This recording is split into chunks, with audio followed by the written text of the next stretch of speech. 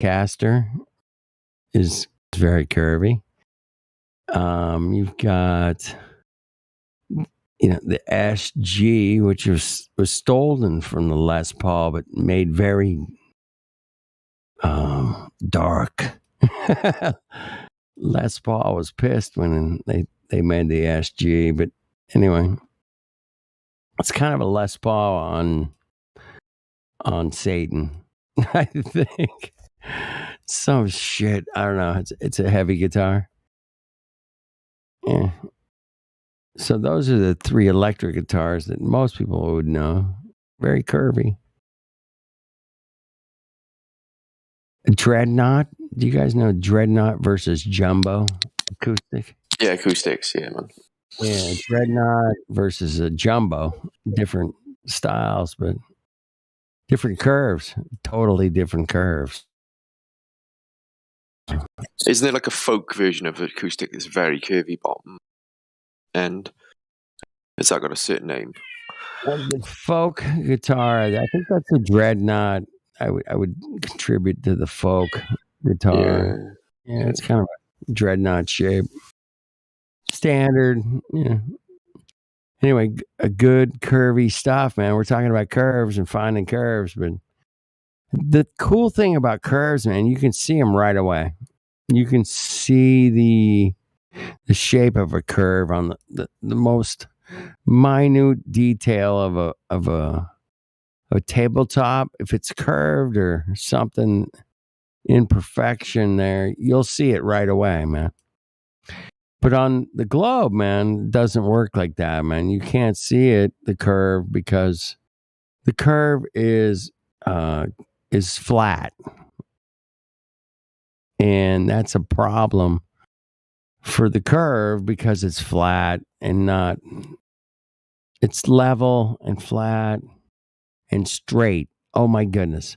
The 3 words of, oh my goodness, he's a flat earther.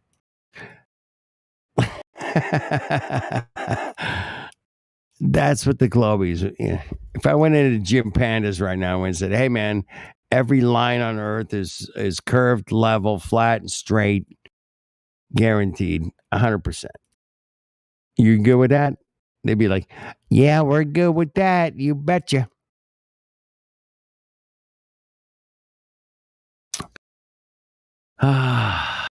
Curved, level, flat, straight. Yeah, I figured it. Yeah, I see the cuckery. I see it. All right. Helio says I only got 100.1 odds to finding the curve. Damn.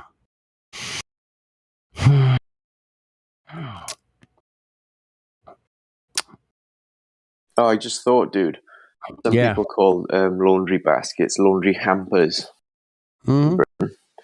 Some people call them laundry hampers in Britain.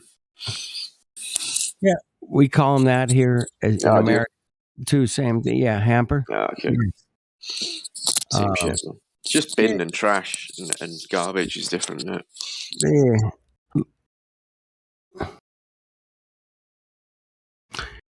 Yeah, the bin. Put it in the bin. Well, now we got like 17 different bins you got to put shit in, man. Fuck. Really? Yeah. So, back at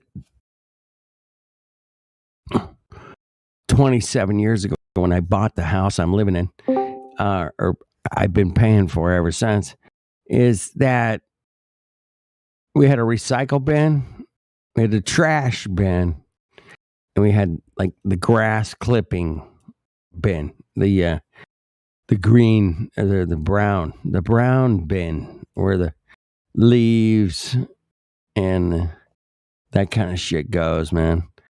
And for 27 years, man, there's certain plastic shit that I don't know what the fuck it is, man. To go containers or whatever. I would just put it in the recycle bin and let those motherfuckers figure it out, I didn't give a shit. Dude, they mix it up and ship it off to like Cambodia or something. Right. It's like, oh, fuck up. Let them figure it out. Is it trash? I see the little arrows on the package.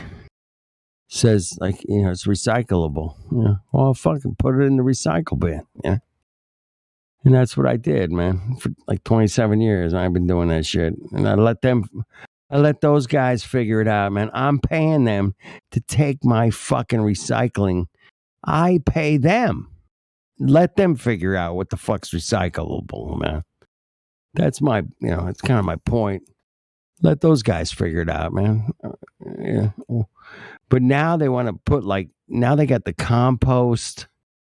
You're supposed to do like compost at home, and you're supposed to like cut all your food cuttings and everything, go in this bin. Yeah, it's like,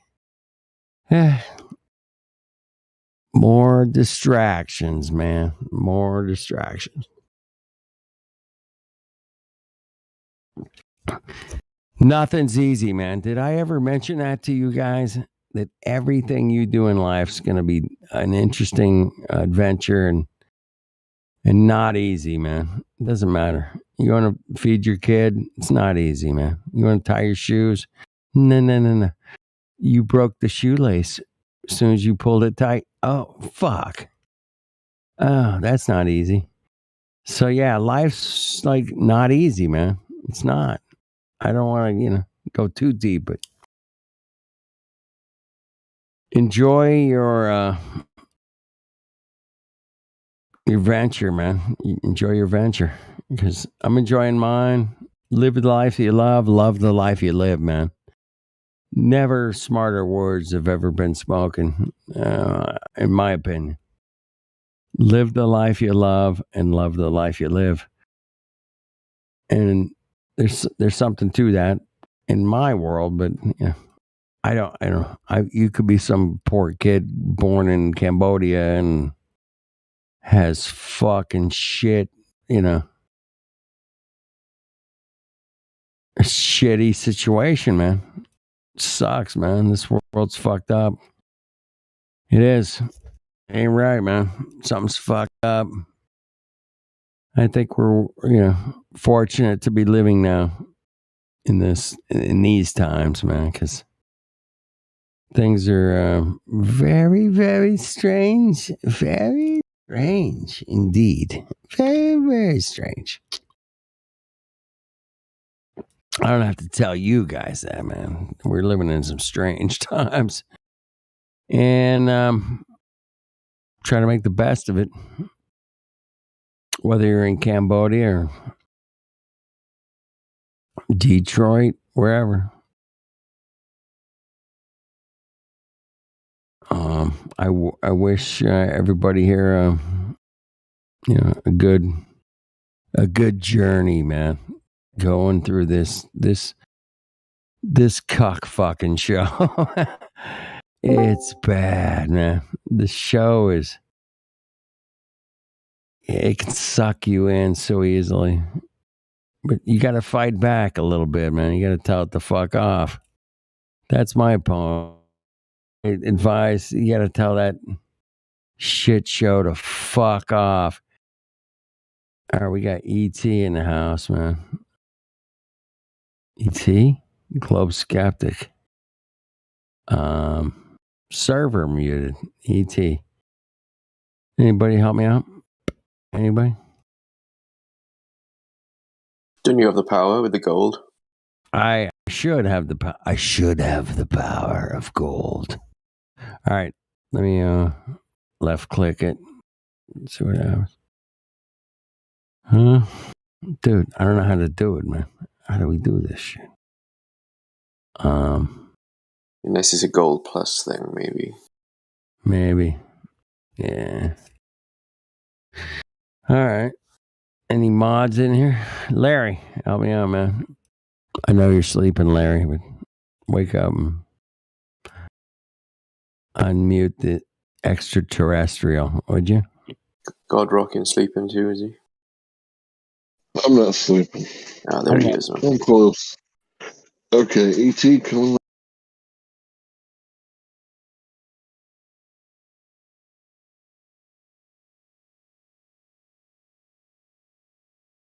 Yeah. Oh, there we go. Is that it? No. Still server muted, Larry. Damn it. Hank, help me out.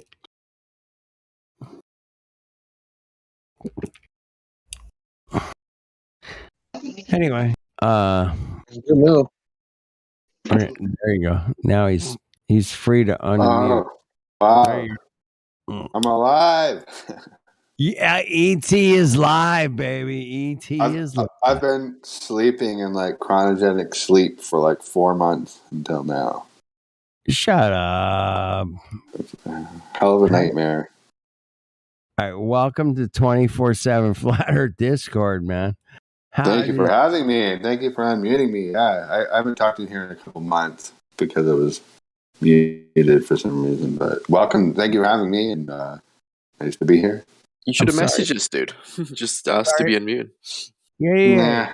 It's just like I get sick of the game. You know, it's happened before. You get an argument with someone, and then they mute you, and then have to go back the next day and message someone, and I'm just kind of sick of it. Yeah. Yep.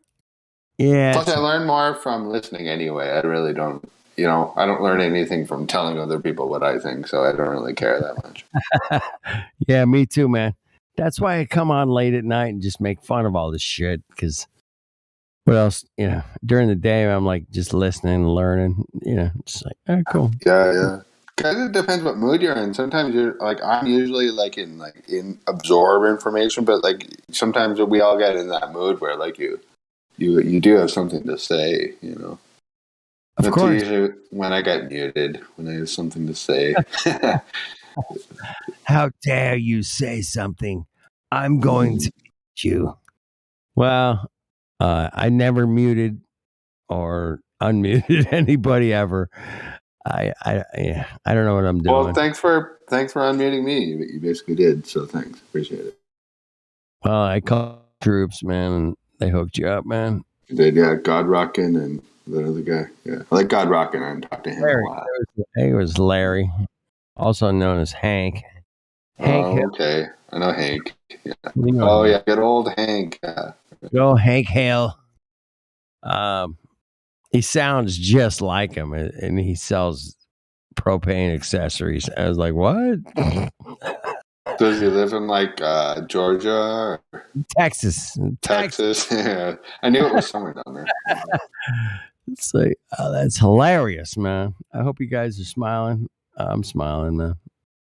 So, I like what you said about living your life and loving your life. That's so live like you. Live the life you love and love the life you live, man. So damn true, man. I'm not getting any younger here, and like I think about time more and more as I'm getting older. My birthday's coming up again next month, and then like I'm like, why am I doing things that I don't want to fucking do? You know, like people work at these jobs until they retire, until they're 65. So like I'm not that old yet. I'm still in my 30s, but like. I wake up and I'm doing something again. Like I hated doing it a year or two ago. I'm like, why am I still doing this? And then you got to pay your bills and all that garbage. But I mean, like, that's no way to live, man. Like, I don't want to live the rest of my life doing things that I don't want to do. Dude, I mean, I'm not bragging. I'm not like pulpit or anything, but I realized that at a very young age that I want to do what I want to do. And, you know, there's days where it's difficult, but I always pursued what I wanted to do. I didn't like shy away from it, you know, and I just wanted to work on musical instruments, man. That was it. I can't believe you said music. I'm a musician too. It's like, I want to work on. Well, I don't give a shit. If it's got a string on it, I want to work on it, bro. Shouldn't there be like some kind of government program like specifically for musicians? There's a special group of people. They don't work. They don't want to work, and but they can't pay their bills. But we need them for music. I want to build and fix instruments, man. That's what I want to do, man. That's what. When you see a musician receive their instrument after you fixed it, and they play it for you, and you're like, oh, fuck off, and you're like, oh shit, you can't capture those moments, man. Those are payments that are not on the books. You know what I mean? Yeah, it's almost worth it just for that. Is that kind of thing? And that's cool. I've never thought of it that way before. Yeah, like the satisfaction of satisfaction, bro, is so huge, man. I don't know. I don't think it gets mentioned enough when you see somebody else playing the instrument you fixed to like they're playing it to the fucking nines, and you're like, oh, fuck off, I've never heard anyone say that before. I've had my guitar taken in several times, and then I just paid the bill, and they're like, thanks, see you later. See you later, man. The guy comes into my shop. I worked on his guitar all fucking day. Like, dude, check it out. Let's plug it in. And he's like, he's ripping on it and going, fuck yeah. And you're like sitting there and you're like, yeah, that's great, man. Beautiful. You don't get, that's a different kind of payment, man. It's a different kind of payment. Absolutely. More. Yeah. Well, I said satisfying, but I mean, yeah, it's like almost more valuable in a way. It's something. Yeah. I can imagine. I'm just using my imagination. I've never done that for anyone, but that's cool, man. Any musician that's taken their instrument in to get fixed and said, hey, man, let me check it out while you're here, I'm like, dude, yeah, check it out while you're here, because if there's any problems, I want to fix them right now. And that's happened, man. It's like, oh, shit, you don't like that string or whatever. I'm like, oh, shit, let me switch it out. Yeah. Man, I wish I had a guitar guy like you. Every time I take to my guitar to get, I guess this, I don't know if it's fine to talk about this in here, but every time I bring my guitar into someone, dude, they either like do something I told them not to do, or they don't really fix the problem. I'm like, damn, man, it's a pretty simple request. I want you to lower the buzzing noise. Lower the action is my main goal in life. Still can't do it. It's somehow like an impossibility. Like, we have all these physics breakthroughs. They're like, oh, we discovered a black hole in space. And I'm like, wow, that's incredible. Can I get the action lowered on my electric guitar? No, sorry, it can't be done. I'm like, what? Okay, what the fuck is going on here? Like, yeah, it's crazy.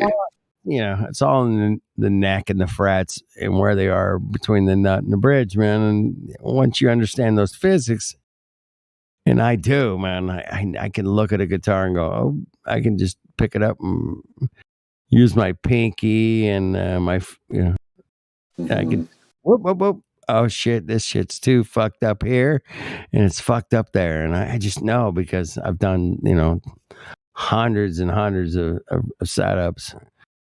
It's like, I can see where the guitar wants to be, and I understand where you would like it, but the guitar dictates where it's going to be, man. Maybe that's why so much resistance from like guitar tech guys or luthiers or whatever we call them. Yeah, just like I bring them in.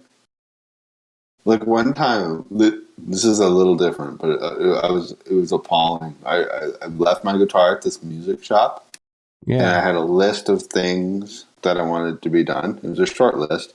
At the top on the list, I wrote very loudly, like, don't raise the action.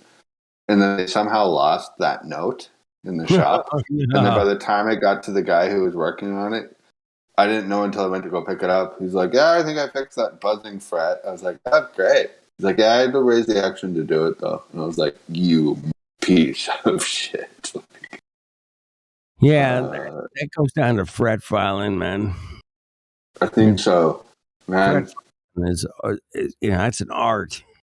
It's a complete art, man. It takes a I know, man. Why can I not get my electric guitar? I play Jackson. It's like a metal Jackson from the 80s.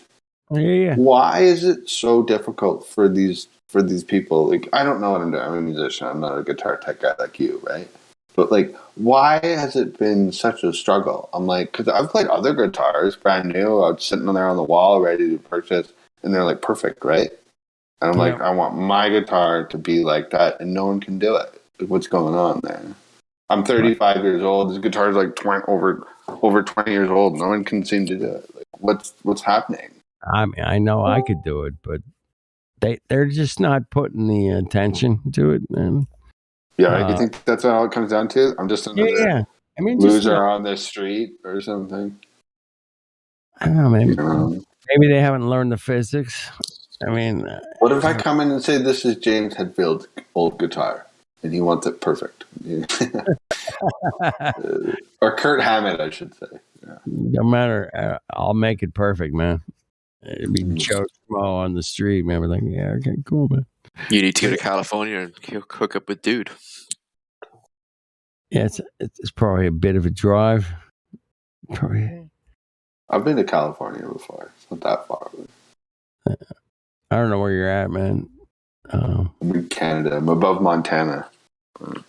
Hey, just north. Man. It's not that far. Did you hear about those rains in Yellowstone, man? What the fuck? No. All right. What happened? Dude, the whole park got flooded out, man. Oh, Yellowstone National Park. I did hear about that. Yeah, they weren't letting anyone in or anything. Dude, the roads are fucking toast, dude. That's crazy, yeah. Giant chunks of roads that are just gone, man. Gone, dude. Like 10 chunks of road have been wiped out, man. I'm like, we're over here, we're in a drought and they're flooded? What? That sucks. Anyway. It does suck, and that's weird. I don't know if that's ever happened with closed our national park, especially Yellowstone. That's fucking huge, isn't it? That road, there's a million people pass through that road every month during the summer, but not this summer. I'll tell you that. Probably screwed up a few people's travel plans, I would say, for sure. Anyway, it's just wicked, man. It is crazy. You know what I think is even weirder than that? All these food plants that keep getting burned down. Dude. I got a list, man. Somewhere here on my desktop, man. What's your number at? Because last I heard of food crisis happening was 97. Yeah, it was like 100 or something. I was like, oh shit. Yeah, that is crazy. Not good, man. It's not good. Anyway, there's a lot of weird shit happening out there, man, and we got to keep our eyes on it. But at the same time, you got to laugh at it and enjoy today, man, because it's a good day to enjoy today. Oh yeah, first day of summer. Happy first day of summer, dude, man! Shout out to summer. I know people don't make a big enough deal out of it. It's like, come on, like longest day of the year. Summer is supposed to be celebrated, man. I don't know if you guys know this, man, but summer is meant to be celebrated because it should be like a giant holiday. I can't believe it's not. Fuck yeah. I'm celebrating right now, like alone, but you know what? I'm in good spirits. I don't give a shit. Yeah, exactly. First day of summer, man. Yeah, it's beautiful, man. I love swimming, so summer's like the time to go swimming, man. Oh, hell yeah. Yeah. Get in a lake or a pool or ocean. Yeah. There we go. You can feel those beautiful vibrations from the ocean yeah, man. Water's amazing, man. Water is crazy shit. For sure. Yeah. There's a few people around here know a little bit about water. But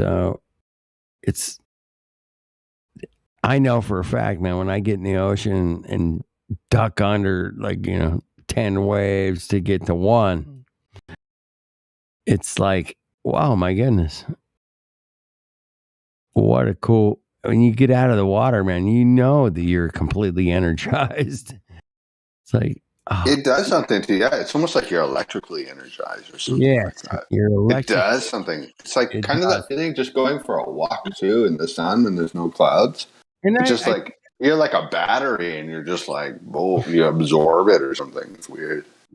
And I think that's why the controller said, hey, man, there's sharks and bad things in the ocean. They're going to eat you. You're like, yeah, man, most likely not. I mean, but yeah. It can happen. Yeah, an asteroid could land on your head, maybe.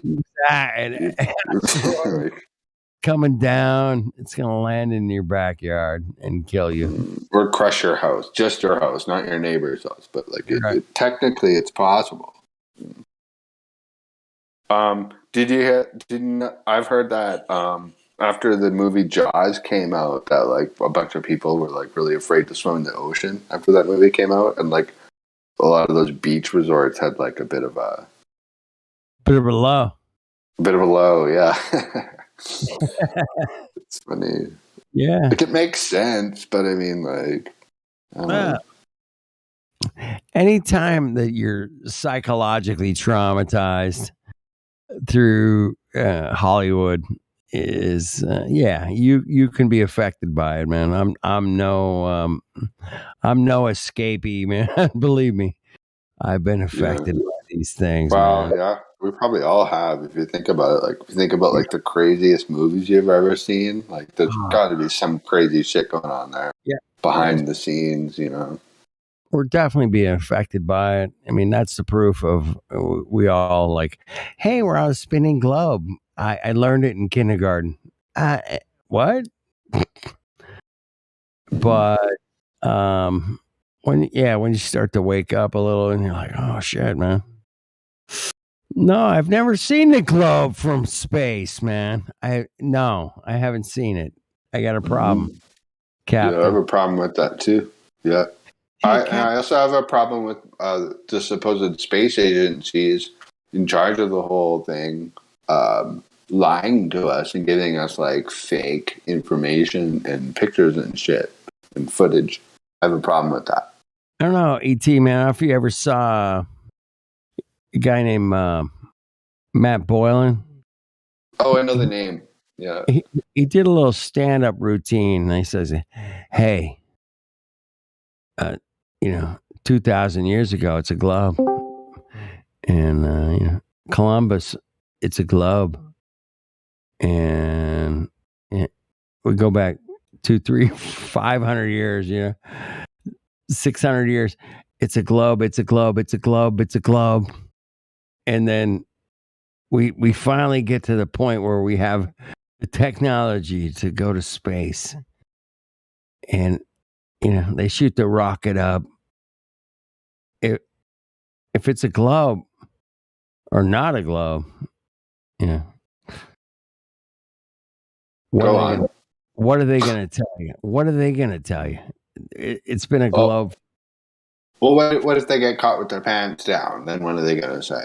So they can't allow that because for that very reason. Yep, it would ruin all their colleges and all their. Yeah. Well, it would change science and everything. Which another reason. Let's look at it the other way. Let's say you sent out a little probe with a camera, but it was from someone you trusted. And that camera relayed back the footage in live time, and it was a sphere. What would you say? Oh, dude. Well,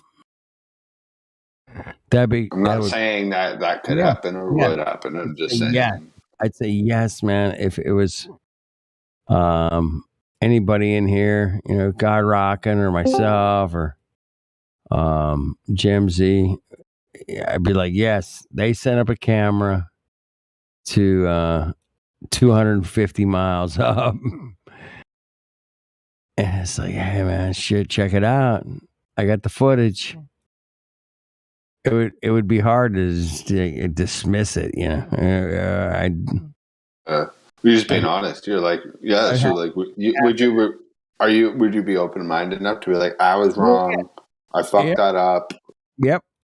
Yeah, man.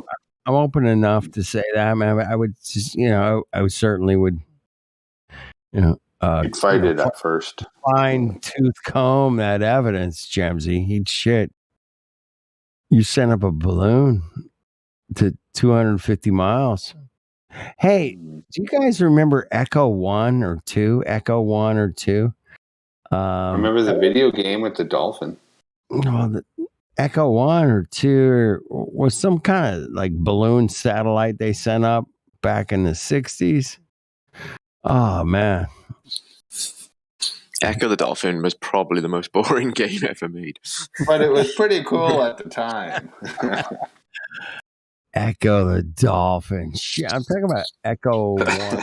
Just swim around. Swim. More swimming. No, Echo 1 or 2, it was the satellites they sent up supposedly like 1,000 miles up, dude. Not like 250, man. It was like 1,000 miles up. And they inflated this helium I don't know. Was it Project Echo? I'm looking it up now on Wiki. Echo? Project Echo, first passive communication satellite experiment. Yes, 1,000 miles, dude. 1,000 miles up. Not 250, 1,000 miles up, bitches. And I always thought, oh shit, man. Why is the ISS only at 250? Yeah? Oh, you gotta remember, we used to make things in the past with better quality. This day we make that stuff, so that's why back then we made it 1,000 miles, and now we can only make it 250. Imagine only that the Voyager, the Voyager is already beyond the solar system. So. Yes, they're done. Oh, the Voyager's coming to an end. I heard it's coming to an end. Wait, is that the one from like the 70s or like the new one? 1970s, yes, that one. Yeah. What do you mean it's coming to an end? Like we're not getting transmissions from it anymore? It's done. It's out there now, literally. The batteries are running out, and the solar panels they need it needs polishing, and we can't send anybody there to fix it. So we just gonna retire it. It would be a painful process to fix it. Yes. So Echo 1, yeah, it was a balloon satellite thing. It was 1,000 miles up, man. 1,000 miles up. And these believers, helio believers, say, hey man, yeah, that definitely happened. 1,000 miles up. We inflated this satellite. It's good to go. I think it's still out there, man. It might still be out there. It's one of the space junk. Yeah, it might be part of the space junk. Yes. I'm so glad you said that. It still might be out there. I've been thinking a lot about the Black Knight satellite lately. What do you guys think about that? What is that thing? And does it actually exist? I guess. Well, the black hole satellite is really cool because nobody can see it, and it's what do they call it? It's invisible. The black hole satellite. I've never heard that. I think it's known as the Black Knight satellite. Like, that's the Black Knight. Yeah, I remember hearing that it's some type of satellite that is not man-made. It's some kind of or something. Well, it's theorized. Yeah, it's an object that seems to be floating around Earth or orbiting or whatever term you want to use. It seems to be. I don't know. Maybe you guys don't think it's even real, but it's a thing. Like, look up Black Knight satellite. It's a thing. Yes, it's a thing. I love it. That's all it is. It's a thing. Yeah, it's a thing. It's totally a thing. Yes. Well, there's been like documentaries and stuff about it and everything, but I mean, like, if we're talking flat Earth here, like half of that shit's got to be real or fake. I mean, dude, I false. think they put that whole thing on like this Science Channel or Discovery Channel, or one of those. I don't know. I think they discovered it in like, I don't know, decades ago. This was like way before flat Earth was even popularized. Right. Hey, is flat Earth popular, man? I think it's very popular now. I believe so.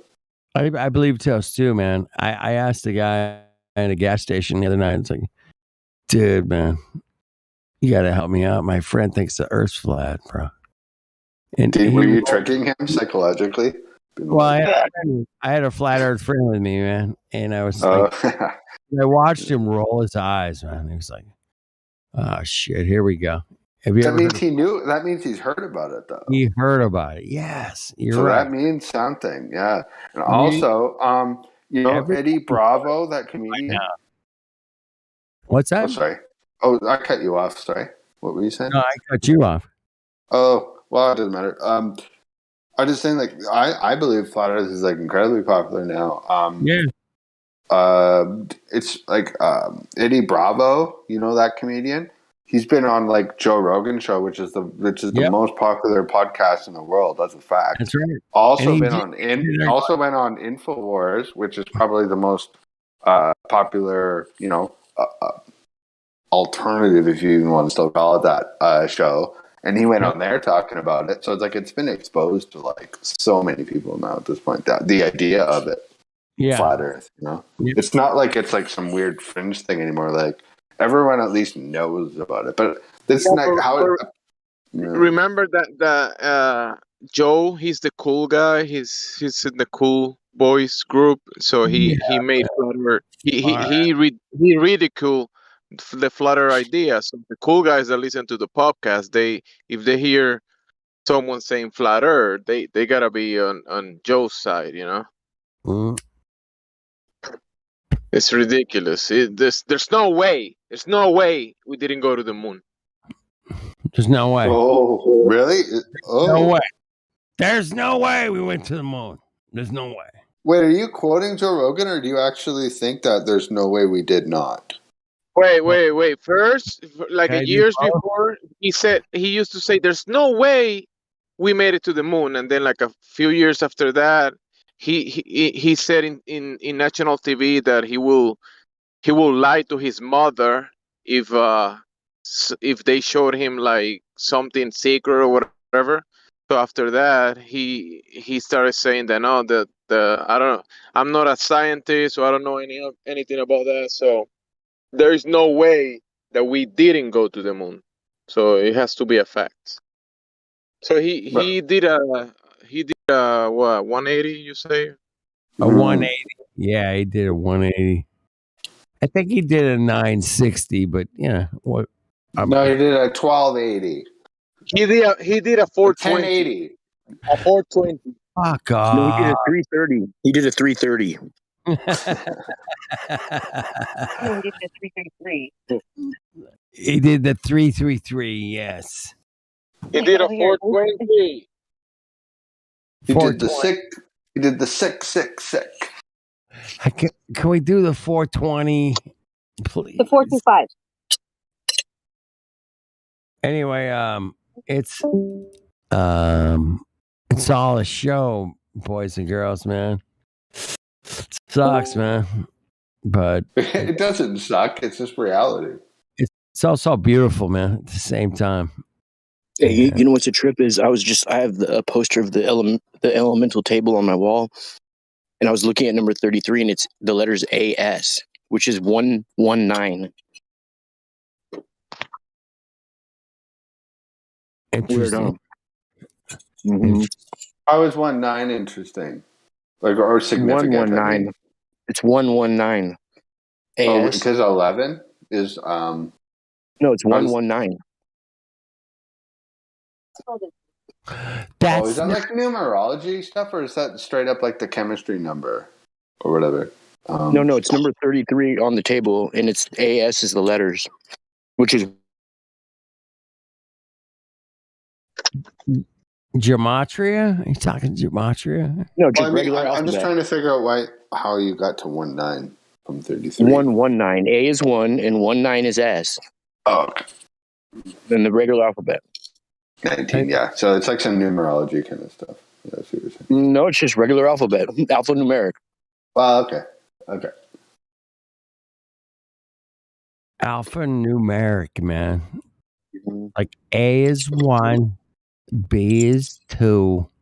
Mm-hmm. And so on. It's not complicated.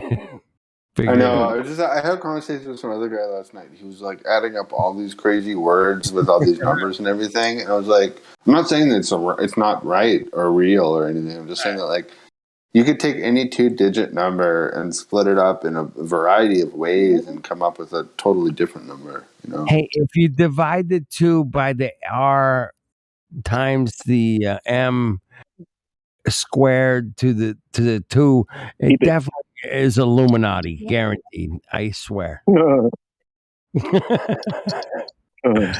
Right? It gets ridiculous at some point, right? That's kind of what I was pointing out. I was like, that's kind of what I think. I think it's gotten out of hand. I believe there is probably some truth to the whole numerology thing, the way people in some ways piece it together really brilliantly. But I mean, I think it's gotten out of hand.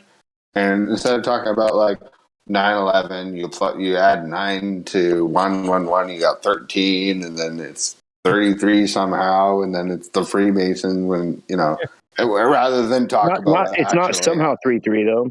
It's not somehow. It's actually the number on the periodic table. It's 33. Yeah. I'm a coincidence theorist. Right. You guys understand the coincidence theory? Everything's a coincidence.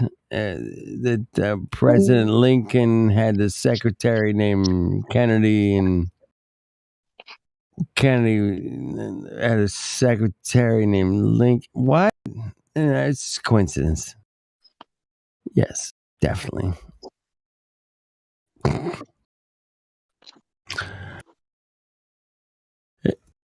No, man. I think this whole fucking thing's been played out, man, for a long time. Look, what's actually going on now? We're in summer of 2022. What is the state of the world? We just got out of this crazy pandemic situation. That was fucking weird. Yep. They stole the election from Trump. Love him or hate him. That election was fucked up. Yep. So we're living in pretty fucking crazy times if you think about it. Oh yeah, yeah, dude. We've hit some new highs and lows, man. Oh my goodness. We've hit some highs. We've hit some lows. I haven't hit too many highs. Still looking out for those ones. No, I think we hit some highs, man. With I got a cat. That's one high. Yeah, I don't want to be too negative. I have a cat now, so that's cool. I want to say, man, that a lot of people that I've known have kind of like woken up because of this COVID-19 bullshit, man. I think so too. You're right about that. I agree completely. Yeah. What do you say, sir? Other person. I just said for sure. I was agreeing. What's up, Fridge? What's up, Fridge? How's it going, man? Good, man. How you doing?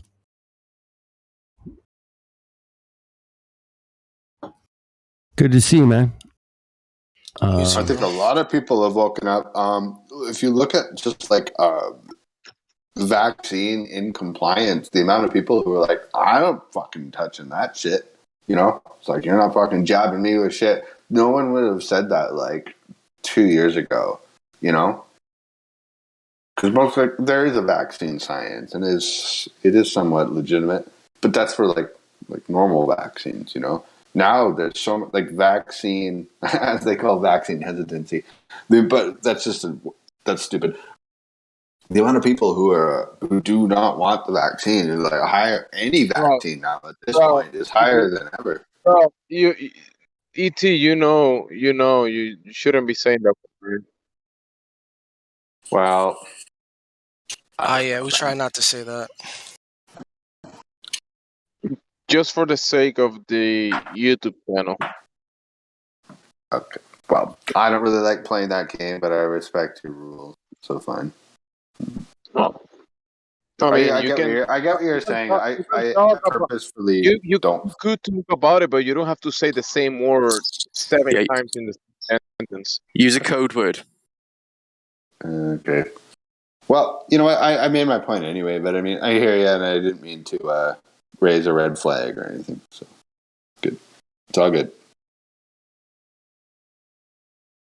But yeah, like I have noticed a difference in public opinion concerning these health products. Let's call them. In the last couple of years, like a massive amount of uprising against it. It's crazy. Like I've never heard so many.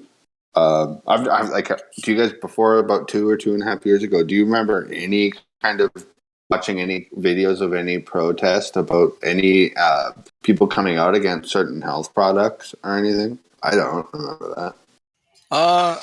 For me, I've been around it a little bit. So for me, it started around like 2019, 18 with the medical products. Mm. But there wasn't a global push for them at that time, was there? Well, it was, Like they were. the people speaking out against it weren't that loud, but there was definitely there was the straw man, the anti-so moms. There was that whole thing, and that got me curious. It's like, why are they straw manning these people so that nobody will ask questions or nobody will look into their arguments? Right. Yeah, it's weird. It's changed, hasn't it? I guess that's all I'm saying. It's like I've noticed the difference in like the climate of the whole thing. They shaman the moms because the moms were arguing for children's health, and they labeled them as anti this and anti that. But the moms were like, "Hey, we want healthy children, and we don't want to damage our children." What's up with that? Ha! What is up with that? Yeah. What's up with hey, as of today, or the 21st of June, I don't know what part of the world everyone's at.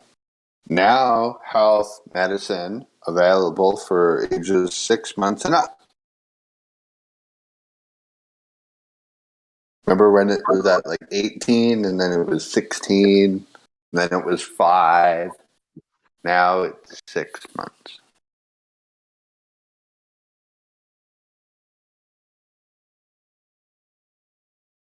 Yeah, just like grains and many of these man-made foods, those pharmaceutical products are for slaves, just like the man-made foods. Yep. Yeah, you don't think you think those guys eat that stuff and take that medicine? Absolutely not. They won't even touch it. Dude, if you were their cook and you gave them to them, they would not eat it. They wouldn't.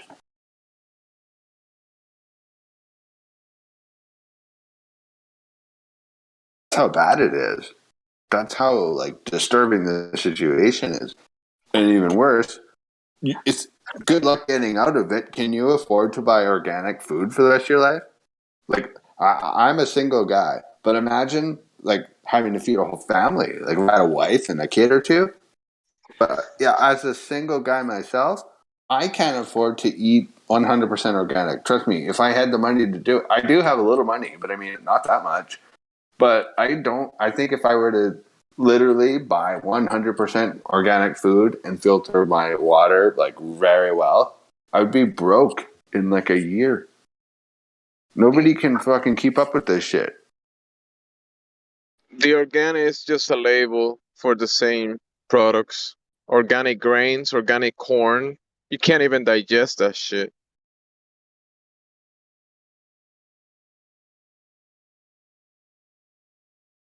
What do you mean? Like if you have regular corn that is not labeled organic and you eat it, you cannot digest the corn. But then you buy you buy it organic, and it's the same thing. You can't digest the corn. Doesn't matter if it says organic. Well, a lot of people think you shouldn't eat corn, period. But Really? I mean, like a great. Why is that? Maybe I don't know, because you corn. cannot digest it. Exactly my point. Yeah, well, yeah, I guess we are arguing the same thing. Yeah, like corn, I don't know. Corn is a weird thing, but let's just talk about like if you wheat. label it organic, Mm-hmm. then it must be good for you. But what even about if wheat? even if your body cannot digest it. What about wheat? What about organic wheat? There's a difference between organic wheat and corn because wheat is very I don't know. digestible. There's something weird to many of the foods we call food these days. I know. I don't eat corn myself.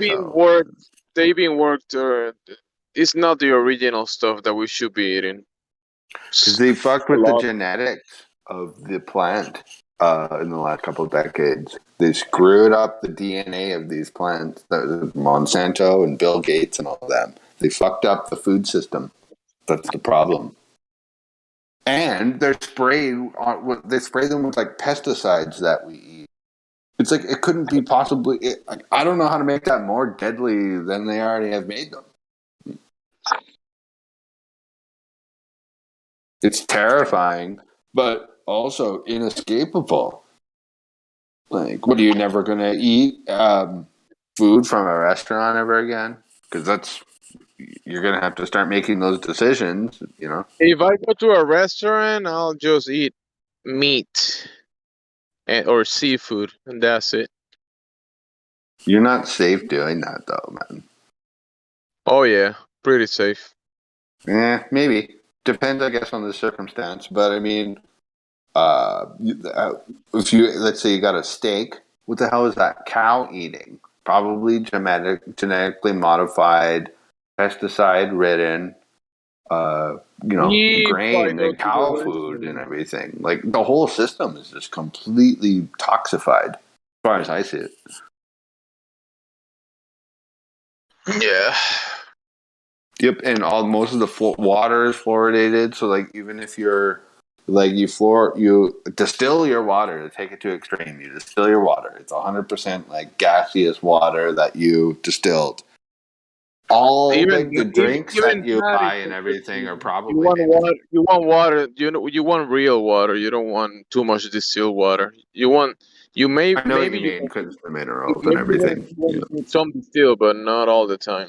I was just thinking about that yesterday, man. If I'll be the judge of what I need to put in my body, what I don't want in my body, so I would prefer to 100%, and all those little minerals that I'm missing out by doing that the government has decided that should be in my tap water, fluoride including being one of them. I'll supplement that in my dietary practices. Thank you very much. You know, I don't need the government telling me what should be in my tap water for my well-being, like for minerals and shit. They're the ones putting fucking fluoride in it. Yeah. Like, it's no argument there, man. Problem is, we can't afford to go. So let's say I'm right. So you distill your water, and then you have a medical supplement thing, powder drink that you drink every night, and you're good to go, right? You still can't escape the fact that shit's pretty much everywhere unless you're eating 100% organic. And even then, still it's sprayed with chemtrails and everything. But nobody can afford to do it. Nobody. You'd have to be fucking rich. And who has the money these days, you know? Like, maybe you are fucking rich. But even then, like, if you are rich, that would be the first thing I would do if I had a shitload of money. I would buy a bunch of organic food, and I would only eat that.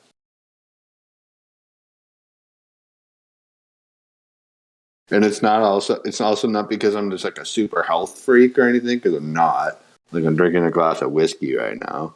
It's because I understand that there's this massive conspiracy to kill off humans. And that's a way hell of a lot of a motivator for me to stop eating all their food. Oh yeah, it comes from the same companies and the same people, by the way. That's what makes me not want to eat it. You know, I can enjoy candy every once in a while, even though I know it's bad for me. But when it's been like forced on you and you can't get away from it, that's different. That then you're being assaulted and you're being murdered, literally. And you can't take them to court and be like, that guy assaulted me, or like, that guy tried to kill me. These people are like basically untouchable. Like, when you're going to go bring Bill Gates to court, good luck. You know, he's not even allowed in like 30 countries, because people have tried that before. There's like 30 countries he's not even allowed in. Like, literally, if he stepped foot in that country, he's immediately arrested. Look it up. Crazy. Who? Bill Gates? Yep. Yeah, and he's dictating which vaccines you and your family should be putting in your body at the same time. Isn't that insane? They're giving people a choice. They're just choosing incorrectly.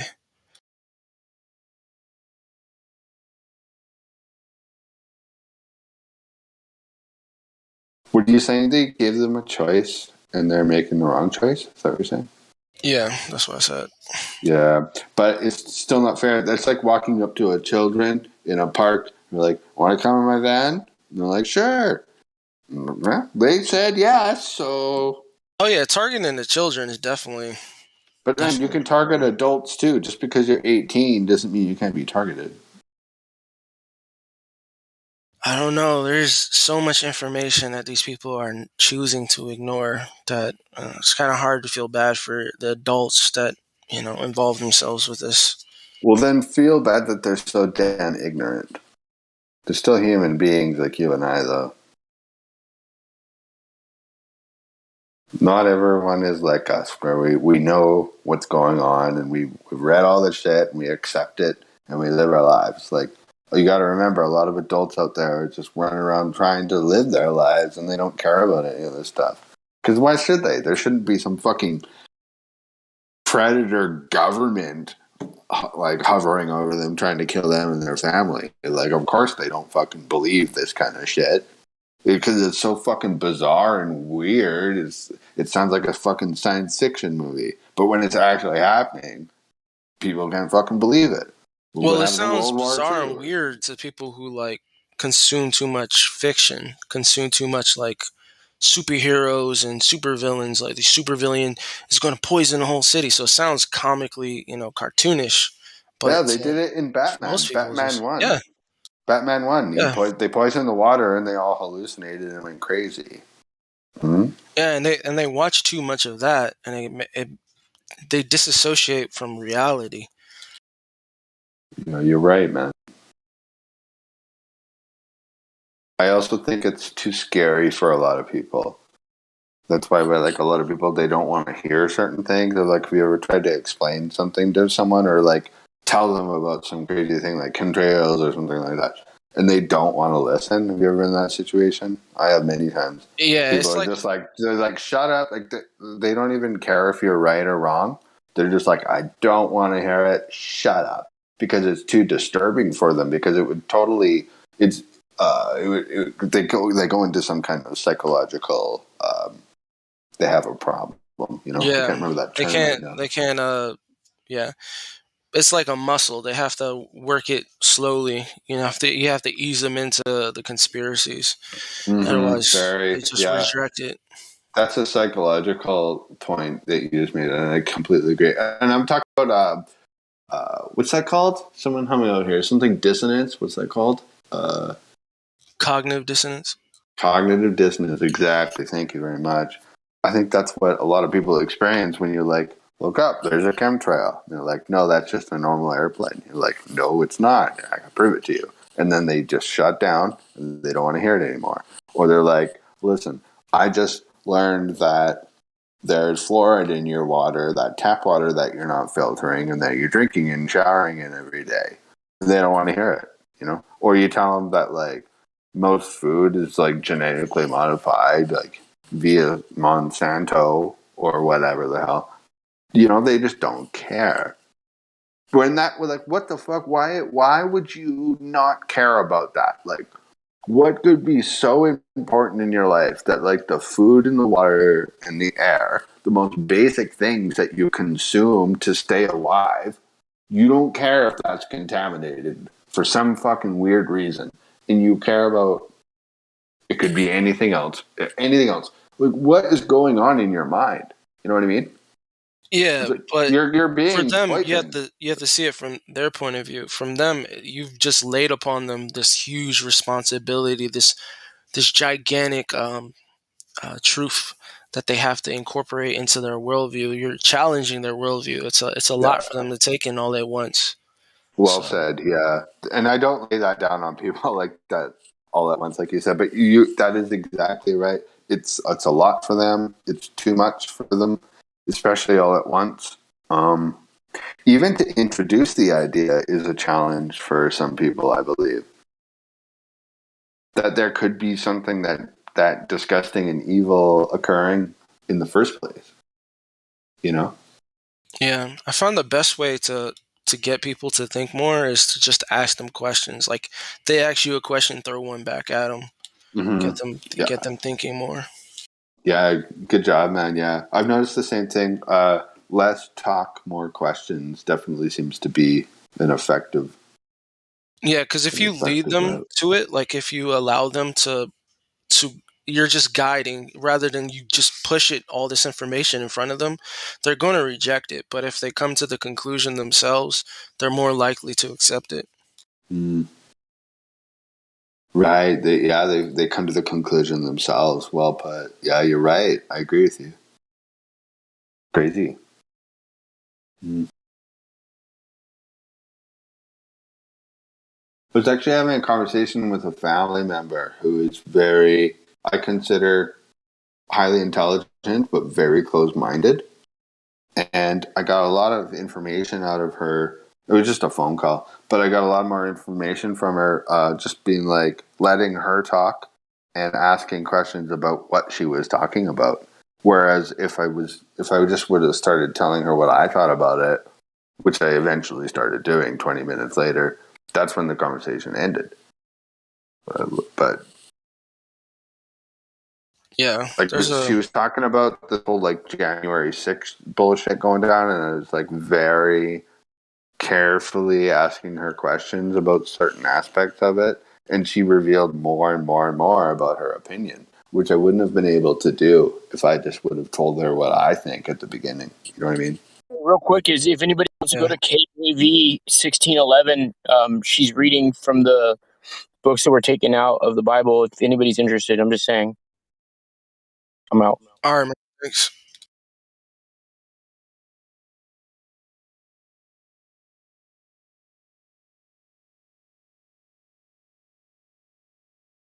Yeah, a lot of people they don't really want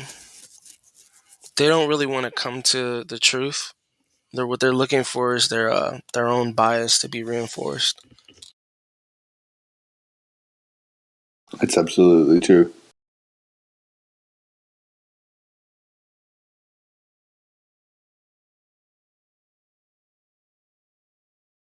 I think you have to be totally open-minded to being wrong, though, because that can like we could be guilty on both sides can be guilty of that. You know, you can think of something so strongly that you like vehemently oppose anything else, right? But that's not that. Not only is that not open-minded, that's because open-mindedness can be kind of silly too. But I mean, it's not always like the best way to route to take, like, you know, intellectually or like research wise or anything. Like, I don't know. I kind of lost my train of thought, to be honest. Yeah, I don't know, man. It's crazy. It's like it's mid 2022. If you haven't woken the fuck up to something at this point, and you're still like turning on CNN every night to like learn about the world, like you're pretty out to lunch, in my opinion. You're I wouldn't call you a goner, but it's You got a lot to learn. You got a lot of shit to learn, in my opinion. I know people who still watch CNN and they're like, "Yep, that's what's going on, and that's what I should think." And I'm just like, "Oh man, you're so lost. It's crazy." Do you know anyone like that, man? I know a lot. I see a lot of people like that that just believe everything on television. Mm-hmm. They're still falling for this. Taking like 3 of the medical procedures. Oh God, yeah. My whole mother's side of the family. Oh yeah, and my father's side, for the most part, other than the young people, all took at least 3 of them. Yeah. Yeah, my family all took at least 2 of the medicine too, as well. Yeah. Yeah, my mother personally took 3 of the medicine. Yeah. I begged her not to, especially after the first 2, because all the information was already coming out. And I was like, all you have to do is read these articles, and I fucking guarantee you won't want to do that again. Wouldn't even read it. Yeah. It's insane. I was extremely angry when I found out my family. Like was talking to them for months about what this, is, what it's going to do, the information that's come out from whistleblowers, and they just one day, without even telling me, just went and got it, and I was extremely angry for a long time. No, I don't blame you, bro. That's fucking. I would have been. That must have been infuriating. Yeah.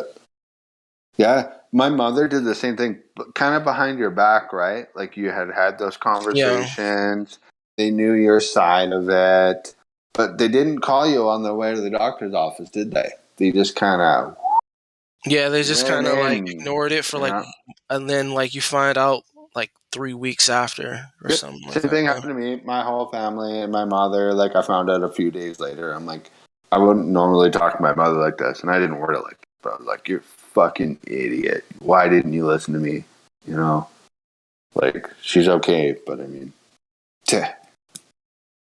I know, man.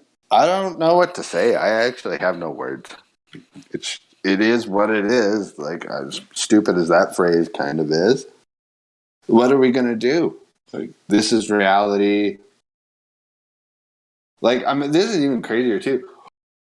That whole monkeypox thing definitely raised a red flag for me. I was like, oh no, don't tell me they're doing it again.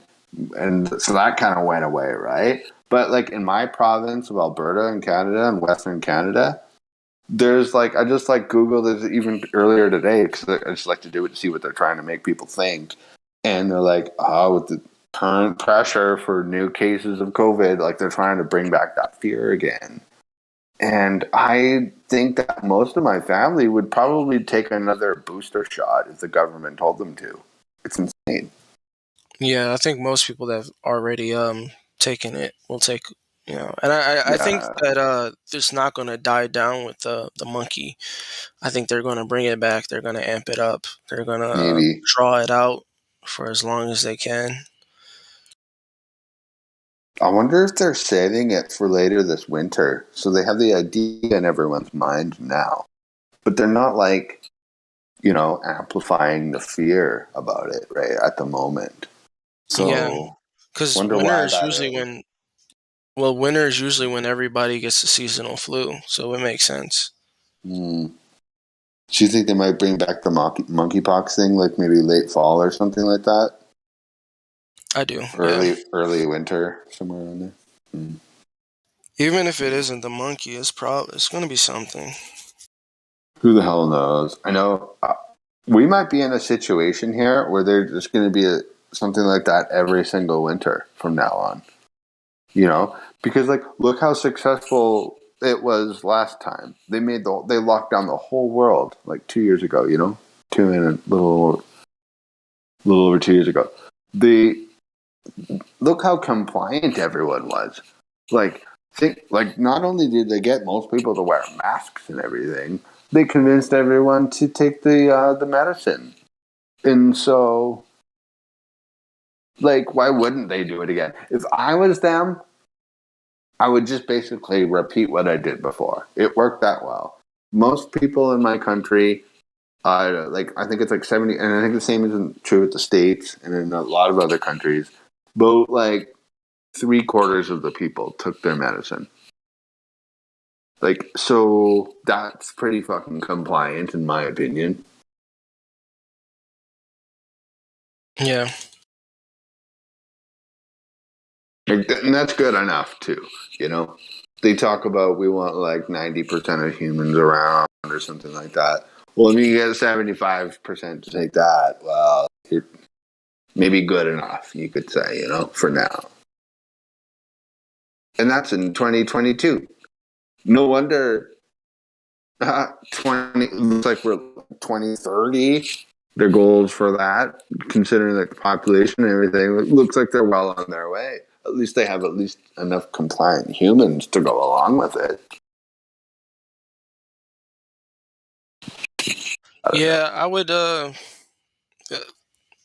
lot of churches used to keep people away from the whole politics and television. I would just treat it like that. Just isolate yourself from the everyday, politics of television, and keep away from their medicine, all their agendas. And I think most people would be fine as long as they're more self-sufficient and away from all that. Yeah, I agree, man.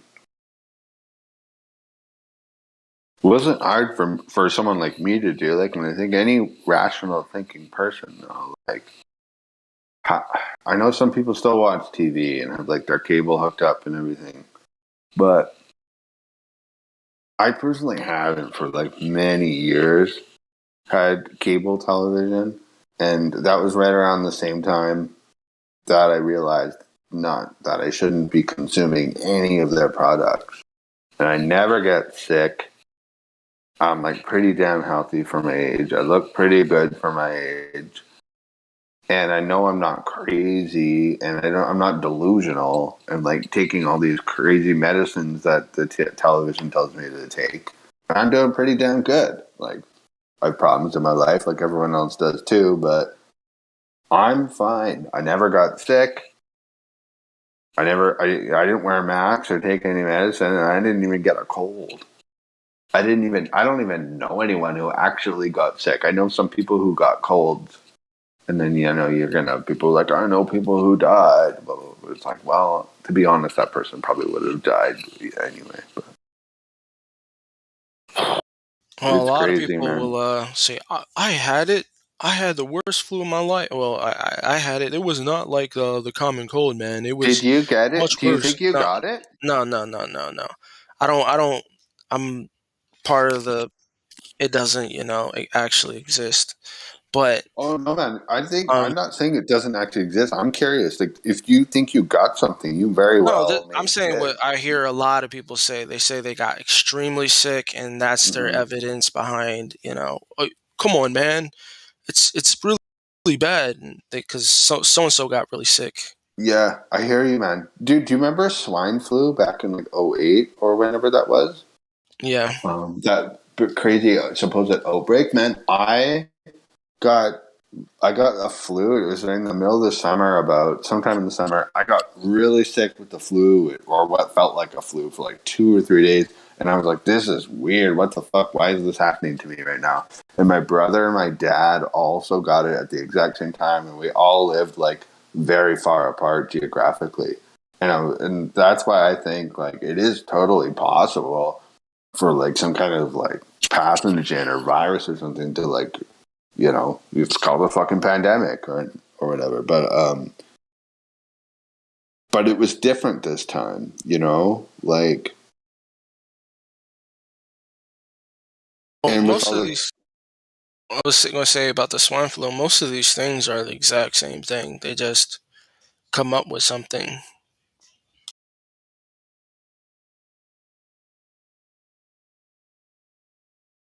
Hello? and there's so much to dig into with this whole thing. It's so complex at this point. Imagine how many thousands of like articles and videos have been made about COVID-19. Imagine if you came back from if someone in the future had to go through all like the articles and videos and data and evidence and this and that about the whole thing, it would be like reading like a giant encyclopedia and having to like decipher it, you know? That's how I feel. Because I've been saving as much information, important information, what I thought was important about COVID since the whole thing started. And now it's been over 2 years. And like, I'm tired and I'm sick of doing it. And there's I don't see myself going back and reviewing it all, going through all the folders and everything. It's that massive. So now everyone's like moved on. They're ready to move on. They're like, hey, good, COVID's over. People took off all the masks and everything. But like, I don't know, what's next? Like, they did it once. Like, are they going to do it again? Because if I was them, that's what I would do. I would do it again, and I would make it slightly more deadlier to scare people. Like, why wouldn't they do that? They probably will.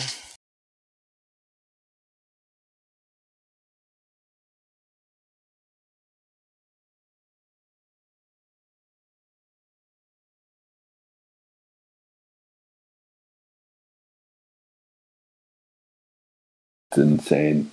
And then the first thing that pops in your mind is like, okay, how do we stop them? Right? And they figured out they figured that out too. You can't stop us, basically. Look at Rand Paul going after Dr. Fauci. He's called him out. He's called his bluff. Running around like a psychopath still to this day. Him and his little friend Bill Gates. I'd say Rand Paul is controlled opposition. I don't believe that. keeps the paradigm where it is. That Why do it you was think made in America. It was a natural immunity and all these other things. Are just like whatever.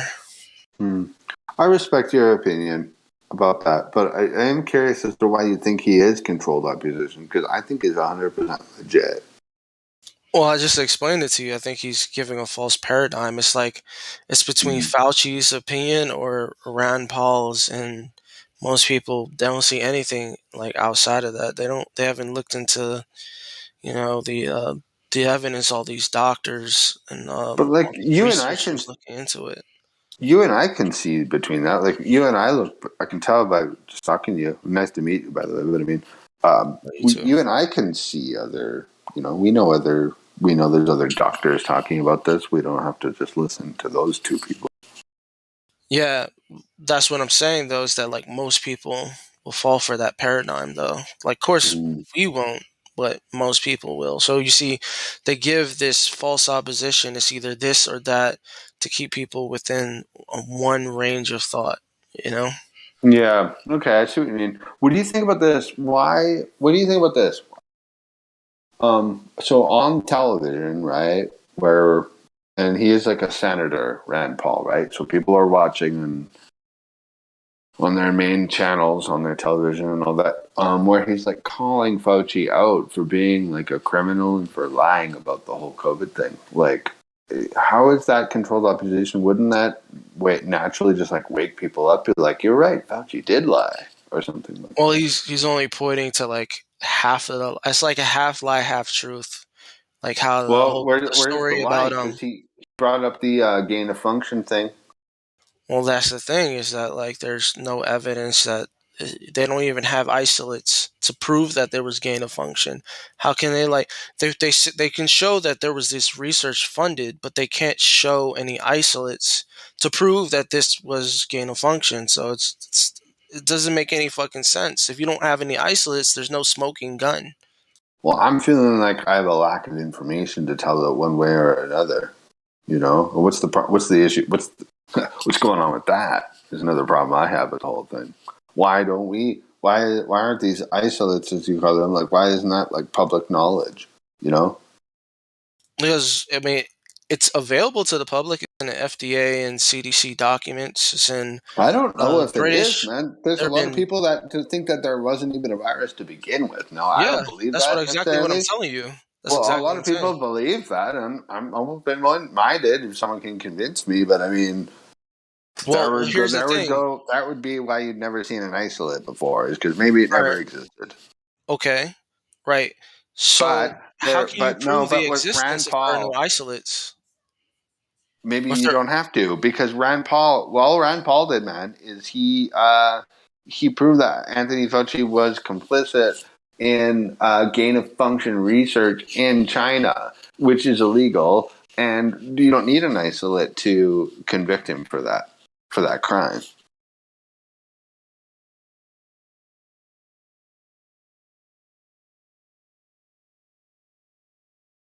hey, we should talk about something else. Yeah, we're like hitting on the edge with this. Okay, it's fine. I know. I didn't mean to get into it either. We were talking about the moon and stuff. It's fine. Yeah. Crazy shit, though. We live in a crazy world. And as that guy said earlier, I think he's logged off now. He said, live the life you love the life you live. So do what you want to do and love it. You know. One thing I don't like, I definitely don't like fighting the New World Order. You know, that's not fun. So I like making music and stuff. Music is cool. I like doing research. I like researching stuff. Do you get too? Do you guys research other things too, like you specifically?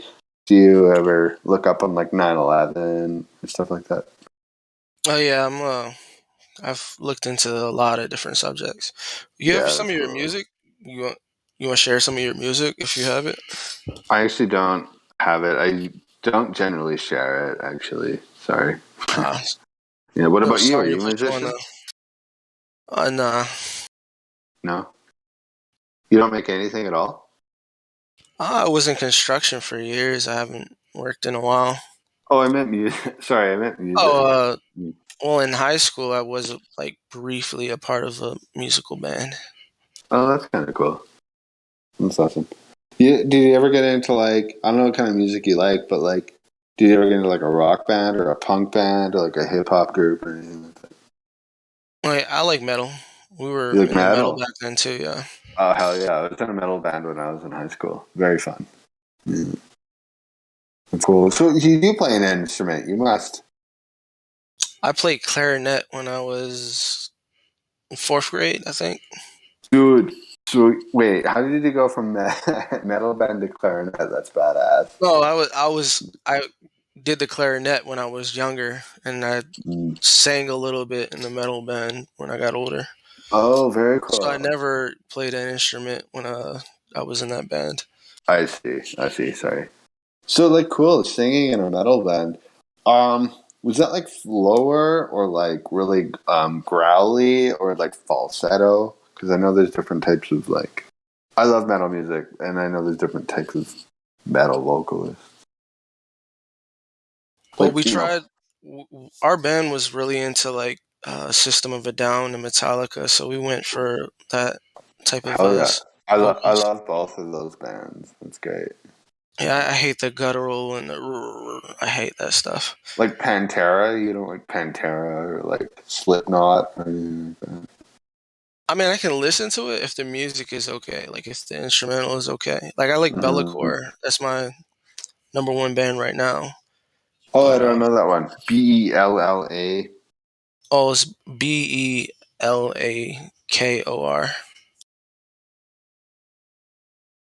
Oh, I'll check that out. Cool.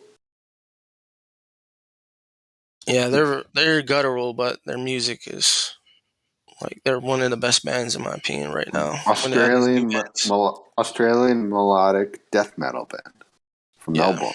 Oh, crazy! I never heard of them. Dude, I will check this out later. That's fucking interesting. That's cool. Yeah, death metal musicians are so insane to me because like they're so technically proficient at their instruments. I'm like, how did you get that good? Like they're so fast, and like say what you will about like fast musicians. A lot of people are like, "Oh, well, you're really fast," but that doesn't mean anything artistically. But like, still, like getting fast at your instrument is like I'm a guitarist. Getting fast, it's fucking hard, man. Yeah, there's this drummer for this one. I really don't like the name of the band or the name of the song, but he's a really, really good drummer. Like, really good drummer. From Dimmu Borgir? Is it Dimmu Borgir? I'm not sure if that's his name. The band. He's from he's from Britain. He's across the pond. See, you did what they do. You didn't pronounce the T. You said he's from Britain. Across the pond. He's British. And they don't like it when I make that joke, but that's okay. Keep fucking doing it. Bottle. Yeah.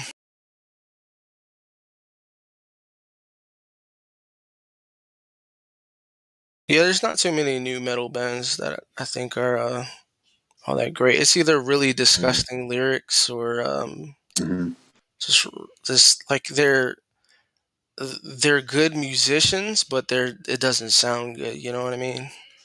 What do you think about I do know what you mean. What do you think about their song, like their compositional abilities? Like, are we rehashing all those old melodies and scales and chord progressions, or is there like some crazy innovative compositional stuff coming out still? Because I'm not even in the metal world anymore, kind of for that reason. It just got a little bit blah for me, and then I got kind of sick of the sound.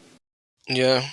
I would say there are a few bands. Like there's this Dutch band that's a power metal band. I can't pronounce the name. It's really long and it's spell it. Spell it. It's like SHYLMAGOGHOR, I think. Boom! I found it. I'll copy it. All right, you found it. I found it. Yeah, you spelled that accurately. Good job. Yeah, band from I don't know. Netherlands. English. Yeah, that's crazy. Progressive atmospheric. They sing in English. Yeah, they sing. They're a good band, but the guttural lyrics turn me off. But they're pretty good. Cool. Yeah, the instrument. What do you call that? Like the instrumentality, the musicality of these musicians and these black metal bands is like out of control. Like, I just wish they would use that talent on like a different type of music. You know, like I don't know why they have to be so heavy and fast and dark all the time. Like, you know, I don't know. Because it's edgy. I guess so. Yeah, imagine if you got some of these musicians writing like blues music or something like that. That'd be cool. Do you know who? Or jazz, yeah. Yeah, or jazz. Good, great idea. Do you know Buckethead from the U.S.? Heard of it. The guitarist, yeah. He's his own man. His name is Buckethead, and you can watch videos of him online, especially some of his crazy ones. He's like probably the craziest guitarist in the world. He's like, if he's not the best, I don't know if he is, but he's a genius. I highly recommend him. Buckethead. Yeah, he looks cool too. I'll put that in the tab. Cool, yeah. I got a couple tabs myself from these two bands, thanks. Bellator and Shmologognar. Nice. Yeah. Bellator, I will say that no matter which album you listen to the whole album and there's no bad song. There's no song that you want to skip through. They're just all good. They're all great songs. Yeah. Wicked. Cool. I'm glad to hear that. Therefore, I'll probably just start from the beginning then. And then just... Yeah, that's a good idea. Start from like their old albums and you see how they progress. Mm-hmm. That's a good idea. Yeah. Well, yeah, sometimes people are like, well, what album do I start at? And like, if they're a good band, you should be able to start from the beginning. And then just, yeah. Some fucking bands have like 20 albums or something. Oh yeah, and they definitely got better over the time. Yeah, it's cool too when you can listen to the bands get better too. Hey, like their first album sound almost like DIY sometimes, and then it gets all professional. Yeah. Damn. And then they end up like Metallica. Yeah. And nothing else matters. They've had a bad run for their last few albums. I haven't heard the last few ones. I gave up after Saint Anger. I was too angry. Saint Anger made me angry. I like that one, but I don't remember what else came out on. I think they it was had another one. They had like a couple others. I don't know the names of the one with that coffin on the cover. Then another one. Death Magnetic. Yeah, I like that one. I actually did like that one a lot. People have told me that like Metallica got good again. I was like, really? And they lied to you. Well, I haven't listened to it, so I can't say. But I mean, it's just crazy to think that. I'm at the Metallica Wikipedia page again. Man, well, lately, like in the last couple of weeks, I've been watching like Metallica documentaries and stuff and videos. I love those guys. They're so funny. Well, fairly funny, but yeah. So Saint Anger. So what's Reload? What the fuck? Oh, Load, right? Load number 2, yeah. So and then Saint Anger, which is the last album of theirs I bought, and then Death. That was 2003. Death Magnetic, which is almost 20 years ago, if you can believe that. Death Magnetic, 2008. And then the next one, Hardwired to Self-Destruct, 2016. So, I thought they had one in between there. The Death Magnetic one? Yeah, in between Death Magnetic and Hardwired. I thought they had a different one, but... well, not according to Wikipedia. There's a few decent songs on Hardwired. There's like, I would say 2. But they definitely ruined Lords of Summer. The first time, their first cut of that was really good, and they ruined it. Is that a song on the album? Yeah, I think it's on the last album. No. Do you like Metallica though? Like overall, like say what you will about what happened to that band and like Lars Ulrich and everything. Yeah, they're pretty good. They're pretty cool. They're a cool band. Yeah, I would party with those guys. I would go on tour with them if I could. You might. Those guys fought a lot. Like a lot.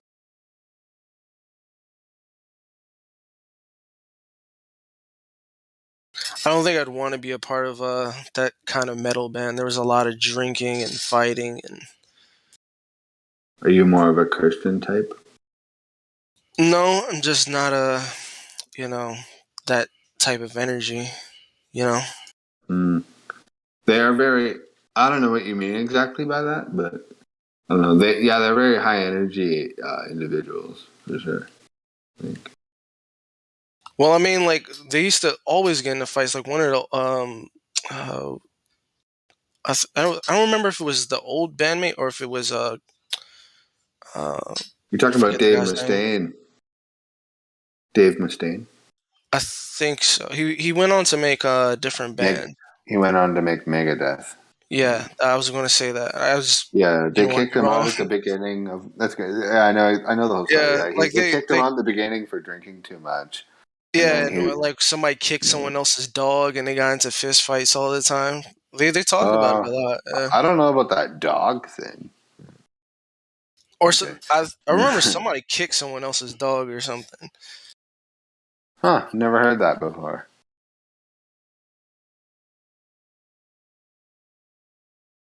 Yeah, maybe. I don't know. I never heard it. I might be wrong. I don't know. I've never heard that story, but who knows? I think they're all pretty good guys overall, though. Like, yeah, they kicked out Dave Mustaine, and then Cliff Burton died, after Master of Puppets, and then Jason Newsted was the man for a long time, then he quit. If you know what's funny about that, how he quit the band, he was in it for a good long while, and if you watch all the documentaries, he never seems to really like fit in with them. It's almost like the remaining original three members like never fully accepted him or something. It was weird. Yeah, he talked about that and how they used to bully him and stuff. Yeah. Really? Mm. Yeah, he talks about it. Oh, interesting. Yeah, I guess he eventually just like didn't care anymore and quit. Yeah. And I haven't heard his new band's albums, but I wonder if those are good. I thought he became a solo artist, just writing music. Maybe he did. Yeah, he had that old band. I think I guess it must have been right after Metallica, Echo in the Brain. I think it's called, or Echo Brain. Look it up. Yeah, I think it's called Echo Brain. In this Metallica documentary I watched, they actually went to go watch them live. And they did, but hoping to meet Jason after the show, and he just like took off, and they never met him again. It's kind of funny. I don't know if that's funny or not, but was it like they were trying to reconcile their woes? Okay. Yeah, I don't know. It could have all been staged. Maybe they like told them they were going to be there or something, but I don't know. It's just the documentary I'm thinking about is that one's called Some Kind of Monster. It's actually pretty entertaining to watch if you're a Metallica fan. But I try not to watch too many of those documentaries because they're just so long and filled with shit. nothing. I know, garbage. It's not even like. But that Some Kind of Monster one was actually like filmed by like they it was almost a release of theirs. Like their friend filmed it and edited it with them and all that. Like they wanted it to be like that. Like. It's not like it's some fan documentary or something. It's like a Metallica documentary. You can get like footage of them in the studio, like bitching and complaining back and forth. And just all that. You know, you can use your imagination.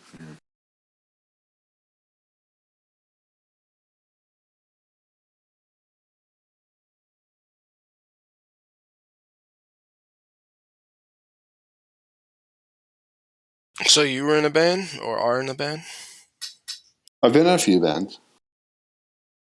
When I was in high school, I was in a metal band, in a punk band. I started out with drums when I was a kid. And then I kind of slowly learned guitar and then naturally just skirted on the piano. And then I started making electronic music on the computer and then got really into that for quite a long time. And then kind of lost my drum and keyboard skills, but kept my guitar skills up. So now I play guitar and I make electronic music. What I do now. It's pretty cool. Our drummer went the same route. He just learned everything after a while. Yeah. Yeah, man, once you get music, it's not that hard. Like, I feel like I could probably learn all sorts of instruments. I wouldn't spend my time doing it at this point because, like, I prefer to focus at getting better at the ones I do know. But I bet, like, there's a couple instruments I do want to learn. Like, there's, like, this, something called a koto. It's like a Japanese instrument. It's like a rectangular box with a bunch of strings on it. Yeah. Kind of like a horizontal harp, almost. I'd like that. And, what's the other one? Oh yeah, there's like the Japanese flute. I'd kind of like to learn to play, but whatever. I don't know. What's the difference between a Japanese flute and a normal flute? Oh, just that it's actually the flute isn't Japanese. The koto is Japanese. The flute, I don't know where it comes from. It's called the shinobu. And the only reason I want to learn to play it is because I got all these samples of it once in my sample packs and when I was making this song on my computer. And I was like, damn, that sounds fucking dope. And I look it up, it's just like some weird flute. I don't know. Any flute will do. It's just I never like thought a flute would be a cool instrument, but I don't know. I used it in samples of it in my songs on my computer, and I was like, that sounds fucking dope. At least for what I want to do. So you're behind the Shitty Flute YouTube channel? No. You know about that YouTube channel? No, I have no idea what you're talking about. It's this YouTube channel. This guy, he just makes covers of songs, but he only uses a flute. Oh, that's kind of It's the cool. I worst like that sounding kind of thing. shit. It's funny though. It's It's hilarious. funny. Oh, I believe you. That's actually hilarious. How do I find that? I want to watch it. Shitty flute. Just Shitty it'll pop flute. up. Yeah. That's funny. Do you? I have to ask you because this reminds me. Oh, I found it. That's hilarious. Thank you. I have to ask you on that. This looks hilarious, dude. Are you a Radiohead fan by chance? I've listened to some of their songs, but Okay. I not think you'd much. have to be a Radiohead fan to fully appreciate it. I recently discovered this guy on YouTube who makes full recreations of albums, but it's all his voice. So like it's like really well done, and he like edits it and everything, but it's all him just like do do do do do like stuff like Oh that. yeah, And I it's think so does he fucking do that with funny. video game music? Is he that guy? I'm not sure. I don't even know how popular he is. His name is hold on.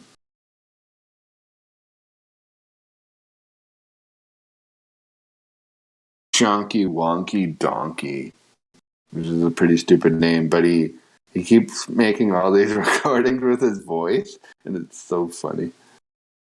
It's really funny when you're a fan. Like, OK Computer by Radiohead came out like 1996. It's a pretty big album. Reproduced the entire thing with his voice, and it's pretty fun. It's hilarious, but it sounds weird, but it's really well done also. So it's like kind of impressive. Got almost 1 million views, 780 at the moment. Yeah, people are so fucking funny on the internet. They just do the funniest shit.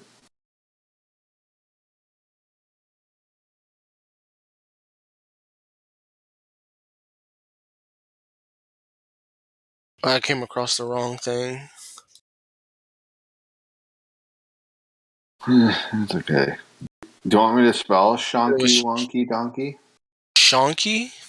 So I'm going to start from the beginning. SHONKYWONKY.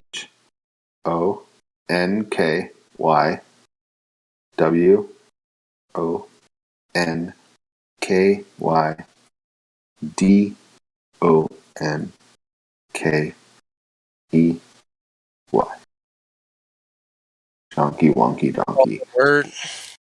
One word on YouTube. I found it. Wicked. And if you scroll down a little bit, you'll find the one where he does. It's entitled "OK Computer." Kind of got a white cover on it, and it's a thumbnail. It's got "OK Computer," but everything is my voice. And he redoes this classic Radiohead album all with his voice, and it's pretty fucking wild. And then he did Is it it with 14 seconds? It's 53 minutes long. 53 minutes. 27. I see that one. It's Yeah, across. that's something you might want to tuck away for later. Not right now, but yeah. And Yeah. there's a bunch of. Oh, weren't we talking about System of a Down earlier too? Yeah, I said it was. He's got some System of a Down stuff he's done as well. It's just Nice. crazy. Yeah, he mixed System of a Down and Radiohead, which is crazy. Anyway, I don't know who this guy is, but I just watched a couple of videos and thought it was fucking crazy. Yeah. So anyway, enough about me. What's going on in your world, or anyone else listening? Are we the only ones talking right now? Like, can anyone else even hear us? They can hear us. They just don't have their mics on. I guess they don't feel like talking. I guess so. Okay. Crazy. What have you been up to lately? Not much. Just waiting and watching everything happening. Mm-hmm. What are you waiting for? Honestly, it's been getting hot, and food shortages and all this stuff. Oh yeah. Crime rate going up. I'm expecting for things to get really spicy very soon, but I hope not. With everything the way it is, I'm surprised it hasn't happened already.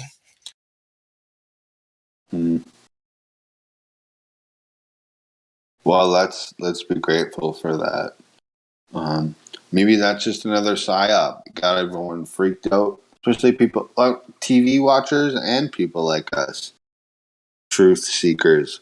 Maybe it's just another one. They're freaking us out. Like, we're gonna run out of food. You know, there's someone in this room right now called Klaus Schwab. You're gonna eat bugs and like it. You know. Yeah, but the thing is we are having we are seeing shortages. The main export that we should be worried about is not oil from Russia, is their fertilizer, and the rest of the world is really a lot of the other parts of the world are dependent on their wheat. So there is something to be said that like this is going to have an effect on us. Totally, yeah. Mike Adams has been talking about that for like 6 or 12 months. He's like, this is going to cause a fertilizer issue with the food. Mike Adams is the health ranger, right? Yeah. Oh, I'm so glad you know him. Mike Adams is the shit. Yeah, the health ranger, Mike Adams. Yeah. I love that man. He's fucking awesome. Yeah, he's pretty cool. He's pretty on point for the most part. He is. I would befriend that man if I could. I wish I lived in the same city. I'd be like, Mike, can we hang out? I want to hang out with you and talk. But whatever. He's awesome, though. I love Mike Adams. Yeah, he's pretty cool. I don't follow him directly or anything, but I see his videos around every now and then. He's got his own. I think he's still on YouTube. He's got it's called the Health Ranger Report. He does it almost every day, and it's a good hour or two of him just talking. If you're, it's called. Yeah, it's a whole series. It's got like thousands of episodes now. He does it almost every day. It's called maybe HRR, Health Ranger Report, I think. Yeah, and he's on Brighteon. If he's not on YouTube, his platform Brighteon, he's on there for sure, of course. It's funny you mentioned Brighteon. The guy who created Brighteon, I've been waiting for him to re-upload or upload a new video. He has not been around for like fucking a year. I thought Mike Adams made Brighteon. No, it's just Brandon. Oh, let me see. Oh, I must have learned that. I thought that was Mike's platform. I guess that's not true, hey? Well, anyway. The guy's last name, but he's like a Scottish dude that moved to Australia. His name is Brendan. He's disappeared. Weird, like suspiciously he got almost? arrested. Yeah. I don't know. I haven't looked into it, but he just hasn't uploaded in like a year. Oh, yeah, that's never good. One of your favorite uploaders all of a sudden just stops uploading. That's not good. Yeah, Australia isn't one country I would want to travel to right now, given everything that happened over the last year or so. I imagine he's still around. He's just probably not uploading because if his website is still up, somebody's maintaining it. I guess so. Yeah, probably. Yeah. I can't wait to get out of this shithole. Where are you? Victoria. Uh-oh. Looking to get out, eh? Now's your chance. You can leave now. You're allowed. Yeah. I'm selling my house in the next couple of months, so fingers crossed. Are you serious? Yeah. Nice. Shit. How do you feel about that? Good. Do you also feel like mad that you're having to do that? Nah, Angry? not really. Que sera, sera. Okay. Crazy. Most people here are like most of my relatives and all my old friends, before 2015, they're all insane and they're all like completely brainwashed. So I'm not leaving much behind. Gotcha. Where are you moving to? Depends how much we sell the house for. If I can get like enough to have 120,000 US, I think I can go to the US in one of the states and buy a house and start a business or something. Oh, hell yeah. Especially if you move to like a more affordable state, 120 grand, dude. If you could come in with that cash, dude, you'd be good to go. Yeah, that's what I'm thinking. So in Australia, 120 grand US is about 160 Australian, and 160 Australian gets you pretty much nothing. Well, where I've you're got saying you're from Victoria, so like everything's expensive in Victoria, right? Yeah, so I got a 2-bedroom house. I got 2 boys and my wife. I got a tiny little 2-bedroom house on a small block, and we bought it for $420,000. And it's like Damn. old piece of garbage. And we're in the country as well. We're not even in the city. So Shit. so we're hoping to sell it for $600 and then get the hell out of here. Wait, why do you say 120 if you have 600? Like, none of my business, but I mean, if you said you had 600 and you wanted to buy for 120, that leaves you with like $500,000, doesn't it? Yeah. Funny. Embarrassingly enough, we went against our convictions and we borrowed that money from the banks. Sorry. Oh. No, I don't blame you, man. That's fine. Yeah, well, Understandable. as long as we went against our convictions, we've admitted we made the wrong decision, and now we just got to get the hell out before it backfires. That's not a horrible idea. Yeah, especially moving from a Commonwealth country to the United States is a good move, I think, because all these Commonwealth countries, I'm in Canada, so we're kind of the same. We're not like we're fucked. I want to move down to the States badly. Yeah, I think we're fucked too, bro. I think it's all going to come to a crashing end here. Mm-hmm. And you're not going to be standing there on the top laughing either. You know, the few. I would shop around before I decide to go to the United States. There might be some better options because the United States, depending on where you are, of course, but the United States is not looking too much better. Yeah, potentially. It's so funny how the three of us have our opinions, because like we have one man here from the U.S. I'm above him in Canada. You're down there in Australia, and we're all just like want to get the hell out, but like maybe we should just stay. I don't know. It's crazy. I was planning to leave years ago. I decided to stay.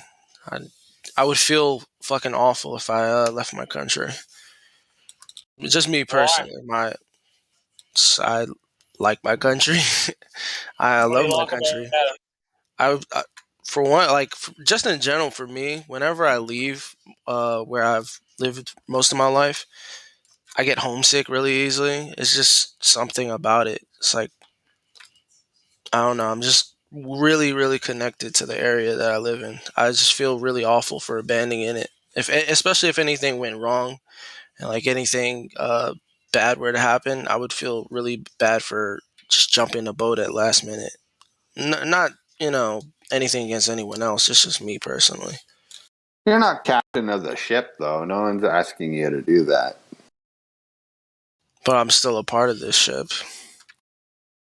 Small part. Just one big ship, bro. We're all on it. Well, the countries I was looking to before was like Botswana, Micronesia, Mexico. Most of the Eastern European countries aren't that best anymore. What about Mexico? Mexico is nice, but they don't speak English. In Botswana, they speak English, and Micronesia. Are they all Spanish in Mexico for the most part? Yeah, there's growing population there of like Chinese, Israel, Canada, Americans. People from all over the world are migrating to Mexico. Mm-hmm. Yeah, one of my family members and her family went down to Mexico, like straight up left Canada, moved the family down to Mexico like permanently. Crazy. So people do it. It can be done if you want to. Like, who's stopping you, really? You know. Well, they are trying to crack down on it. They're trying to send people back that aren't, from Mexico. Well, I meant it in a way like legitimately, like lawfully and legitimately, like emigrated to, like moved. Yeah. I don't know. So So let's figure this out, guys. We got Anthony wanting to move to the U.S. We got Fridge saying you might want to stay. No, I didn't say stay. I would never stay in Australia. Australia is pretty bad. No, but where you're at, I mean, like, aren't you in Texas? Yeah. You said. No, I'm in the South. Just okay, you're in the South. Okay, yeah. Yeah. So yeah, and I'm up north. Goddamn Canadians, right? We were looking at like Illinois. Illinois is pretty good prices, or Kentucky. What's the other one? There's heaps of states where you can get sort of a big, beautiful home on plenty of land for like 60, 80 grand US. Dude, I will say if you don't care about like living in a cool city, there's areas in the States where you can move into where it's like they're very unpopular areas. I mean, like most people in the States would be like, I don't want to move there. But you can find some sweet houses that are like very affordable in those areas. Oh, some of the places we were looking at, like in eastern Texas, for example, it looks like beautiful communities and like it's cheap as fucking chips. So I know. Nobody wants to live in a small ass town. I just moved to one like over a year and a half ago, and I'm like, this is badass. My house is super cheap, and I'm happy. Yeah, pretty cool.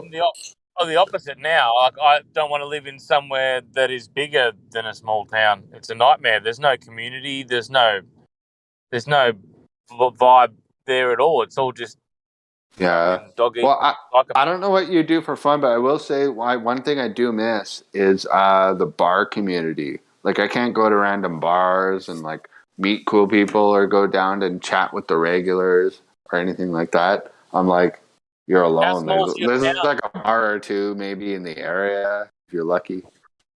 How small's the town you're in? Me 2,000. Yeah, so that's to small. me that's like my favorite size right there. 2,000 to 3,000 people town. That's the perfect size town. It's pretty dope. I like it. But like I said, my main thing, and this is just because I'm a bit of a bar fly, there's no like community on that front. So, but if you're moving with your family, that won't be a problem. Are you far away from like a bigger town? Like, is it 20 minutes down the road and 10,000? It's about an hour. It would take an hour. Yeah, it's not too bad. No, it's good. It's good for shopping and stuff, but like you can't go drink and go there to drink and drive back. It's nothing like that. So you can't go there. You can go there to shop. What did you say? What do you do for a quid? Quid? What do you do for work? Oh, I work from home. Yeah, cool. Oh, quid. Sorry. Yeah, you're pretty damn Australian. Yeah, I work from home, but so anyway, I get bored sometimes because like I don't really have family in my town and many friends because I just moved here. I'm just saying there's like 2 bars and one of them closes like early and the other one was, I don't know, it's what it is. And yeah, but if you've got like family members and stuff and to socialize with, you're good to go, Or you can choose a town that has like 10 bars. It's the States. The States is great. It's America. Yeah. America. Can't wait, man. Hell yeah. Start your own bar. Bring in the locals. Been to Canada, I don't want to go there again. No, don't come to Canada. Stay away from Canada. Yeah. Fuck Canada. Well, I know, like, even after this last shooting in the U.S., immediately afterwards, they passed all these gun legislation to ban, like, handguns in the U.S. Like, forget AR-15s. No, you don't even get a fucking pistol anymore. Even though the shooting was in a different fucking country. It's insane. Hang on. They banned handguns in Canada, did you say? They're about to. They passed it. The legislation is getting passed this fall sometime. I'm not exactly sure when, but... Wow, The shooting didn't affect the U.S. laws, but it affected Canada. Well, they're trying in the U.S. The thing is, Canadians are such big... They were a big pushover, And yeah, there's so a lot of U.S. I think my finger fell off the button, but especially after all the riots in the U.S., a lot of people on both sides now kind of agree on the gun issue. So there's a lot of pushback. What are your thoughts, guys? I'll say something slightly controversial. It would have been controversial to myself 6 months ago, but I'm starting to lean towards, how about a rule? You're not allowed to have, like, hardcore guns if you're on any big pharma drug. Aside from the fact that it's always a slippery slope when you start involving gun control laws, aside from the fact, and that it's a general sense of like, oh, well, I guess a couple other things. It does sound reasonable. I'd rather just ban big pharma drugs. Yeah.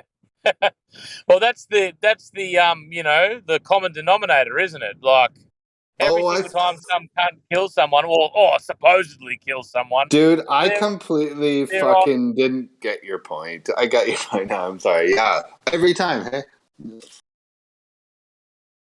They're on the gear, yeah. Ha! Unbelievable. I know. Why is that?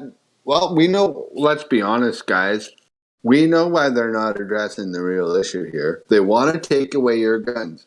And I can't remember who said this recently. I was watching. So I was going to say, so they can do what they did in Australia a little bit easier. With during COVID? Yeah. Yeah. See, exactly, basically. We don't want to know what they'll do. That's why we want to protect ourselves. I heard someone say it quite eloquently. Well, I don't know if I'd call it eloquent, but like very well spoken. Or someone, I was watching this video and they made a very good point. That's what I'll say. They're saying the reason why they want to take your guns away is because they're about to do something that's going to make you want to shoot them. Like, you never usually would shoot a person, would you? Obviously not, because you'll kill someone or maybe go to jail, right? So most people don't shoot people. It's common sense, right? So when the government is trying to take your guns away, why would they do that? It's because they're afraid that you might shoot them. They have no other reason why they would do that. Now, what are they going to do that's going to make you want to shoot them? Probably fucking steal your property, steal your gun itself, steal your food, make you go into a fucking concentration camp. Something that you would literally shoot them for, right? Like, it's not like they're there. Like, imagine any other object you would have in your house. Like, let's say you have a collection of Pokemon cards, right? It's like, they're coming for our Pokemon cards. We got to stop them. Like, what's their plan? Well, they're probably coming for your Pokemon cards. Like, if they outlawed Pokemon cards, you know? I just got home, brother. Nice talking to you. God bless you. You too, bro. See you guys. See you, man. Damn, I think I lost him at Pokemon cards. That was a stupid analogy. I missed whatever Pokemon cards. I think we were just talking about the gun control thing, and I made an analogy about Pokemon cards, and then he left afterwards. So, I don't know. Maybe he is busy or something. Yeah, well, goddamn Australia, man. They had it the worst, one of the worst in the world during the lockdown. Man, they were locked the fuck down. Yeah, the media blackout on a lot of this stuff has been pretty crazy for a lot of these not even Western countries, a lot of these countries in general. People have no idea what's been going on. Like, I asked somebody, a Spanish guy, are there a lot of riots where you are? And he said riots, and it was like, yeah, you haven't noticed all the people rioting in the street? Like, we had tons of footage of this stuff, but he had no idea what was even going on. Mm-hmm. Yeah, like news coverage and whatnot.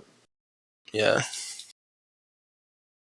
Yeah, Spain ain't no picnic either. There's crazy shit going down in Spain. Over the last couple of years, and there always has been, I think, especially with the whole migrant wave thing and everything. Spain is like a bit of it's a hot spot for that kind of shit. They're right on that coast of whatever that ocean is. Mediterranean? I think so, yeah. That area, I can't think of the top of my head. But yeah, Spain and France and all that shit. Like, that's where a lot of these, like,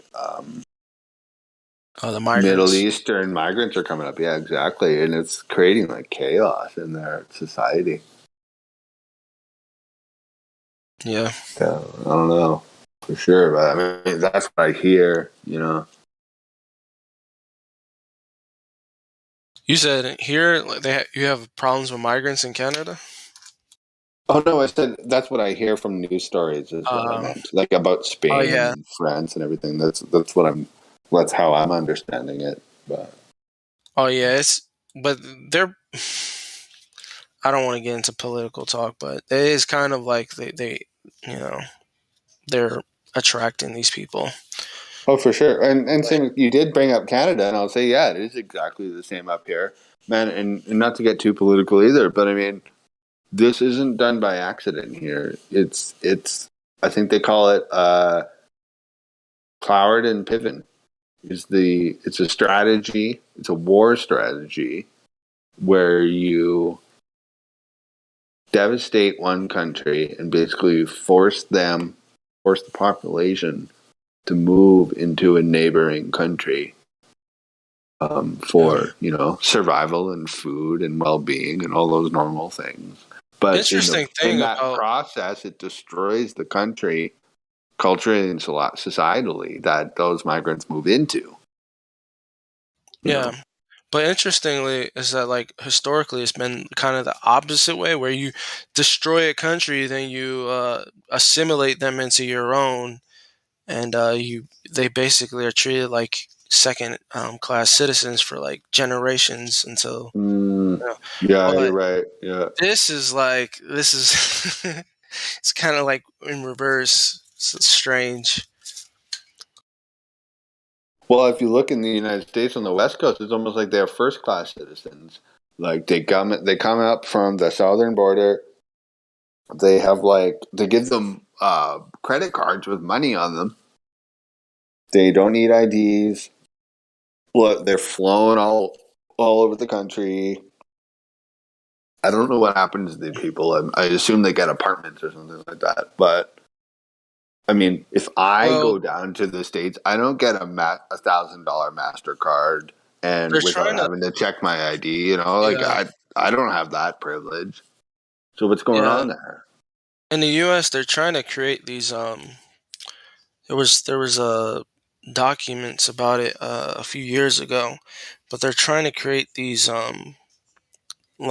projects in different areas where I think it was what's the name of that comedian, Dave Chappelle?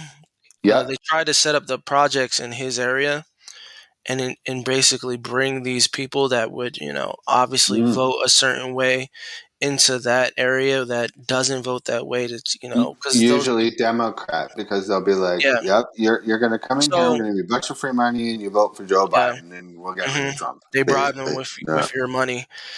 So and these people also they breed differently from the middle class. They tend to have more babies. These lower class people. Well, I'm not like there's anything wrong with that. Like if you want to. Well, no, that's not what I'm saying. But I'm saying they will come in and they will replace the population that is already there. Well, yeah, okay. Well, now if that's what you meant, yeah, like absolutely. Yeah. So do the math, right? What's the world? Yeah. What's the United States look like in 5 or 10 years or something like that? Yeah. That's insane. I've actually never heard anyone break that down. Like what majority of these people coming into the country are female, and of those females, how many kids are they going to have? And well, the majority of them are male. The majority of migrants are always male. Oh, that too. Yeah, they call them military aged men. Yeah, that's a big thing in Europe too. In Yeah, all these migrant things, they're like exclusively. almost males. Yeah, like almost exclusively in Europe is like all from like males. 20 and 30 years old, about, right? Like they're just like, Yeah, they're just people. They're not families looking for help. They're just like dudes yeah. And running I into was explaining yeah. to people. It's probably not the best place to have this conversation, even though it's not against the rules. But um, these migrants, whenever you attract these kinds of migrants, they aren't typically the people, and they'll pretend like they're these people that create these jobs and all this, but they're typically low skilled workers that will take opportunities away from the young people that are trying to develop themselves within these countries. So it doesn't help either side. It just and that's not why they're even coming to these countries. We all know why they're coming. They want support, right? Yeah. And opportunity, I guess. Well, they want the social programs. Oh, that too. Yeah. Like, let's not pretend like they're all here to do the right thing, right? Like, help society, and I'll get a good job, and I'll, be a functioning member of the cult, all that stuff. Yeah, you're right. Yeah, so there's definitely and with the whole the projects programs to make these projects and certain, that is definitely like you can't write that off as they're definitely trying to inject these populations of people into these places There's no question, man. If you I think even like a week or two ago, there's so many articles that I was reading about how like record rates coming into the southern border of the United States. Like, they were talking about that. Like, that was all the news like 2 years ago, right? And then like a week or so ago, I was reading articles. It's like, it's even worse than it was before. Nobody's talking about it. Like, the numbers. Like, I was reading like 11,000 in this one wave was supposedly coming. Like, I don't even know like what the hell is going on anymore. I don't know. Crazy. Do you guys believe in borders? You believe in borders? I do. Hell yeah, man. I do. Yeah, fucking block that shit up, not dude. Flat Earth? You're not flat earthers then? How does that make me not a flat earther? There's no borders. The fuck you talking about? I should be able to walk wherever the hell I should be able to walk. Yeah, and I have how do borders prevent me from walking? You believe in stopping me from walking? Well, that's a straw man. You can use the road as you please, but no. If a certain area belongs to a certain people, who am I to like come in and just take that area from myself? You're not allowed to walk on my property. Am I allowed to walk this earth? Yep, as long as you stay off my yard. Yeah, there's a road for you. There's a road. You can't walk in my home. Yeah. You can try. No. But there might. I should be able to walk across any land that I'm able to walk across. That's not how the world works, man. That's why countries have borders. You can't walk from North Korea into China or vice versa or into Russia. You can't do that. That's just the rules. And those rules exist for a reason. Well, I get where he's going, but I do agree somewhat. You should have freedom of travel, but like there's certain places that you should have the access to travel through those places, but that doesn't mean you have the freedom of settling down wherever you want. If there's people already there, it belongs to someone. Okay, so you're against Israel stealing Palestine then? 100%. And you're against, like, the whites stealing the land from the blacks and the Indians from America and Canada. It's a long time ago. Very long time ago. But if I was alive back then, I would be against it. Yeah, and if you look at how bad immigration ended up for those people, you can see how bad it will end up for everyone else. It should be a lesson to be learned there. Yeah. What do you think the native Canadians think about white immigration into their country? I think it's totally acceptable. That's how Canadians came here and were predominantly white in the first place, I think, is because stole the land. all the Europeans came over and they basically decided to live in Canada. Yeah. That's why so many Canadians are European. You can call it steal if you want. Yeah, there were some atrocities for sure.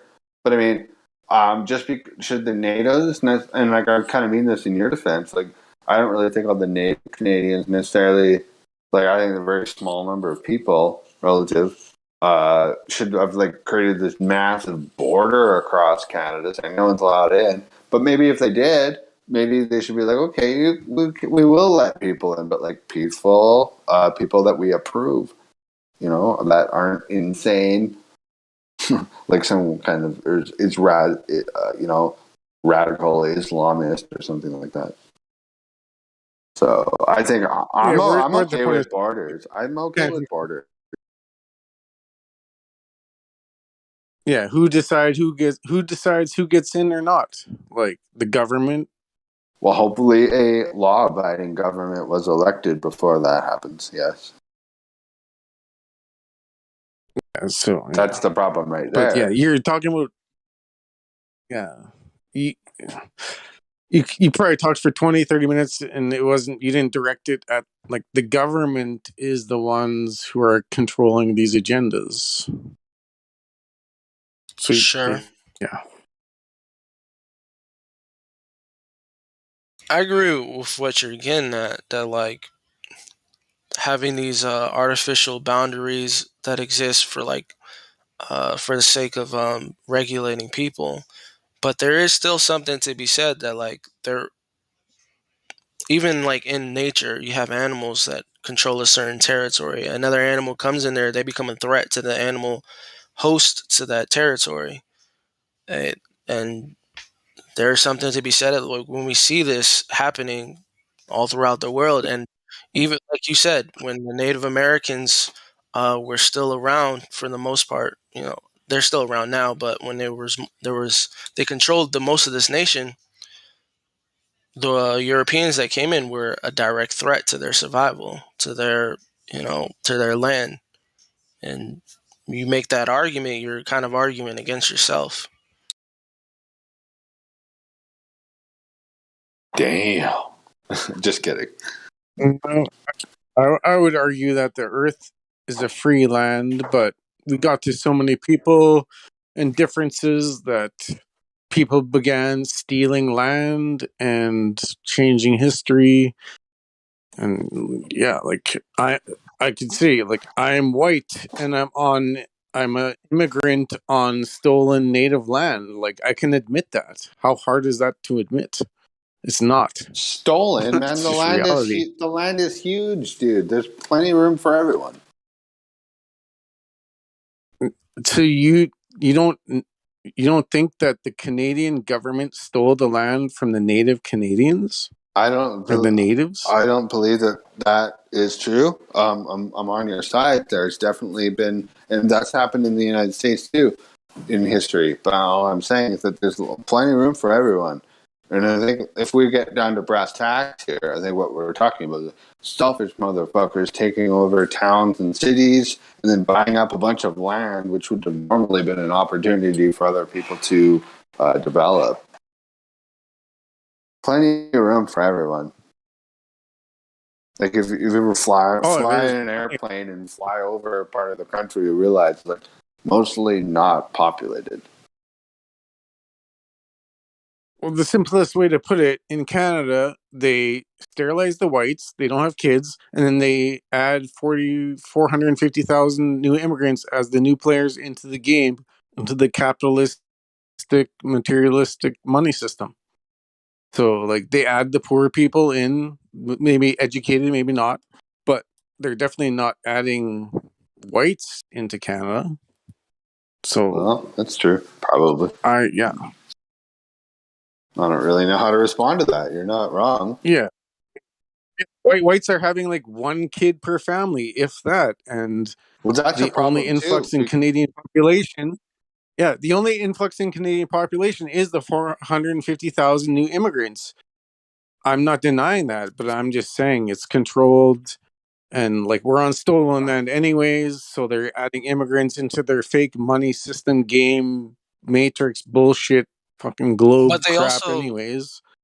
yeah, but they also know that these immigrants are not propping up the system. They're not they're not holding back this social security crash or anything like that, because they're not contributing the same amount as the other the native population, because they're only attracting, as I said earlier, I don't think you were here, these low skilled workers, and they're only taking jobs No. away from the low In skilled Canada, young youth within these no. nations. Canada, it's different in Canada. They only have certain requirements, and you have to meet certain whatever skills and whatever basics to get in. So I don't know where you are, but here they don't just let anybody in. What kind of migrants are you guys mostly taking? What do you mean by you guys? Is Where I am, Northern Rebellion Canadian? Are you Hmm? Canadian? yeah, Are you Canadian? I mean, Okay, I am as well. yeah. I just wanted to So yeah, clarify. there's You said mostly you like guys earlier. I wasn't sure what you Yeah. meant. it's mostly Eastern, like Pakistani, and like a tiny bit of African, but So they're high skilled, yeah, they're like middle class people. middle class or higher, and they usually have like middle class and higher jobs, and there's a lot of them, and yeah, but they still get into crime and they still get into all those areas despite being high class or middle class. Just yeah, so it's And they they make adapt they to the make up the society. majority of that. Are they making up the majority of that crime in those areas as a minority? No, not at all. It's the whites and the natives. It's the people who are oppressed are the ones they impoverish, the ones they oppress are the ones who are the crime neighborhoods. So where I live, it's the natives. The natives are the poor the neighborhoods, and that's where the high crime is because Right.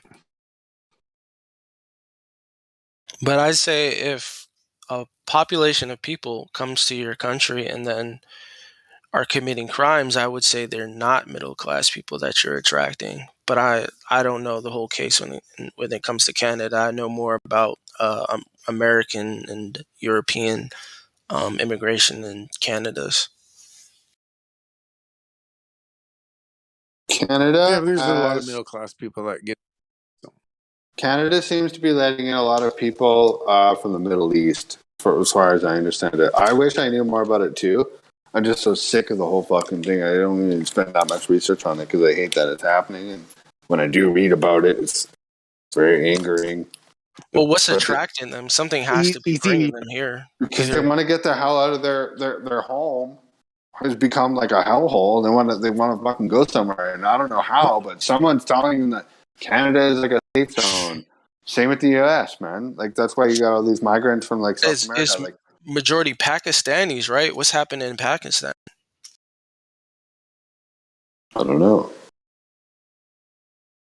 Yeah, that's strange because most of them, a lot of these Pakistanis, the middle class usually wouldn't be the ones migrating. Well, it's just that these countries are collapsing basically. So like it doesn't really matter to the degree of which one. It's like well, it does matter, but I mean like it's just what we're seeing here, in my opinion, is just like a slow motion. Almost I don't know. Destruction is a powerful word, but just like a slow motion collapse of normal society in in countries that are not as fortunate, and so they naturally will move to an area like any animal would do that. Even they're like, "This sucks. I'm moving." You know, like birds migrate and stuff like that. So. That's how I see it. In my opinion, and I think the sorry, just looking for something for like 10 minutes, and now I found it. So sorry if I sounded weird. in my opinion, so like I think this is fully this is all by design. I think they have areas of the world, in my opinion, that they have de-escalated like financially and culturally, and let in like violence and crime and war, like in the Middle East, where it's gotten so bad that like most normal people are like, I'm getting the hell out of here. Like if all that crazy shit that happens in the Middle East started happening in my city, my town, I'd get the fuck out of there in like a day or two. So imagine all those people that like live with it for like a year or two, and then they eventually just like, I'm getting the hell out of here. And then they heard like, hey, I can go to America, or I can go to Canada, or like in the over on the other side, you could be like, oh, I'm in Africa or in the Middle East, so like I'll go up to Europe. And that's why you have all that crazy shit happening in like in France and everything right now, in Sweden, like Yeah. Mm-hmm. That's why it's because they're so close to that region that was destroyed previously intentionally. That was the next place to go to. It's just you travel north and you go up to Europe. It's like the obvious answer. Yeah, because you can't go west because you got the fucking Atlantic Ocean. If you go east, eventually you'll hit like those weird countries in China. You go south, well, that's what you're trying to run away from. So you go north. Well, they're also giving them incentives. They're also giving them incentives, but I wouldn't. Like I said, I don't know what the incentives would be for Canada. Well, in the United States, they were giving families $1,000 MasterCards, funded by George Soros, who who owns MasterCard, in my opinion. But like, why the fuck was that happening? That's real, by the way. Like, why were they giving people coming up from the southern border $1,000 MasterCard credit cards, like debit cards? Maybe it was like one of those hybrid cards. I don't know, but MasterCard, the company, and loaded with like $1,000 each, just giving it to families, and like little package loads of like paperwork and like all sorts of little things, trinkets. Yeah, they're definitely driving. It seems like they're driving the people from these southern areas into these northern areas. There's definitely an agenda. Northern Rebellion, I read your profile, you probably would know. There's definitely an agenda to clear out the Middle East from the Euphrates to the Nile. And this Northern Africa too. I think a lot of people are trying to clear that area. It wouldn't surprise me if some of these South America, countries south of America, they're trying to clear out as well. Why though, in your opinion? Like clear out? You said the word clear out. Well, clear out somewhat. Obviously, they're not going to get rid of everyone there, but basically move these larger populations northern, because I think they want that land. I think that for some reason they want this land. Like, it's obvious that they want this North African and Middle Eastern land. It wouldn't, like I said, it wouldn't surprise me if there was something to them wanting this southern land in southern of America. You want to hear something crazy? I watched a couple weeks ago. There was this video I watched. I wish I could find it again. I'd never be able to find it, but the idea remains in my head. They want they want to clear out that area because they're predicting that in sorry, I'm chewing on a tongue in the antacid. They don't want that area because they don't want people there because they plan on living there in the next 10 years, because some of them predict that will be one of the more habitable areas on Earth. Basically, they want that land for themselves because they predict that it's going to be, I don't know. You know what? I don't know. Yeah, I've heard that, and from their behavior, I would assume something of the sort. Like the way a lot of people are investing more in is like they're trying to build mega block apartments in Egypt. I'm like, why would they want that? It's just a lot of maybe that's where they put the people. Those areas. Maybe that's where the remaining people will go after the big catastrophe, whatever that might be. Yeah, and like we know, they're buying up farmland in the United States, so Yeah, fucking Bill Gates. it's hard to say what the picture is when you don't have all the information. But there's definitely something weird about it all. So all we can do is speculate, but I mean, we have to speculate and try to figure something out. We can't just be like, and then move on with our lives. If everyone did that, we're all dead. They'll kill us all. That depopulation thing is not a joke, man. They will kill us all if they can. And if we just like throw our arms up and be like, well, I don't know exactly all the details, like there's no speculation. I know we all know, I know what they're doing. I know what's going to happen. It's obvious. They tell you, they show you subliminal messages, movies, TV, music. I would like to know exactly what's going to happen. I know they're going to try to kill everyone. I don't know how. I'm open-minded. I won't cut you off. If you want to lay it down for me, I won't cut you off. So, sorry. No, I just wanted to ask. So, what do you think that their plans are for these more southern areas, Northern Rebellion? Yeah, I'm not even. I can't even talk about it actually. But like, come on, you can't say No, you can't say I'm not allowed to talk about it. It's all the population. That's it. Yeah, that's what I think. That's what it all comes down to. Now, I don't know exactly what you were thinking of saying, but yeah, that is basically. If you have a question as to why any of this is happening, it always comes down to depopulation. Think about it, man. It's like, why are they putting fluoride in the water? Why are they spraying chemtrails on us? Why are they genetically modifying the food and spraying them with pesticides that kill all the bugs and humans too eventually? Why are they moving all these immigrants into these perfectly well-to-do countries and then fuck up that country? So now both of the countries are fucked up. And it's like, why does this keep happening? Why are they stealing all the elections? Why is the world going to complete shit? Why are these massive bioweapons being released that everyone has to fucking get exposed to and then freak everyone out on the news, give them this fake vaccine that kills them too?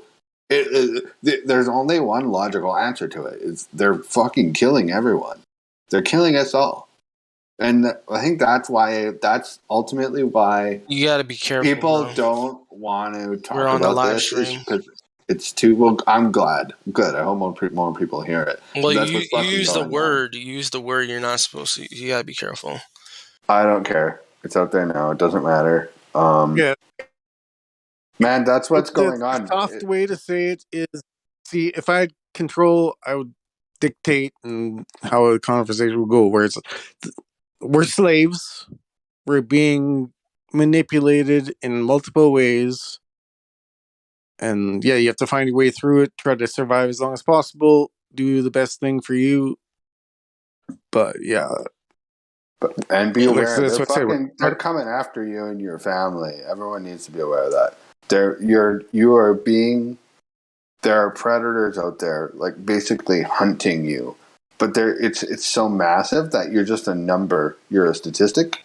But they are fucking trying to kill you. There's no way other way to put it. I'm not even being poetic or hyperbolic. The worst part is it's the government and the politicians and your local politicians that are contributing to this.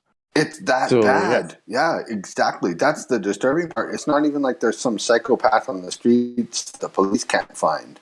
The government is complicit.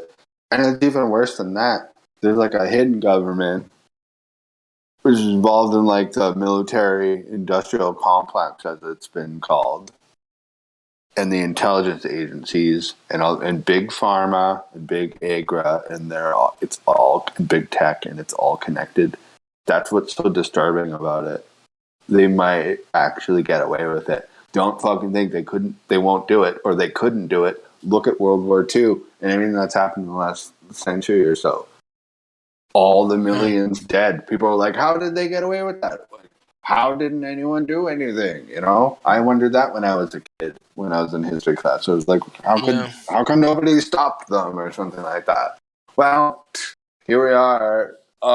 What's to say they're not going to do it again on a global scale? They're already spraying us with all their fucking chemtrails. They might as well put fucking what's that drug where you breathe in like a tiny amount of it and you're like dead? There's probably lots of them actually. They could just put that in chemtrails. Yeah, anthrax is one. Yeah, they say that what's that popular drug people use now? It starts with an F. Fentanyl. Fentanyl. Yeah, they say if you man, they caught a shipment of fentanyl coming in from the southern border from Mexico into the United States, and they estimated that they had found enough in one fucking case, and there's many of them. They said in one of them it was enough to kill every single person on the planet 10 times over. Like it's look it up, man. That's a real I saw thing. that, but it wasn't exactly that number. It was a lot, though. It was a lot. Well, dude, even if it was 1% of what they claimed, that would be insane. Yeah. Like 1% of the entire world's population is like what, 8 million people? Would that be billion? That's another agenda that gets under my skin a little bit is the drugs. They're trying to legalize everything and bring everything. I mean, it's not that I'm against drugs, but you have this disconnect. A lot of people are trying to escape. So you bring in these drugs, they'll never recover from it. It's like being stuck in the opium den. Oh yeah, it fucks you up, and then you get all. If you get like into the culture too, all your friends and everything are all jacked up, and yeah, you don't stand a chance. Yeah, and there's a big push behind this, especially the weed. Well, man, like even going back to the 90s and everything, man, we knew the Clintons were like getting rich off of basically bringing all this like heroin and cocaine from the Middle East and everything like that. I can't remember the name of that project right now, but it's been well known. Like this, they've been shipping. You mean the Bushes? Well, the CIA is involved too, and everything. Yeah. Well, the Bushes are involved as well, yeah, and especially also the Clintons, and yeah, they've been shipping in drugs from the Middle East for a long time, and they get rich off of it, and it's been fucking up our culture the entire time. That's why, in my opinion, that's why you have.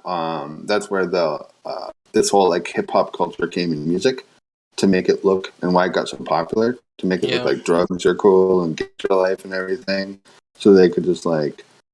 Perpetuate that lifestyle and everything, and then drugs, right? And then also like bring down like culture and like especially like lower class middle culture, get them addicted to drugs, and then throw their ass in prison, which is all when after you catch some of them, which is owned by like private prison, the private prison industry, which is something I just learned recently. Well, I knew about it before, but.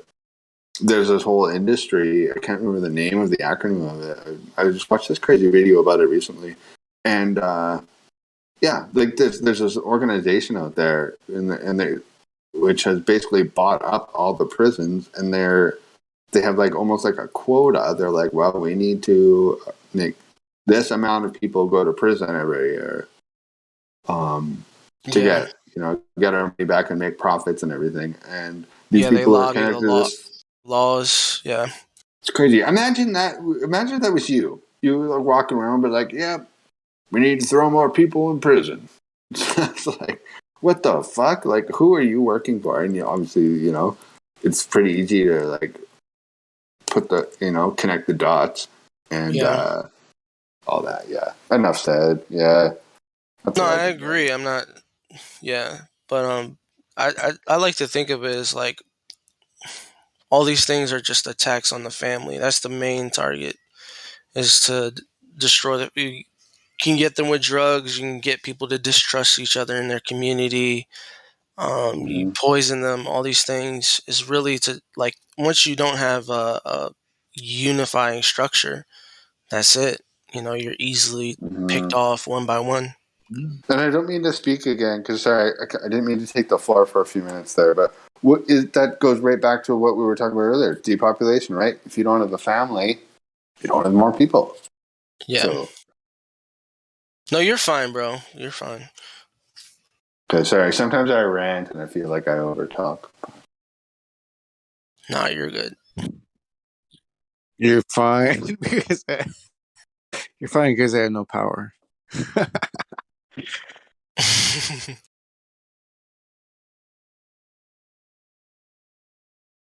I'm straight up concerned though at this point. I mean, I've been watching this slowly happen for years now, and now it's like pretty in our face.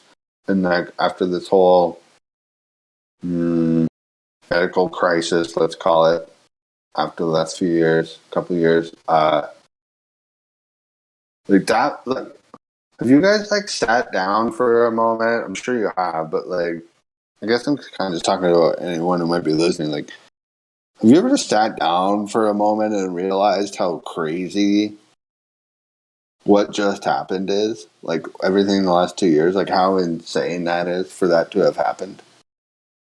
Like 9/11 was completely insane, right? Like that blew everyone's mind and everything.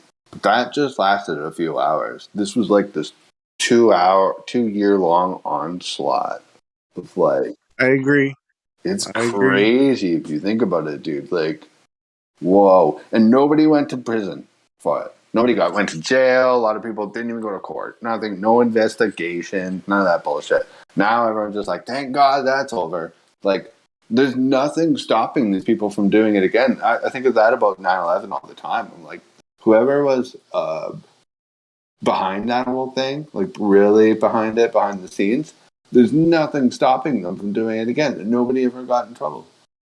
Like, that's a very disturbing thought. Yep, they just did it. And they same people. It's fucking crazy, dude. It is the same fucking people, probably, but same group, same organization, if nothing else.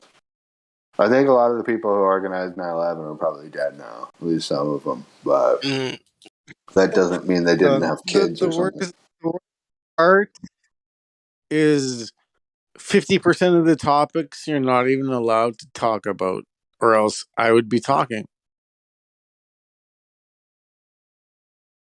Oh, we're not allowed to talk about like. Yeah, you're not allowed to talk about the 2-year thing. You're not allowed to talk about election. You're not allowed to talk about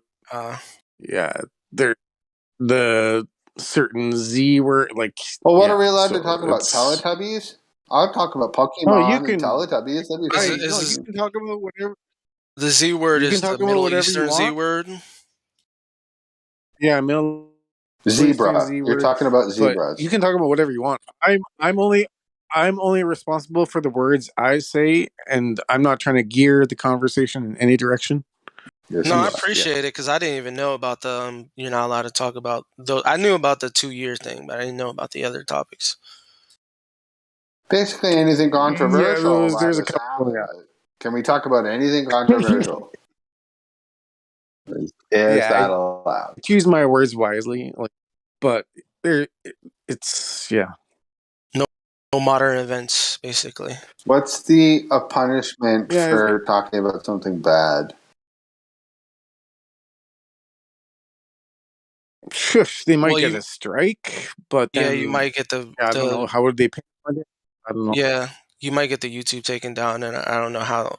Okay, well, I don't want to be involved in that. Yeah, you don't want to be the guy to get the YouTube. I don't want to be that guy. But I mean, at that same time, if you can't even talk about like a giant historical event with that just occurred in our lifetimes, like what the hell are we doing here? What are we pretend like that didn't happen? Like, well, we can talk about it in the other chats. We just can't talk about it here. Well, all right.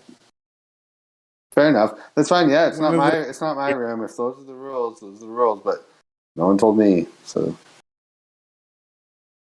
see, we're almost policing ourselves here at this point. People are like, "Oh, the CoVV or the C19 or all that," and people have all these code words. But you're self-policing yourself. No one even told you had to do that. Yeah, but it's just this one room, bro. Like, I know. I don't want to be disrespectful. We can literally go down to like a chill text and we can talk about whatever we want. Yeah, I understand. Yeah, and I don't want to be rude or anything, and I get it. Yeah, and I'm not gonna do that. So yeah, but yeah. Well, trying to reach as many people as possible on YouTube is understandable. Totally, I get it. Yeah. Yeah, I'm against censorship, but obviously I control myself and talk about certain things and mention it certain ways. So, but I'm not. Yeah, like I wish there was free speech. There No, we is, man. You understand. can say anything you fucking want. It all comes down to the platform, dude. You gotta. I hear what you're saying. I respect it. Be careful about which platform. Like, know where you're at, which is kind of what you're talking about right now, and that's fine. But I mean, there's a reason why people speak loudly in public and inappropriately. People do that on purpose. They're trying to wake people up and get their attention and be inappropriate. Yeah, I don't want this place banned off YouTube or anything like that either. So that's why I'm not going to talk about that stuff. But I mean, we can't just live our lives though at the same time being like, oh, I'm not supposed to say that. I'm not supposed to say that. Yeah, I'm not supposed to say white people anymore. Can't talk about black people. Can't talk about Asian people. It's like, what the fuck? Like, where do you draw the line? 50% of the topics are off limits. Yeah. What are you going to do when it's 99% I'm joking, off but limits? serious. What if it's 99%? What are you going to do? How are you going to act? Oh, 50%. Oh well, yeah. Like I'm a habitual line stepper, so I walk the line and post, and then you get a warning, and then the bad so what not to post. I'm not gonna man. lie. I've been banned so many times. I just don't even link stuff anymore because I've been banned for links. You know what's crazy about me? I speak fucking lots of controversial rule breaking shit. I've never been banned. Well, maybe one time I got banned for being inappropriate and drunk, but I don't think I've ever been banned off anything. Ever, except for this one time where I was drunk and inappropriate. Oh, you haven't lived, man. You haven't lived. But I'm saying, my point though, man, is that I say all sorts of crazy shit, but I don't censor myself. So it's almost like a little reward or something. I don't know. Yeah, I don't know, how many times have you been banned from something? Me? A lot. Yeah, or both of you. Yeah. Yeah, modern debate. I'm shadow banned on Twitter. Hard. Every YouTube, every platform. See, how have I never been banned before? I don't get that, because I've been almost as a policy of my own. I refuse to censor myself. You'd think I would be one of the first people censored, but I've never been. Why? A lot of times with the banning, they don't really, they want people to be fighting. So like if you have a controversial take, that's not really. But if you have information, if you share information that is contrary to the narrative, that is very quick to get banned. I could see that. Yeah, that's the one thing they really worry about. Maybe I've been wrong the entire time. You insulting somebody, they like that because it keeps people, it gets them emotional, keeps them involved on the platform. Get them fighting and all that shit. Yeah. Maybe you're right. So most of my bans have came from links I've shared. Really? That's interesting. That's actually more disturbing, because if you were just talking out, talking shit, maybe you're kind of drunk or something, and you said something offensive, and you got banned, you'd be like, well, I was being a dick, or something like that. And you'd be like, yeah, it's kind of fair. Fine, I was being rude and inappropriate. But just for sharing a link, spreading information, you didn't even speak. That's bad. Yeah, there's definitely a blackout on a lot of subjects. Even just today, I was talking about microchimerism in this other chat, and I was telling them, you're not going to find anything really important on the subject in the Google search, because they really don't want people to be educated on this subject. Microchimerism is every time a woman has sex, a part of the DNA that's sharing of sexual fluid is stays with the woman. I was wondering what that term meant. Yeah, but I have heard of that concept. Is that real? Yeah. There's information on it, but like I was telling to them, it's buried. You have to actually dig for it.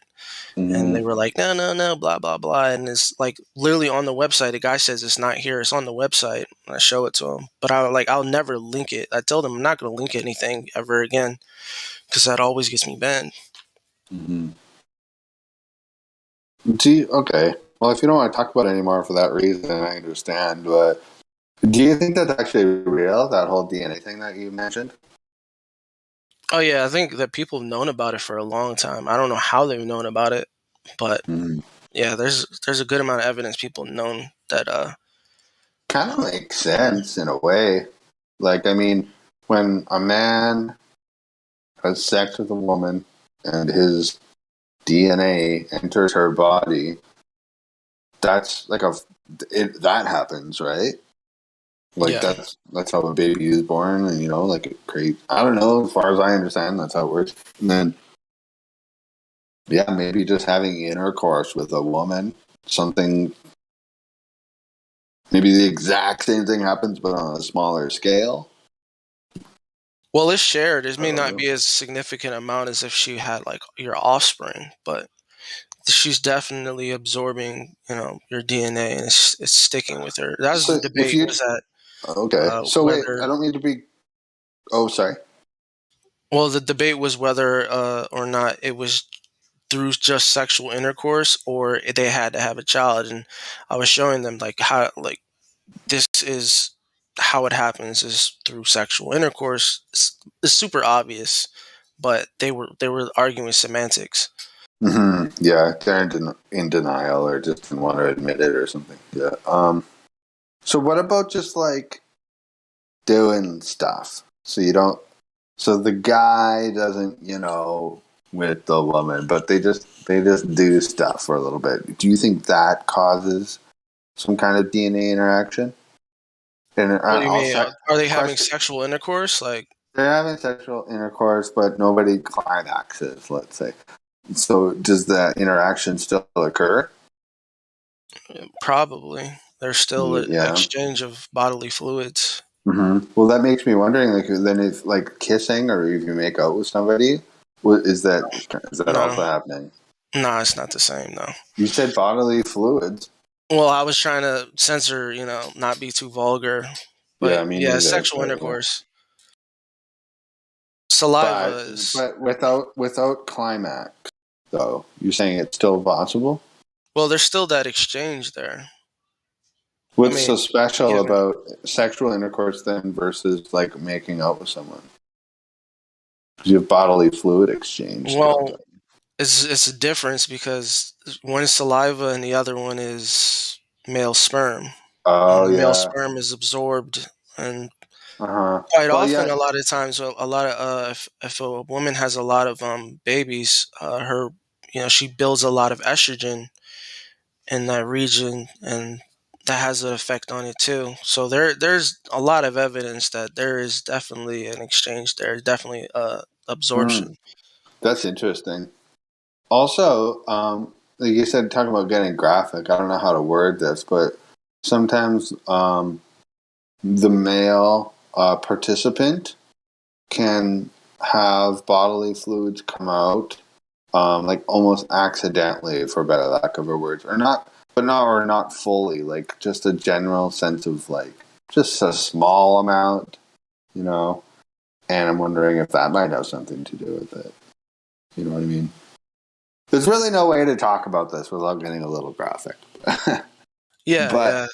I mean, but really, a man cannot climax, so to speak, and still spread bodily fluids. Yeah.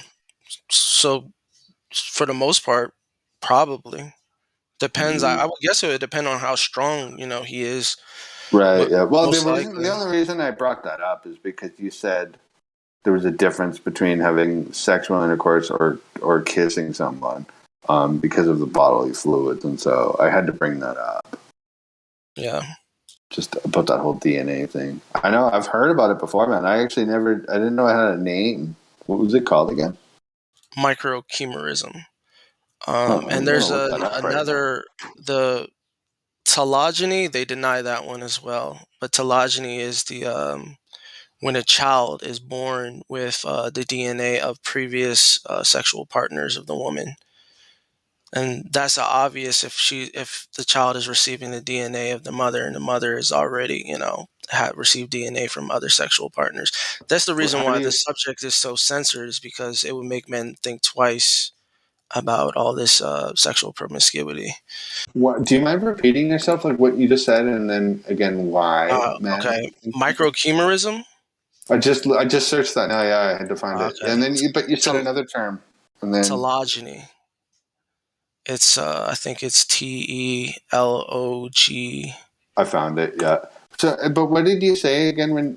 Sorry to ask you to repeat yourself, but what did you say when you said that's why men blah blah blah?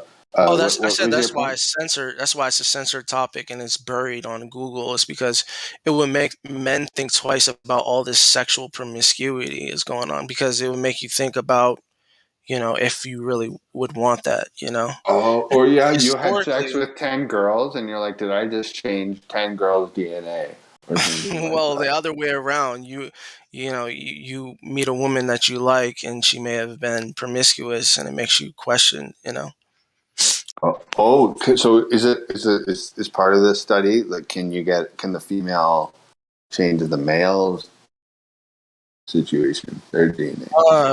I've never heard of it. I don't think so. So is it usually directed from like a male to a female? Yeah.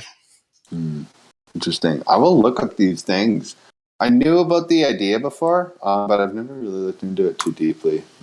Especially the micro chimerism that you're talking about. I have heard about that before, and it's crazy stuff. Yeah. First thing that comes up, microchimerism, a new concept. Debunked. Not debunked, but on a government website. Can I ask a point just for some clarification? In terms of the possessing DNA from previous partners, is that the egg was fertilized by previous semen? Or is this that she had both relations with you and another man, and when the zygote started to form, it somehow incorporated DNA? Or what's the difference? From what I understand, like most websites will tell you that it's more likely when she has a child by another man, or she has an abortion of another previous child from another man. But it does include sexual intercourse, so that DNA is going to stay with her through that sexual intercourse, or through that previous child. That DNA is going to stay with her. And when she has another child, that little bit of DNA, it's not really a lot. It depends on how you look at it, right? But it's going to be there, and that little bit of DNA is going to be a part of, if you choose to have a child with that woman, that child.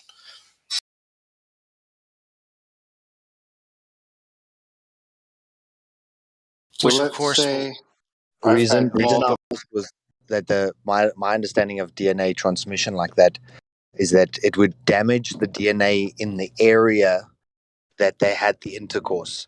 So potentially in the lining of her cervix, there could be foreign DNA inside of her DNA, but your bone marrow is what generates new blood and the regeneration. So it's only really when you have a bone marrow transplant that the body will start producing a new DNA for the rest of the body, so that it's not just localized to a specific location. But if this is like an actual term that's being studied, then it must be substantive enough that you can show a previous partner's DNA inside of your child while possessing both the DNA of the mother and the father, which is quite a hectic thought, to think that you are actually changing someone every time you ejaculate in them.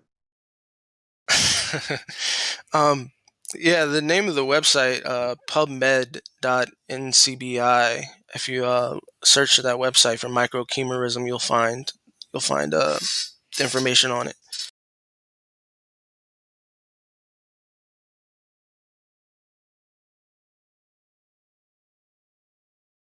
Yeah, there's a guy called Elliot articles like Hulse. There's a guy called Elliot Hulse who talks about semen retention and how we as men give it away freely as though it's like a waste byproduct, but that it's not only profoundly transformative for your own body, but now what you're saying is that it can be transformative to somebody else's body, and it is our life energy, it's our life force as a man.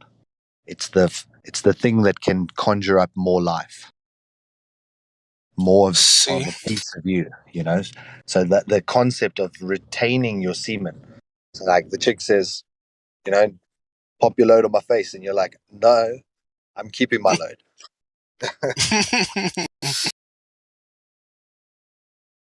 Yeah, the semen retention, you do build more testosterone when you retain your semen. So there's a lot of energy build up there. There's a lot of truth in that.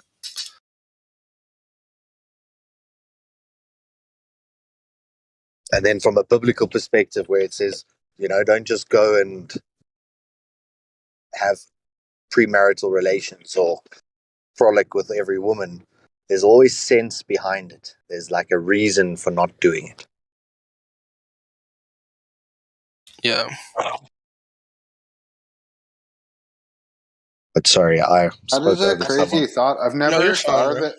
I've never thought of it like that before. Like, yeah, just like that is for some reason societally been known as to be bad for some reason, right? Whether that be like religiously or ethically or whatever.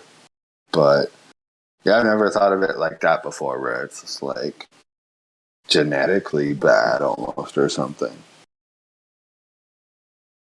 Yeah, usually we'll find a lot with studying these new things that usually was a reason behind these things that we may not be able to explain from, you know, just reading these books, but there's decent science behind it now with all these studies.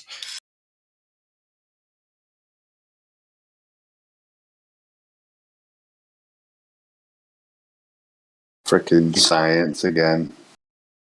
You said it's called microchimerism. Yeah, microchimerism. Chimerism. Okay, I'm just driving at the moment, but I'll search for that later. It's are you sure that's how you pronounce it? It might be microchimerism because it's spelled like chimera. Yeah, they say like the root word comes from chimera, but I've always been pronouncing it chimerism. So it's like micro, chimerism, microchimerism, I guess. That's very interesting. I will also look into that. But that now makes sense. Like a chimera is a blending of DNA, and usually DNA that shouldn't have been blended together in the first place. Like a dog and a fruit, or a fish and a fruit, or a donkey. A donkey and a rabbit.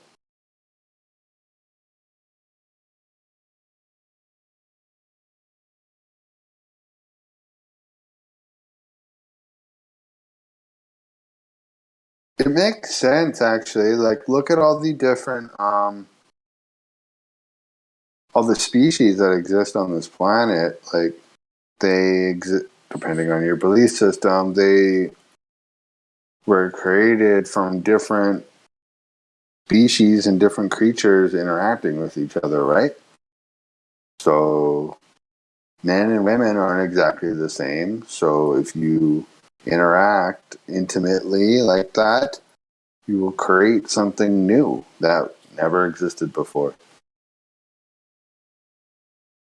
It might not always be 100% human, or at least the same, like a black woman and a white man can have sex and they'll, you know, the baby's either going to be black or white or in the middle somewhere, I guess. You created something new is the point. Sorry, I cut you off, man. What did you say? I just wanted to say in the animal species, the animal kingdom, they describe it as genetic diversity. So, for example, a snake will go and mate with several partners and have a clutch of eggs that are fertilized by multiple partners. ensuring that their offspring has like the most potential diversity. And dogs as well will often mate with multiple other partners and then have different puppies from different parents. And they always said that that was for genetic diversity and therefore genetic strength in the population. But to think of it as chimeric means almost like it's that dog's the female, the bitch, her genetics was actually altered by each of those potential partners. Like, that's quite profound. Yeah, I think a lot of that too was a lot of it is a little bit propaganda to make people think that promiscuity is fine. Like not not saying it's wrong, but that genetic diversity, it can lead, like in a civilization with people, it can lead to a lot of messiness.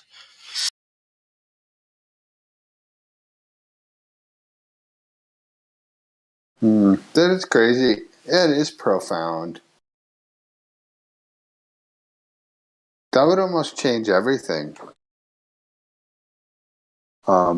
If it suddenly became known globally or whatever that if you had intercourse with someone that would like their DNA would forever be changed, and yours as well, like it's a big deal. Like, would you ever have sex with someone again if they're like, "This is going to change your DNA"? And you'd be like, you know what? Yeah, maybe this is a bad idea. Like, especially if you weren't very attracted to the person, or maybe it was like a one-night stand kind of situation or something. You'd be like, maybe this is bad. But maybe you were completely in love with the person, and you'd be like, I have no problem with that changing my DNA because you're beautiful or something like that,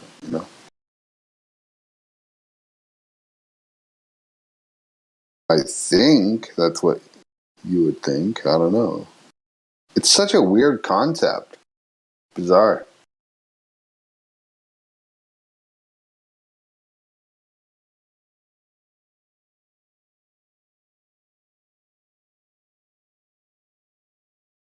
And like, would you have sexual intercourse with a famous Hollywood celebrity because you thought she was really hot?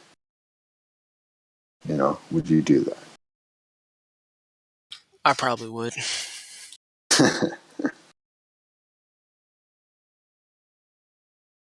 What if Kate Beckinsale asked you to have intercourse with her?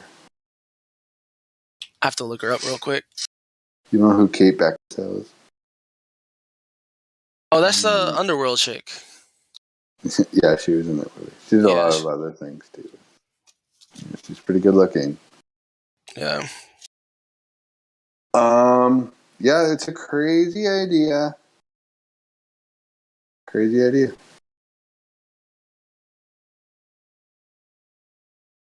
I almost believe it, to be perfectly honest. Like, have you ever thought about like how like bacteria and parasites grow and like just the weirdness of nature? Like, it makes sense. Well, I always suggest people should look into these things for themselves. Don't just believe me at face value. But I think that people either they knew one way or another, but they've known maybe even instinctually that sexual promiscuity is not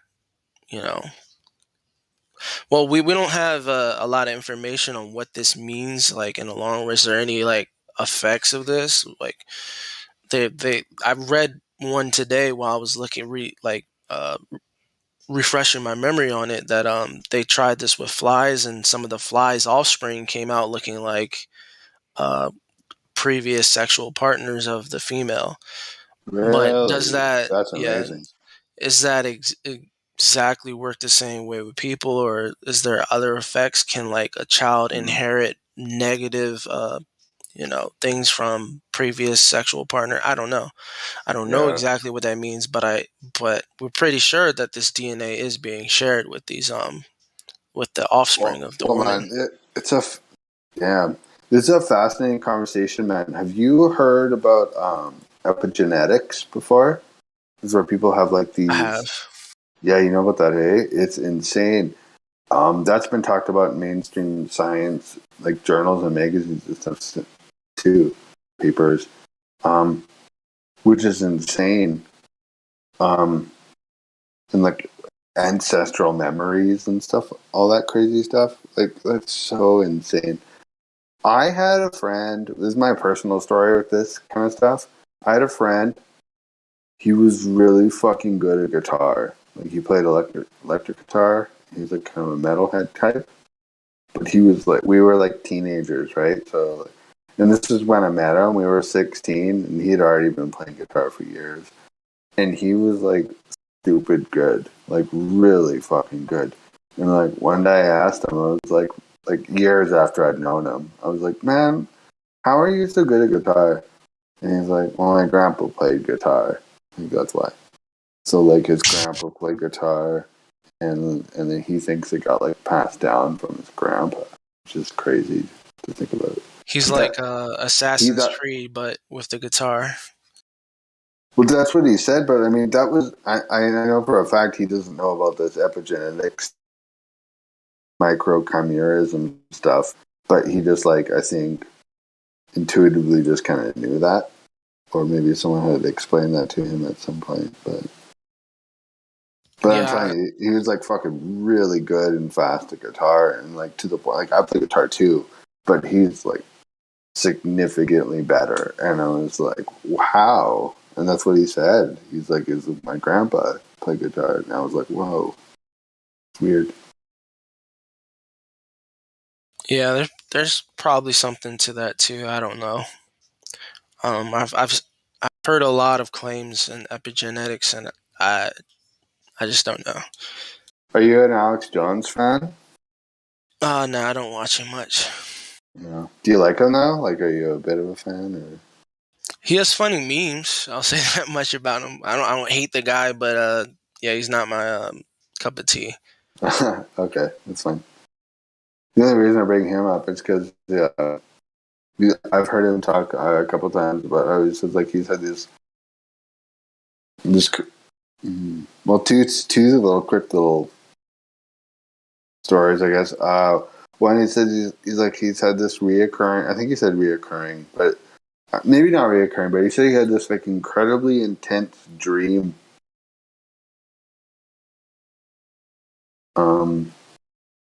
In which,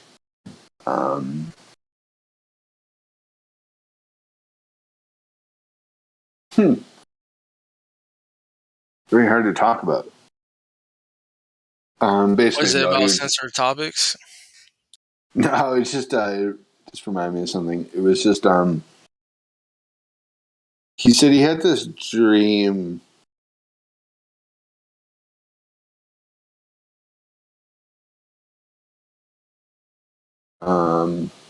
He felt like he was someone else in the past.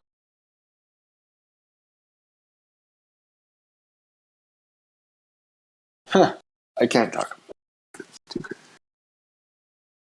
I think I've heard that one. I think somebody did like one of those videos where they take sound bites out and they put them together from one of his shows. I think there was one of those where he was like, I had a dream and just demons and all that. Oh yeah, well, it's a lot. Yeah, I was talking about one like I actually do follow him and I watch his shows, and I'm talking about this one from like a decade ago. Even though it was like 10 years old, I always remembered it. Fine, I can say it. It just it's hard for me to talk about because it kind of brings a tear to my eye. But like he says that like I read this in like one of his shows from like 10 years ago. He was like, I had this crazy dream where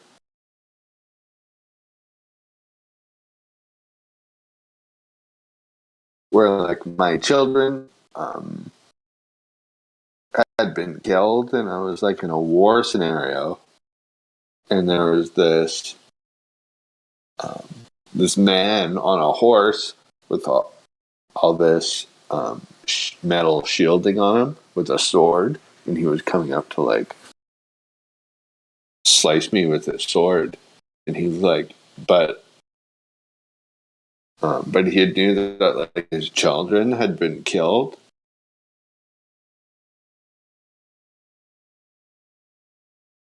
So he was basically like, what Alex Jones was saying was that it was like reliving like a scenario of this man from like a century or two ago who had gone through this war scenario where his children had been killed, and this man on a horse with this giant sword was like charging him. But like the way he describes it, it's like, I only heard him talk about it one time, but when he did, it was like so real to me. And then, you know what, now that we're talking about Alex Jones again, he's brought this up a couple times. The first time is just kind of like the story I just told you. It's like, it blew my mind. But he brought it up the second time. I was like, damn, that he really means it. He supposedly had a dream in his late teenage years of being in some kind of weird dark alleyway scenario, and this man in this polka dot suit came up and like stabbed him or something, or killed him, you know? And so that was like a nightmare he had. And then he said several years later, pretty weird dream, right? Like a man in a polka dot suit coming up and killing you. And then he said, a few years later, he was in this car with this girl trying to buy some weed or something, I think, from this weird back alley. And then she went off to go meet the guy, and she didn't come back. So he got out of the car, he says, he told the story a couple times, got out of the car and goes to like figure out what's going on, you know, investigate. And this guy with this like polka dot suit comes out and stabs him. Well, he didn't stab him, but I think it freaked him out, and I don't know if he ran away or walked away or what, but I mean, like, I think he says, like, if I didn't have that dream, that guy was gonna kill me. Like, it was like a sketchy situation. And so just like shit like that, you know? Deja vu. Yeah, I've when I was a kid, I used to have like this feeling of familiarity, like with like certain things. Like you ever see those green, really rusty things that they're like shipping they obviously containers? no. They were like obviously left around from like 100 years ago. They were like some sort of steam powered devices or something. Like a tank kind of thing, like an old like a water tank or something. Yes, stuff kind of like that. It was like whenever it was always this really strong feeling of familiarity around things like that. Like I knew this, I worked with this or something, like around that type of thing. That's insane, man. That's so like, to use that British guy's name, it seems to have popped off now. It's so profound. Like why? Why? You know? I don't know. Whenever I asked people too, they didn't know anything about these items. They're just like, they're kind of like in the little city where they are. They're kind of like decorative, like how how they'll have these bronze statues around certain areas. I know what you mean. Just kind of, they're kind of like that, but they were like clearly in use because they're really old. They're like super rusty and really old. Huh. That's crazy, man. I don't know. But I went off that whole Alex Jones little tangent there for a second. What I was really trying to refer to is, and it is related to what I think we were talking about earlier with that sexual intercourse stuff with the DNA. There's something called epigenetics, and it's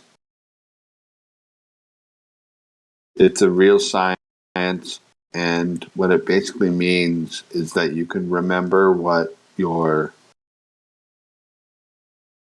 your ancestors, whether that be your mother or father, or your grandparents, or maybe even further back, experienced this somehow inside of you. Okay, so like I know this because like I own a cat, right? Yeah. My cat seems to be inherently afraid of certain things. There's no damn reason why that should happen. Like you can watch people make comedy videos about cats on YouTube. In my opinion, that's really wrong to do. But cats seem to be really afraid of cucumbers for some reason. You're like, that's a bizarre fear to have, right? Because like you and I have been eating cucumbers our whole life, right? Yeah. But for a cat, in my opinion, I think it represents a snake. And how does a small 6-month-old kitten be afraid of a cucumber, but not an apple or something? You know, like you could put a bomb inside of an apple that would like blow that kitten to the. You know, you could put a nuclear bomb inside of an apple, and the kitten wouldn't be afraid of that. But you put a cucumber in front of the kitten, and it'll be very afraid. So what's going on there? Yeah. Isn't that crazy? Like, doesn't that make sense? Yeah, I mean, there's definitely something there with that because when I'm saying earlier I don't know I mean like with people inheriting memories and stuff like that, inheriting like skills. Well, that's what we're like there's talking definitely about, isn't it? yeah, but with the animals it's like clear to see. It's very obvious that like certain animals learn traits. They just know them. They just know how to do certain things. I want to know what the difference. You're right. They do just kind of know, but like, what's the difference? Because like, and don't people do the same thing? Like, I remember when I was a kid, there were certain people that I didn't want to be around. Like, why did I know that? You know? Well, maybe you couldn't put it into words, but there was like you just knew like there was something that bothered you about them, but you couldn't put it into words. Doesn't mean like from previous life or. I guess you're right. That's true. But, that could be slightly different. Yeah, you're right. Yeah, but with like learning guitar, I really don't know because it's not like they came out of the womb playing guitar, right? They learned. Right. Yeah, they right. learned and they got pretty good at it. They probably like us. They probably grew up in a culture that was really really musical. You know, they learned the instrument very. I don't know your friend. I'm just. This is what it sounds like to me. No, that's great. Yeah.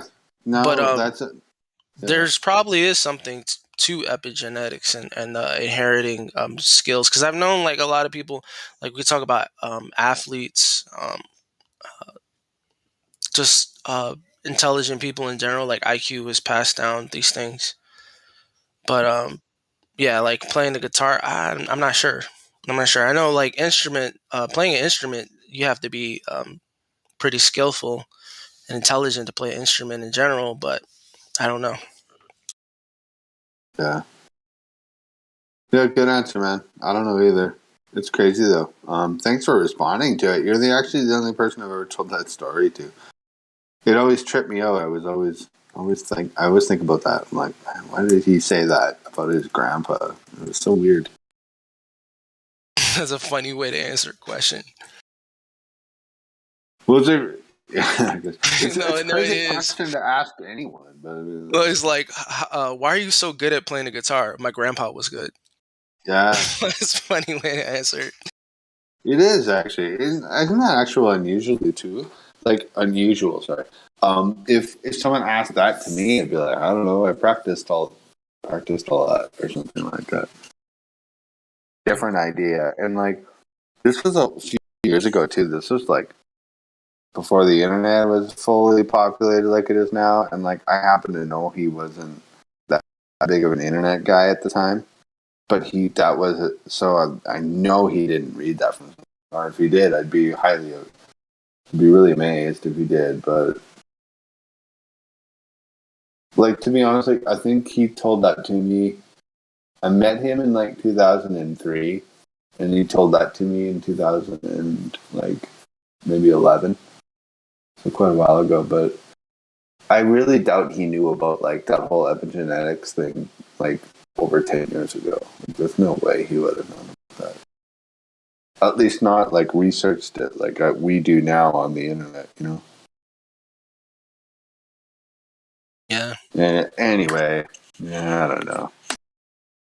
Crazy stuff.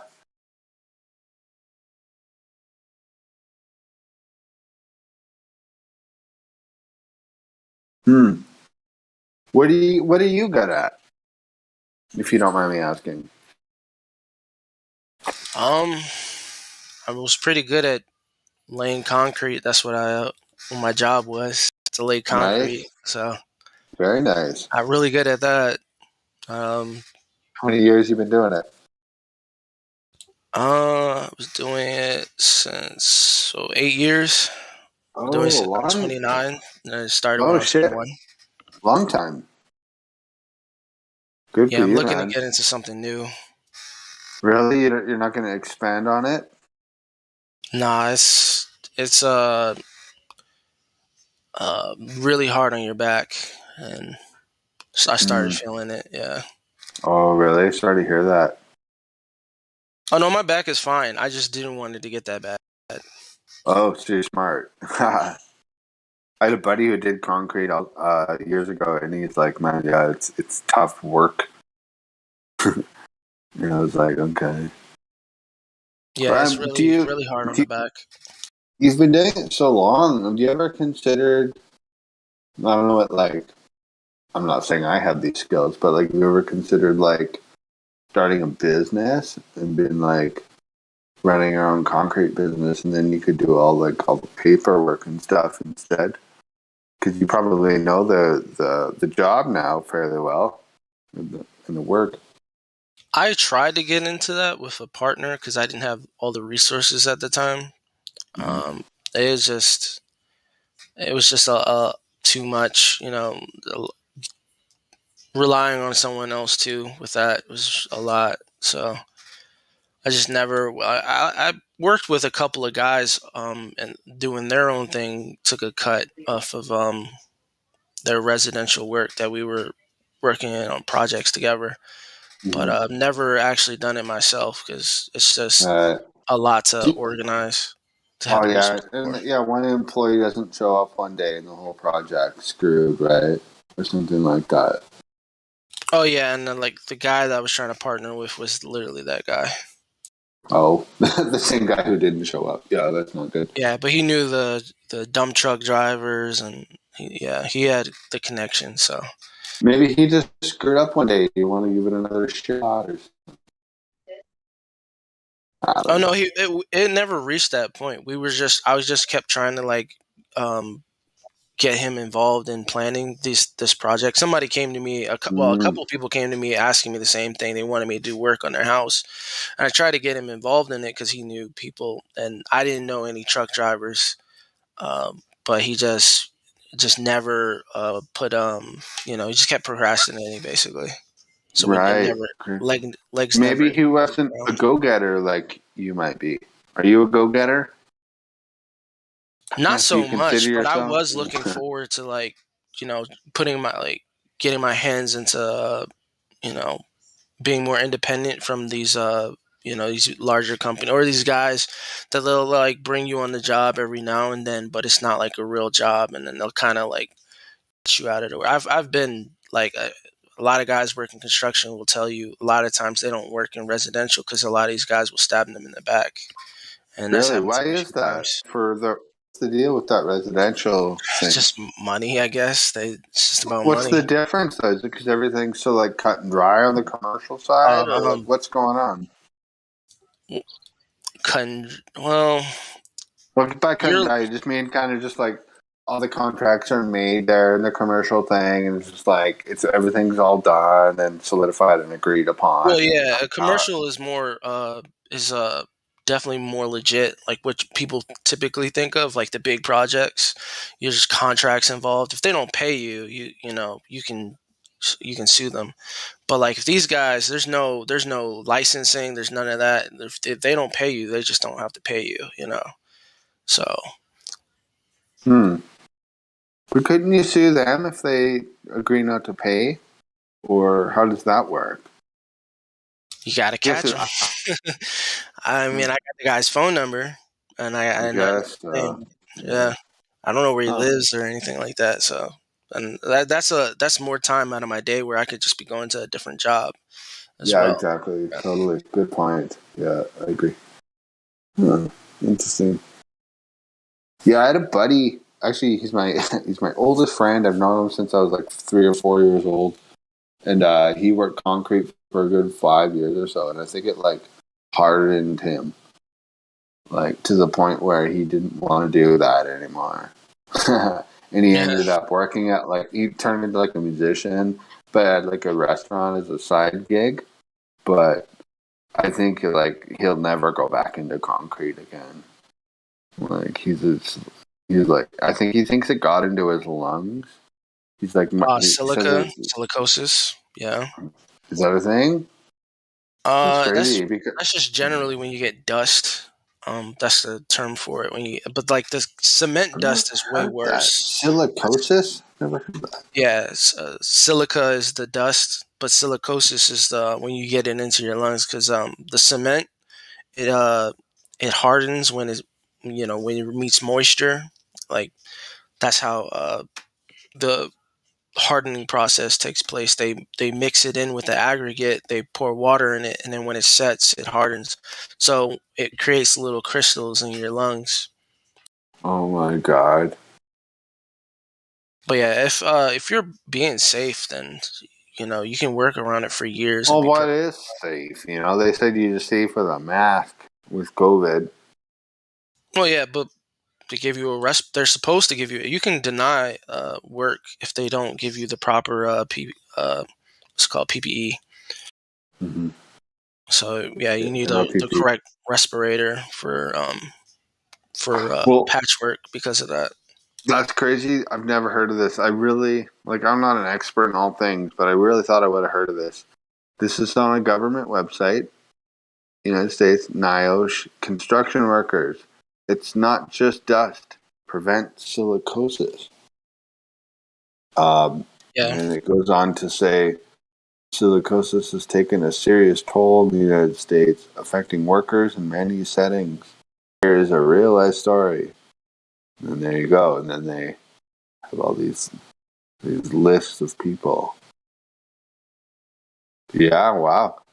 Yeah. I never thought it'd be a great idea to be a construction worker because then, that it kind of half dries while it's half wet, and then dust, and you kick it up, and people are screwing with the concrete the whole time, and then you breathe it in, and you're like, yeah, going on break, or not really. Well, you just gotta be careful. You gotta wear your PPE. Be serious about it, because you may not feel it initially, but in years from now, the silicosis might get to you. It doesn't usually happen very fast.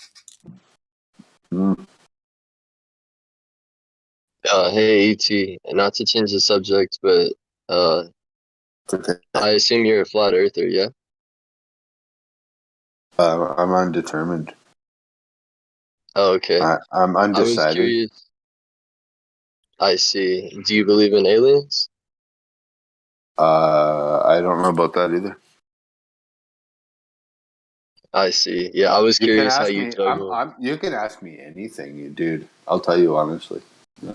And same with hopefully we can have an honest conversation with all of us. Yeah, man, ask me anything.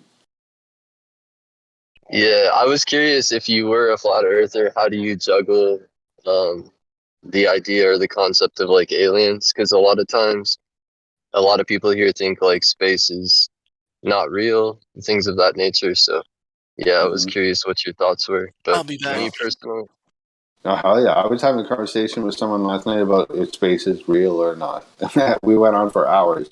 The kid was 20 years old, but he had a lot of good insights. It's a damn good conversation. It's a great question. Don't you guys think? Which way do you lean more towards? Do you think it's more likely that aliens exist or less likely? I mean, specific. You're talking about the alien thing specifically. It sounds like, yeah. That's a crazy question to ask me because I'm a staunch UFO researcher, advocate type, which is highly involved with that whole alien culture thing. I don't. No, I don't necessarily think aliens are on this planet at all, like from another area. But like you have to like follow my whole little thing here, which I'm not going to do that. But I mean, when people say aliens, they like UFOs and aliens. You know, those are tied together. It doesn't mean that they have to be from anywhere else. Like they could be from here. They could have been here the whole time. They could just live in a different part of Earth that we have discovered. Haven't discovered. They come from under the ocean. They come from some fucking rainforest, the crazy mountain, or anything. Or also the sky. Absolutely. So I don't know. I'm not going to pretend like I know, but I think you want to talk about aliens, man? Could be a different species that live on this planet. That's I like that idea a lot because it means people always say like the military is responsible for all these crazy UFOs that everyone's saying. Like, well, how do you know that it's not just actually another civilization living on Earth and that they're hiding themselves, that haven't revealed themselves, you know? Yeah, I get that perspective too. I've seen some interesting information of like similar ideas that maybe they didn't come from somewhere else. Maybe they've been here long before us, etc. Let me ask you, man, have you ever studied ancient Sumeria? No, I have not. Lightly. I feel like there's some interesting information there. Basically, like there are some parallels of information that what most people that align with like the Abrahamic faiths that we hold on to today. So things like being made in the image of your creator. This actually stems from Sumeria, which basically predates almost everything, but it definitely predates Judaism. But there's many other parallels from like the creation of Adamu, the city of Eden, that city existing here on our planet. A lot of the same concepts that you find in Genesis, you will find there. And I feel like maybe what we're holding on to today is more symbolic to the truth. But basically what they would tell you is like in the creation of Adam, another life form has created us, is what it says. Hello, guys. I have a question, if you don't mind. What's up? Maybe it's not directed at Flat Earth as such, but right now, I'm in a position to live stream to you the sun being out at the same time as the moon. Is that possible? Like, how is that possible? Because I can see the sun right there, and I can see the moon there. Boom! I have the same question. Yep. Great question. I also want to know. Welcome to Flat Earth. Welcome to Flat Earth. I'm a flat earther already. I am a flat earther, guys. I've been with you guys for a long period of time, and I support you and I love you all. You're all my brother or my sister. I just need, look, I can literally go live stream right now. I can show you the sun, and I can show you the moon. Surely the moon comes up at night and goes down in the morning. The sun comes. Obviously, we know we've been lied to. We know that. I'm just asking you because I literally am evidence and proof. I can go live stream right now if you'd like to see. I believe you. I saw it when I was a kid, and I Googled it like 2 weeks ago, and then I read a couple paragraphs, and I still didn't get it.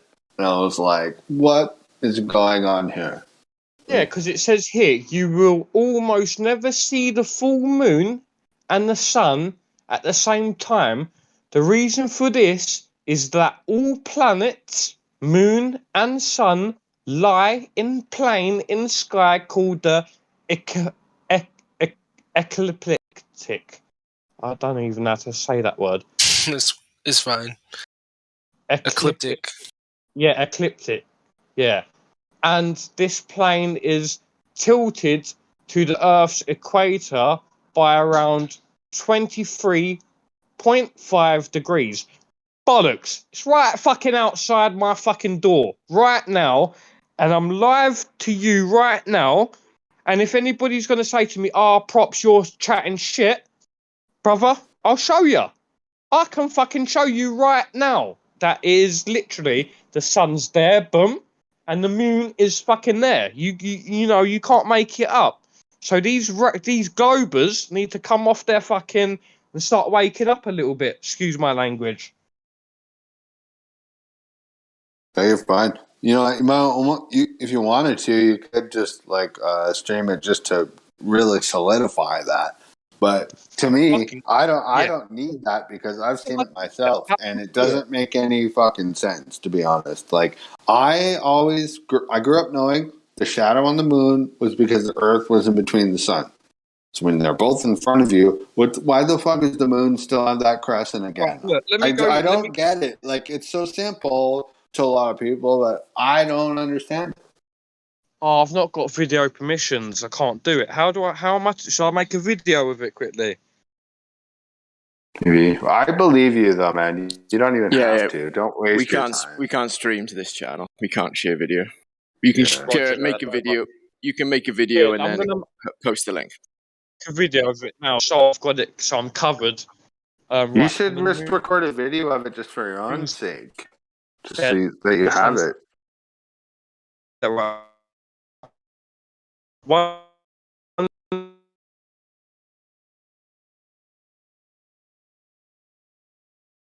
So, has this been beaten to death? Because this debate or argument, because I've never heard anyone explain that to me before, and I'm fucking just as curious as this guy is. Why is happening? Like, how is that possible?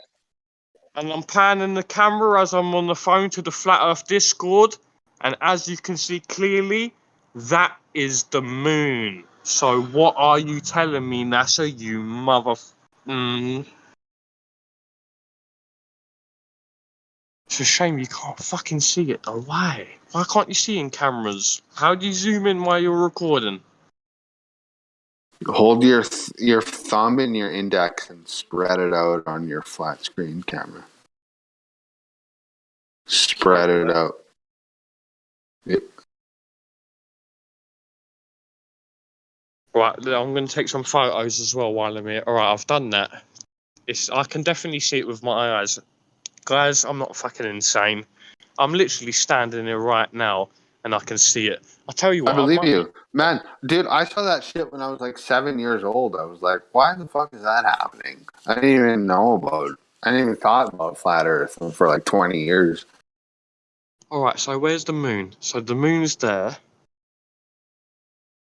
It's a bright day. You can fucking see it's a bright day, and you can literally. I'm gonna get this for you guys, so these fucking globers can fucking calm down a little bit and start getting the actual information that's needed. And then hopefully someone will pop in and explain to us why that makes sense. I mean, or everyone could be silent and people are like, you're right. Doesn't make any fucking sense at all. I can clearly see the moon now, zoomed in as much as my camera can go. That's on a bright sky day. And I've got picture perms as well. This is beautiful. Oh, fuck me. Do I have to really? Yeah, I've got them. I've got them banged to rights. They're idiots. They're idiots. The rich running the fucking keeping me in poverty with their rich little fucking puppet machines. Nah, bollocks to this shit, man.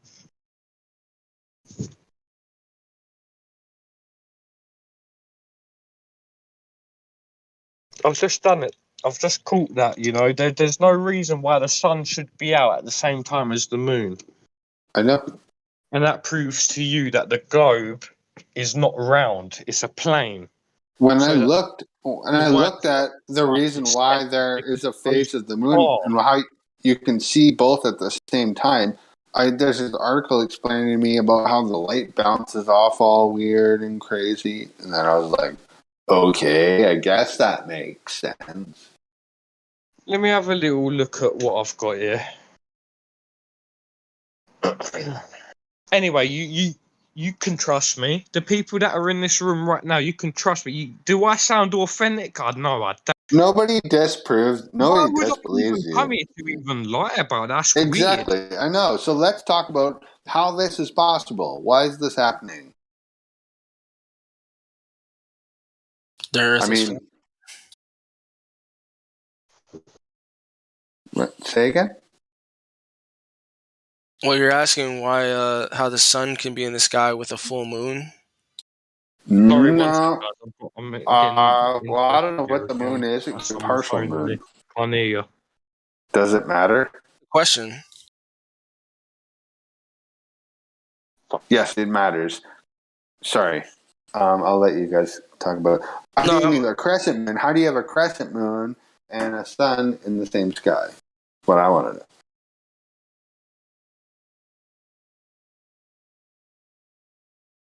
I mean... Because you're saying that the moon should be reflecting the whole... you can see that's daylight. That's not the sun. That's the... Can you guys see that? What I've just put in the live stream. Obviously, that's me just taking a picture of the moon. I know it's just the moon, but what you got to understand is the sun's right just there next to me. You shouldn't be able to see the moon. Like, do you know what I mean?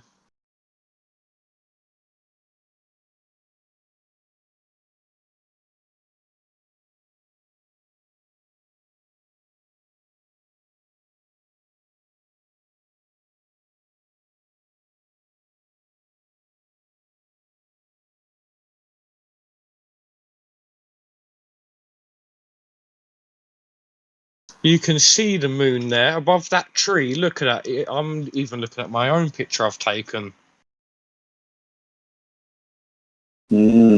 Sun's out, moon's out.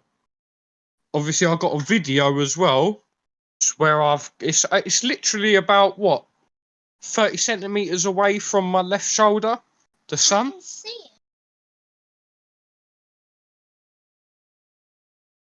Right. So you're on Earth. The sun is to your left, up. Correct. Your upper left. Correct, the moon is to your upper right.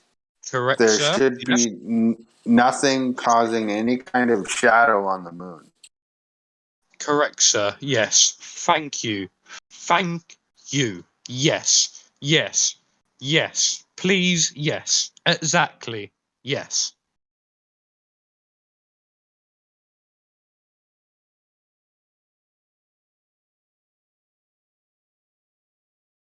It doesn't make any sense.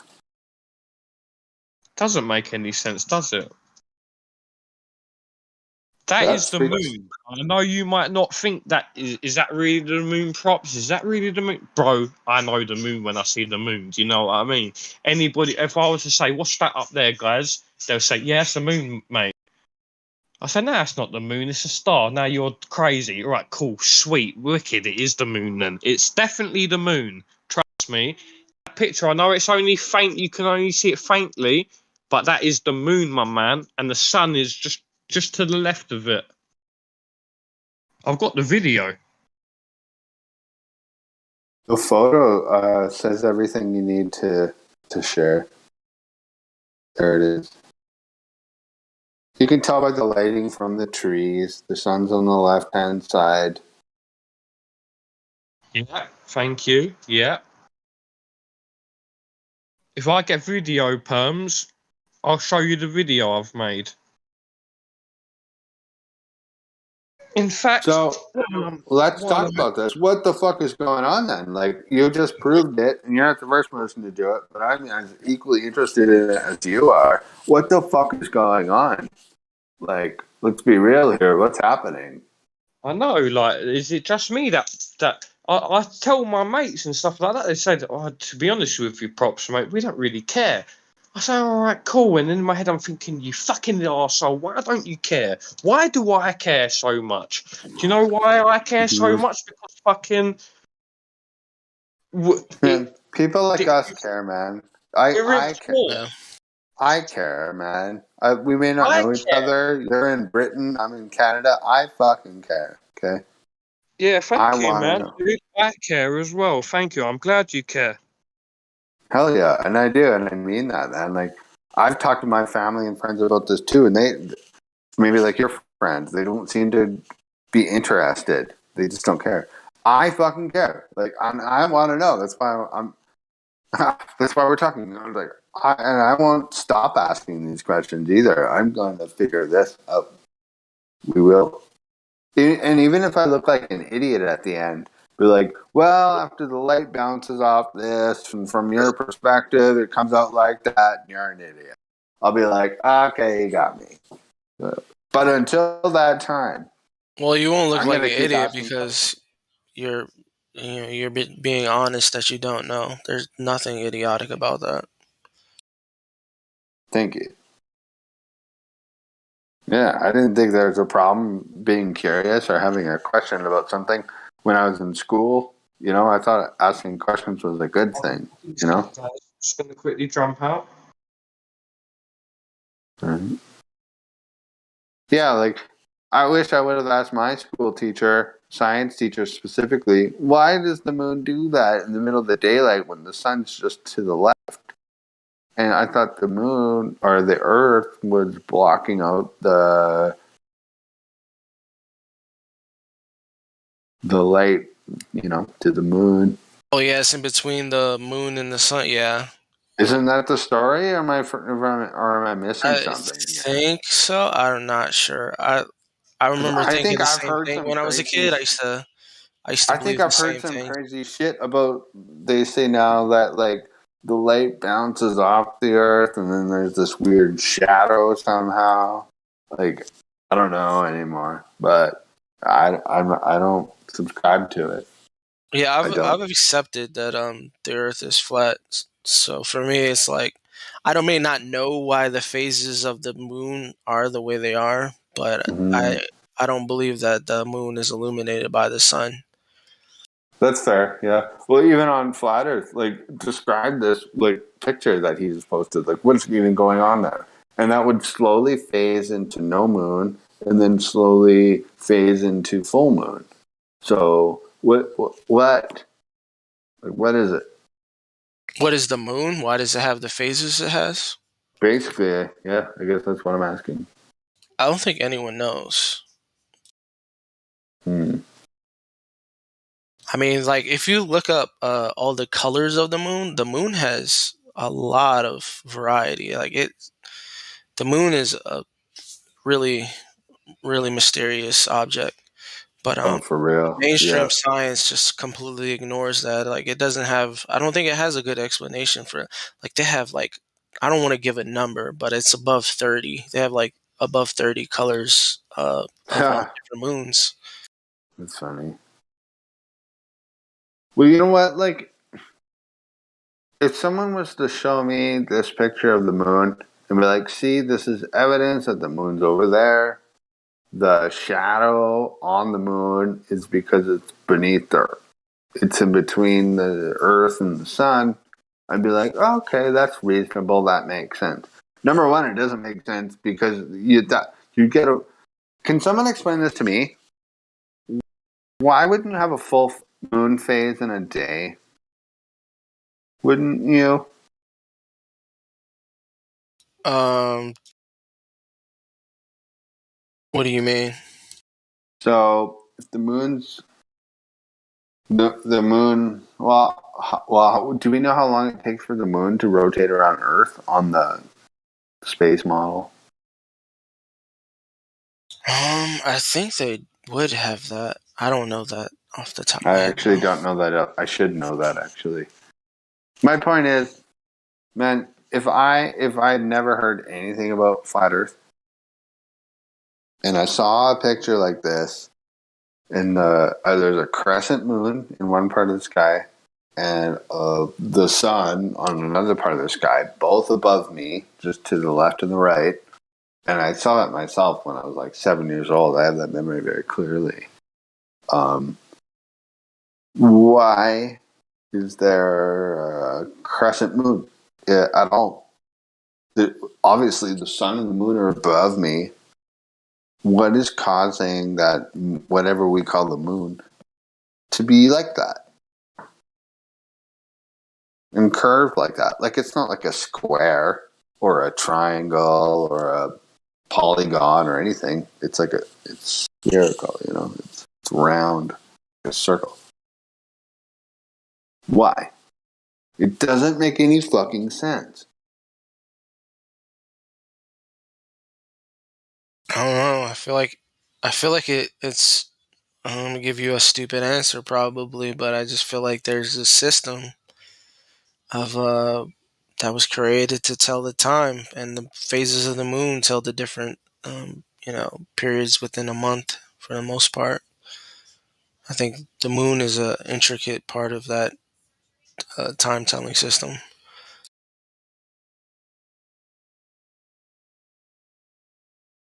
The calendar. Yeah. But physically, how could that work? What do you mean physically? How could that work? You mean look at the moon? It changes every night, and then does the same thing once a month, doesn't it? Isn't that where we get our months from? Yeah. Well, I don't know. I think that's how, but I mean, it goes from full to skinny to full. It's from dividing up the constellations mostly, but yeah, you can keep track of it also mostly through the phases of the moon for the most part. I don't think it's exactly the same, but yeah.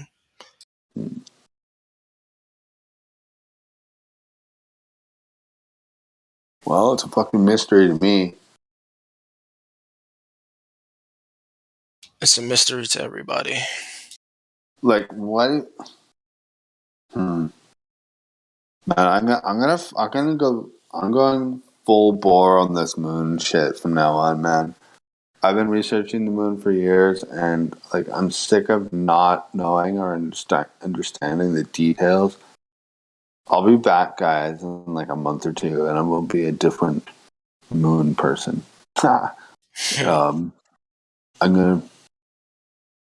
We're gonna figure this out. Like, imagine, you know what's so funny? Like, we're in this flat Earth room, right? We've all heard, like me personally, hundreds of hours of just people going back and forth, different arguments, right? Very entertaining stuff, very enlightening.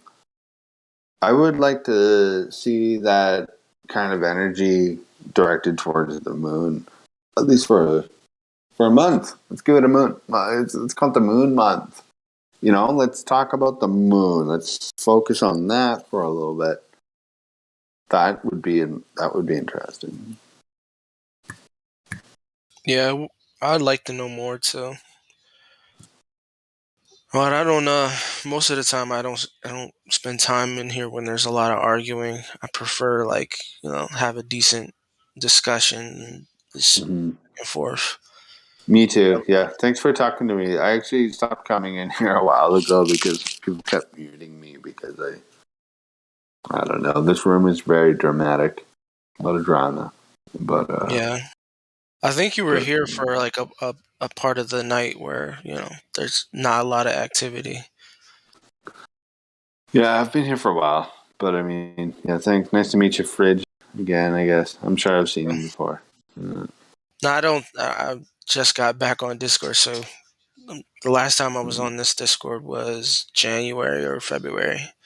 Last time I linked some information on medical procedures, and that person turned me into the Discord police. What a piece of shit.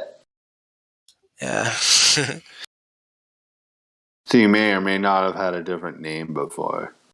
Oh no, my name is pretty much just the J. If you type my name Fridge without the J, you'll find a couple of my posts. Oh, that's it. Yeah, I don't know if we actually have talked before. Then, actually, to be honest, I don't know if I remember a Fridge. Sorry if you remember me and I don't remember you, but I don't think I remember you. But there's so many people that come into this room, man. Sorry, It's crazy. I wanted to quickly come in and get that cleared up.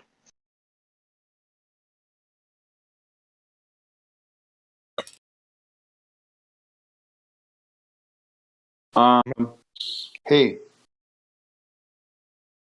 What's up?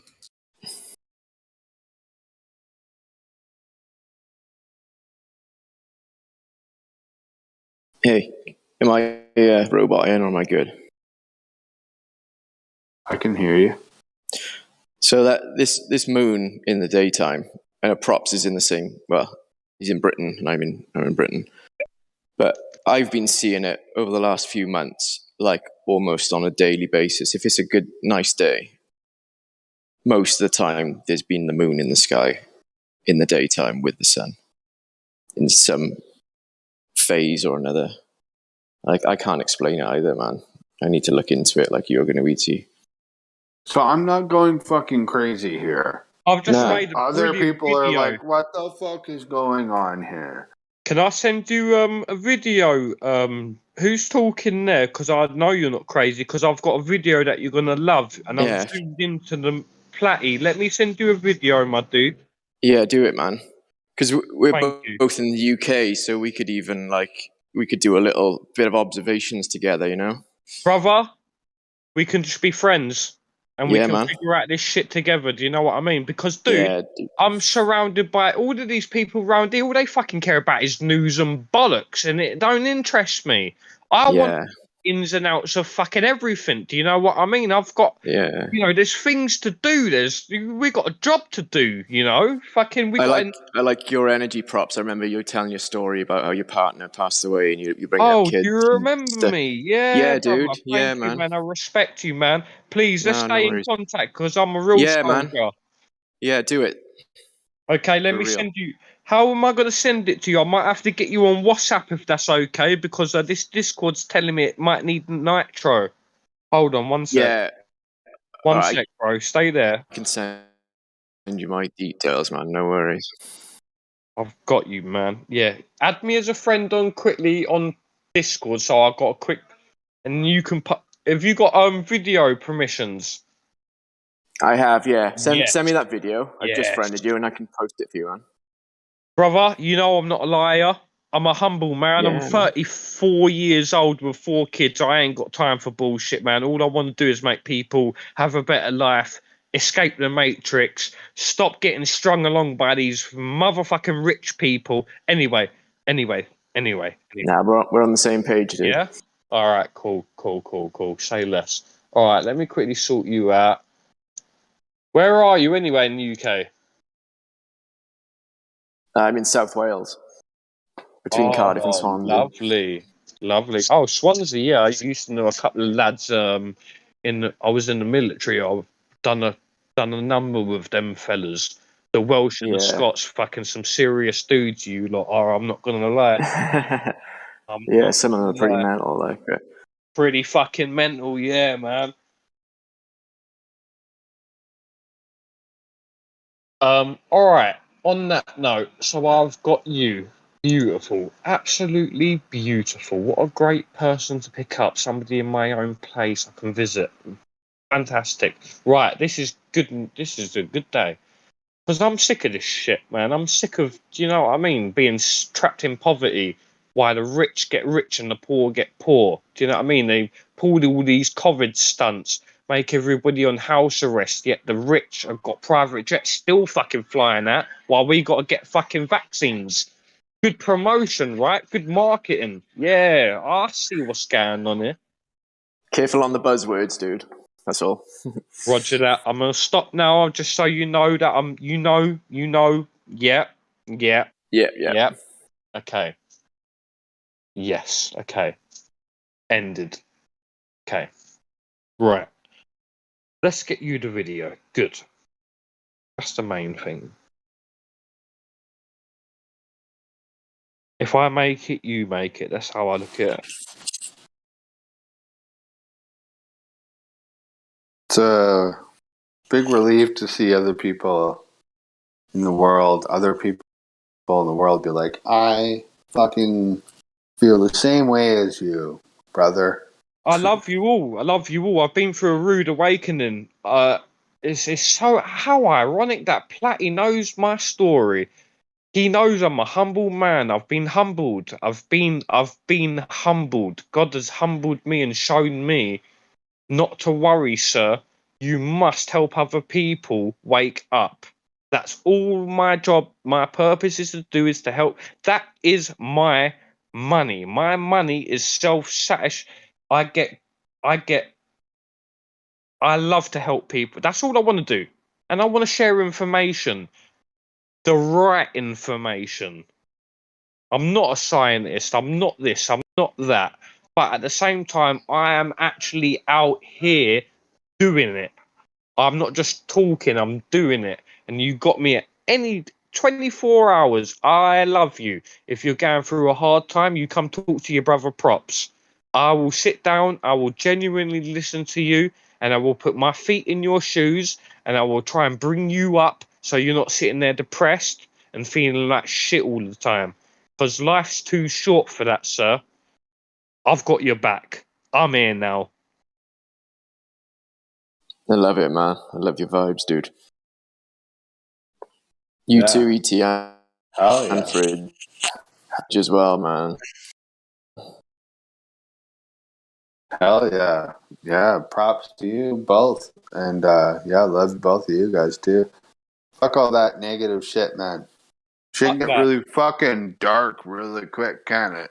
Yeah, I don't know. We're not getting any younger here, but have you noticed that you get a little older, you think about shit gets a little dark. You know, maybe something happened to you at some point, and you're like, man, I wish that didn't happen. So yeah, like, it's really easy to fall down that little spiral of whatever that is. But I don't like it. I don't want it, and I don't need it in my life, and nor should anyone. I don't want you guys to have it. Can't, you know. Fuck, this ain't. Nobody likes a negative bastard anyway, you know? Like, your life might be really fucking negative. Imagine if it was that bad and like you couldn't fucking help yourself and you're like so fucking negative. Nobody wants that. You know? I'm sorry, but like I've been that guy. I've also been the person who doesn't want to be around that guy. And at the end of the day, that shouldn't exist. Get away. Get that out of your mind. My phone's not allowing me to do this. Why? It's almost like they know I'm trying to record this now. My phone's literally saying recording stopped due to an error. What? Why? NSA error, more like. Recording stopped due to an error. Great. Shut it down. Alright, I've got it here. Got it, Platty. I'm coming to you, my brother.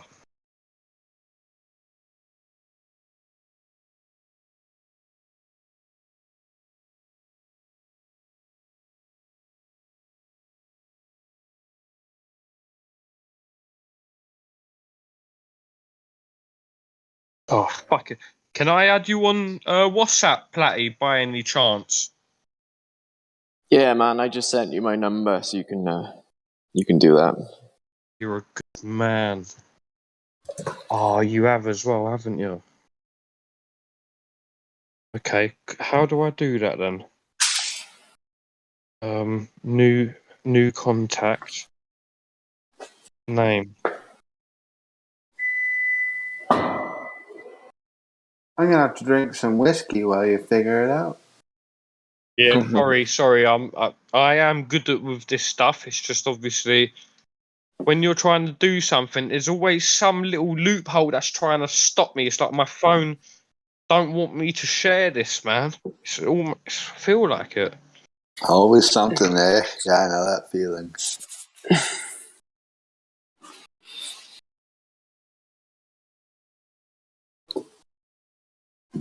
Right, hold on. Let me just quickly Answer honestly. If everything was fixed, all problems solved, would you get bored? Probably, definitely.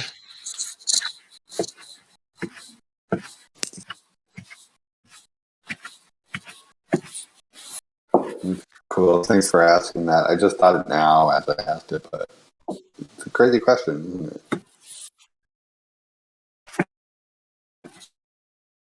Or it's pretty similar. Like, let's say you win the lottery. Would you be satisfied with the amount of money you have? Like you'd be like, wow, I just won like $50 million. I'm good to go.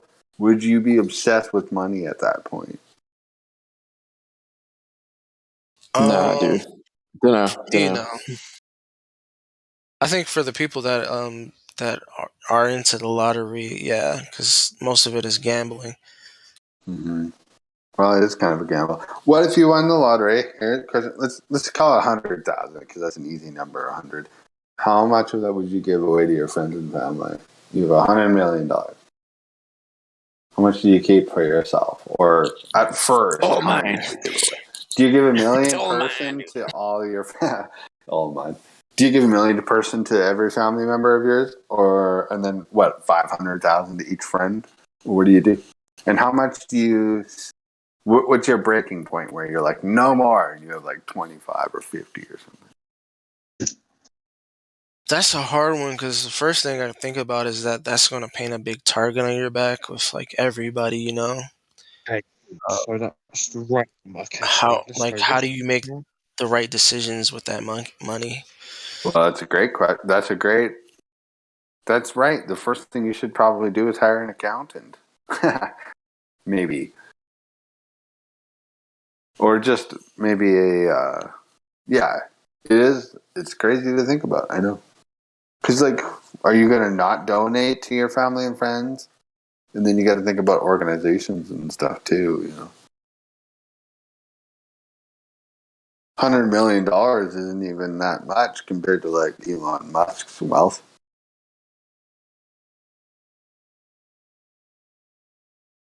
Yeah.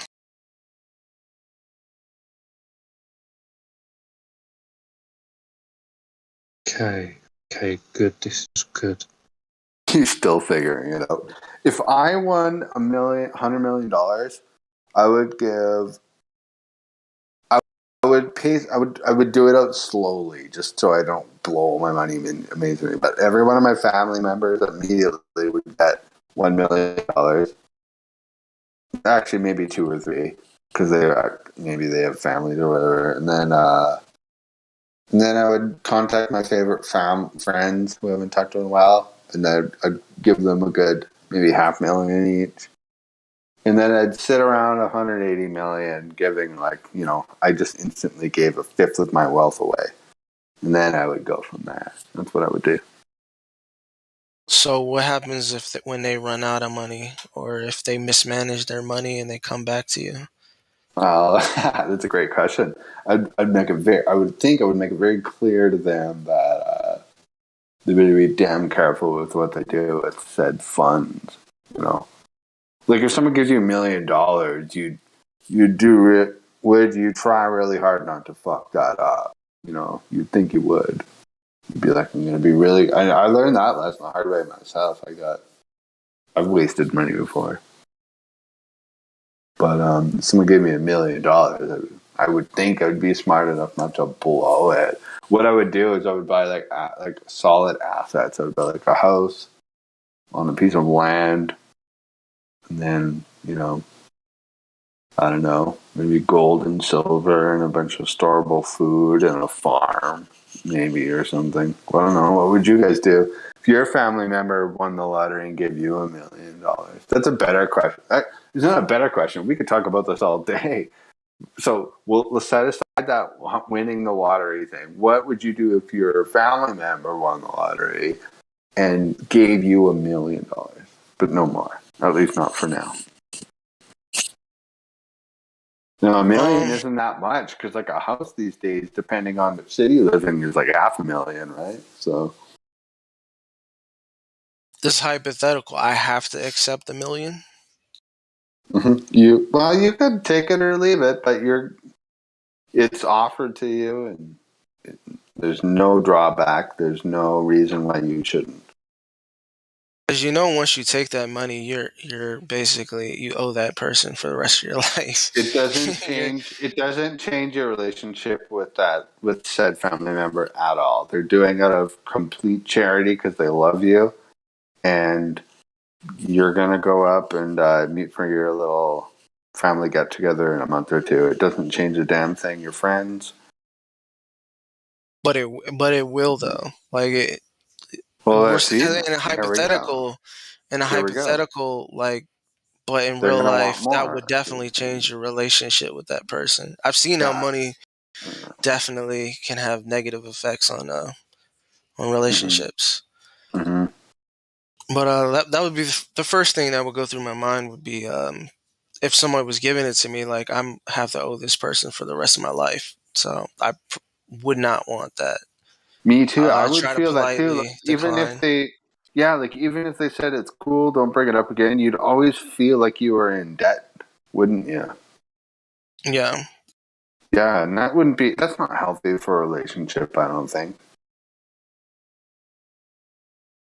Yeah, then whenever you have like a disagreement later on, well, you owe me, it's going to come back up. These things are always going to come back up. Oh yeah, especially $1 million, that would come up for sure. Yeah. That's a good point, man. Good answer. Yeah. So knowing that, would you still agree? You're like, let's say, I don't know what your family situation is, but when your close family members won the lottery, they're like, hey, bro, $1 million, have a good day. You would take it, right? If it was my family, like real life, no. But if it was like I had to, what would I I'm do? talking real life family. Yeah. Like they're like, I just won the lottery. I got I'm fucking rich. And they're just basically just like tossing out cash to people. And they're like, take $1 million for now. You would accept that, right? No, not me. Not me personally. No. Actually, you wouldn't. No. That. Why? I think I would. I just don't want to be like owe them, and also like them go into like you'd have to transfer all that into crypto or something. Where, inflation can't really touch it well enough. That's why I said assets earlier. You buy just like land with a house. And Yeah, just you'd want to get rid of it as soon as possible. Yeah. Crazy. That's a lot to go ahead. I'd set up some kind of charity thing after I'd sorted like the future. You're breaking up. Friends. I'd set up something that really helps. Sorry, dude.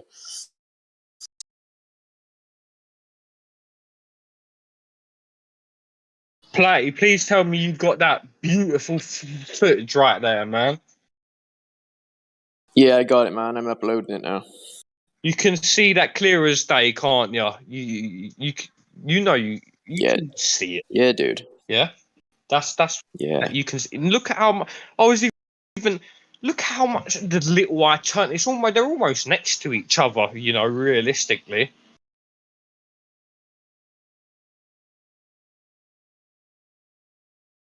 I wonder why the ice caps are melting, eh? I wonder why land becomes.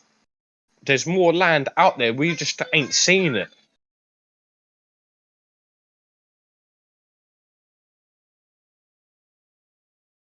We have planes and boats.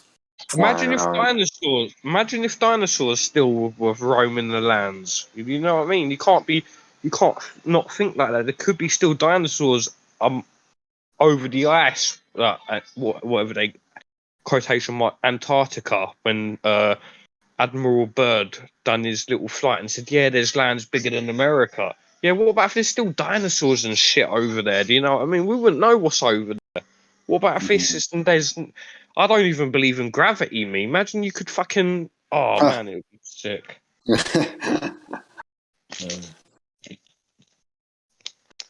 Retracting. Maybe, man. Like, who's to fucking say if you went past Antarctica, whatever you think that might be, there's not something else out there that maybe more Well, people. there must be something else out there because we've got pyramids. Do you know what I mean? We don't know how to build them now. You know, we can send rockets to moon, Mars, and all that quotation mark gas, rubbish, lies. We ain't sending no one to no space. We ain't getting out of space. We're inner space. That's Right, what yeah. we understand. Flying saucers don't sound so crazy all of a sudden, do they? No, they Huh. don't. You say don't. You know what I mean? Because if you know, if imagine when they say the doors are open, what about if Earth become like what space is it expected? We would all be floating around. You wouldn't need much to propel you forward, would you? Do you know what I mean?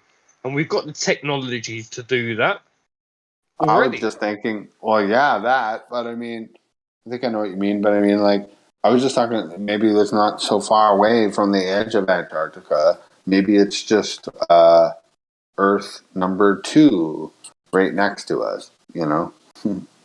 There's exactly, dude. There's a lot. It's all apparently we've moved from the Bronze Age into the Iron Age. I think we've moved from the Iron to the Bronze Age. We're still to have the Golden Years. That's excuse the noise. Sorry. Imagine if they had a dating app for people, be like, hey, I'm from the other world outside of Antarctica, and you swipe. Well, this is it. We don't know. Like I keep on picturing myself as a fish. Yeah. Imagine being a fish in the sea and you're looking up. And all you can see is up. You don't know what's around you outside of that. Do you know what I mean? It's the same.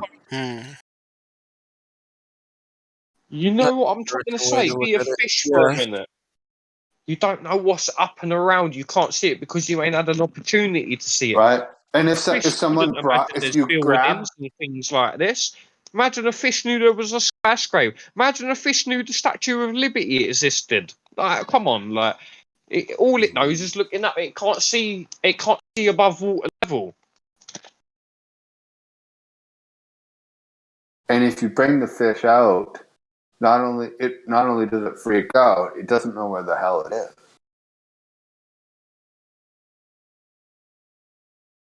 Yeah, sorry, I'm going off a bit. I know, but it's just because I had that No, opportunity. you made a great point, man. Very true. I agree with what you said. I'm not a conspiracy theorist either.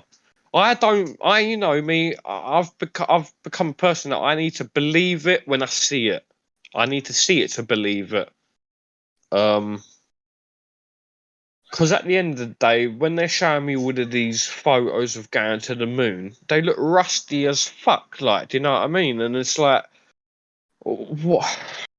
It's just all. It's yeah. Anyway, I don't know Perfect. why Oh I'm no. so upset about it. Oh I don't no, it's get me so. it's a very pertinent conversation. We were talking about the crescent moon and everything. They said they went there. They obviously didn't. We have evidence of them lying about it. We have footage of them lying about it, where they covered up their little window and they were hovering above Earth in their little airplane or whatever it was, pretending like they lied.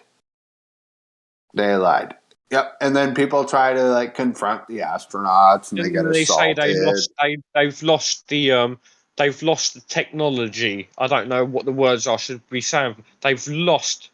They It's don't know too how to get. painful. It's too Yet you painful. got people like Elon Musk that are trying to get to Mars, which is further than the moon. So it's like, so his technology has got it's more advanced. So you ain't lost it. You've never been. Blasphemy.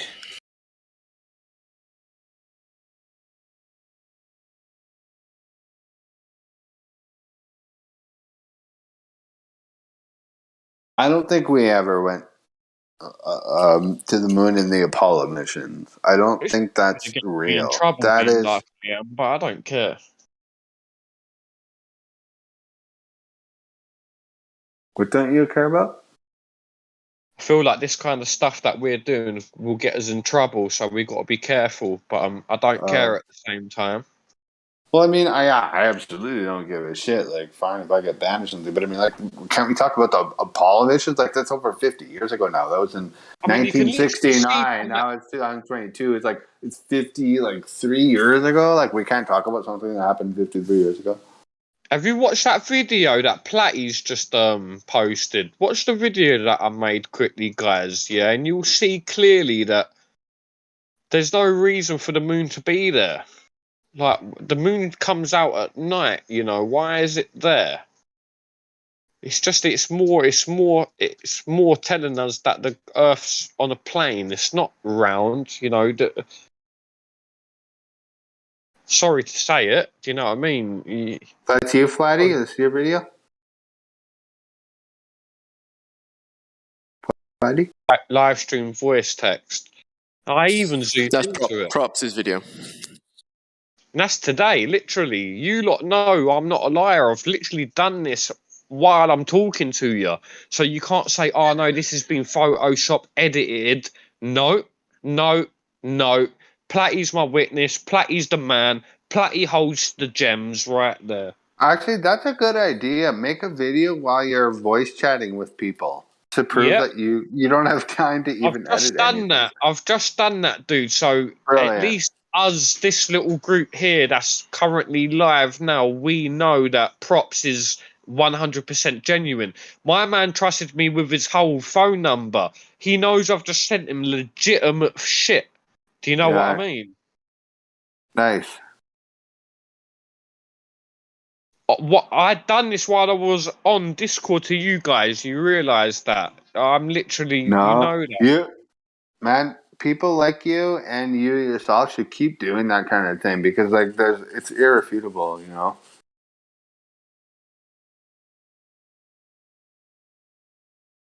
Yeah, well done. What the fuck do you think it is, man? Why is the moon like that? I just don't. Like, you're not meant to see the moon when the sun's up. You're not meant to see the moon. That's how schools taught you. Now this is and I know it's not. Oh yeah, all right. Well done, Props. You can see the sun and the moon at the same time. Great. Well done. Woohoo. Well done for you. That's not the point. What I'm getting at. The point is that you shouldn't be able to. When you Google it, it says it's extremely rare to see that, etc. kind of thing, and schools don't teach you that. So what schools teach you is bullshit. So the earth ain't round, it's flat. Do you know what I mean? It might not necessarily be flat, it's all kinds of fucking shapes. I couldn't, you know, you drain the water from something and then you have a look at it like that. It's not flat, it's fucking bobbly and all kinds of different things. Do you know what I mean? Excuse my language. I took my kids out of school 5 years ago, dude. Nice. It's just look, man, the proof's in the pudding. I've just provided it to you. If you was standing with me right now with a beer in your hand, which I've got, I'm having a beer as well. I'm, you know, fuck it. Fuck them. I'm living in poverty. I'm not going to sit around watching the news, running around getting these shots and all this shit, putting money in other people's pocket when there's billionaires out there and there's fuckers out there with homeless. I know veterans that have fought for the country that are homeless, and it's ridiculous. Do you know what I mean? So I'm sitting there now like that, and then I lost my missus because of. I tell you why I lost my lady. My kids have got to be brought up by me with no mum simply because COVID quotation marks was around, and the ambulance service was so busy that they couldn't find my address. It took them 30 minutes to get here, and I'm suing them fuckers as well at the same time. So. Trust me, everything, you know, don't believe what they tell you, man. It's all marketing, promotion. Because the public are so gullible, when they pulled that first stunt and everybody was in their houses, they were like, "That, yeah, this is brilliant. This is going to make us load of money." Imagine how much money they made off of masks, all the PPE equipment and all that shit. They made millions off of it. And then every time somebody has a shot, you know what I mean? That's putting money in someone's pocket. And then my mum took the vaccine and then just had 2 brain strokes in a week after. So there we go, you know, like, and you don't believe me, you don't have to believe me, but you should believe me because I'm a motherfucking real dude, man, and you've just been proven that I don't lie. I just have to be careful how you word stuff. This is going out live on the live stream. Oh yeah, shit. Yeah, I forgot about that. Yeah, it should be going out live. And I'm really sorry to hear that, man. I'm upset and angry. Yeah, do you know what I mean? So it's hard for me to be professional about this when I've been let down because it made me homeless. I lost my house because of it. So then I was homeless. I had to sleep at my mum's house, and then she kicked me out because she was suffering from her problems. She couldn't deal with the kids. Now I'm sitting here in temporary accommodation, not knowing what to do with myself, bringing up 4 kids the right way. Yes, sir, no, sir, 3 bags full, sir, beautiful kids. And I'm just trapped in the system. I've got no opportunity. I fought for this country. It's just a joke. I've been let down. Do you know what I mean? The why I'm so at war with people is because when everybody was in lockdown and we couldn't fly and go on holiday, you think the rich couldn't fly? Of course they could, because they got private jets. They can afford to fly privately. So. Now, did you know the amount of? I know you probably know this. The amount of billionaires, Look like at Andrew doubled Tate during and Tristan Tate. Oh, sorry. Go on.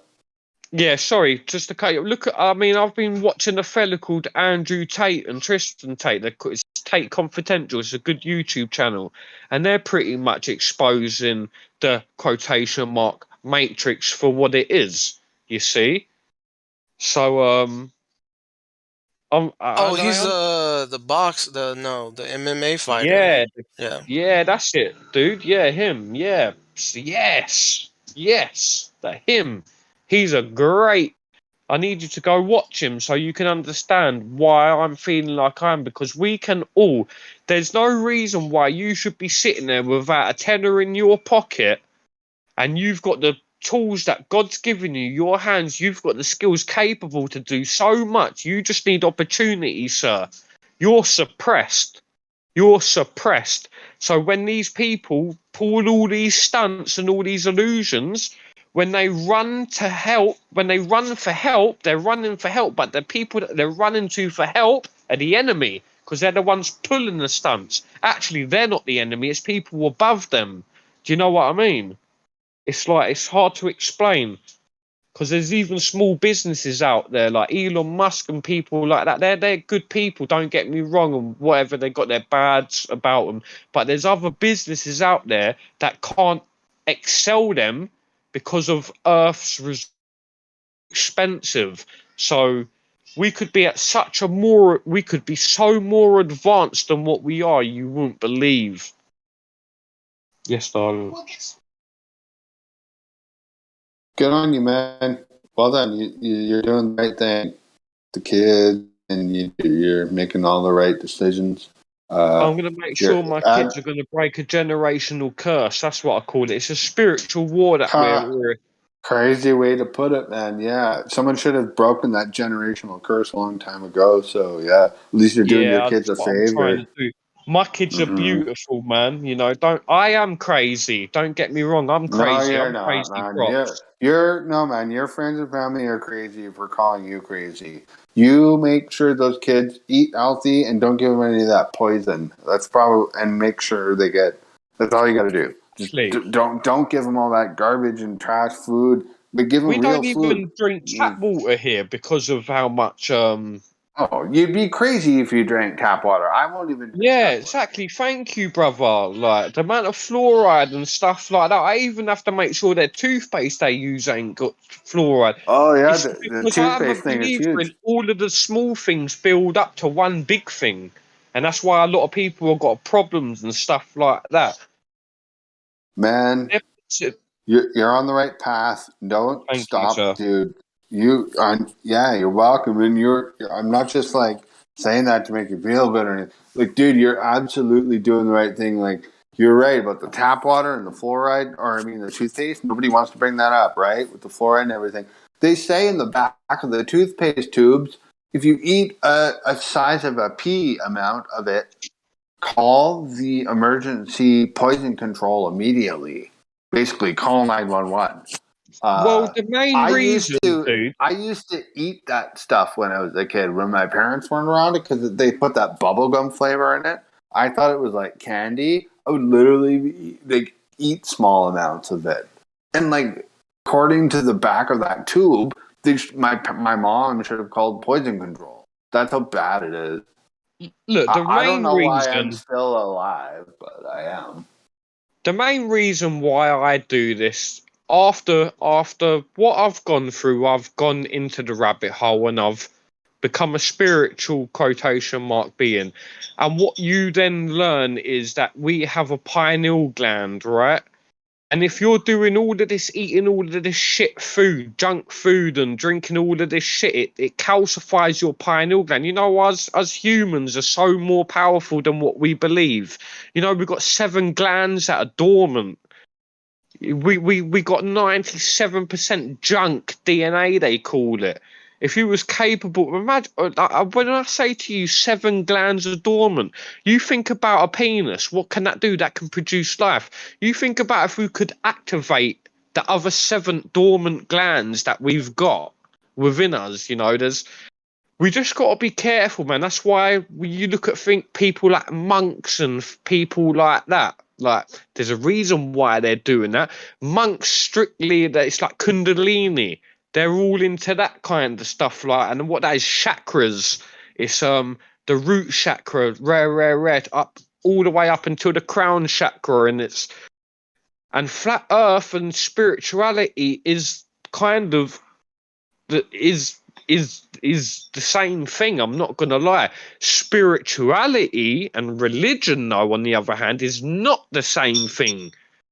Okay, do you understand? I'm not going to get into it. I feel like I know what's going on, and people need to fucking wake up, and sooner they do, the better, so that we can all stop what we're doing, look to the left, look to the right, and start fucking helping each other. And until we're prepared to do that, we just want. And all they're doing is giving. And they're feeding us in dribs and drabs. And I'll give you an example as to what I mean by feeding us in dribs and drabs.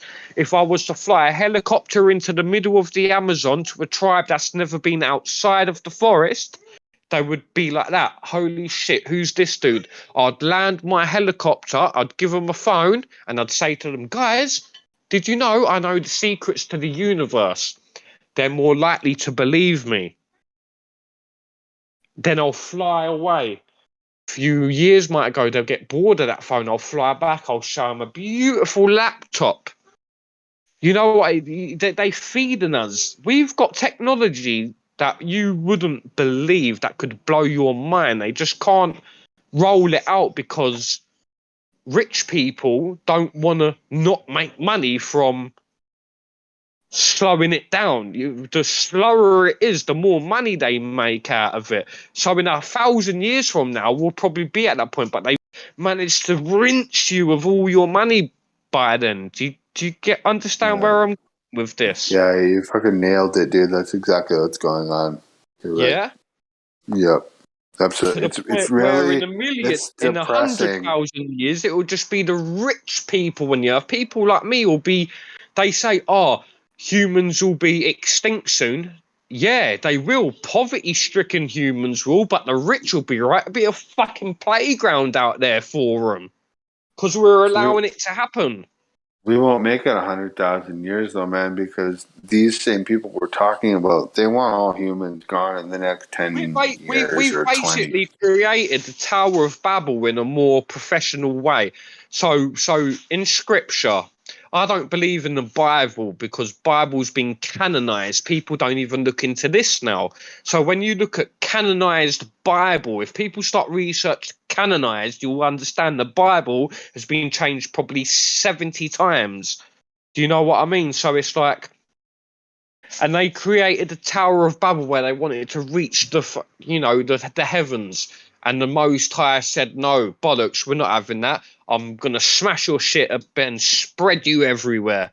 Now what they've done is done it smart. And I tell you why. Because they've got phones, satellites, this, that. They're becoming the eye of God. They're creating the eye of God. This is why it's duality. And sometimes on Earth, humans do get bored, so we need contrast. So it's like we got to be very careful what we're doing. You know what I'm saying? We really need to become humble now, and we really need to start helping a brother. You need to see your brother higher than yourself. That's how Scripture was told you that Jesus was a carpenter. He was a handyman. He could do anything with his hands. He was already given the best tools. He was a fisherman that just wouldn't get left alone. Every fucker kept on running to him with his problems. This man was thieving. This man was stealing. Should we kill him? No, we shouldn't fucking kill him. Let the man go. Oh, Jesus, you're a bad man. You must die. And then he dies for our sins. So you, sir, have the freedom, like me, to fucking speak on things the way that I am and get some fucking clarity as to why they're fucking with us still.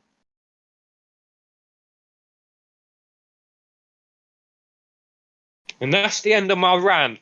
And I hope that's on live. And if you want to come for me, but you better come for me smartly because I'm ready for you.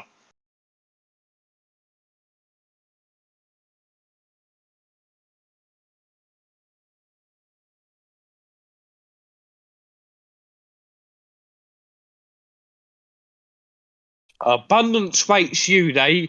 Everything you want in life is already owed to you. You just don't know that. You're perfect exactly the way you are. There ain't nothing wrong with you. Do you know what you need to do? Is just focus on the changing the path. Stick to the main storyline. Stick to what's...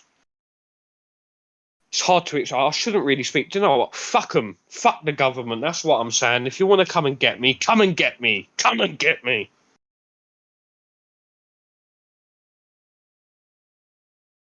They've let us down. And they say, oh, these people are props. They do it because of money and power. No, they don't. Because they already got that. They already got that. They're the ones that created money. They already got the power. So they control you because of money. And they get to live their lavish lives. If they get cancer and stuff like that, they're clear. Us people, our peers have to die through these diseases and shit. It's disgusting. Anyway, maybe I got a little bit too deep, but sometimes people got to hear it for real. It's not always just about the earth being flat. Yeah, we know it's flat. We all should. They know it's flat. Everybody knows it's flat. We just don't care for some reason. Nobody cares that it's flat. We couldn't care if it was square-shaped, round-shaped, pear-shaped. Nobody cares what shape the earth is. Do you know what I mean? As long as they're getting a buck, that's all they care.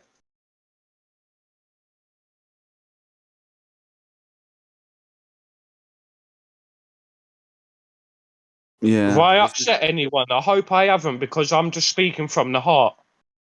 No, you're good. No. No, not only you're good. I think part of the reason why no one's talking, man, is because you're making amazing fucking points here. And fuck you. Fuck yeah, man. Same here. You're in the UK. I'm in fucking Canada. Come and get me, man. I didn't do anything wrong. I didn't break the law. And fuck you. You're the one who took my fucking rights away.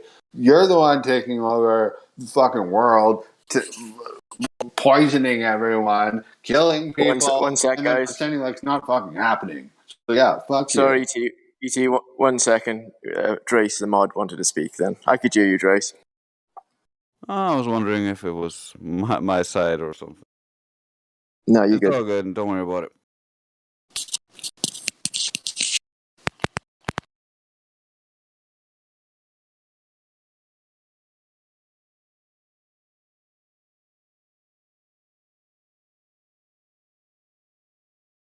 Yeah, sorry, I didn't know who to turn to, you know. I can only talk to you lot. I see you lot as a brotherhood, you know. I know this is only a hub for Flat Earth, but I know a lot of you guys are beautiful human beings, and I just want you to value yourselves.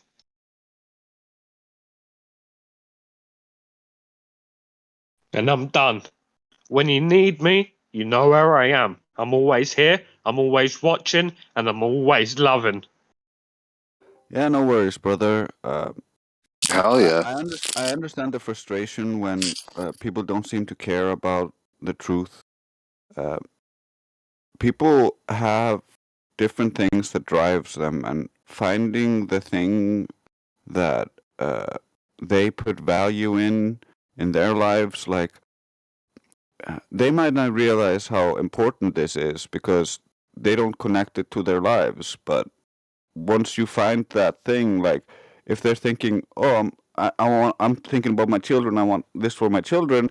If you can tie it into how it will affect their children's lives getting worse and worse and worse if we don't fix this, they might start to think. It's all about getting it to their level.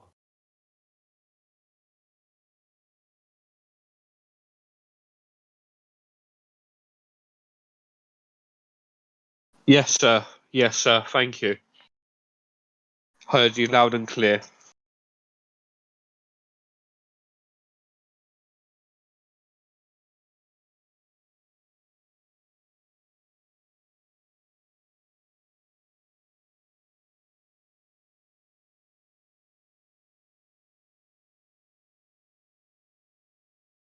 Have any Globers come in?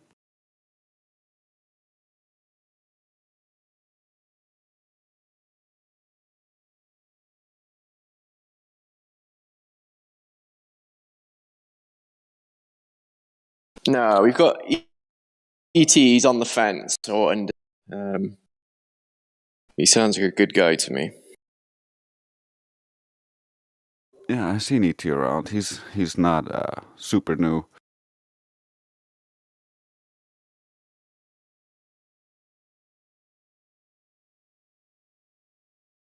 You've been around for a while, ET, isn't that right? Yeah, like 3 years or something, not 2 or 3 years. Can't remember the exact moment. Beginning of the pandemic is when I joined. That's how I always remember it.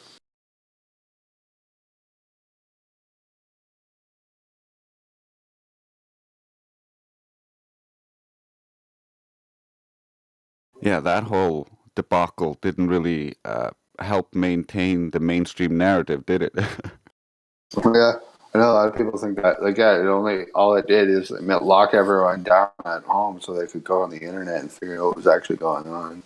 Yeah. I think the financial collapse is not going to help much either. But if Trump comes in real good and lowers the price of gas and stuff, I don't know. Maybe some people will think the government is working in their favor again. I don't know. Yeah, maybe not as bad as they say. Yeah. Well, imagine given let's say it was an exponential situation with the gas prices, and as they're going right now, that's obviously a huge news piece right now. What if that kept going for 2 years and it got really bad? People would be begging for Trump. Yeah. Some people think. Oh, sorry. Yeah, no problem. I'm just saying, like, as soon as he comes in as well, it's America was energy independent. It's not like it can't be again. So it's not like he can't fix the problem and then look like a hero. Mm-hmm.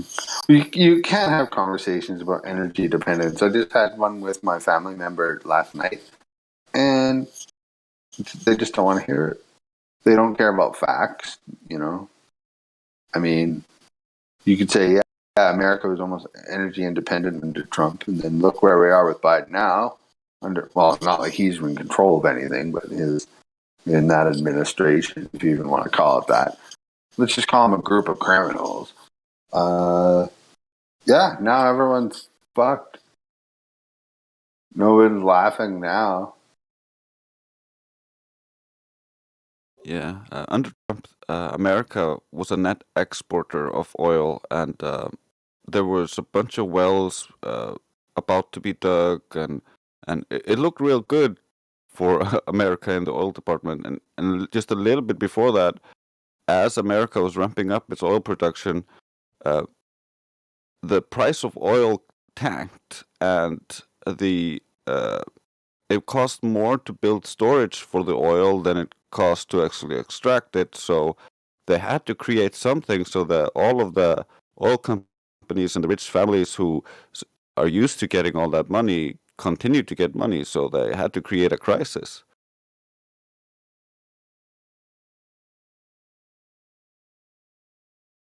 So what did they do? So glad you guys get this. I'm so glad you guys are like, I love you lot. I love you guys. You guys are. Are you willing to take the risk when judgment comes? There ain't going to be no crowd to hide behind, okay? You're going to be judged for you and your morals. The Most High looks at your morals. And I'm just going to let you guys know now, you are the most beautifulest beings. I'm privileged to be a part of this group. I get that feeling a lot.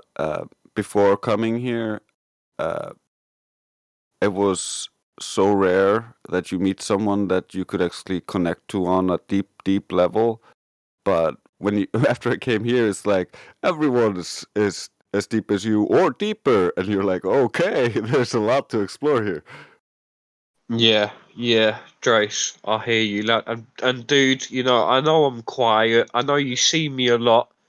I am a listener because I'm a believer of, and you can't teach the teacher. Students should not teach the teacher.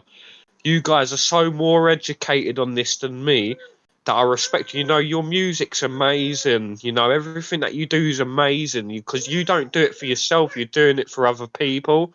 And I understand that. And that's why I've got full respect for you. So to me, I am in debt to you. So you ever need anything, you know where your brother is. I totally get that sentiment. And this likewise, if you need anything, you can just talk to me. Roger that, brother. Thank you. And Platty 2.0, you've been an absolute pleasure. Simply easy to deal with. When I'm struggling, you've helped me and you've managed to, I know I've provided something that people might not care about, but I do care and we do care and we want answers and we get called all kinds of names, but really it's because we're not the sheep. Lions do not care of opinions of sheep. My pleasure, dude. We're a family here. It's all good. It's all good.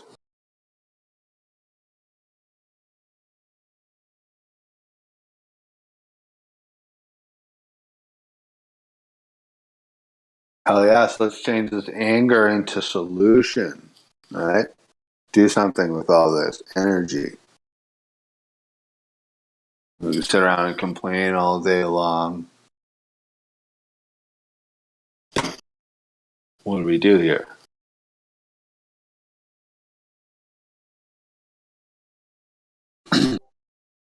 Yeah, I think everyone has a role to play, and it might not be the biggest role. Like I don't want to play the main lead, but I don't mind playing support.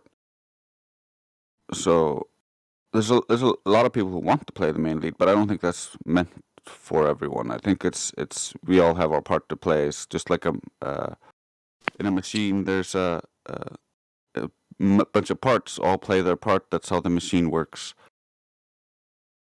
That's well said. I completely agree. Yeah.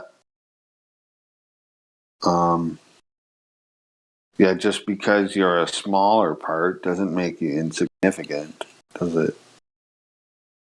No. In any machine, one tiny little piece could break and the whole thing breaks down. Yeah. Yeah, and like you said, not for everyone. It's like there are some people who are meant, and I'm not saying anyone is or isn't, but I'm just saying, yeah, there's certain people are pretty good at being vocal, aren't they? We all know the type. Yeah.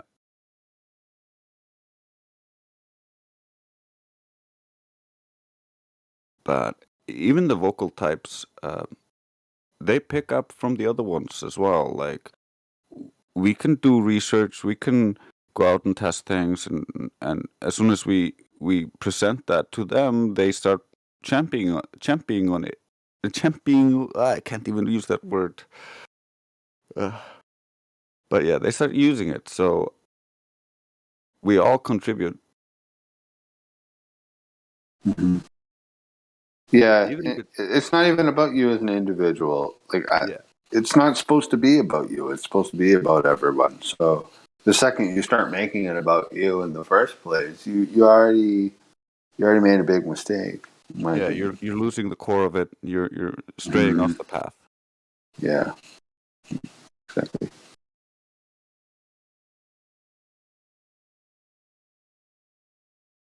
And I really liked what Props was saying here earlier, man. Are you still here? I hope you are. Yeah, I'm still here.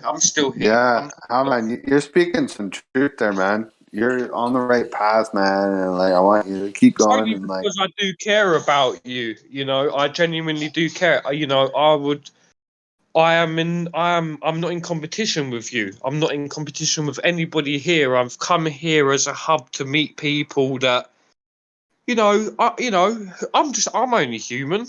I'm making new friends, and I'm not going to be so. I've said what I've got to say. I can say it again when the time's right. I felt like today the time was right. I had my opportunity to spill the beans. This is me. This is Props. I'm a lover of life, and I've got a lot inside of me that wants to come out, and I just want other people to know that you're not alone. And I don't want to be the downy dude. I'm a nice guy. I'm a cool, fun. We can have a laugh. Do you know what I mean? We can play music. We can vibe. We can do all kinds of stuff. You know what I mean? But I'm a listener. And there's a lot of smart people here. There's a lot of intelligent people here, and we're privileged that technologies came so far. I remember a time where we could never communicate like this. So to be given that opportunity to communicate and reach out, I almost like you guys more than my real life friends, and that's simply because with my real life friends, they're in the rat race, and I understand, but because I've had a rude awakening and I've had to manage to take a step back and focus on myself and go within and start trying to find the answers. I want to try and live a half stress-free life now. But with a stress-free life, there is no such thing as that, because then you start diving in the rabbit hole, you see, and then you start figuring things out. Because you've been brought up by people your whole life, you've always learnt from other people. It's only when you learn from yourself you understand, shit, man, there's a lot more to this than meets the eye. Do you know what I mean? But life's cool, guys. Don't look at me and think, oh man, that was, everything's sweet. Everything is going to plan. Better days are coming. This is the point. And what having this Discord is a key. That is a key. We have been given a key now. Now, what we do collectively is open the door. And soon come that will happen. It may not happen overnight. I respect that. But in time, people will hear our message. People will wake up, because it will only get to a certain point of time where they can't take the stress and anxieties that a 9-to-5 will give them. It is only a matter of time, and it is happening worldwide right now as we speak. People are starting to become consciously aware of what's going on.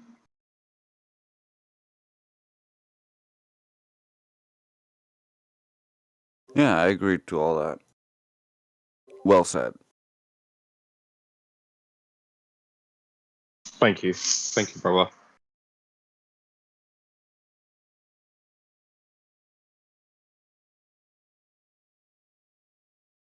You know what's crazy about that? Sorry, I just had to drink some water. I was really thirsty. You know what's crazy about that 9-to-5 thing that you said? A lot of people. Oh God, sorry, I have heartburn. Give me. Oh, hold on.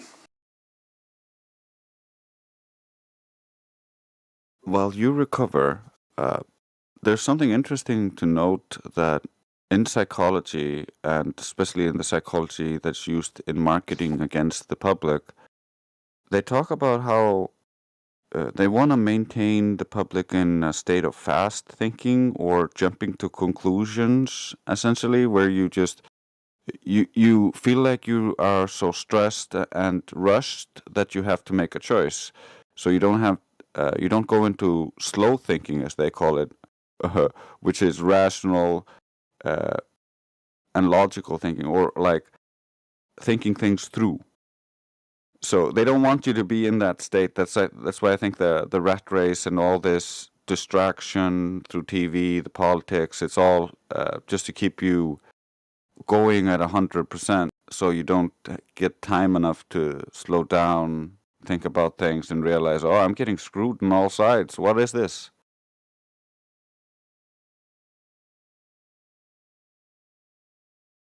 Exactly. Thank you, Drace. You picked up where I left on when I had my little heartburn attack and had to go eat some Tums. Yeah, look what, like, I think everyone's noticed this. I'm like, it's on, I'm not a big social media user, but like this was supposed, I've heard stories relayed online about how they, on social media, there's just like this wave of people from companies like all over the world basically now. Talk about a backfire. People are like, I don't want to work anymore. Like, I just worked, like, I just spent my whole life like busting my ass 9 to 5, leaving my house when I didn't want to go to work.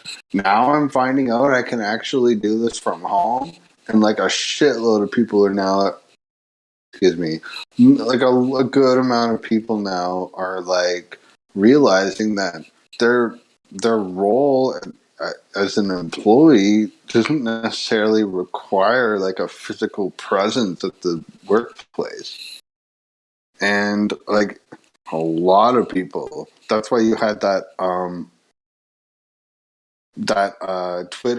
tweet from Elon Musk just like a week or two ago. He's like, those who don't want to come into, who want to pretend like they can work at home can find work elsewhere. So that's how, and say what you will about that, but that's pretty much how widespread this idea has become about like, why do I have to go to work now anymore? So like, talk about lockdown. Like before it was like fear of a virus, right? Maybe now people, and then they had those studies where people were like, my life is better since the lockdown for a variety of reasons. Some people are like, I love lockdown. Like, number one, people didn't have to go to work. Some of them are getting government pay, sit down and watch all the new Netflix shows, no stress. Like, yeah, like people were loving it. Other people were like dying. But now, 2 years later, when they couldn't like keep up the the lie disintegrated eventually. They're like, all right, everyone has to come back to work, everyone, little game's over. People are like, no, I'm not going to do that. Why the fuck would I? I don't have to. You just proved to me in the last 2 years that I could do my job from my own fucking office. And I think that's changed. This has changed things in like the mind of the people. People are like, I don't have to go to work anymore. Yeah, I watched the all hands meeting, the leaked all hands meeting from Twitter with Elon, and for sure, they were very concerned about not being able to work from home because of what Elon tweeted.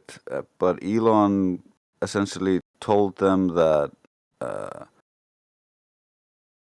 it would be fine. The reason why he wants people to work in the office is to create office culture, and so that people can communicate instantly to their friend or to their colleagues and develop colleague friendships, because he doesn't want their colleagues to be passing each other in the street and not knowing each other. That's his excuse. And he also said if they do a good job and they're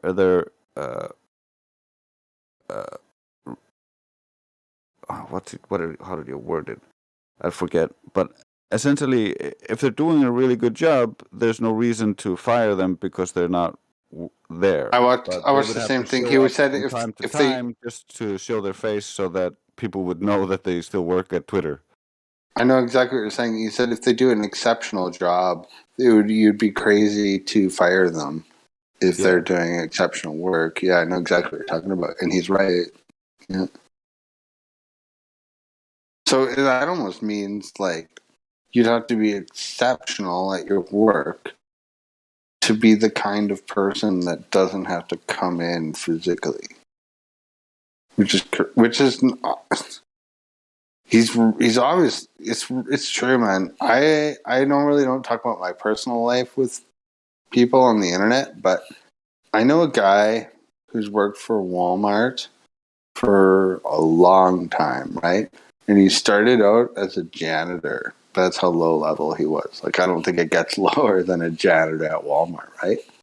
But he like kept working, and then eventually he was like higher employee, and then he was like managing this building, and then he went up to like a higher level, like corporate level shit or something. I don't even know the details.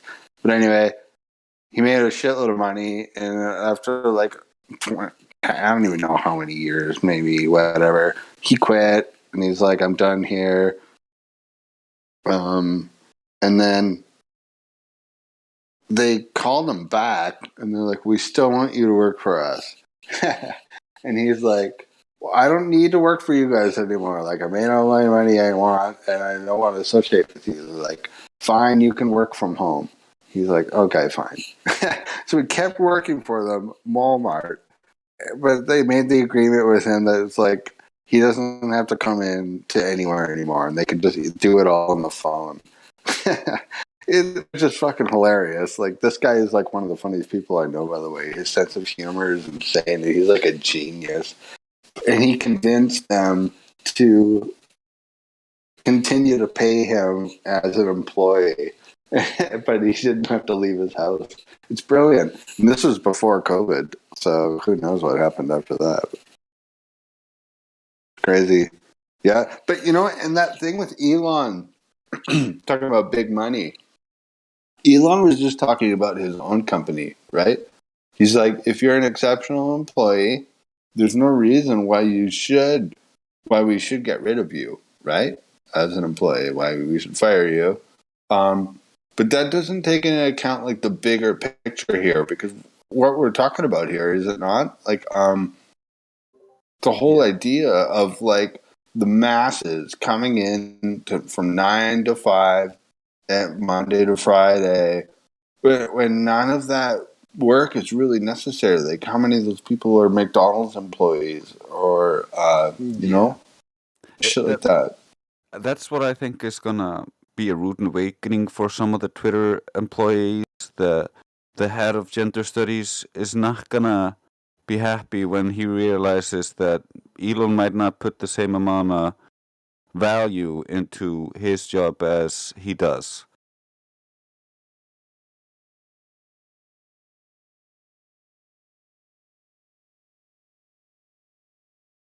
Like, they have a bunch of people. Can you repeat that? I'm sorry. Do you mind repeating that? It's no problem. They have a bunch of people working in different aspects of Twitter, in different departments, and some of them are moderating the platform based on their ideology, and that ideology is born from like their education. For instance, they learned gender studies and then went on to work for Twitter to help make it more equality. And so they might think their work is super crucial, and it's like super valuable to Twitter. But when Elon looks at it, he might not think the same thing. So they might be in for a rude awakening when he actually gets a hold of the books. Right. I agree with you completely. They might be up for a rude awakening indeed. Like, how bad do you think it could look, in your opinion? You think, like, just to get fired, like, all of them? Like, he's swiping of all those lefties on Twitter employees? Yeah, I think he's gonna trim the fat quite a bit once he gets a full hold of it. Based on what I've heard, his plans are he's basically going to try to implement the system that is already in communist China, the way they control their populace there. So he's trying to do that for America and the rest of the world. Do you trust him? No, he's a bad guy. You think he's a bad guy, hey? Does anyone here in this conversation think that Elon Musk might be a good guy? Nah, Elon Musk is a scumbag. He has a history of of scams. Not like illegal scams, but yeah, he's a scumbag. Yeah. A true bad guy always cloaks himself in kindness, and he tries to play himself as a good guy. So that's you gotta be careful of those who try to play themselves as a good guy. Always put them under a microscope. Yeah, no. I've always been a little suspicious of him, but for some reason he's he's almost coming closer to like my side where I'm like, okay. He's a good guy actually, even though he's wealthy as fuck and whatnot. You should look into his background. Get a good idea. I have. Yeah, I know who he is. I think I do anyway. But I'm just saying, like, I know, like, people definitely can be very good at wearing disguises, and I'm aware of that. But the way I see it, he is an overgrown child from the old families and has been pushed into the forefront to be a good guy. But that doesn't mean he is one.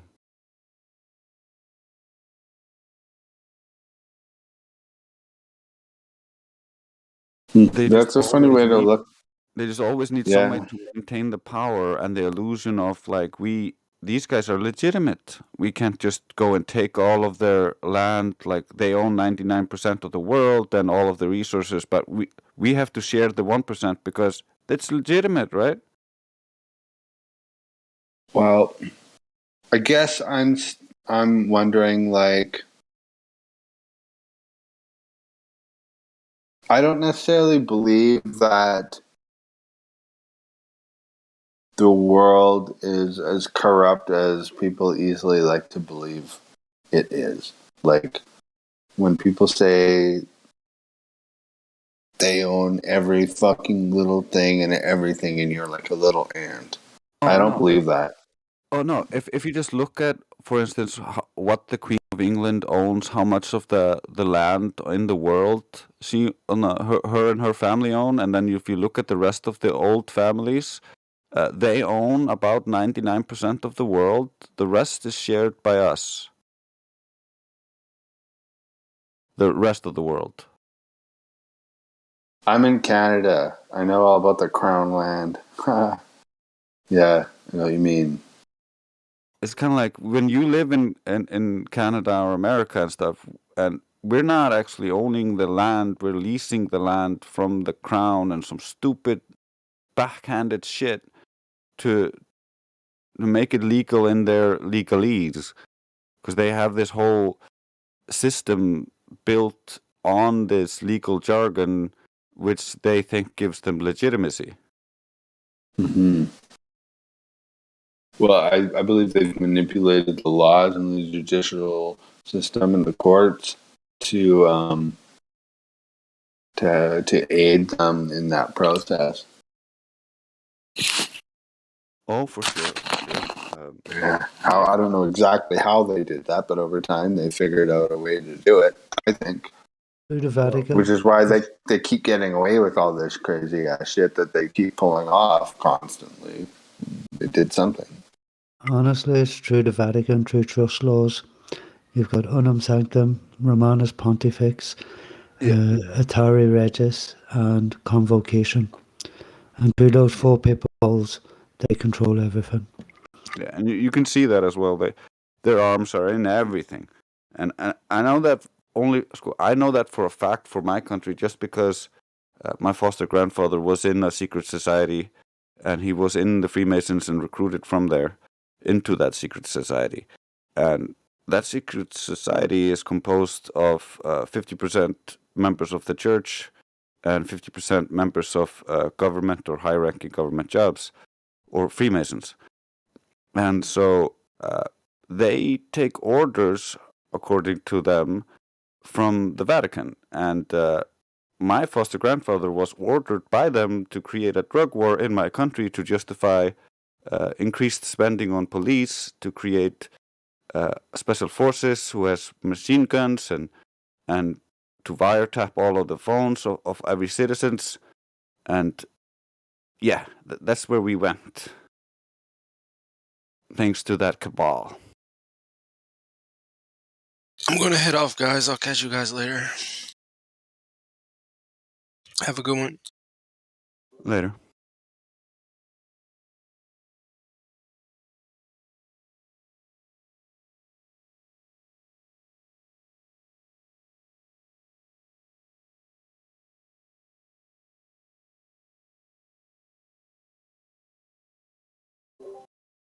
So essentially, there are secret societies within every country. The Freemasons, for instance, used to be a secret society before it became a not-so-secret society. And at that point, when it became a not-so-secret society, the secret societies, of course, just retreated one step further, and that just became a recruiting pool where you can say, oh, it's no longer anything like that. Sure, it has some old history, but now it's just a food club where we get together and have some drinks. It's nothing sinister. Yeah, it might not be on the surface. I know a bunch of Freemasons. I've tried to shake some awake, but it doesn't change the fact that those Freemasons who are innocent don't get to sit at the table with the corrupt guys. They don't get invited into the further secret societies, because in order to get further, you need to have dirt on you. And this is why systems like Epstein exist. And Epstein was just one aspect of a horrible system. Yeah, as crazy and dark as that sounds, that is, in my opinion, like a very effective way to introduce someone into your sick little club. Because it's like, we can't trust you unless you do this. And then once you do this, we'll fuck you after if you screw us. So they're basically saying, like, you compromise yourself, and then you do whatever we say, or you're screwed. Yeah, it's like some crazy. It's like that's like gangster mobsterism kind of mentality. We're basically. dealing with the mafia, and we need to RICO those fuckers, and we need to take all of their money, and then we will have prosperity for all.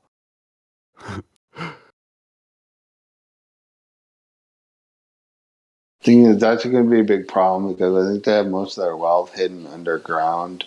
In like, that's fine.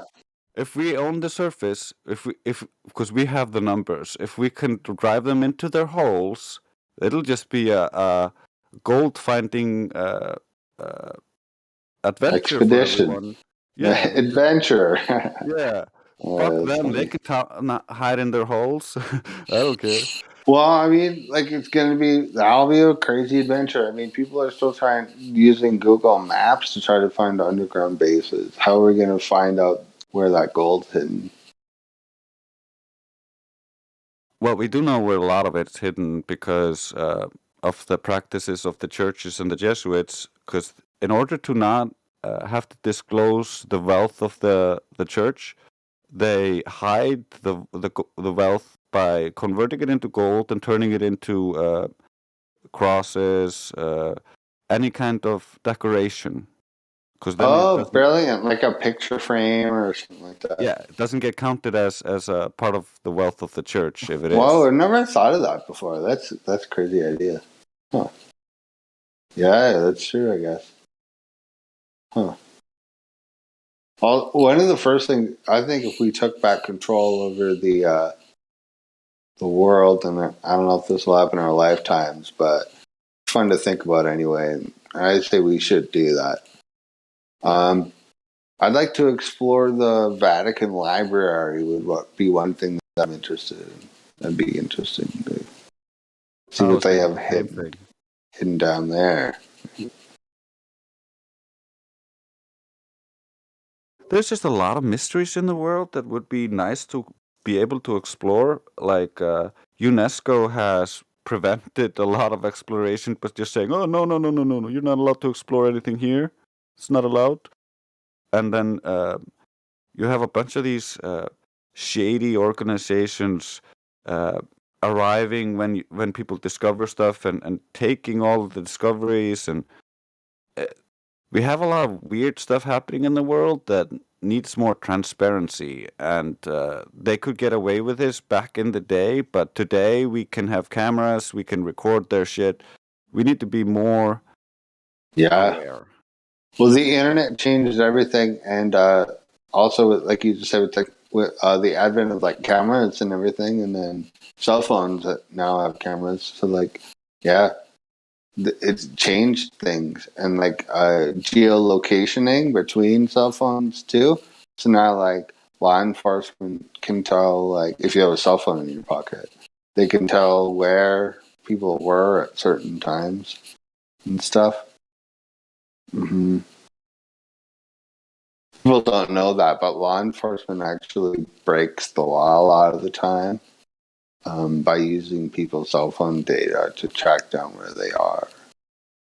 Yeah, pretty crazy, but that's how they track down like crazy psychopathic like serial killers and shit like that these days. Yeah, it's not breaking the law in my country. They didn't make any laws to make that illegal. So, but yeah, you get the point though. They can do it. Yeah, they want. They do it a lot. That's why my dad, who was a career criminal, was always like, "Okay, we're doing a crime in a little bit, so everybody's leaving their phones over there. So it looks like we're over here. The story is this: we were here and doing this, and everybody remembers the story." And that means essentially that they can't indict us because we had more witnesses, and the witnesses are all that matters in Icelandic court. You don't have a jury. Oh, you're in Iceland, are you? Nice. Yeah. do you like Bjork? No. You don't like Bjork? Why not? Come on. Bjork's great. I never liked her. Just not your type? No. Would you go out for a cup of tea with Bjork? She invited you.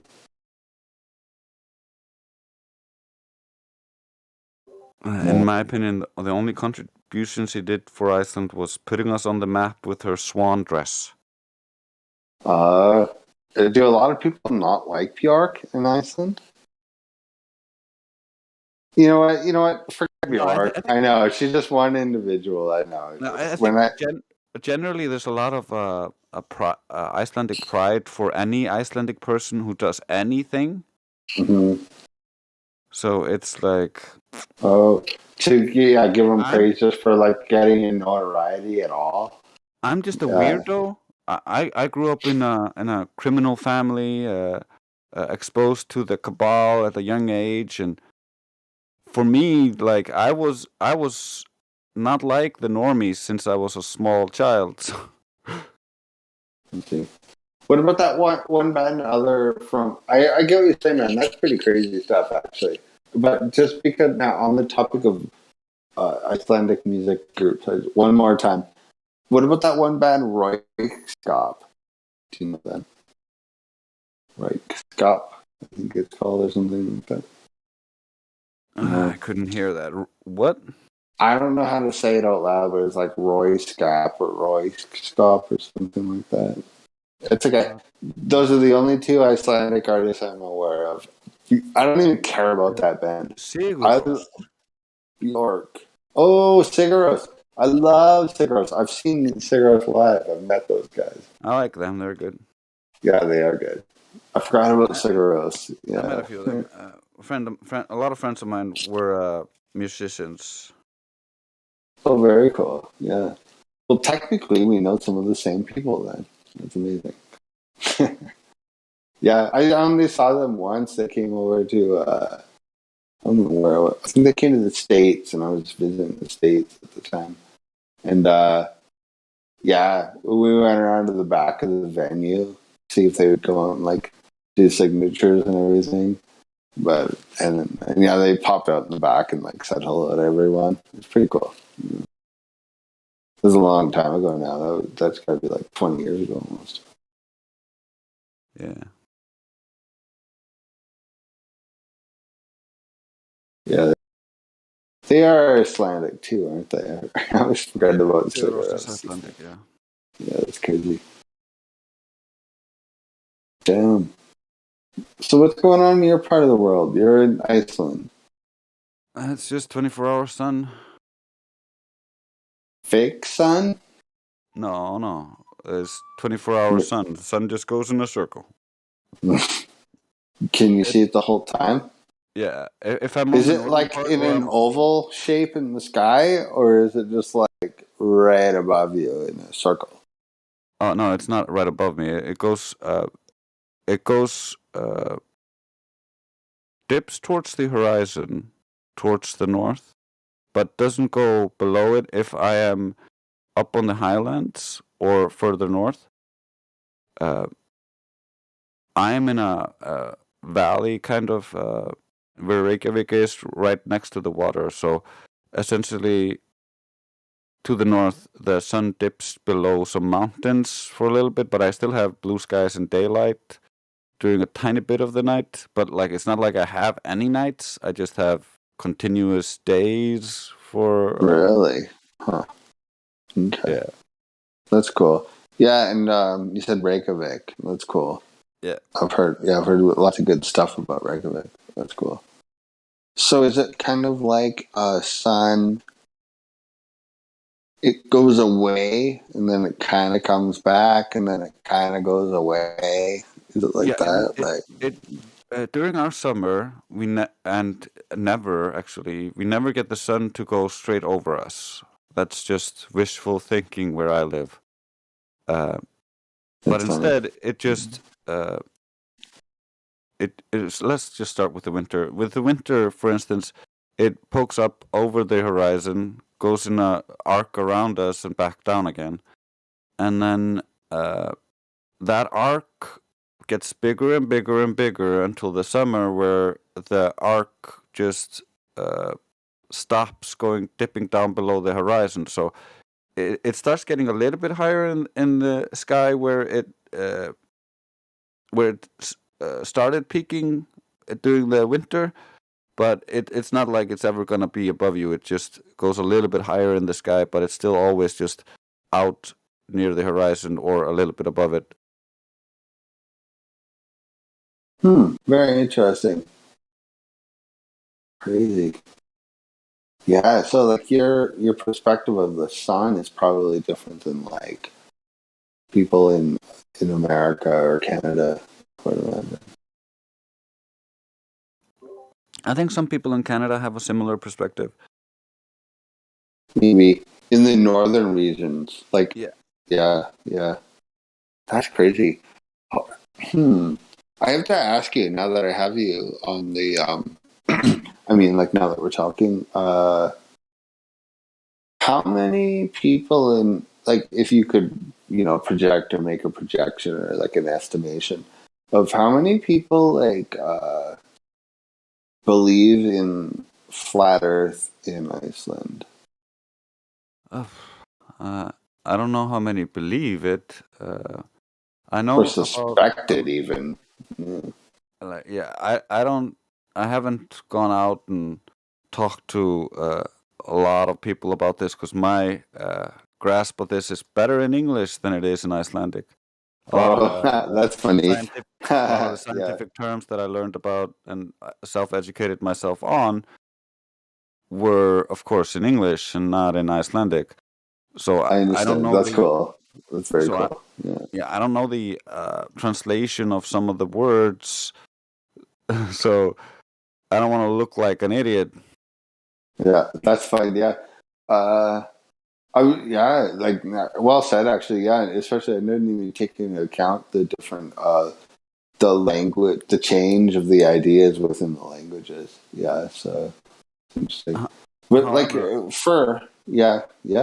However, all of my family, my sisters, my father before he died, the friends of the family, they all know it's flat now. So I think anybody I actually spend any extended time with eventually becomes a flat earther. It's just a matter of time.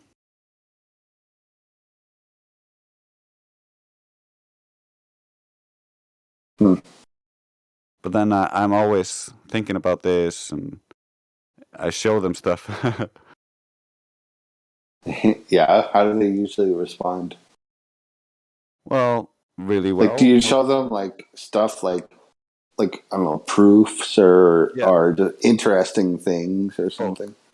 Yeah. I think part of it is I have already established myself in their minds as a reliable source.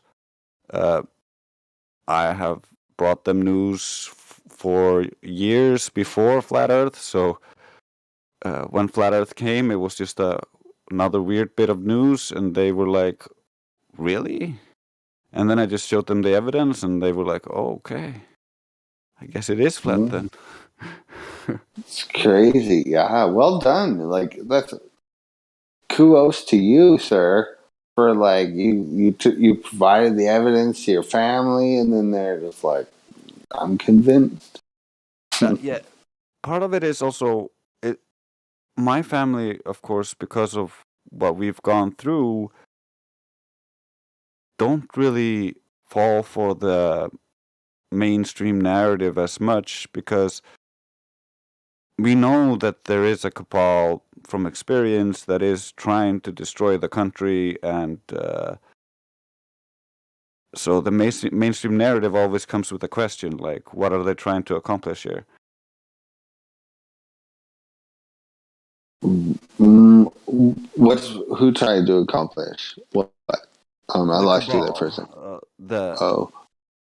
Like what are they trying to accomplish? In my country, the arm of the cabal that operates here is called the Kolkrabbin, and it means the octopus.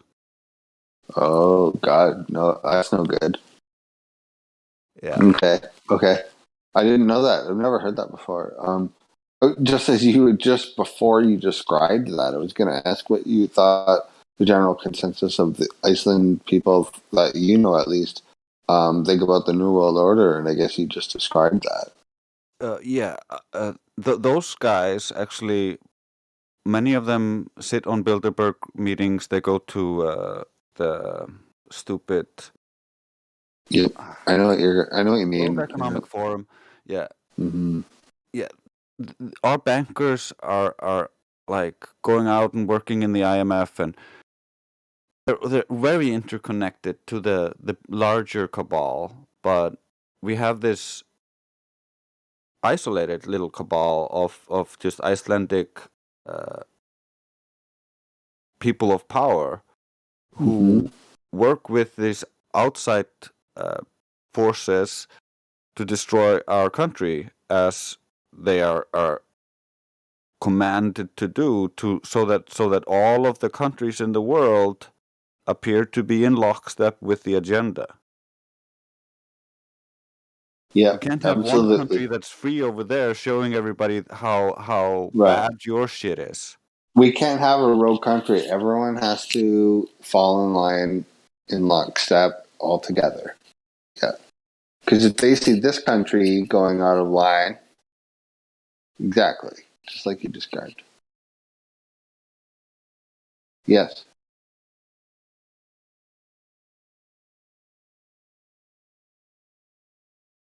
Yeah, and so it was easy to show them, and I think part of my success with them was also because I'm used to dealing with narcissistic personalities in real life, and not or using co-narcissism to live with them. So I wasn't used to calling out and dissecting the sophistry because I didn't understand it when I was younger. But I grew up in that sophistry kind of environment, and my dad became a sociopath through all of the messes that the cabal laid on him and his drug use. Mm-hmm. I think part of that problem also was when he saw how bad the world was, he just broke as well.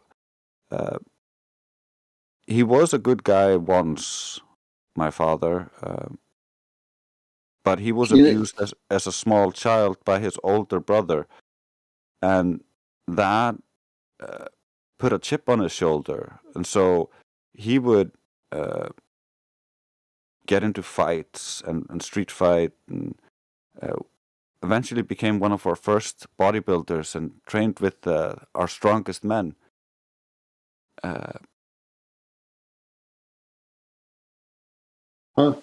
When he became one of the strongest men in our country,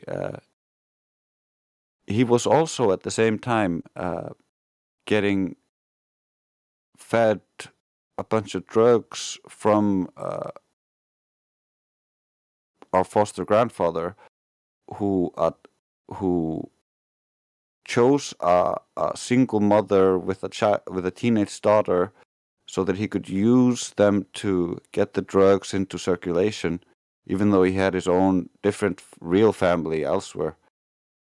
And so my dad got the drugs from there and became the biggest drug lord in our history, even though it's not really well documented. And then after a few years of being extremely successful in that, they wanted to recruit him into the fold, if you will, because they also knew that he had killed a few pedophiles and hid them somewhere, and they couldn't find them. So to them, they thought, "Oh, we have dirt on this guy. He's a crazy killer, but so he's like one of us, but he's been a drug dealer for all this time. We can easily mess him up and just threaten to put him into jail if he doesn't sleep with his child. So let's do it." And they tried to get him into the thing by telling him how they control stuff, and how big the operation is. Essentially, that's one of the reasons why I know so much about it, is because they tried to make it sound like it was a great thing to join, and then it ended up with them inviting him to sex parties and stuff like that, and offering him a child. At which point, because my dad was molested, he did not like that. So he flipped out and charged out of there and went to my foster grandfather's house and stole all his stash and hid it in the nature, so where they couldn't find it. Mm-hmm. At that point, the police had been semi-ignoring Dad up to that point, because of course he was working for the government, and but at that point they really put him as target number one. We got told there was pictures of him on the inside of the police station. We had a mole within the police who was feeding us information. It was a lot weird, funny shit. We had like we had a radio to listen in on the police frequencies. We had scanners to scan for bugs throughout our house. Yeah, and they had two non-uniform police officers outside our house every day, who would follow him around. And for 2 years, they tried everything to try to catch him, but he still operated normally. He just did a few extra things to try to like get them off his tail and get other people to do stuff. Yeah. Yeah, I'll do it in a minute. So, after 2 years of that, and they not being able to catch him at all, they get a lucky break. Han har varit i kassan him. Yeah, I'm sorry. And yeah, after about 2 and maybe a month or two of that, 2 years and something, they get a lucky break where my dad is present at a strip club where a few of his criminal friends, who later became some of the biggest criminals in our country after dad stopped being a criminal, were there chilling with him, and then they were gonna collect money from another guy who was also there. So they start like smacking him around a little bit, or one of the guys does smack him around a little bit, slaps him, and the guy falls like a stone just after one little slap, and people think he's just knocked out. And so a bar fight starts, and my dad punches some other guy, and some stuff happens, and then people figure out, hey, that guy is not standing up again. He's dead. He had a brain aneurysm and died just as that exploded in his head. And so they tried to pin that on my father, and they wouldn't allow any witnesses during the trial. They broke a bunch of our laws just to get him in jail. And once they got him in jail, they had him in solitary confinement for about 9 months. 9 or 6, I don't remember. But that's incredible. Yeah, so they broke more laws there, and in the end, my dad got out on a technicality while having lawyers suing the government. So, like, we had European lawyers suing them for violations of human rights and stuff like that. Wow, that is an intense story, man. Wow, I don't even know what to say. I heard the whole thing. I'm just gonna say, wow, that's crazy. Yeah, I was just a child, like living through all this shit, and in the beginning, I thought my dad was like this superhero man who could do anything, because, like, I here I was inside motorcycle club my dad creates, and police officers show up, and there's a bunch of drugs inside. I know that for a fact. And the police want to come inside, but because my dad is the way he is, the normal police officers just can't handle him. He just talks to them, and that's enough. And I was there watching it. It's just, he makes them so uncomfortable that they don't want to be there, and then they end up always talking to their supervisor, who sounds like this old guy who eventually just doesn't even look inside. It's just so dumb. And the best part is, we caught the police chief of our like the head of police offering drugs or guns on tape. And so oh wow. So when we found a shitty broken gun, we of course went to the police station and recorded the police handing us drugs. And so when Dad got into trouble later in life, he just walked up to the judge and showed him the videotape, and they were like, case dismissed.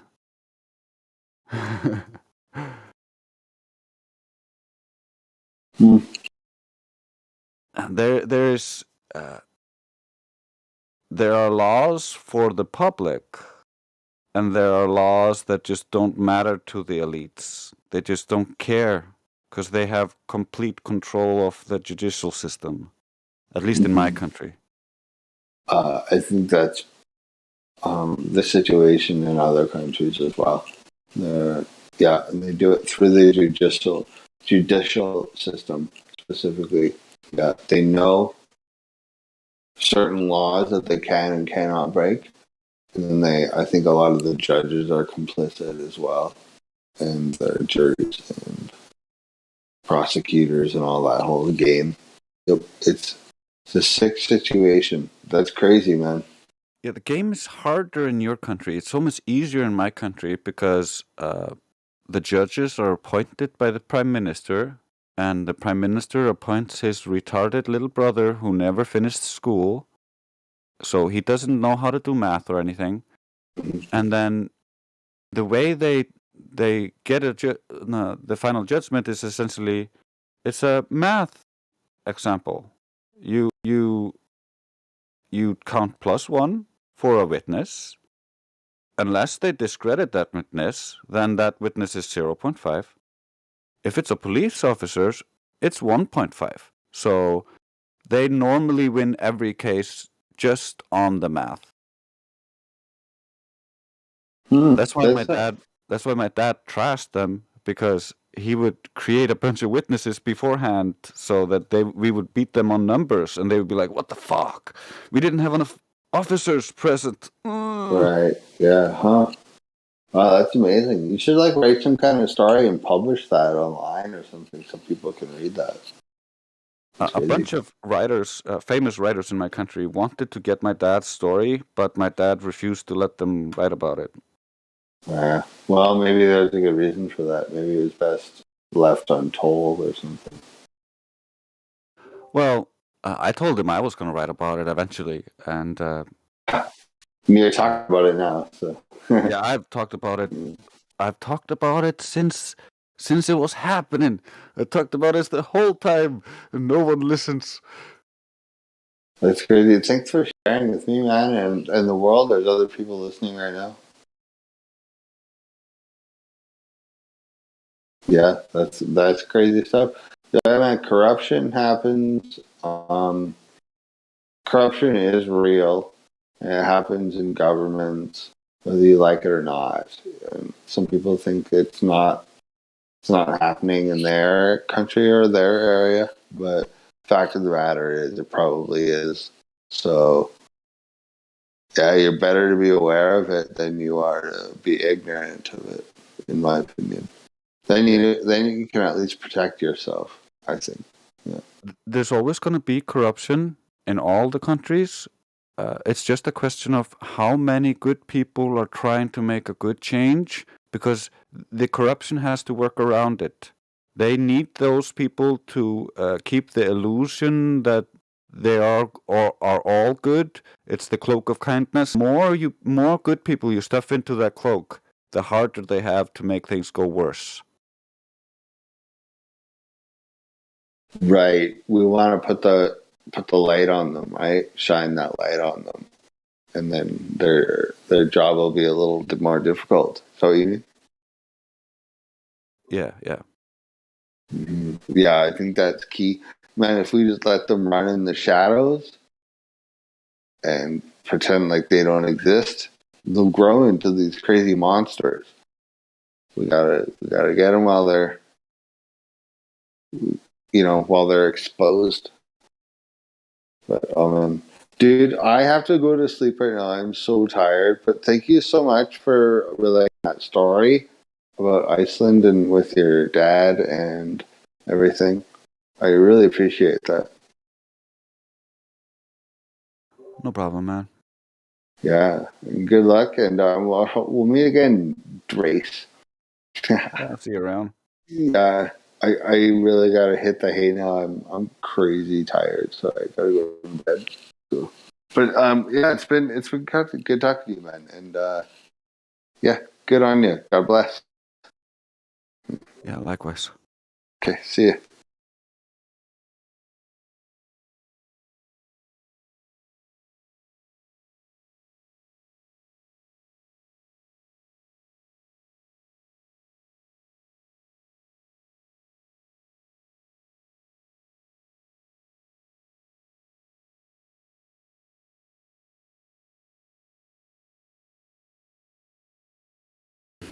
It's easy to give up when you see how bad things are or can be. But it is people standing up, people trying to do the right thing that is preventing this from going all the way down the toilet. And it's just small things like being part of your child's life and the education system and trying to affect your communities positively and fighting against the negative things that are breaking down the family unit and the culture.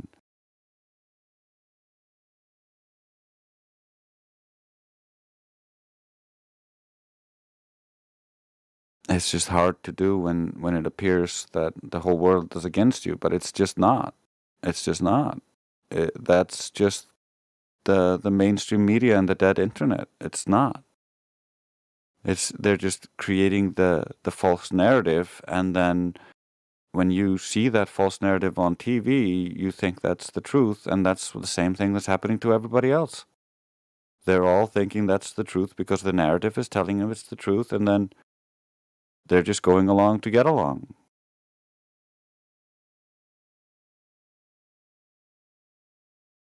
It's the same thing with the globe. The globe is just you're going along to get along because everybody believes in the globe. It's demoralization. A step towards domestication.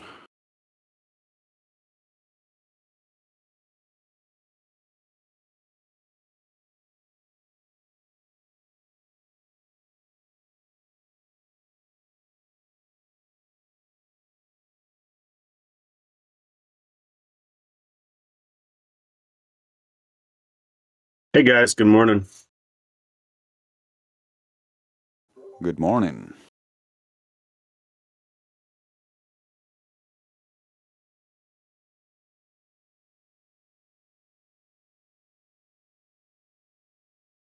Yeah, I gotta run to the store in a bit, but how you doing? I'm good, thanks. How are you? Doing pretty good. Showed my parents the movie Level last night, and it was interesting because my father is completely closed-minded, and his wife seemed a little bit open-minded. And what I thought was going to happen, the complete opposite happened. Instead of my dad shutting down, she shut down, and my dad opened up to the possibility. So it was kind of an interesting night last night. She couldn't even watch 2 minutes of it without just her. You could see her mind just almost hurting, and she almost didn't know what to do. I kind of felt bad for her, but yeah. But at least I made a little progress because it's been a long time since I've been able to wake someone up to that. I think. Yeah, that sounds good, man. I think it sounds like progress. I think it's getting easier to show people this.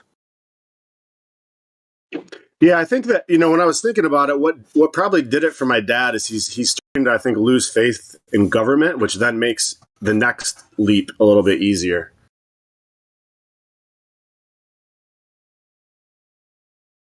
Yeah, I've just been postulating that last few days that the financial collapse is not going to help them maintain this illusion. If anything, it's going to help a lot more people see through it because that shine in their minds that daddy government's going to save it all and they're all good guys is going away. Yep.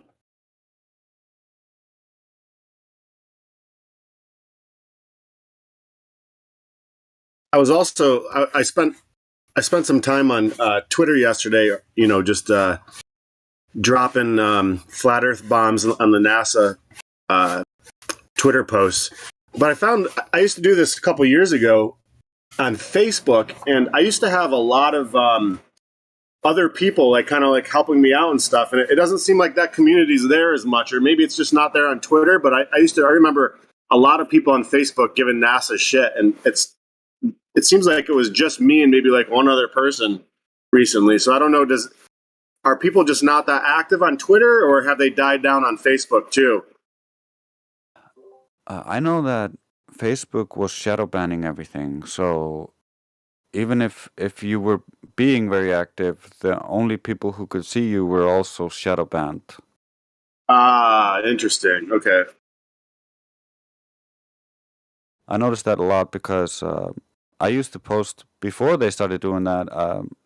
I used to use Facebook as a place where I would dump news for my family to check out. And then suddenly everybody just stopped getting notifications. Nobody saw my posts. It started getting real bad. Oh, wow. That's when I just stopped using Facebook. I can imagine it having been similarly bad at some point on Twitter with how much they censor that. Yeah. Like I said, I didn't really see anyone else attacking them except for me and maybe one other person. But yeah, it might. And then the gatekeeper came in pretty fast, and he was good at spinning the argument for sure, trying to spin it back around. Yeah, maybe it's time with Elon Musk's takeover to make Flat Earth come back to Twitter. That'd be cool. Yeah, I was definitely Elon's the SpaceX or the Falcon 9 satellite launch. I mean, there's bubbles, water bubbles, in that clear as a day. So I was trying to hit a lot of Elon's posts, asking him why there's bubbles. Because he can't really argue for free speech and then censor us. Right. That's what makes it kind of funny.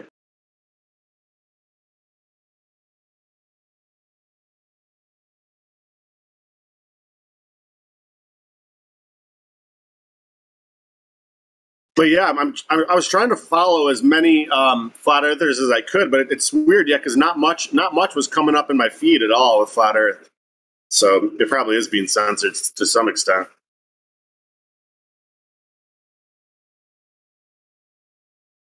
Oh, and then even trying to find that Level movie last night on my parents' TV, man, that was even tough to try to find in the search bar. I'm like, how can it be that hard to find this? Yeah, like Elon likes to say, they don't want to censor it completely. They just want to make it so that it's not pushed to the people so that they can't see it. It sounds like the same thing. Yeah. Yeah, the best way to search for something is just search for the channel name. That's how I've been having to do it.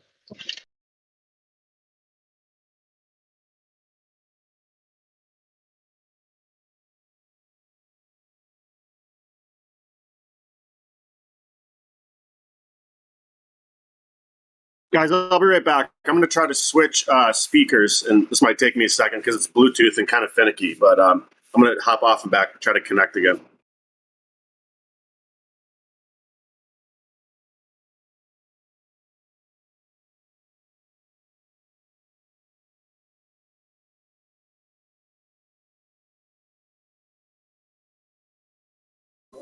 Yeah, I'm going to be running outside, so I'll talk to you guys later.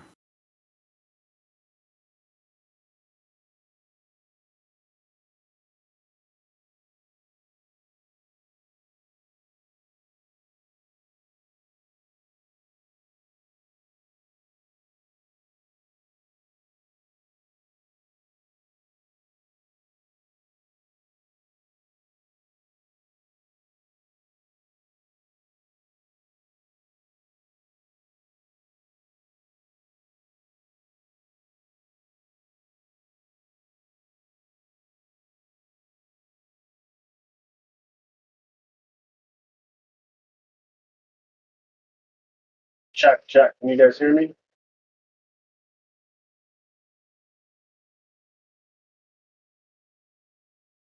Check, you good?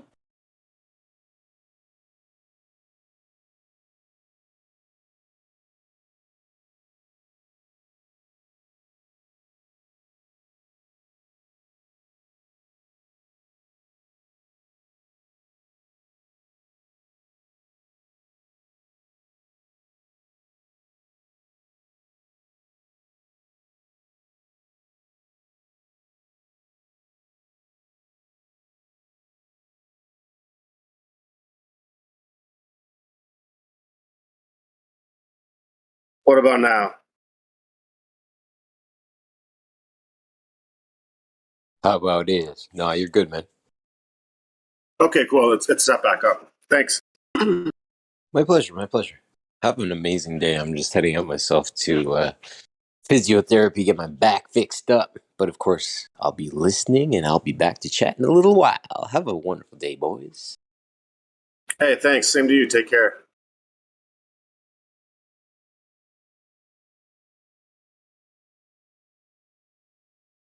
Thank you so very much.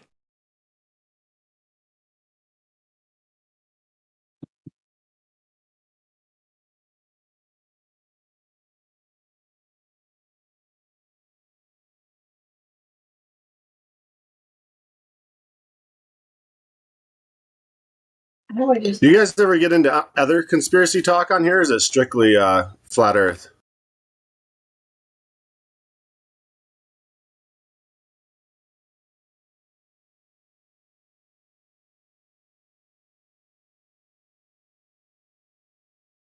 I might be the only one on here now. Normally, whenever that stuff kind of happens, people go to like chill chat or something else to avoid the live stream. The live stream is pretty much flat Earth thing. Gotcha. Okay.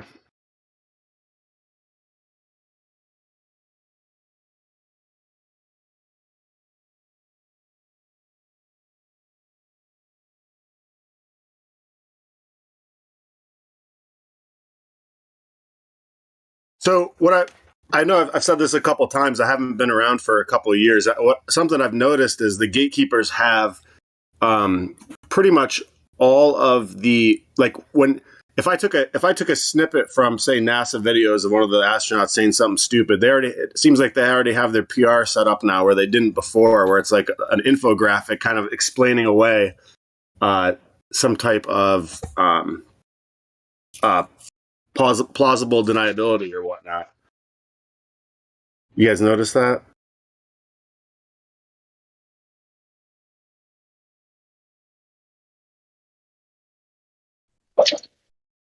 I haven't noticed, but I'm driving right now, so I just don't want to be a bother. That's why I'm muted. Oh, no worries. Yeah. But you monologue if you like. Yeah, not really my thing, but yeah. Anyways, yesterday I was just pulling clips out and dropping them in NASA chats, and it seemed like the gatekeepers had kind of like infographics, especially for, the one where like Buzz Aldrin is talking to the 8-year-old girl, and he basically tells her that we didn't go to the moon, and they basically have an infographic for that explaining that's not what he really meant to say. He meant to say this, and I'm like, oh god, okay, whatever. But they're more advanced than they were a couple years ago, I guess, is the only point I'm trying to make. So I got to kind of sharpen my tactics, or But like I said, I didn't see too many people Twitter bombing. So I don't know. Maybe we need to get a group together to start Twitter bombing NASA posts and Elon's posts again or something.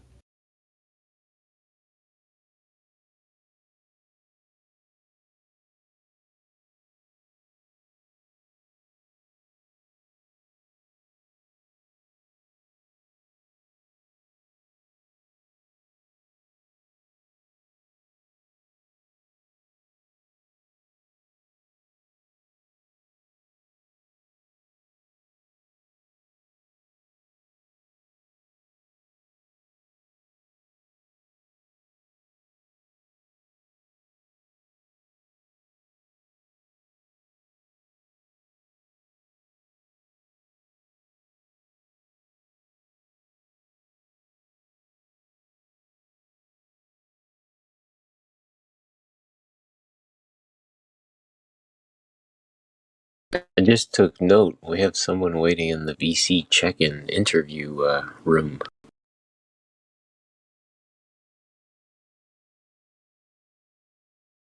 What's that used for? I believe that's where new members go to check in. Interview them, we vet them, and then bring them into this room for questions. Ah, gotcha. Okay. I'm not a mod though. I don't know how to work that stuff. Or no, not. I don't know how to work it. I can't work that stuff. I'm not allowed. Gotcha.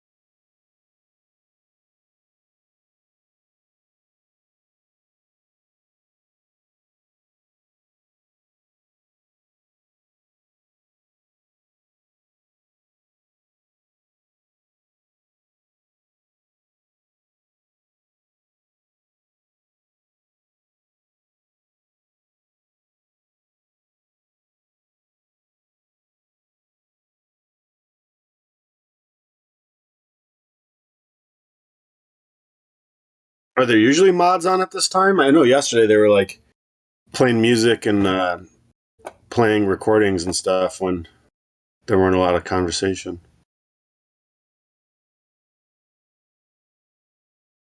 Yeah, we'll have a bot running in the morning and stuff. Not sure what's going on right now or happened today, but I can put something on if you want something on. appreciate it. No, I was just curious. Yeah, whatever you guys want to do. I'd rather you talk, guys, rather than repeat the same song.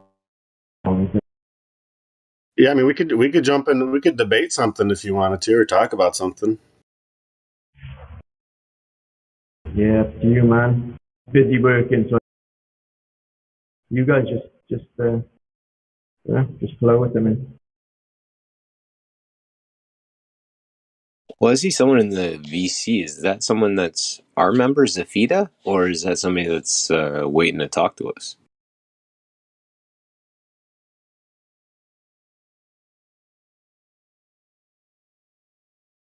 yeah, that's something to check in. I'll go in there. See what they're up to.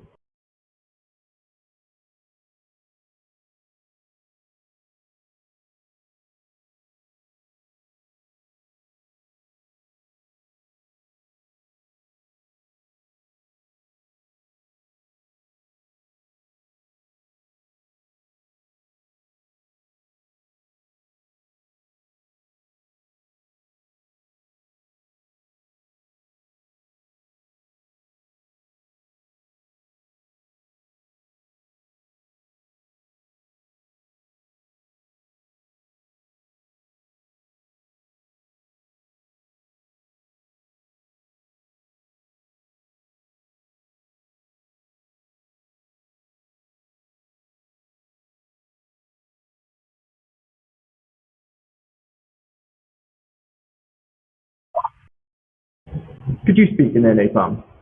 No, it said I didn't have permission to speak. Yeah. I unmuted him, but yes. That's weird. I don't know if some settings got wonky on the server. I had to recheck my roles. Be like, oh man, did I get wiped clean or what? Demoted? No way, nah. You have not been here 7 days a week for the past 2 weeks. You're demoted. No.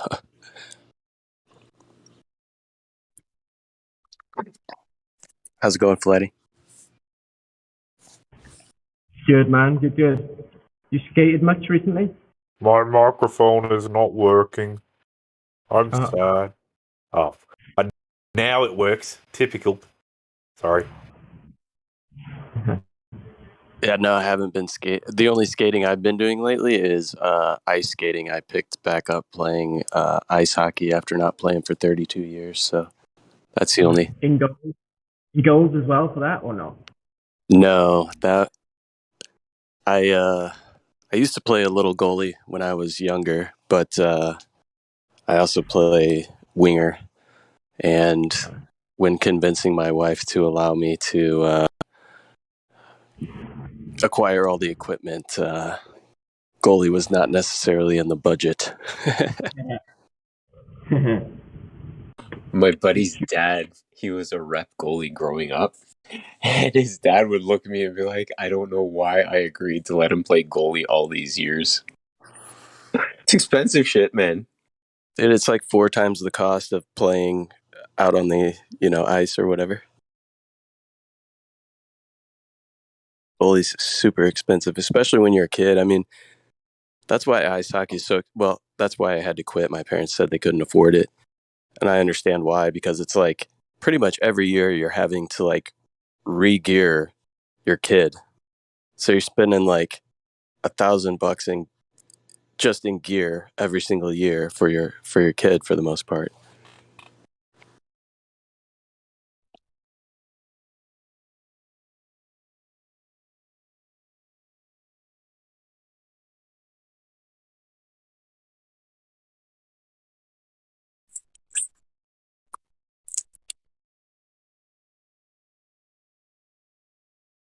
Yeah, I haven't done this. I got a bad back and I've re-hurt it, I think. Just doing DIY and shit like that around the house. Which is a bummer. Gotcha. Yeah, I've been doing a bunch of crap around the house recently. Trying to get things in order. And your mic's kind of muffled or cutting out a little bit, Flatty. No noise. I'll be quiet now.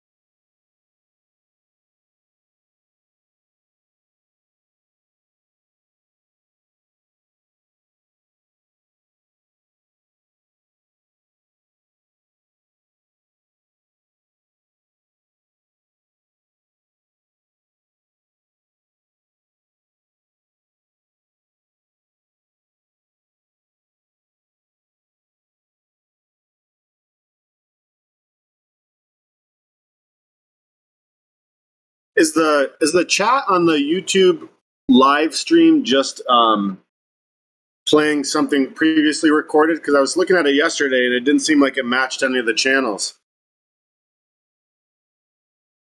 The people commenting, is that what you're talking about? Or yeah. I'm not sure. I know there were some changes to YouTube comments. It was shut down for a time period, I think, to drive more people into the server for conversation. Yeah, But he turned live chat off. yeah. Oh, About okay. a month now. So that's just recordings then, because it looked like people were talking in Discord or something. Also, yeah, but also the YouTube, he resets it every 12 hours. So like, if you're on that one, well, then it's just gonna go and play a recording from his channel. You know what I mean?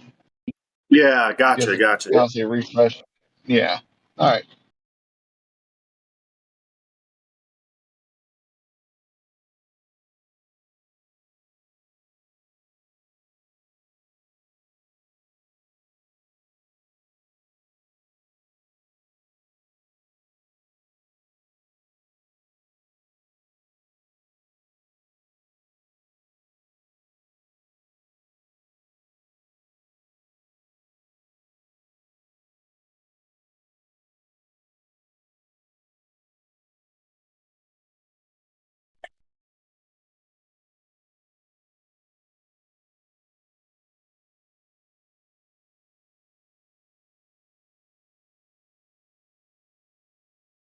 So I have a couple pictures of the moon, and then a couple pictures of what I believe to be some shots of the plateau of Earth, if you will, set up in my office. Well, my manager comes rolling by yesterday, my cubicle, and he looks at my pictures and he's like, "So what are you trying to tell us here, Kill?" I'm like, "Well, I think that the Earth isn't what we think it is." So he says to me, "Are you one of these flat Earth guys?" And I'm like, "Well, I believe in what God created on the second day." And he looks at me and he's like, "What do you mean?" I go, "You know about the firmament?" He's like, "Yeah." I said, "Well, if you can understand the firmament, you can extrapolate from there." And I literally left the conversation at that. Because as soon as I heard him say, "You one of these flat Earth guys," I'm like, "Yo, I'm not going to have any production discussing things with you." Because it's like they already have their mind made up. You know, we're on this space pizza disc floating through a black void.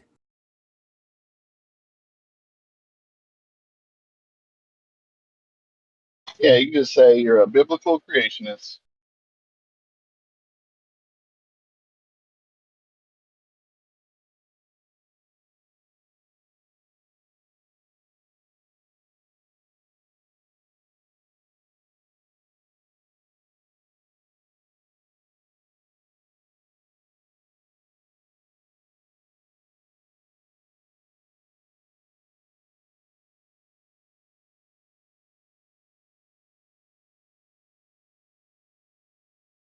Yeah, sometimes those conversations can be hard when all you're trying to do is tear down the straw man that they have already created in their mind. You expend a lot of energy just dispelling their misconceptions and or explaining their own model to them. So, yeah, can be difficult.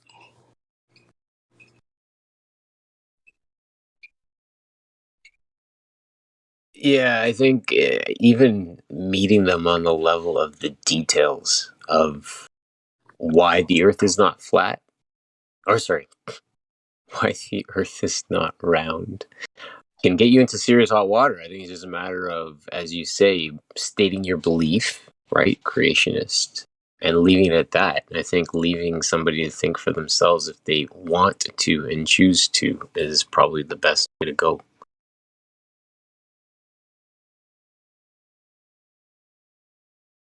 In a situation like that, of course. Oh, yeah. I have tons of friends who know that I have been in this conversation for a long time, and they 99% of people just choose to not engage because they find really quickly that when they have questions,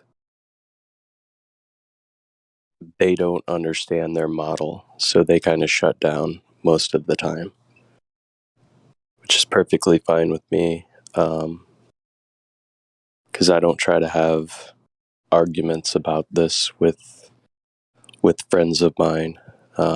If anything, I just try to throw a few things out there that kind of not necessarily embarrass them, but makes them realize that they don't even understand what their belief system is.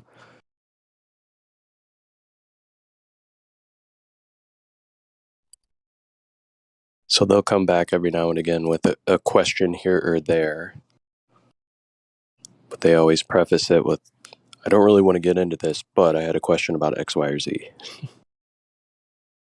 That's what I found. If you can make some space for them to consider stuff, as in the one that I've been having a lot of success with is the plane flying above me, because I know the constant cruising rate of a plane, and I'll say to them, I can't understand how it's moving, and I'm apparently am. I don't feel like I'm moving, and that thing is, and sometimes that'll yield a little bit of questioning on their part as well.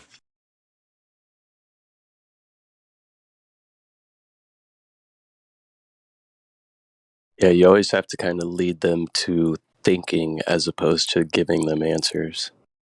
At least that's what I try to do. All kinds of different things, like you see the sun and the moon, right, in the sky? Yeah. Okay. Based on those observations, they seem like they're about the same size and they kind of move in a similar way across the sky, right? Yeah. So how would you know which one's spinning around you and which one you're spinning around? What leads you to believe that you're spinning around one of those and one of those is spinning around you? Well, I mean, theoretically, if you're in an airplane, and you're going a certain direction across the Earth, shouldn't you theoretically be traveling almost like 5 times as fast one direction if the Earth is spinning, and then much slower the other direction? You know what I mean? Because if you're taking off in an airplane and the Earth is spinning, and say you're going towards the direction it's spinning, or say you turn around and you're going opposite the direction it's spinning, shouldn't you be going faster or slower based on which direction you're going? Does that make sense?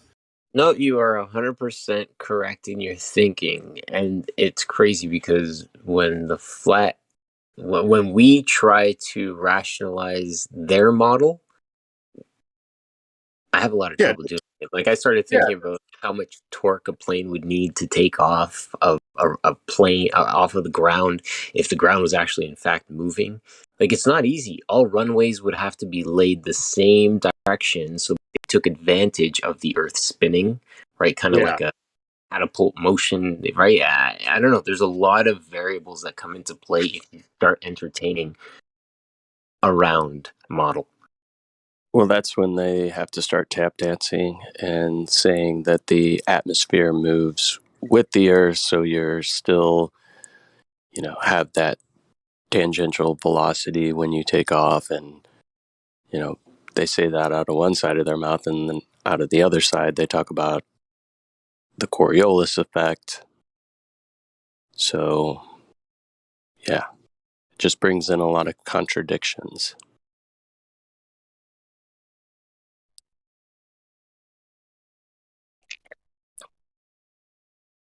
Because you're right, yeah. If the Earth was spinning, let's say 500 miles per hour where you're at, technically planes would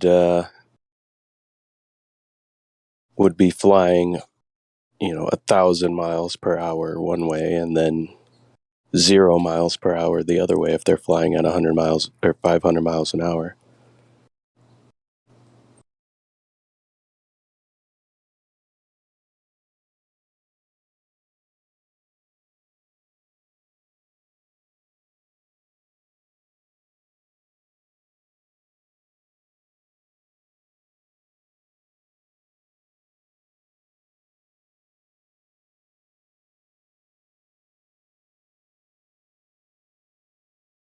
Not sure why this Indio dude won't jump in voice chat. I'm not sure what point he's trying to make, other than it's a waste of time going to Antarctica. But it is a waste of time going to Antarctica. But maybe, but maybe not. Like, how do you know that for sure? That Indio dude is the server owner, by the way. Oh, good thing I didn't flame him or anything. But so I mean, I'm curious to, like, I get what you're saying, but I just don't know how you could say it with such a definitive answer. I mean, are you planning a trip? No, I'm not planning a trip, but I mean, something I've seen trips planned. Obviously, I'm sure they got compromised, but like, and you know, obviously, it would have to be timed right. We would have to have enough people to have like an army basically to go out there. I think it would be pretty interesting though, and I'd probably gather some media attention, kind of like the Area 51 thing did. I mean, who knows what it would turn into, but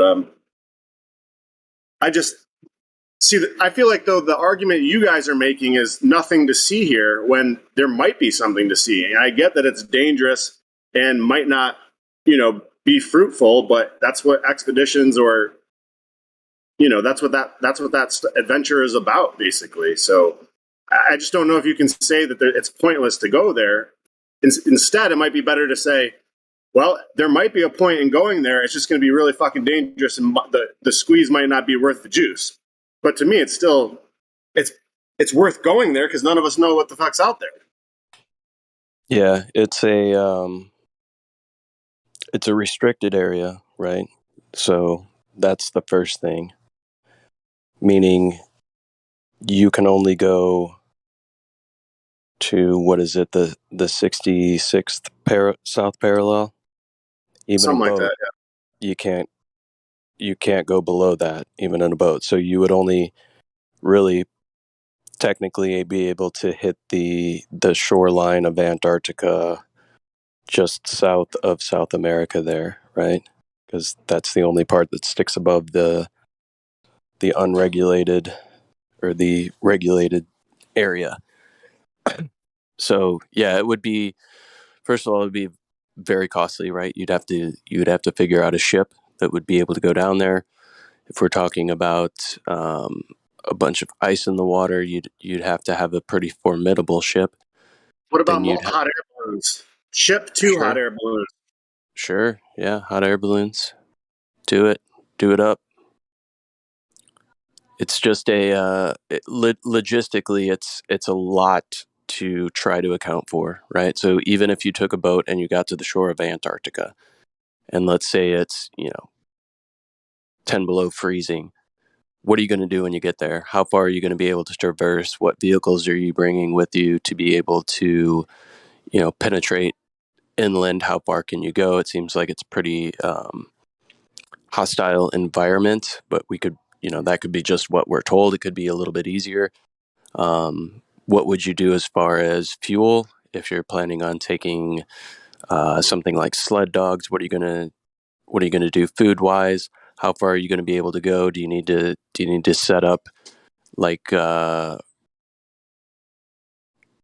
camps every 50 miles, 100 miles as you're going to be able to come back and go forward and get some sort of supply chain? How much are you going to need as far as food, water, supplies? It's a logistical nightmare because we don't really know what we would be getting into. And the hardest part would be just being able to get there without being hassled by people who are a party to the Antarctic Treaty.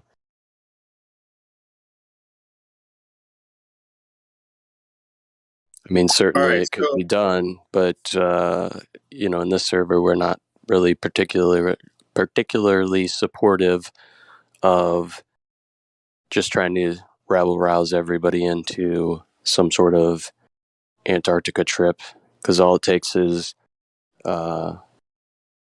one,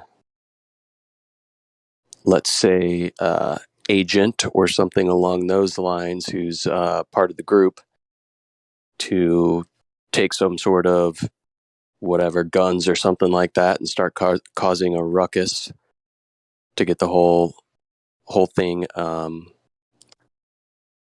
shut down.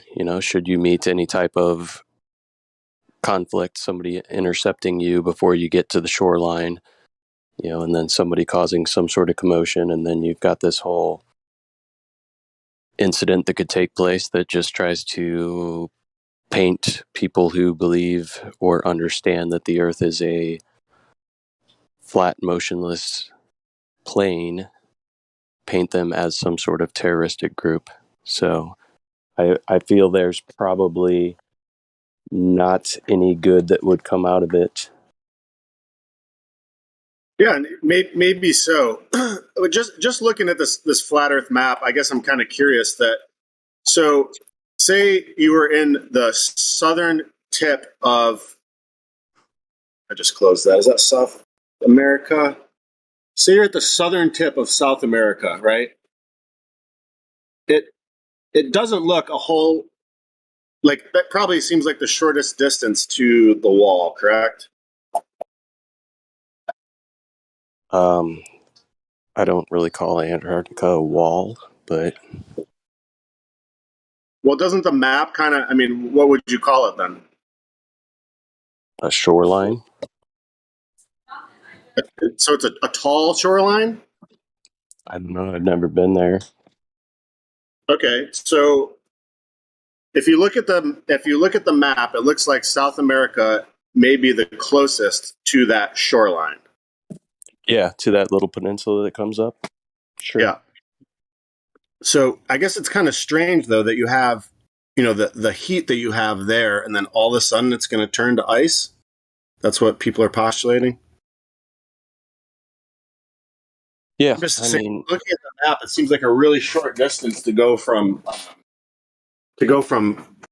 some of the hottest temperatures in the world to all of a sudden ice. But I don't know, it just looks weird to me. Again, it would be a fun exploration. Yeah, it seems like there's it's much colder at the alleged bottom portion of the supposed ball than it is at the top. Climates seem to be completely different, and I wouldn't say some of the hottest temperatures in the world. As far as South America is concerned, when you get down to the bottom tip of South America, it's pretty cold stuff.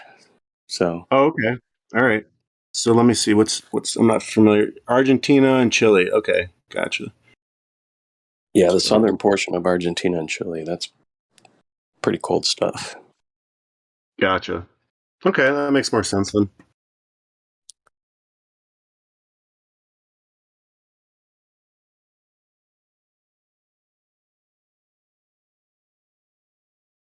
Let's see what I got for climates here. Like, I understand your enthusiasm about Antarctica or something like that. I think when people first start understanding the truth and realizing what this place is, yeah, we look for the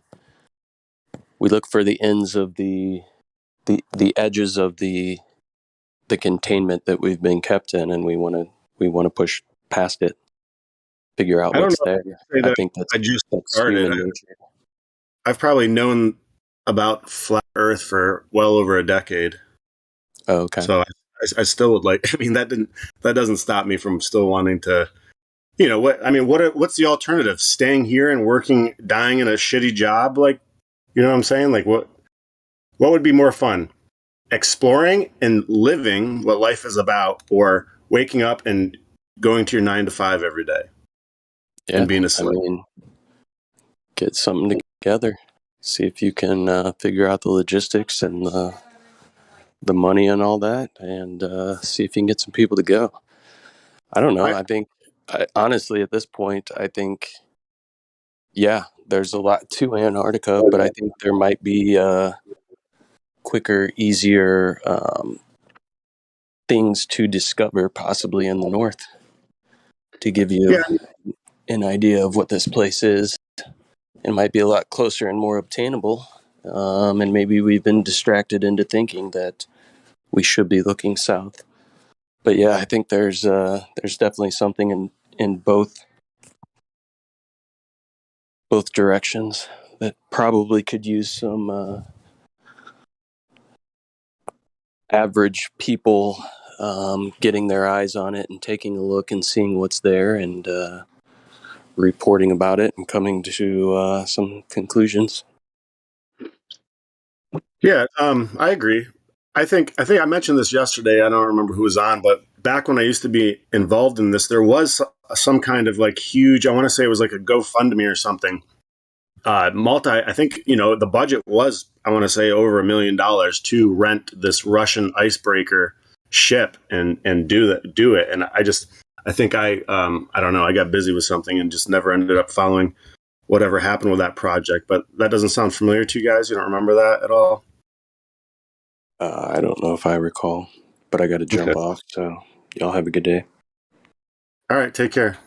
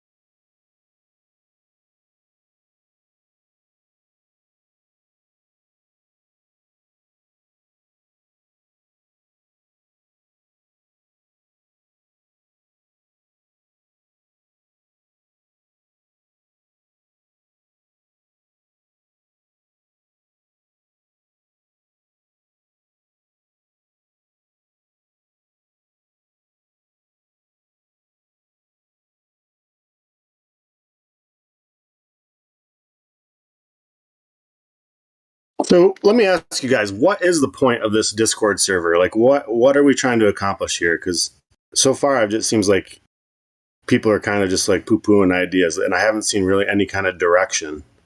So, like, where is this Indio guy? Like, what's his direction? What are we doing?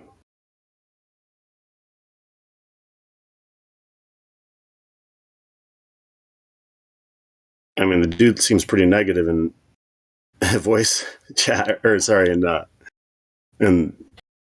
text chat right now. I just don't understand what is the goal? Is there some type of plan, or are there goals, or is this just like there's nothing going on at all?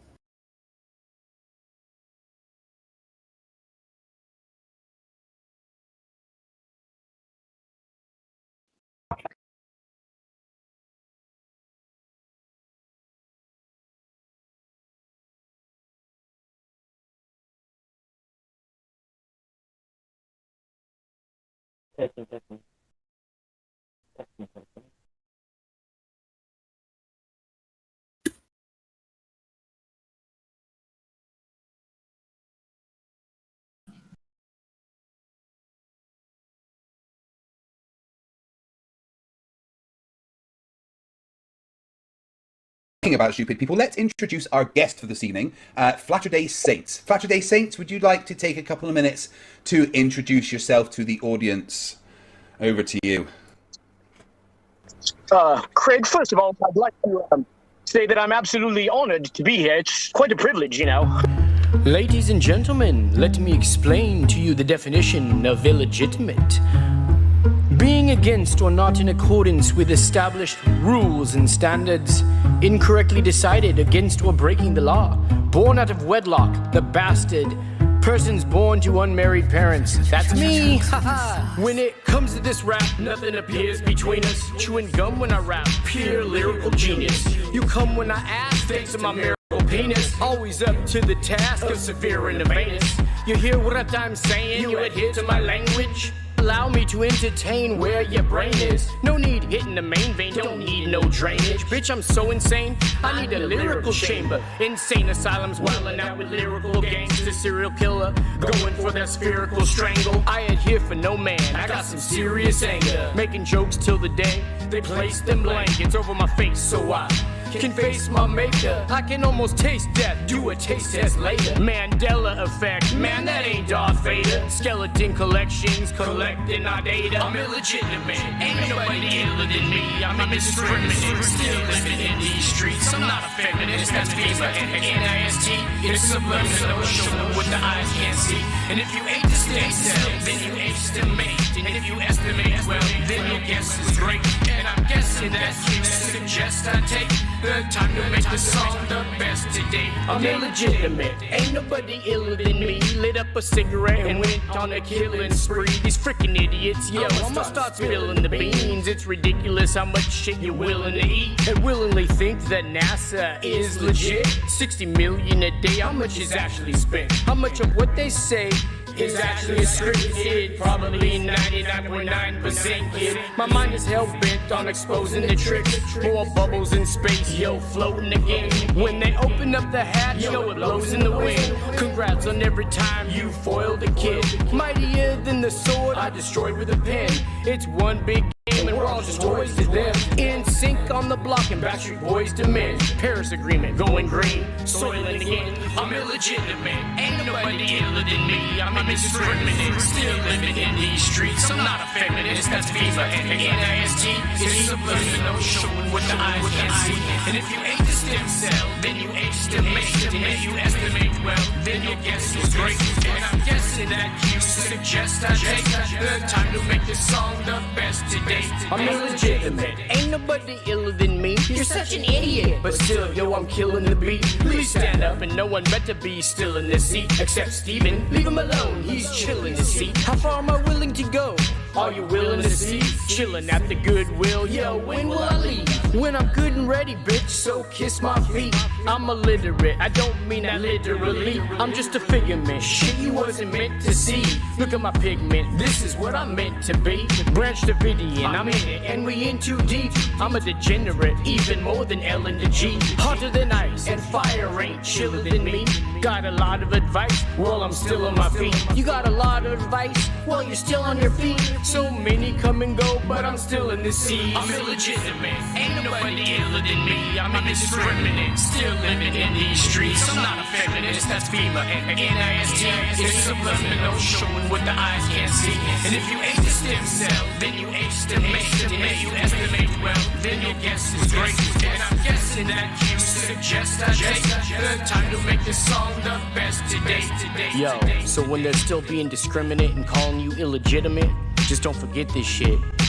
Remember, Flatter Day was something that you witnessed, kid. Haha, you just got done witnessing this.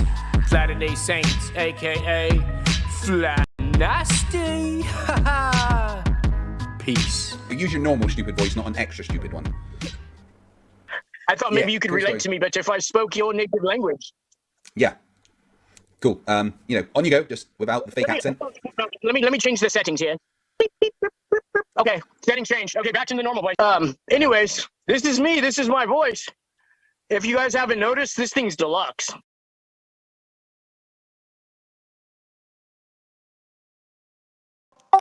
Yes, dude.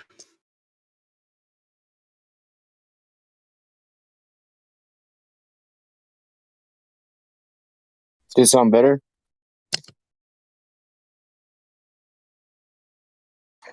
Fuck yeah. Production's That's right. awesome on that. Thanks, bro.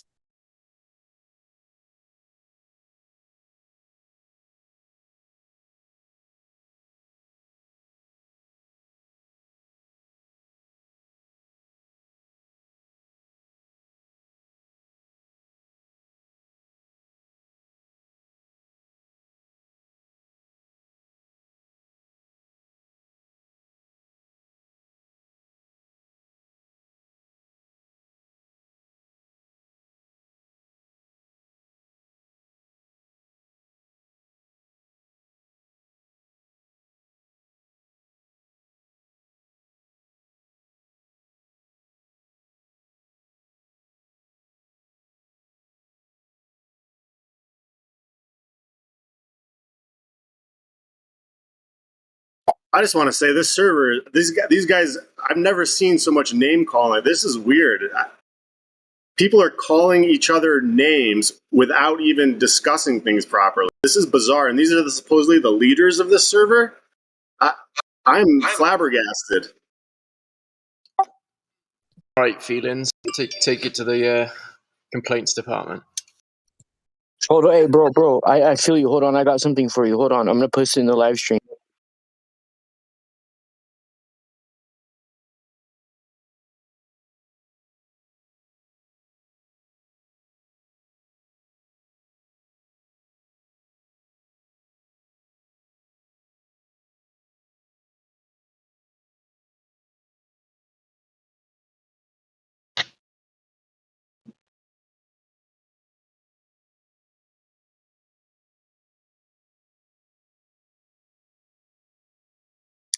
Concern trolling, Gigabit.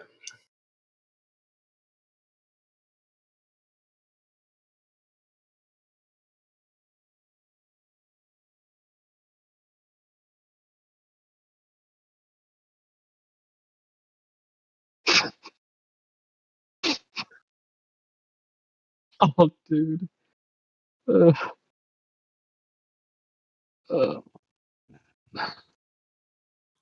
Lobby if you want context for the last couple of minutes, Gospel. Yeah, the lobby is. Yeah, what old dude said.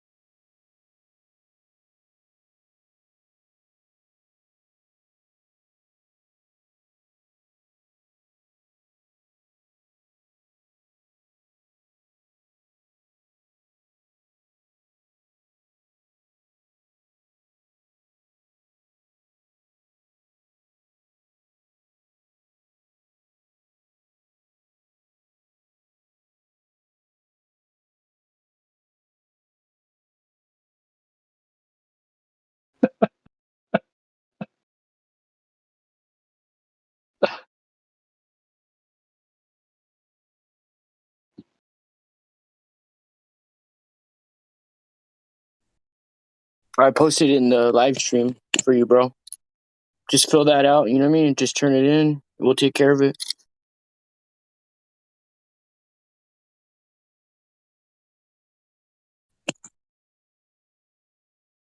You get that, Gigabit? I'm looking now. Oh, that's a joke, right? No, it's an actual complaint form. Okay. Sweet. I don't think Thanks. it's a joke. I take it serious. Yeah, it doesn't have to be formal. What Flatty said was accurate.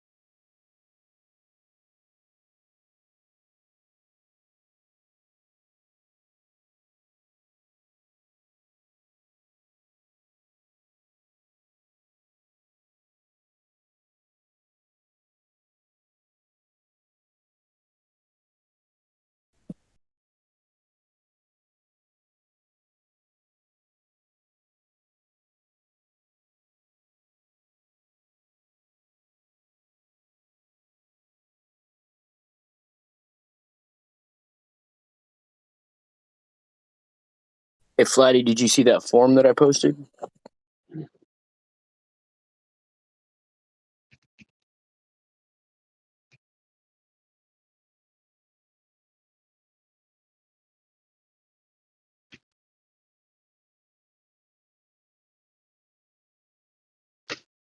Gospel Bear, did you see it? Yeah. I'm looking at it. It's not a form that was ever intended for Discord or this server. You know, you'd be surprised. I had a huge legal team working on that around the clock for a while to get that form. What for what, a company that you run? Just if anybody has any complaints for anything, you know. Yeah, that form was never made for this server. Obviously. It's kind of like a all around general form, you know. Not just for it's just for whatever you need it for. Yeah, except for the fact that it would be extremely inadvisable to ever put your personal information into a Discord server. Yeah, for sure. Now I just put it up there so people could print it, copy it, and print it out, and then send it in through the regular mail. You know.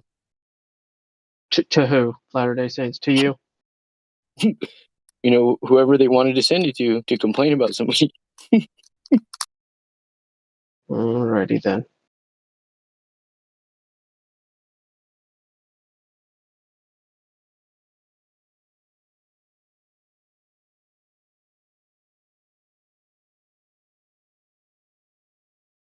Well, Gigabit thought it was a good idea.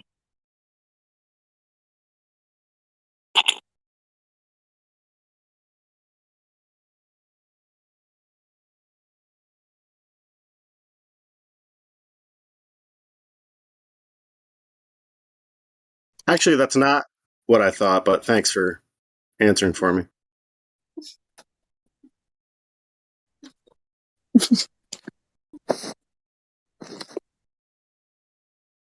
Graham, I've seen your name around a few times. How much conversation have you had here? Graham Liker. Hey, what's up? Just a little bit the other day. Gotcha. So, how far did you get? Oh, that's that far. Okay. Yeah, fascinating.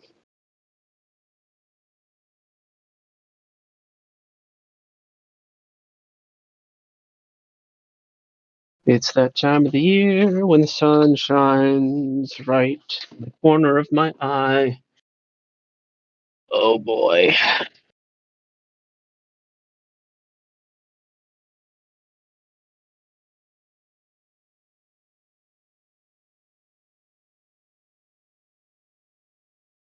That sounded like Gospel Bear's sigh. Yeah, that was me. That's his sigh of happiness whenever I come on the server. That can't be if you're a Glover. If what? Beautiful outside, buddy. See this pretty sky you got going. Nice and blue, lots of green. My potato plants are thriving. Ooh, homegrown potatoes, yummy. Yeah, man. It's like ground is doing all the work. Yeah, dude, it's a good year to plant and grow food this time in North Dakota. It's pretty wet this year. Yeah. I'm thankful that I don't have any signs of roof leakage yet. Oh yeah, that's right.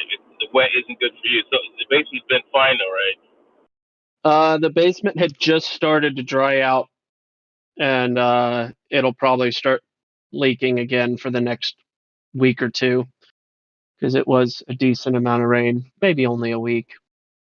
Have you found But the source, or is it the entire basement's just old or something? foundation walls directly from the floor. So both. Really and truly, I need a sump pump in all four corners of the basement, and I think that would do it. That would shore it up, and then of course exterior water mitigation or whatever, proper gutters and getting the water away from the house from the gutters and stuff. But it's you get what you pay for, as they say. So no complaints there. No, it's just a fixer-upper, man. That happens. Yeah.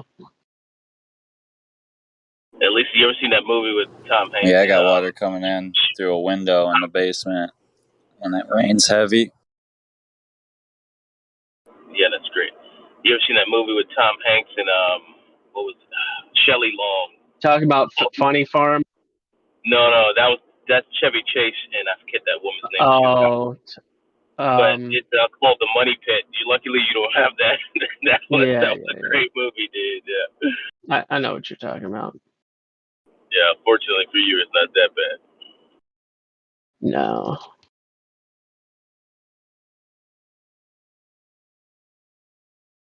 Yeah, if you have water coming in through a window, that window would need to be welled out. I think they call it a weeping well or something or other.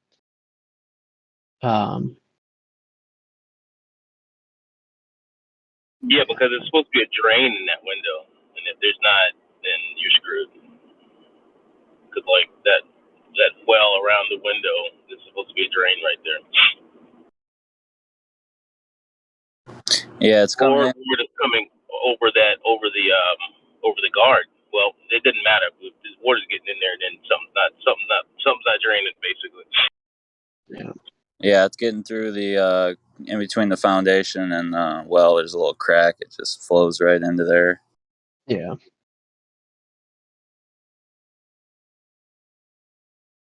Yep.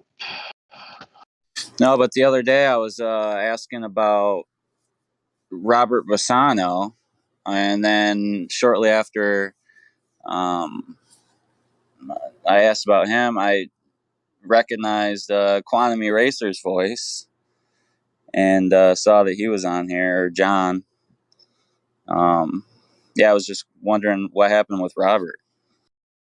Who's that? Yeah, no one knows what that is. A guy that Quantum Eraser used to do some stuff with on YouTube. Planet Veritas or something. Yeah. Okay, gotcha. Yeah, I mean, QE is here from time to time, but this isn't like a celebrity Discord server or anything like that. We just all have the physical means to falsify the claim of the radius. It's as simple as that.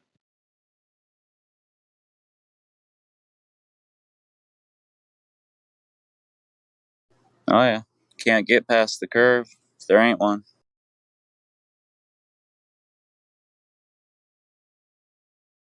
That didn't quite make sense to me. How can you not get past something that isn't there? Exactly. Shouldn't it be you can get past a thing if it isn't actually there? Yeah, that's what he's saying. Oh, okay. I am a peculiar over literalist at times.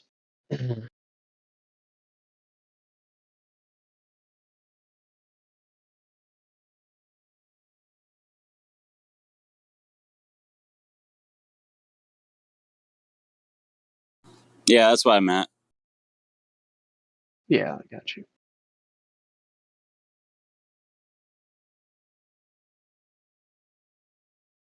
So, Jacob, you've been researching Flat Earth for over 10 years now? Yeah, it's probably been about that long. So you're pretty well that the Earth is a flat, non-rotating plane? Oh yeah, absolutely.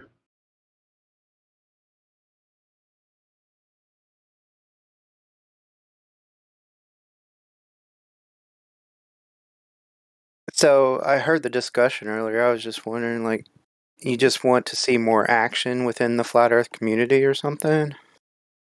Well, I don't know if, I mean, I just think it's strange that, that there's nothing, that it doesn't seem like there's anything going on at all, like no type of assembly. I mean, it doesn't have to be, I don't know, it could be something simple, but it just seems like people are brought in here and then all of a sudden, like, I said a couple of things and then people automatically get disrespectful. It's kind of weird. People start, like, the head guys starts calling people names in the server. That's really bizarre to me. I'm not really used to that, but no, it just seems like, I mean, you guys are talking about like construction and stuff because there's no one's talking about really anything actionable or things to do to, I don't know, better the future. And I'm not saying I have the answers, but that's why we're all here, is to discuss it and not name call. It seems very immature. We talk about this stuff all the time. Okay, well, it just saying, it seems strange. Like I was getting flamed like crazy and being called all kinds of names just for talking about it. That's very weird in a discussion forum that you want to be inclusive. Well, yeah, the problem with or possibly the reason you were getting called names or identified as a certain type of person would be associated with having been in the server for less than a couple of days, definitely less than a week, and then passing judgment or making determinations with very limited information. That is also considered very strange behavior. We've had so many unusual disinformation agents and awkward, potentially paid individuals that have showed up here. So, in general, there are certain people that are more on high alert than others, having had more experience with those types of people. So when they see certain types of behaviors, they associate those behaviors with those types of people. And that might be what's going on. That makes sense. But do you see how you handled the situation compared to how other people handled it? Everybody has different methods. I mean, See, here, let me point something out. I don't see anybody that called you a name. Crazy. So check this out. Some people are going to slap you in the face, not because they hate you, but just to see how you react to that situation. some people are going to use ration, or ration and logic and a conversation and see how you respond to that. Some are going to use certain words that might be trigger words to see how you respond. Whatever the case, different people have different methods to kind of to see what shakes out.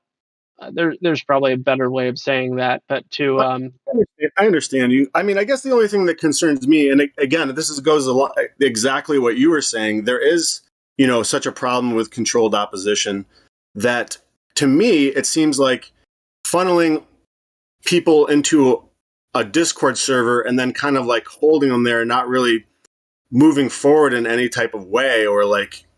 Yeah, you keep on saying not moving forward in any type of way without any actual knowledge of what has happened in and through this community. That's really peculiar. Okay, well, sure, we can talk about that. You can, fill me in on some of it. I'm looking at that from the aspect of, it doesn't look like much has changed from, years ago from when I was looking into this stuff. It just seems like it might even be backwards a little bit. Like, it just doesn't seem like anything is. Sure. Yeah. So let me. Yeah, go ahead. How many laser tests have you independently performed? Just curious. 1. Okay. And when was that? Recently? No, probably about 6 years ago. Yeah. So you did it, and then you were like, "Well, I did it. There you go." Right? Or did you say, "I did it, and I should keep doing this every week for the rest of my life because one falsification isn't enough. I should refalsify over and over and over again for the rest of my life. And if I don't keep refalsifying the claim that has already been falsified, then I'm not doing enough." Is that how you felt? I'm not sure I'm following you. Basically, when I performed experiments that, sufficiently proved that the Earth was flat to me and got involved in this stuff, I think I fell out of it just because of other things that were going on in my life. So that's what was going on. And now I have enough time to revisit it. So I'm not sure. I don't know if I was exactly following where you were going with that, but. Mm-hmm. Well, there are many activities of different people on this server, many conversations about plans and doing different things and meeting up and that sort of thing. But on the other hand, it's not a religion, right? It's not a spiritual thing or any of that. So people have different interest levels on how much they want to be involved. Some people go, "Oh, well, there you go. I'm going to keep carrying on with my life as I have been, but now I know this thing." And some people are like, "Now I know this thing, and I want to do more about this thing because this is interesting to me, and I want to make my life, center around this thing." So again, people have different responses and interest levels on how much they want to be involved and how much it matters to them. That makes sense. Yep. And I've seen the spectrum. I've seen people drop their entire lives, sell everything that they have, and devote themselves to this thing. And I've seen quite the opposite, the other end of the spectrum. "Oh, wow, it really is flat. Thank you. Bye." Mm-hmm. And I'm not going to say that that person is a lesser person than the other one. Sure. No, I get that. Yep. So, who's trying to say something? Oh, my Bluetooth speaker just cut off and just switched back to my computer one. It's fine though. Good. Gotcha. No, I know that. No, that makes sense to me. I guess. I would say on average, I'm here about 40-ish hours a week because I just sit on Discord while I work. I work from home, so I'm here quite a bit during the daytime hours of the United States. Not as much the daytime hours of Europe and other places. Not as much the nighttime hours as the United States. But with what I hear while I'm here, yeah, I hear probably 2 to 3 times a week of some individual saying, I'm about to buy this, I'm about to go to this place, is anybody interested? Or is tossing out the idea one way or another, brainstorming, whatever. I would say 2 to 3 times a week, in my experience, in the portion that I listen to, that's happening. So I wouldn't call that nothing. On the other hand, people are discouraged by the constant struggle with how videos are banned and how resources are banned, and how there seems to be, successes and then failures. You've got people like Alex Stein that all of a sudden get into the public eye and then, zip their lips up on this specific thing, and you're like, well, give the guy a break. He's just trying to use a strategy to do his thing, and whatever. People handle these situations differently. I think it goes back to, what do we do with the information? I think that's a personal question. Yeah, no, I agree. It's just so morbus order seclorum. I mean, if you want to talk in voice chat, that might be a little easier. You're asking me spend more than a day before you cast aspirations. I mean, it just seems like some of these people's attitudes are just kind of bizarre to me, I guess. I mean, obviously, I have spent more than a day. Maybe not in this server. I was just kind of asking, like, what? I mean, it doesn't seem like anybody from some of the people's responses, they were like, it just didn't seem like there was any plan, or there shouldn't be, or movement was stupid, or like maybe it is, but okay, so I should spend a couple of weeks here before I learn that, or I mean, I don't know. I don't know why he's just talking voice chat, bro. Like, come on, I'm not going to do text in, but yeah, don't mind the peanut gallery. In every server, there's always like people on text chat saying stuff. But he was in voice, so I just don't know why he's not just talking instead. Seems like it would be easier. Has no mic. Okay. And he says deal with it. Some people So don't want to talk either. Like, why come into a friendly place and use that type of attitude? I don't really get it. He seems like really bitter for some reason. Not at all. Maybe people. Okay, in my experience, I think people are sick and tired of sensitivities. There's a knee-jerk reaction, maybe a pendulum swing, you might say, from a socio-political or maybe even psychological respect, that people are either hypersensitive and focus on microaggressions and that whole level of things, and then there are people that are so disgusted by the last almost decade of that type of behavior that any display of sensitivity at all is ridiculed because of a knee-jerk reaction and disgust with a decade's worth of propaganda and programming to be sensitive to everybody's sensitivities and all of that. So what you're dealing with on a platform like Discord and other platforms oftentimes on the internet is, in my experience, one type of people tend to congregate with that same type of people, birds of a feather. So you'll find Discord servers of almost exclusively super sensitive people that give people their safe room and allow them to suck their thumb or whatever is necessary to get over a microaggression. And then you'll find a Discord server where people ridicule that type of behavior, and anything that is remotely similar to it, such as a complaint about name calling, for instance. I know I'm being maybe very highly psychological with my commentary, but I'm trying to help you I get out what with. you're saying, and I think what I'm trying to say is, like, I understand that I have tough skin, right, and I don't really give a shit if someone calls me a name. That doesn't really bother me. But coming into this community where I feel like people are more logical than the Globehead community, and from my experience, calling names is automatically the end. You automatically lost the argument. If you can't express your opinion logically without calling names, then that's ignorant to me. And I would just thought that I would see more from this community than that type of behavior. That's all. I mean, I don't care. Nobody If called you a name, Gigabit. You can go look at it. He didn't say specifically you. He was calling you a clown. So I don't know where else these name callings came from, but I didn't see anything else except for that. And he wasn't talking to you specifically. Well, So clown is technically clown is a name, man. Okay. yeah, Anyways, but he wasn't talking to Gigabit.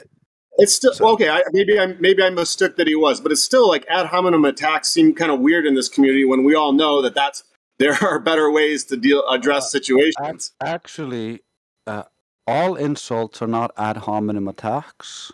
And an ad hominem attack is when you are avoiding an argument and using that as the deflection. You're just going away from the argument by calling him stupid instead of addressing it. If you address his argument and show that he is stupid, and then you call him stupid afterwards, that is not an ad hominem. That is just being insulting and not very nice. Yeah, and there's a lot of people that aren't nice around here. I mean, I certainly agree with that. And you know, there's some of us that wish that people had better, or well, it's a judgment to say better. Let's say different techniques and methods for handling situations and how they treat others.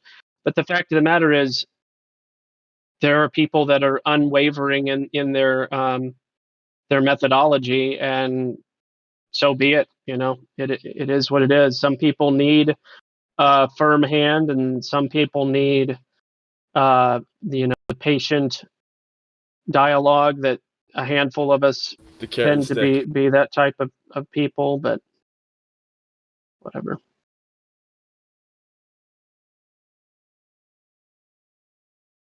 But yeah, I do agree with you, Jigabit, in so much that, when you're in an argument and you get mad, you lose. Even if you're right. If you lose it, then you lose. Well, if you're in an argument and you're asking somebody I'm not saying this is what just happened. I'm saying if you're in an argument and you're in a technical discussion and instead of answering the question, the person chooses to call you names. I mean, basically, I see that all the time dealing with these NASA people, right? I'll bring up a point that they can't answer, and then they'll just go to name calling. So to me, that's a technique that they use. Yeah, that's an ad hominem because they're avoiding your argument to whine about the insult. Okay, so it's a red herring then? I mean, I don't know if it really matters what the name of it is. Regardless, it seems like it's a technique. It's an ad hominem because they're avoiding your argument and then focusing on the person or you. All right, regardless, I think that though, it seems like that could also be a controlled opposition tactic, right? You get into a server and then people are just dicks or whatever, and then new flat earthers want to leave. I mean, I'm not saying that's what's going on. I'm just saying that that's probably happens, right? Just for clarification, ad hominem is red herring, so you're both right. Yeah. Ad hominem is a form of red herring. Yeah. You can't control what other people do. You can only control what you do. How you respond to things. Yep.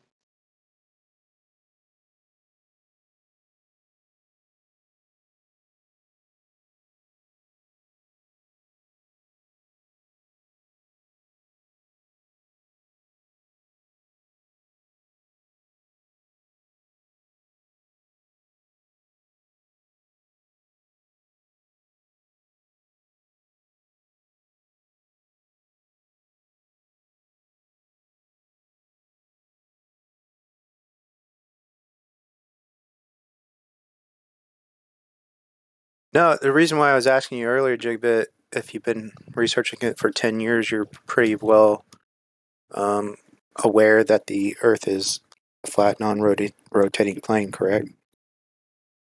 That is correct. Okay.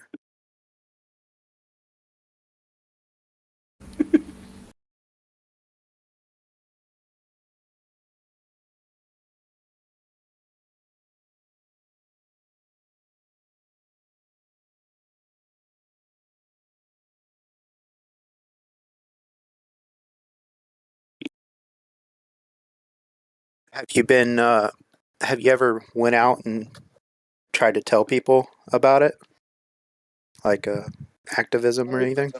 Yeah, I'm not sure. When I first jumped on the conversation this morning, I was telling the story how last night I was over at my parents' house and I put on the documentary Level for them. And my stepmom is always a little bit more open-minded than my father. My father never wants to hear shit. But actually putting on the documentaries, my father actually woke up and she was like having fucking like micro panic attacks basically. So it was an interesting night last night. So yeah, I was able to. It's very rare that I am able to wake someone up. And I think what I had said earlier is I think the only reason I was able to is my dad's kind of fed up with the government right now, and I think that mistrust helped him take that next logical leap. So that was kind of cool. That's really cool. Yeah. It's awesome. But yeah, I would say that with other people in my life, I probably have in 10 years woken up maybe 3 people or 4 people. It's been very low numbers, probably. Yeah, same here. It's just the nature of the game, like Yep. trying to get them out of their cognitive dissonance, and easier to fool somebody than to prove them that they have been fooled, right?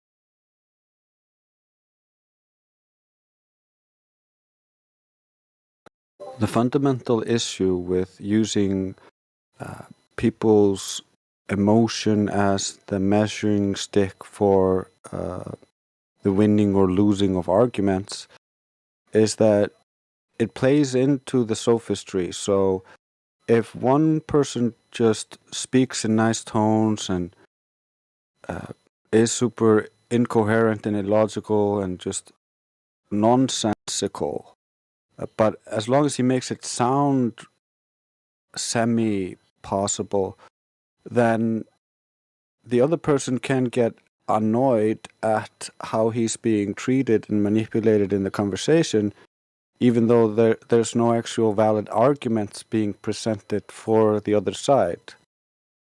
So it is a tactic they use to try to make it appear as if they win arguments, but I've never seen a Glober win an actual argument. It's true, but also intellectual dishonesty, it's apparent.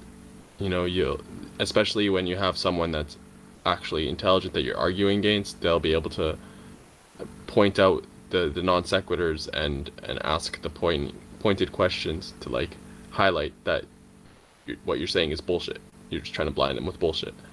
So, there's something to be said for that. The fact that truth kind of has a way of kind of showing itself, and for the skill of the interlocutor. Yeah, that's why it's so important to just take it slow. Don't let all that nonsense pull you along into some other nonsense. Just go over it slow. Mm-hmm. And to refrain from debating if you're just not smart. Yeah, you don't need to go and fight people. You can learn from everyone.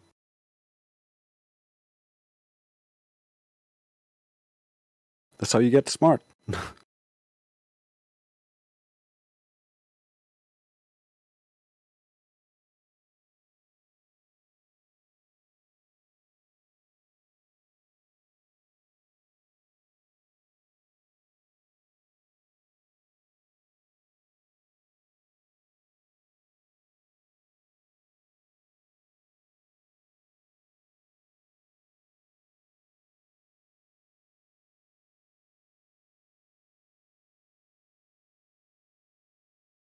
1, 2, 3, 4. I declare a more. Yeah, something like that.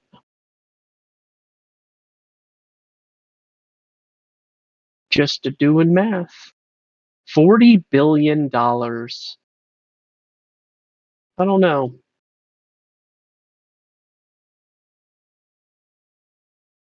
$40 billion. In the scope of the American budget, I wonder what, I guess I just have to look up GDP, right? What percentage is 40 billion of the total revenue of the United States? Anybody know? I heard earlier that it 7 trillion was half of the GDP, so 14 trillion maybe. I could be totally wrong on that, but I No, heard it in a video. that's probably around there. Yeah. Let's see. So that would be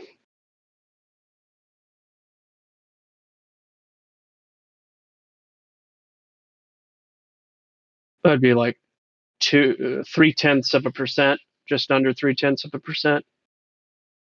There's really tiny. So supposedly 40 billion. No, yeah. 40 billion is the annual amount of revenue from gas tax. Roundabout there.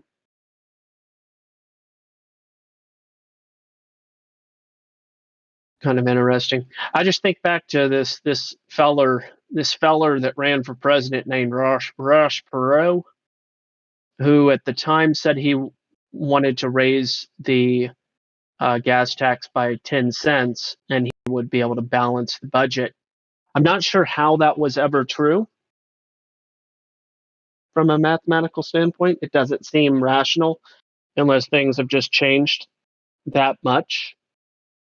Yeah, it's a guy flipping. it's it's a flipping table. Hieroglyphics are back. All right. But that's what Ross Perot said. I don't know. It's interesting. And people balked and freaked out. They were like, 10 cents. What are you trying to kill people? The whole country had shut down. Of course, this was back in the day when gas was at or under $1. But still, it's it's supposed to be 18 cents. 18 cents. So yeah, I was just thinking about these things.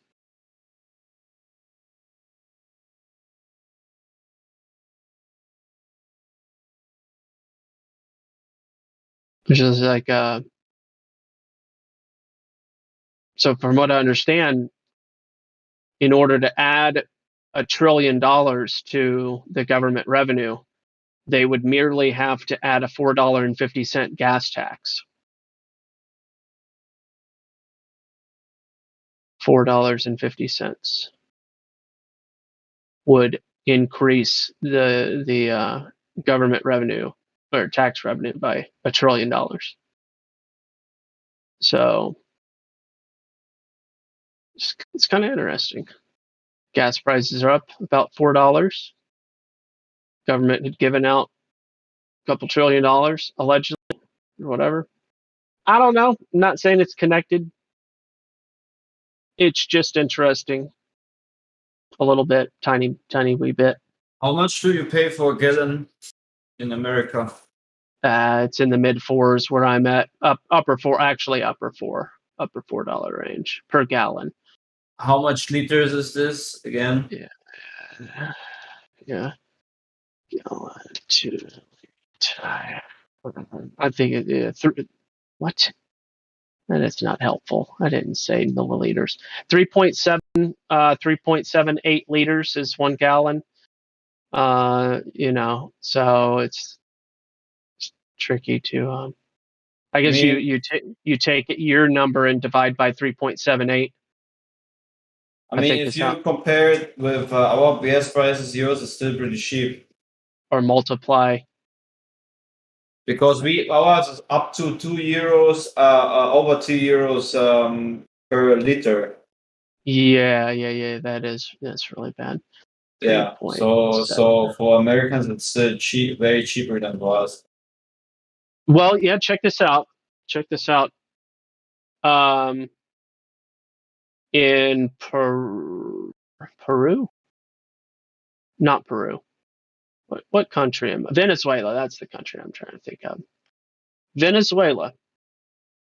It's like is 8.5 cents a gallon. 8.5 cents a gallon. Mm-hmm. And then Hong Kong is the most expensive gasoline in the world at like 10 or $11 a gallon in Hong Kong. But yeah, Venezuela like 8.5 cents, 7.5, 8.5 cents a gallon.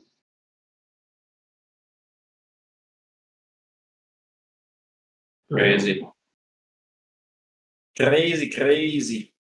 isn't it?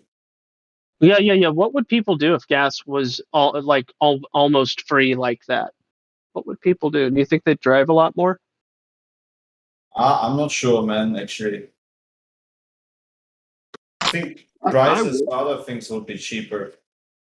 Yeah, it would probably have a collateral effect more than likely. Yeah, good point. It's just a shame in itself that they lie about fossil fuels being a limited resource. Or I mean that they in itself say that these things are fossil. I can't even say it, fossil fuels, which is a lie. At least I don't believe that. I think it's a natural resource to find oil.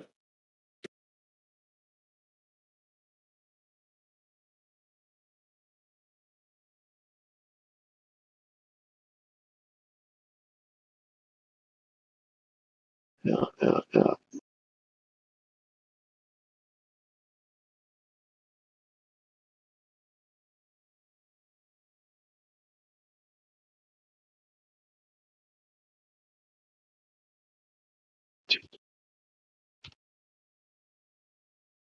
Ah, come on.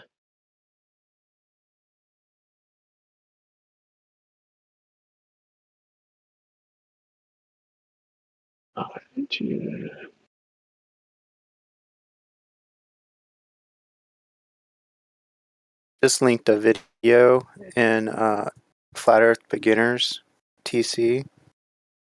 Yeah. That Alan Norstrand put together, and I think it was a video that Austin Whitsitt streamed on Facebook, if I'm not mistaken.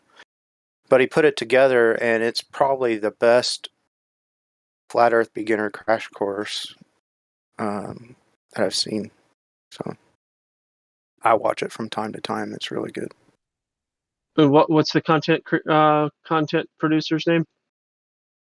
Well, Austin Whitsitt made it, and Alan Norstrand put it together.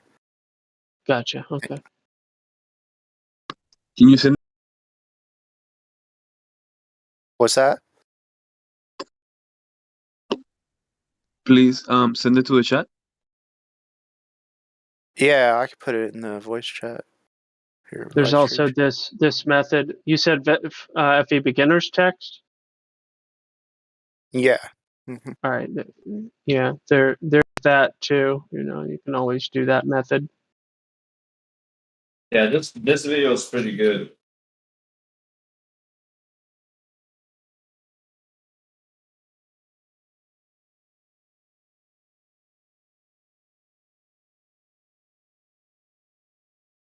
That's a pretty good video.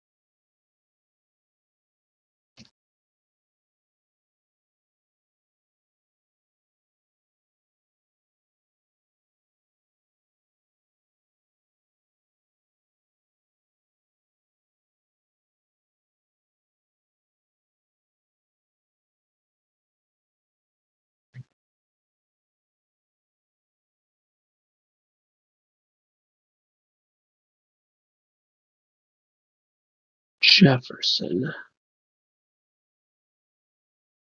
Say hello, Jefferson. What's up, man? Welcome to the server. What brings you here? Nothing really. Just wanted to talk to people on a podcast, see what their interests are. Okay. How'd you hear about this server? Where'd you find it? I found it about 5 seconds ago on Google. Oh wow, just a Google search. Okay. Yep. Good to know. Good to know. All right. So, what do you know about heliocentrism? I know nothing. Okay. You're under the impression Earth is a ball, though, or no? I'll tell you the truth, I ain't never heard of it. I was just looking for a podcast that was open right now. Oh, okay. I mean, you are aware that you've joined the 24/7 Flat Earth Discord? Oh, Flat Earth. Okay. I mean, I got that. It don't bother me. Okay. Gotcha. I'm one of them square earthers. I believe the Earth is a cube, but that's besides the point. Yeah. What leads you to believe that? Well, see, when you're usually when you're walking down the road, or you're just walking in general, if you are walking on a flat plane, eventually you'll fall off. If you're walking on a cube, eventually you'll just go off into space. But I mean, not a cube, a sphere. If you're on a sphere, eventually the Earth won't grab you when you're going around, and you'll just fly off into space. But a cube, it can be sitting up on somebody's like on somebody's shelf or something. But the cube ain't going nowhere. You can't fall off the cube, and you got 4 different planes you could be on the cube. 4? No, that's about it. Square Earth theory. Four That different planes sounds- on a cube? Do what? Four different planes on a cube? 4 different planes on a cube. Really? Yep. I've never seen a cube like that. Well, no, that wouldn't it be 5? Hold on. No, it'd be 5 planes actually. Have you ever played dice or Yahtzee? Yeah. 6 maybe. 6 probably is your best. Yeah, we reckon 6. We go for 6, everyone. Hell yeah, prop 6.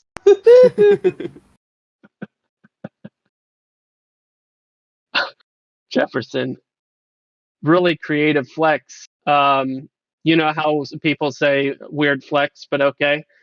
I'll say creative flex. I'll say creative. It's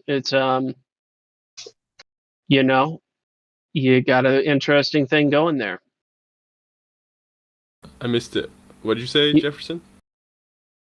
He's a. Oh, you go go ahead. ahead. Yeah. No, I was explaining how we're not on a flat Earth plane or a circular plane. We're on a cube. What side of the cube?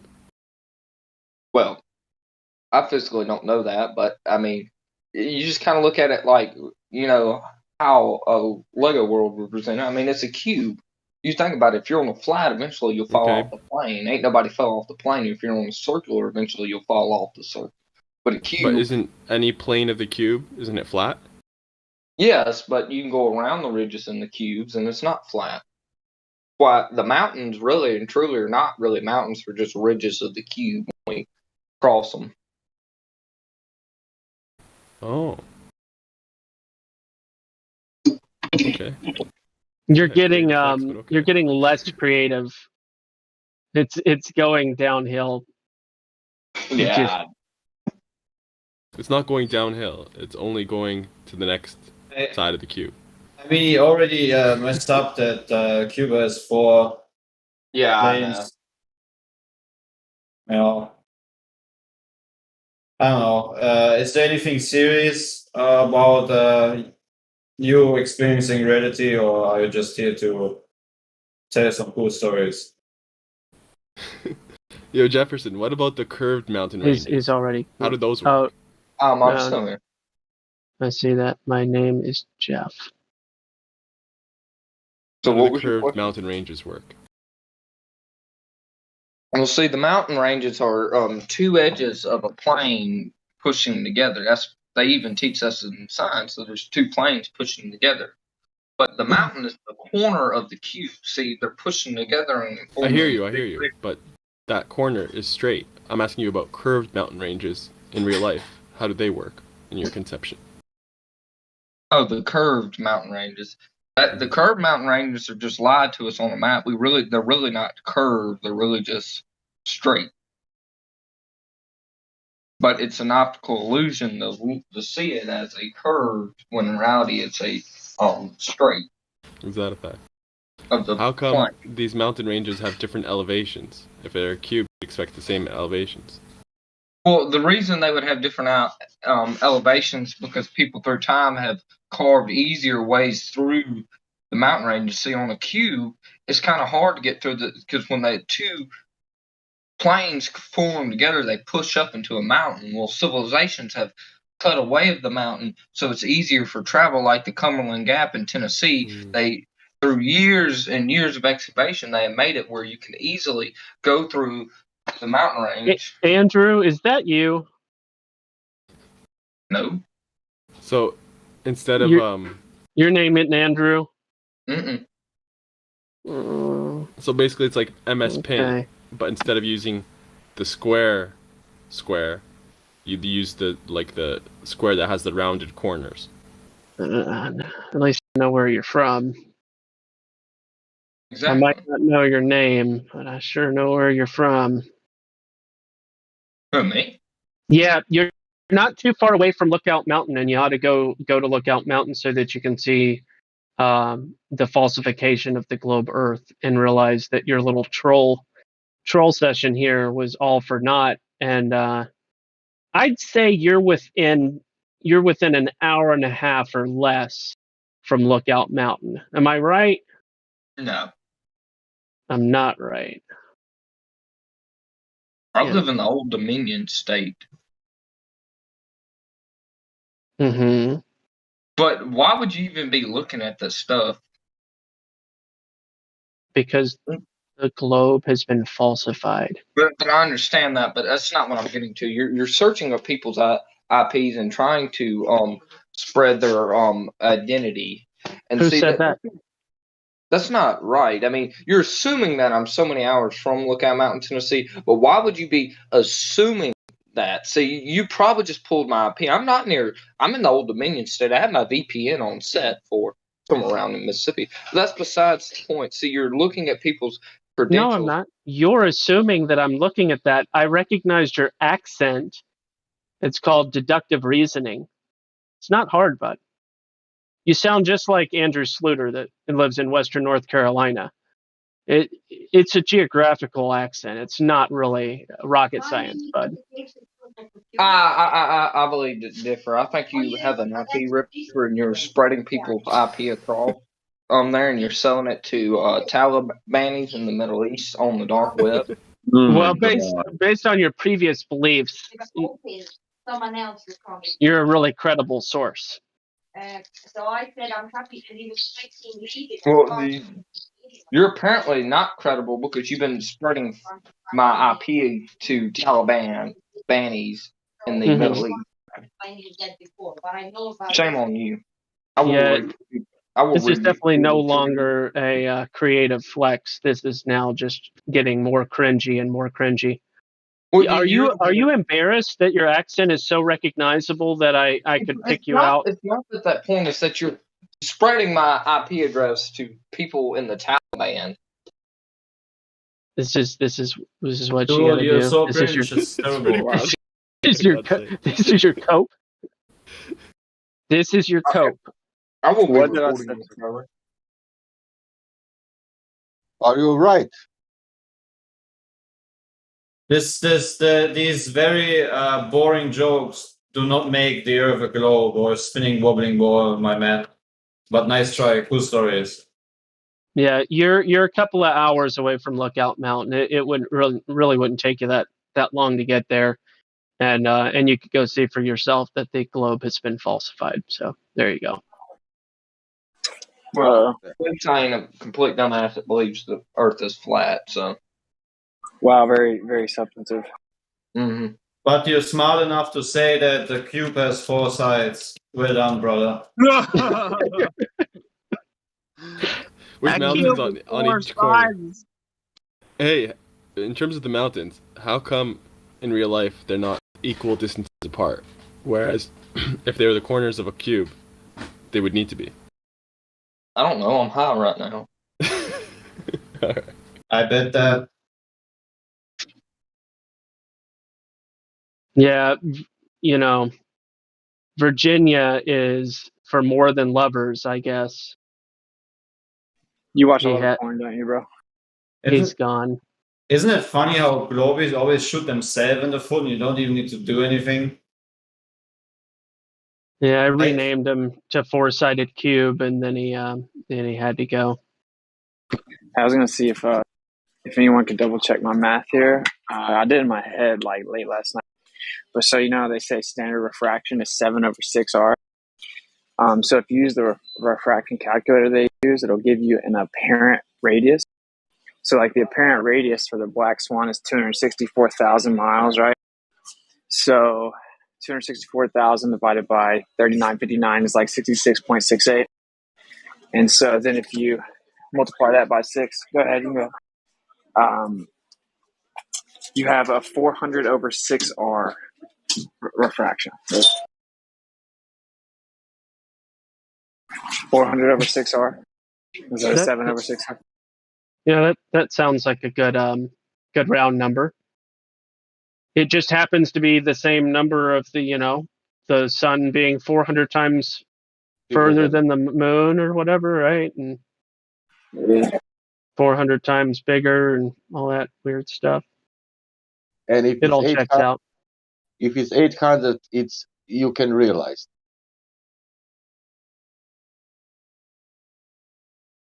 Dude, just think about how crazy that is. So I'm like with a bunch of the like globe zealots, and I couldn't get them to answer the question.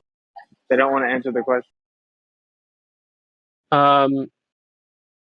If it's 400/6. Hold on. For the What's that? idiots in the group, such as myself, explain 7/6R. What is the number and how is it derived? Okay, so that's quote unquote standard refraction rate. So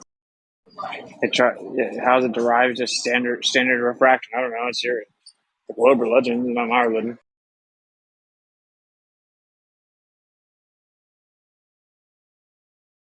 Wait, that guy just talk was a glober? No, it's not my religion. I'm asking where did they get this 7/6R and explain it to me, because I hear it all the time. I just don't understand what 7/6 is. Yeah, it's just like a standard refraction rate that they use that would extend the apparent radius. So it's just a mathematical construct they use to explain refraction as to how we see too far. And the standard refraction rate is 7/6R, which is just a slight fluctuation. It would move the black swan horizon to like 1.32 miles. So it's not enough. So if you do the math, they need 400/6R. 6,668% increase. So when you say the math like that, they don't know what to say. They're like, took in refraction, extend the apparent horizon 6,668%, and they can't bring themselves to say yes because it's just so ridiculous, So it's really funny. I guess and clear. I just don't. Where's the 7 coming from? What is that?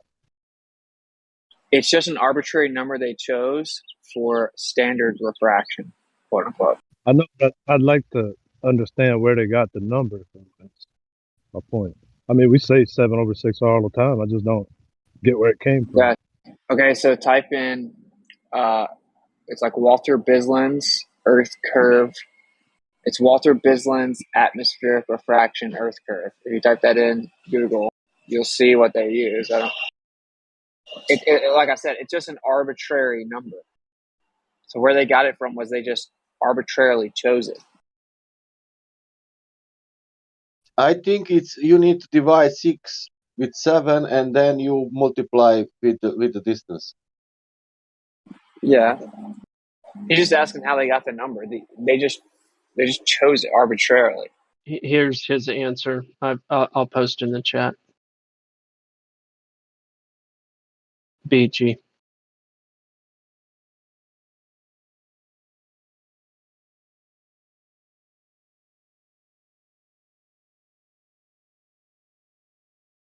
So anyway, so the next follow-up I've asked them is, okay, so what conditions would be required to establish 400/6R refraction? And they will never answer it because the next step is clearly just go see if those conditions are what was present on the day of the black swan, which they of course cannot be. You'll just get answers like it just has to be colder and above the water and blah blah blah. You won't ever actually get specific answers. I know a lot of people are kind of over the circular conversation about refraction and the black swan, but I just thought I'd throw that out there for the room. I found something that literally the people that have been debating the black swan zealously for 2 years now cannot respond to this. It's really funny. So it's over. It's been over, but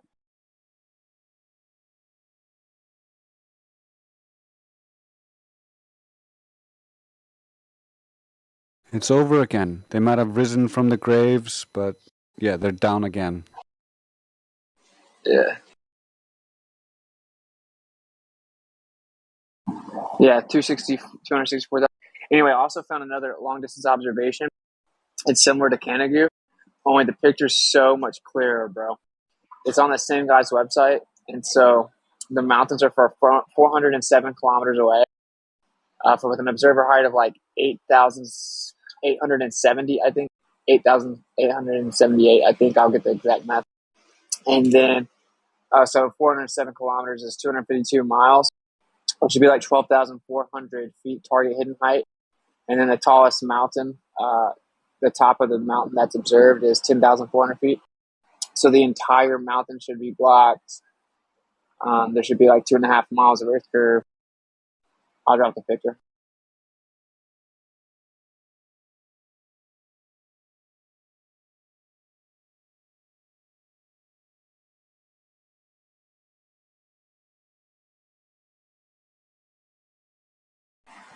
This isn't it. This is another one. The city should be completely obstructed. This guy has awesome shots on his website. I'm sure you guys have seen him.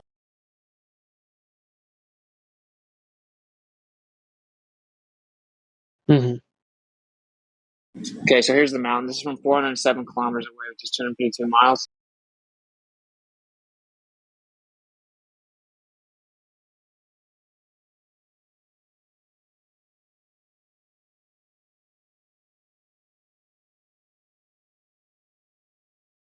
Yeah, it's really cool photography.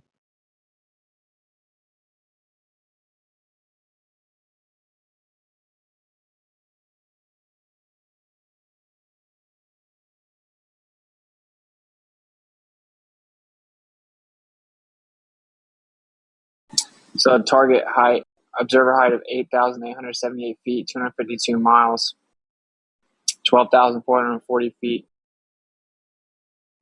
Should be physically obstructed.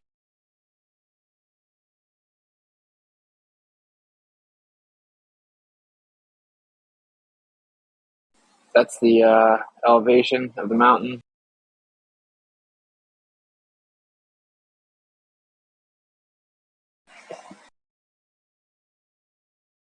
But what's cool about it is like, so it's not as drastic, right? Because the Canigou, it's like the top of the mountain should be obstructed by like a mile above the top of the mountain.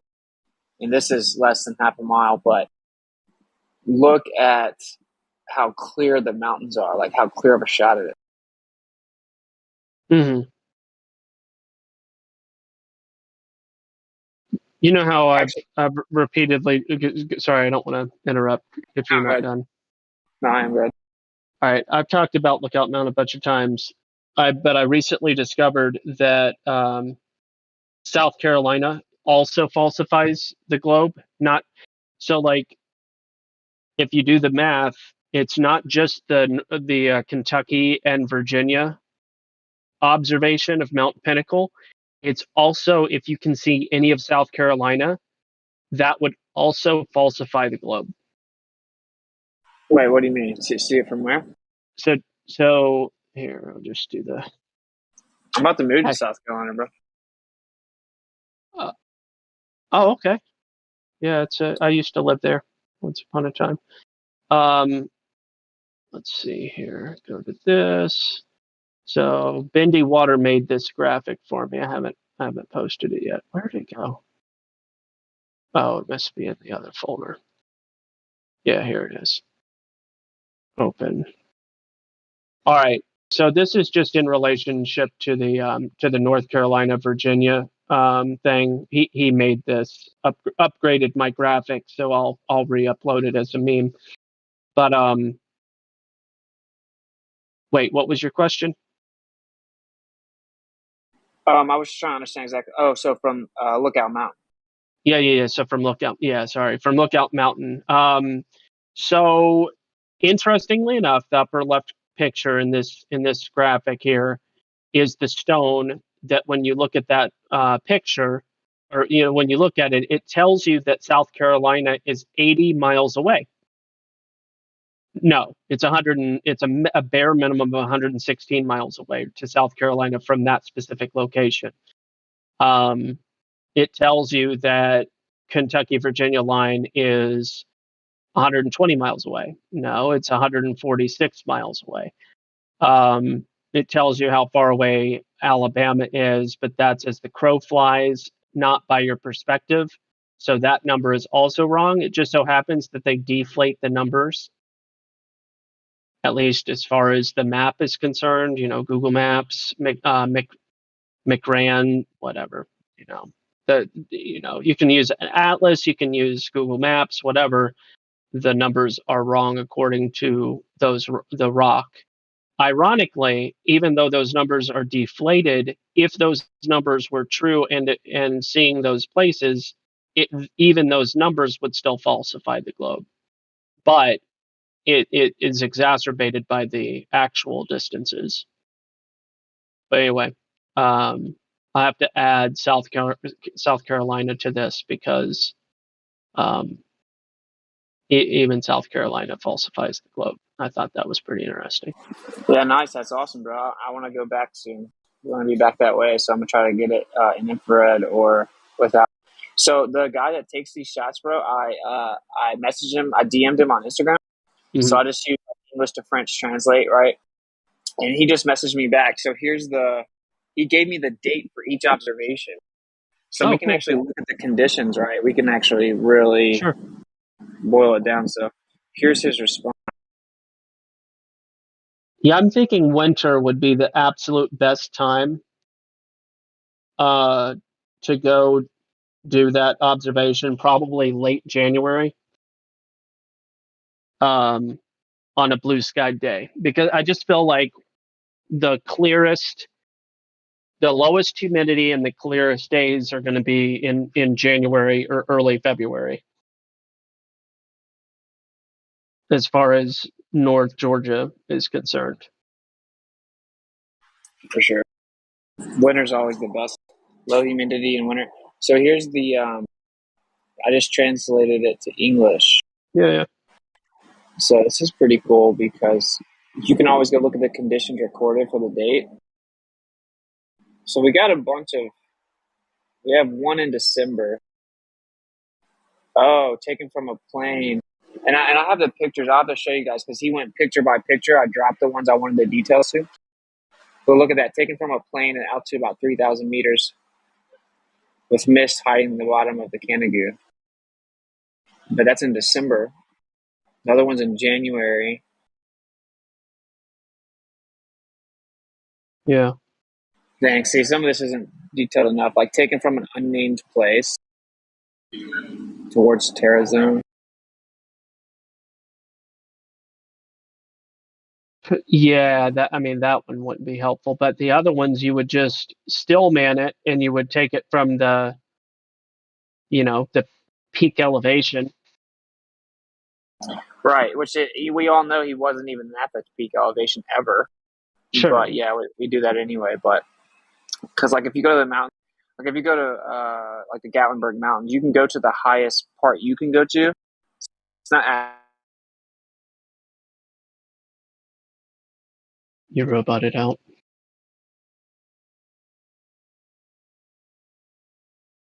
I think he was going to say you can go to the highest peak you can go to, but there are higher peaks that are not allowed Yep. by public traffic. Yeah. Sorry, I got a call. Gotcha. Yeah. So yeah, I'm gonna try to do get all these, compile all these when I get back to the house, all the conditions, because like think about it, this is infrared, so I have a lot of papers that go in detail about the effect of infrared on refraction and how much it cuts it out. I mean, you can still have refraction infrared. It's still light, right? But it's much less. And then you got like the factor of humidity and the temperature differential.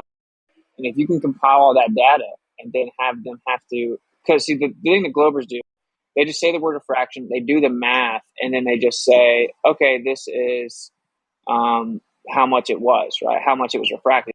But they never actually do what they have to do, which is show the conditions required to have that level of refraction, how it would work specifically, what each variable would input, and then show that that's what was there. And they'll never do that. But we can do it, right? We can just go ahead and do it for them and show that it's impossible. It's tricky though, right? Because refraction is a tricky thing, but when it comes to all the variables, because like I'm not worried about the zealots, right? I just use the zealots to really like sharpen the sword, like sharpen the argument. And so it's like if you walk up to someone on the streets, or just if you're talking to someone or someone new comes in here, you can start to show them all these. And if we can have it in a very concise, like specific form, right? Where it's like, this is the height, this is the date, this is the conditions, everything that they can possibly think of to try to grasp at. I think it would really help us just kind of cut straight to the point, you know? Mm-hmm.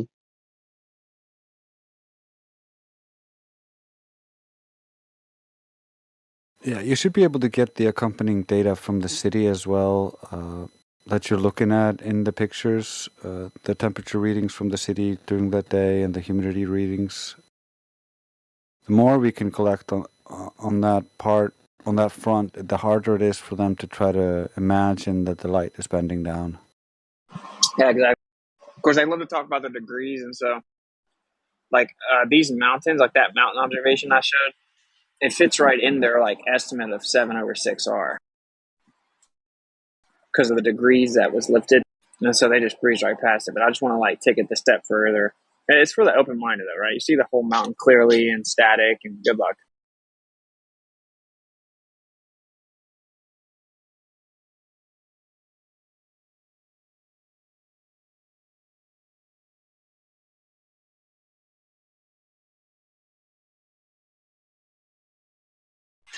You see that he, if anyone is so inclined, I'll probably send him a little something because I told him I'd even throw him a little something if he'd give me the dates, because I'm sure he had to go back and get it all for me. So I don't know if anyone does want to shoot him $5 or whatever.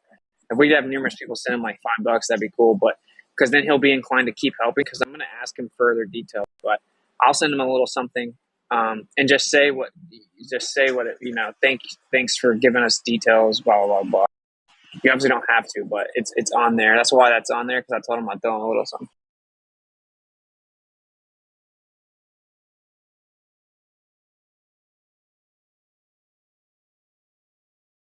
It may be advantageous to add this as an announcement.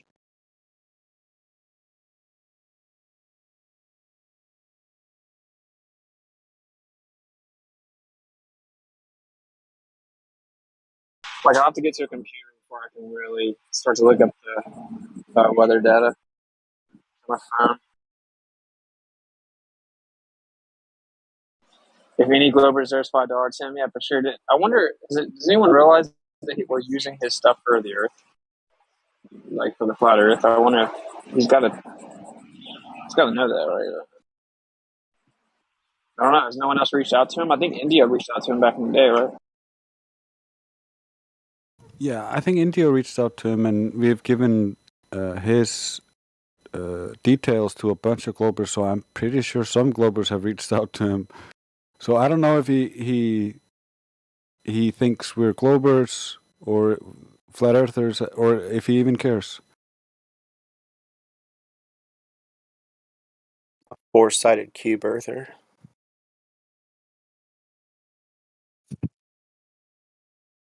Yeah, I didn't mention it to him. Like I was just like, wow, dude, your pictures are awesome, bro. Blah blah blah. I didn't want to taint the conversation. Yeah, smart.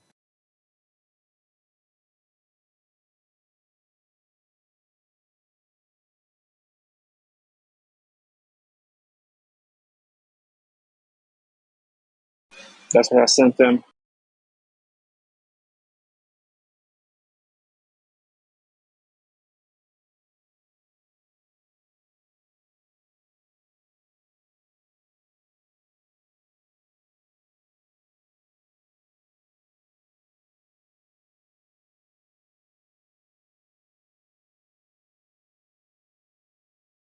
And then look, I'm about to drop I'm dropping the order of pictures I asked them about. So just a sec.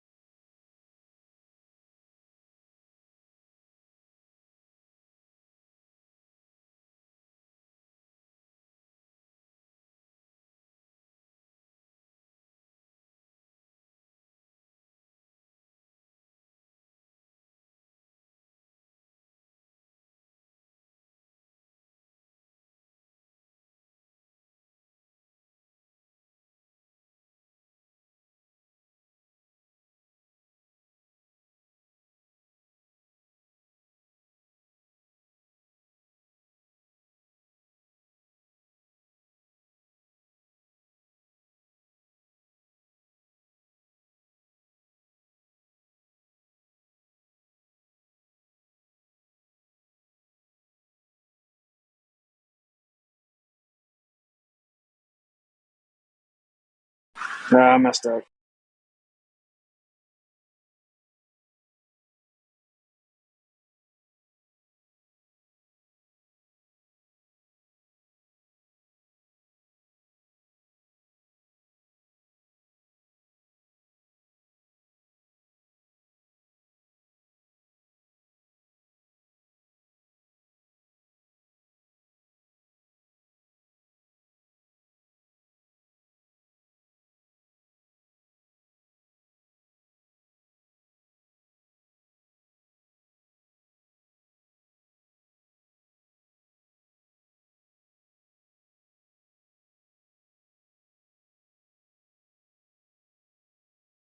Oh wow, he sent more than that.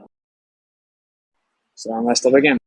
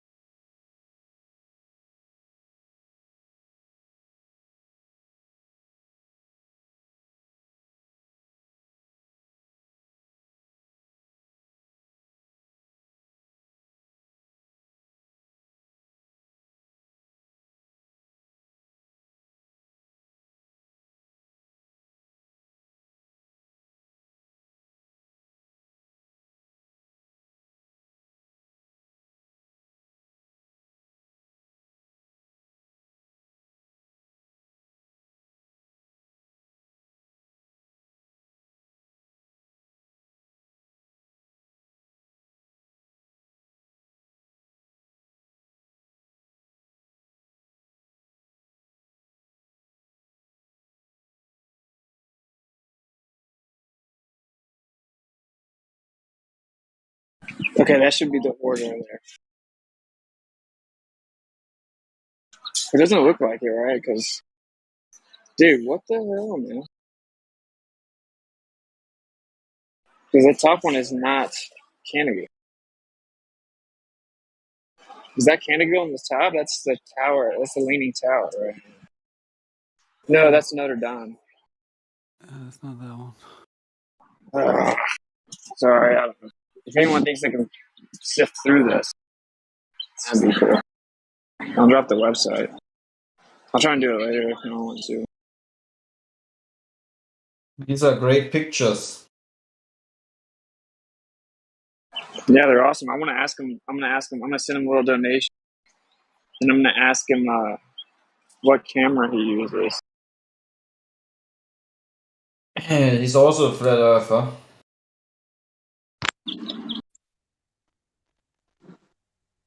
Wait, what? Is he also a flat earther? No, I don't think so. I think he just takes pictures here. Lol. But that's why it's so awesome. I think that's a good thing.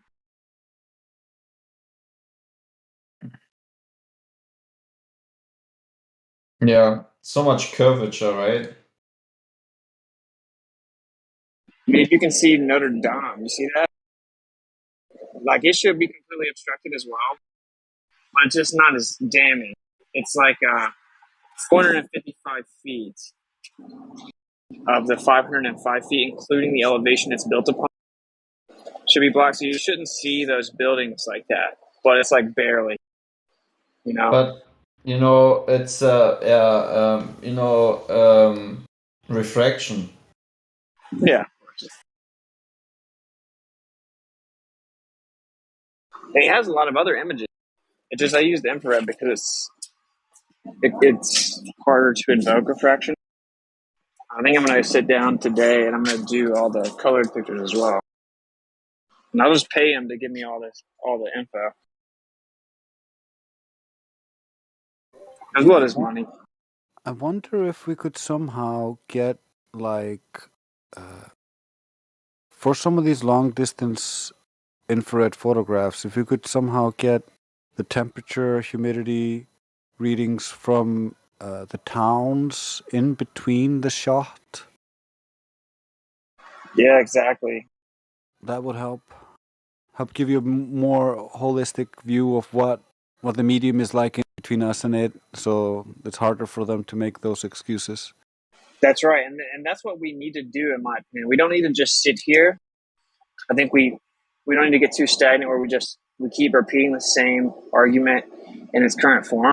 We need to take the next step because they're obviously not going to do it.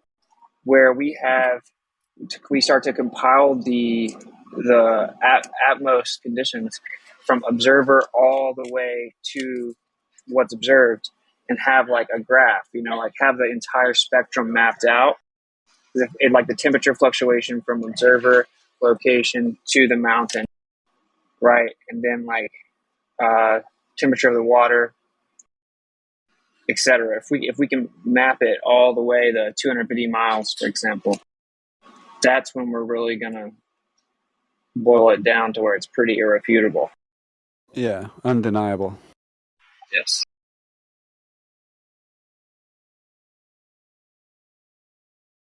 Because when they say refraction and you whip out your refraction portfolio, they're going to be like, whoa. Like the normal person. The normal person just knows to say it. And then you're like, oh, yeah? Bow. Here's my portfolio page for this observation. They're going to be like, damn, bro, what do I do now? I couldn't just say the word and act like he was stupid.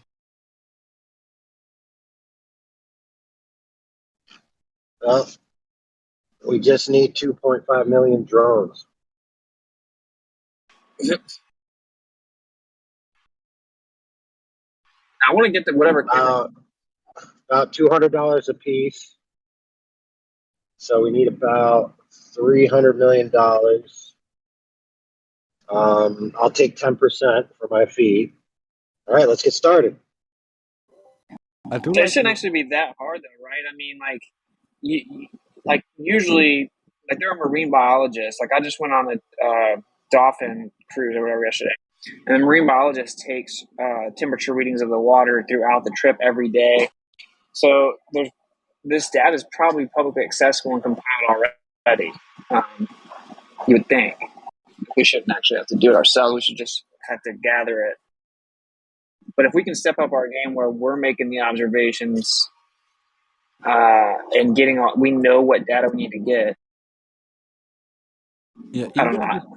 Even if it's just a few data points, like if you look at Dr. John Dee's laser experiments, when he's shooting the laser across the shore, it's like it's going just right alongside the shore. So you could theoretically have readings from the shoreline, which is really close to the laser, and show that there is no crazy ramping up gradient all the way over to where the target is.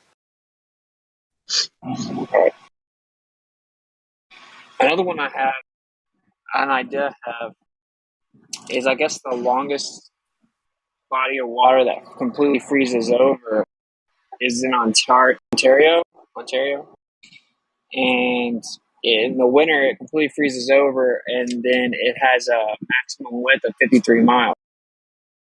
I don't know that we can actually shoot a laser at 53 miles, but we could try. So if you shoot a laser 53 miles over a frozen lake, I mean, good luck trying to invoke refraction. Whereabouts in Ontario is that? I'm not sure. Just a sec. Because I live in, close to I think it's Burlington. actually Lake Ontario. Is that a thing, Lake Ontario? Yeah. I'm like 25 minutes away from Lake Ontario. And that's where I made one of my observations with respects to the Rogers Center, the Sky Dome, where they play baseball. Yeah. Okay, yeah. So I think that's it. That's the biggest lake in the world that completely freezes. Yeah, I know you can shoot a laser for almost 100 miles, but you need a very powerful laser, and it needs to be like very specific so it doesn't diverge too much. And they're you can legally purchase that. I don't know. Yeah. You could probably make it, but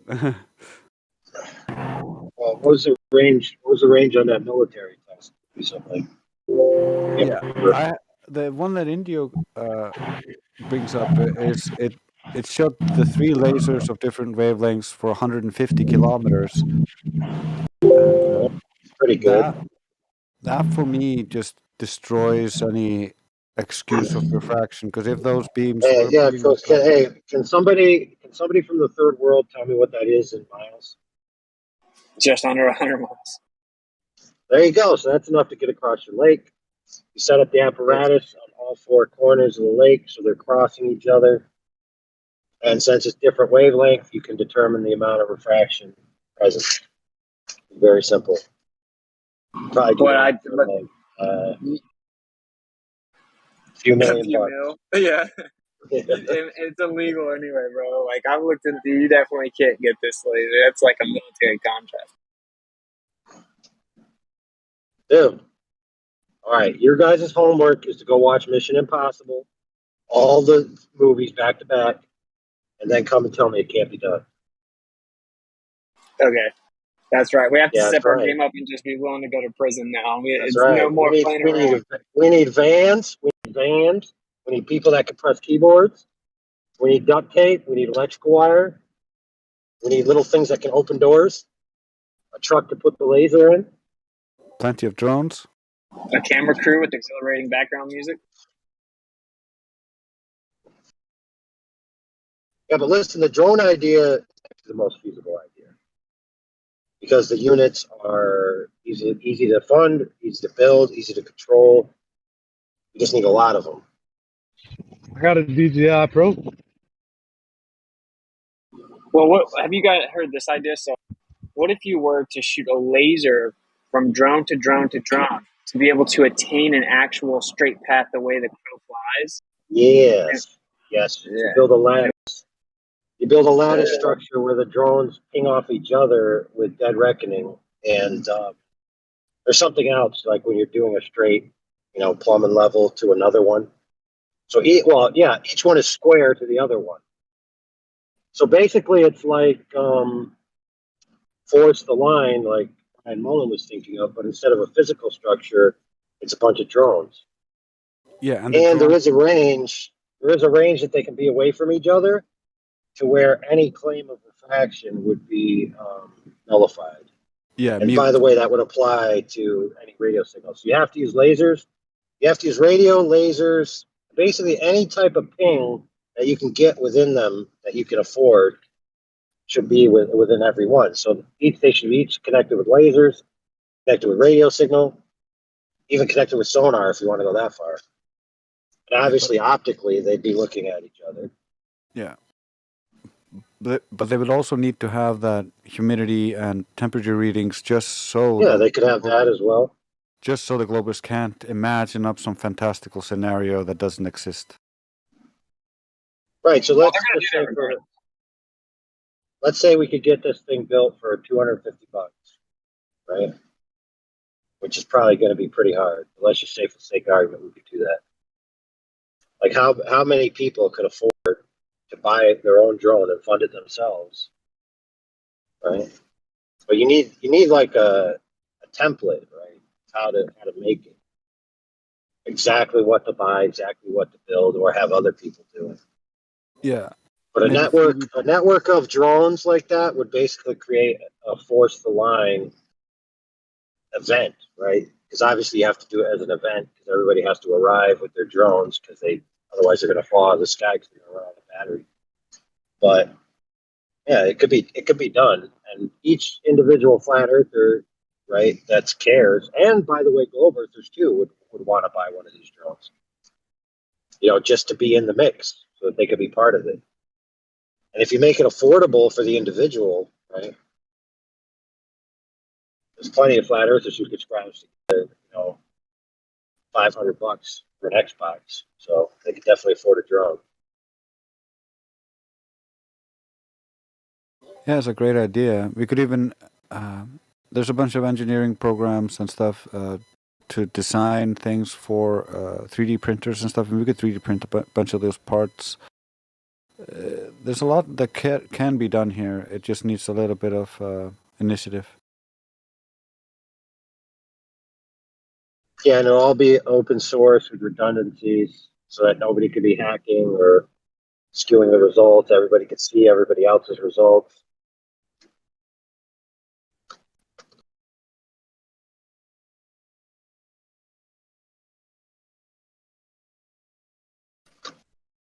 Yeah, that'd be good. And yeah, 50 miles is a little bit better over a frozen lake rather than 250 miles.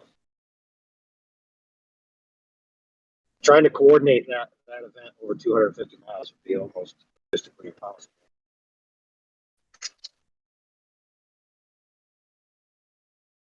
Simply because the people involved wouldn't be, coordinated enough. It's hard. It's hard enough getting coordination on a job site that's only 250 yards across. Yeah, that's the biggest issue. An undisciplined army isn't much of an army.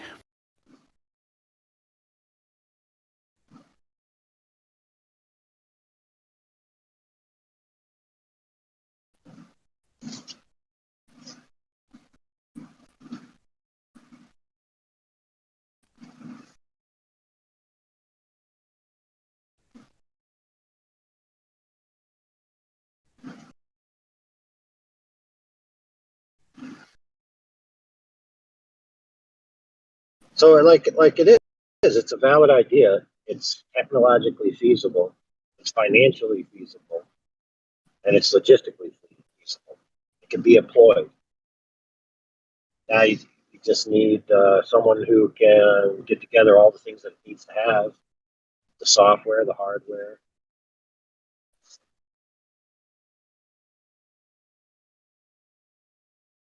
It's obviously not going to happen overnight. Probably take a year or two before it's all come together. You got to manufacture them, of course. There's also Epi Core, right, which they can get like quite a bit of funding. Yeah, so the main goal should be making it The parts have to be easy to get, and they have to be fundable. Someone could say, "Oh, here's my $500. You buy it, make it for me." Right? And obviously, the person making it would want to get paid because they can't spend every single day working for nothing. Well, can't FP Core get like subsidized? I'm pretty sure. By who? I can't remember. I thought they got some subsidies at one point. By the Bill Gates Foundation? Or it's like they can write it off and be reimbursed or something. I don't know.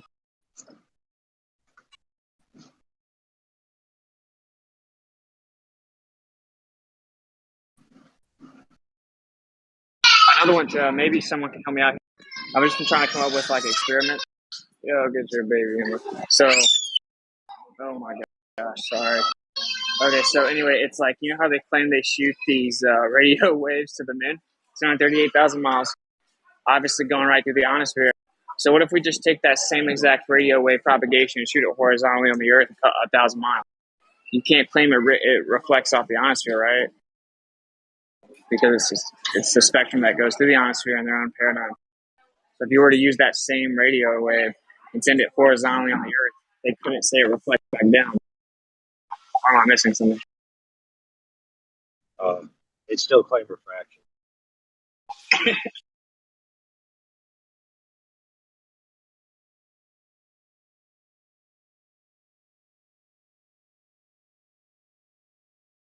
Now, the interesting one is the laser, supposedly, that they shoot at the moon.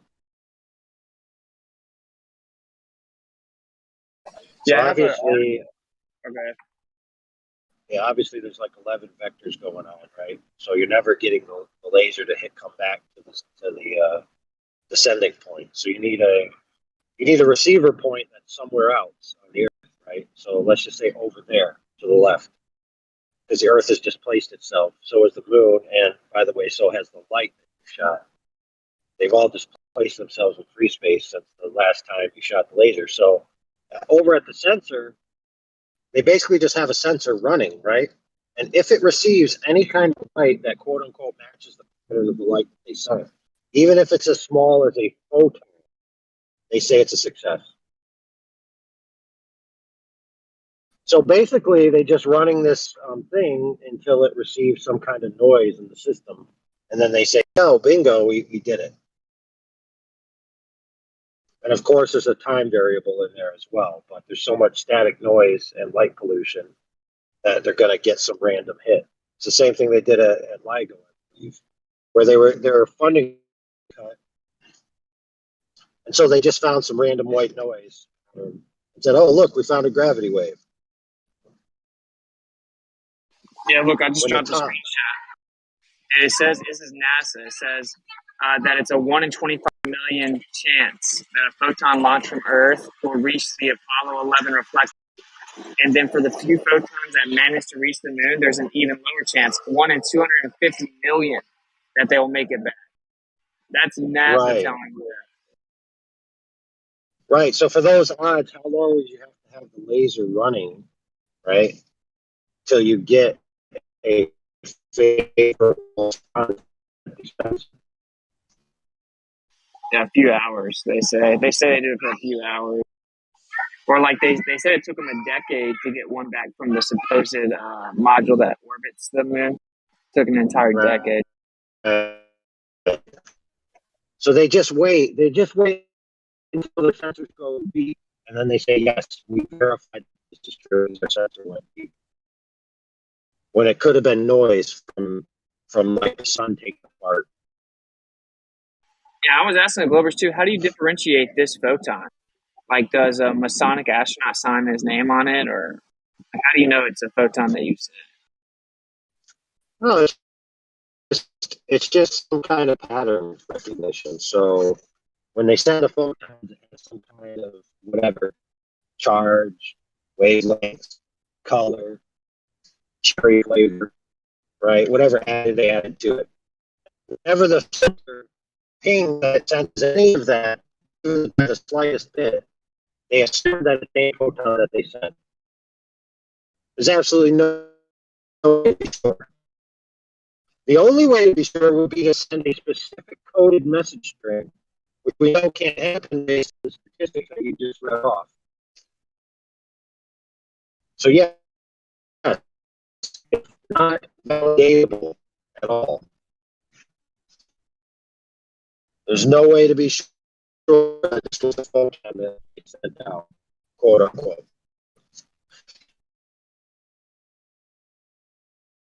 Yeah, and like you said, then the moon and the Earth are both moving, and so it takes it's like a 2.5 second duration to supposedly receive it back. So the Earth's obviously moving during that 2.5 seconds, so it wouldn't just come back down to where you are.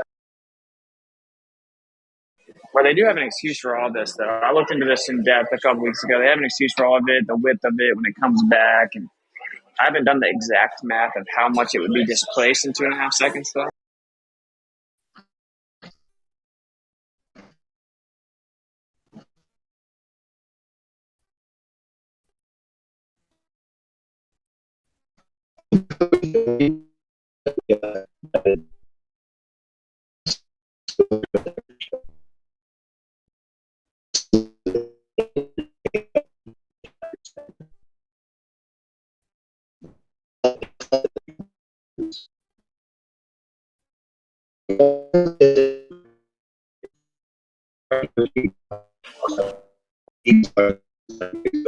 You're roboting pretty bad, bro.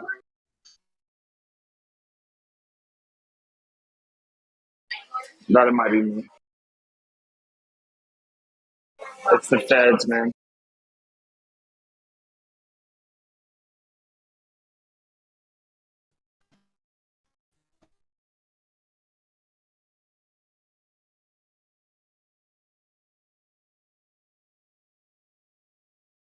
Dude, how funny is that NASA claims it's 1 in 250 million?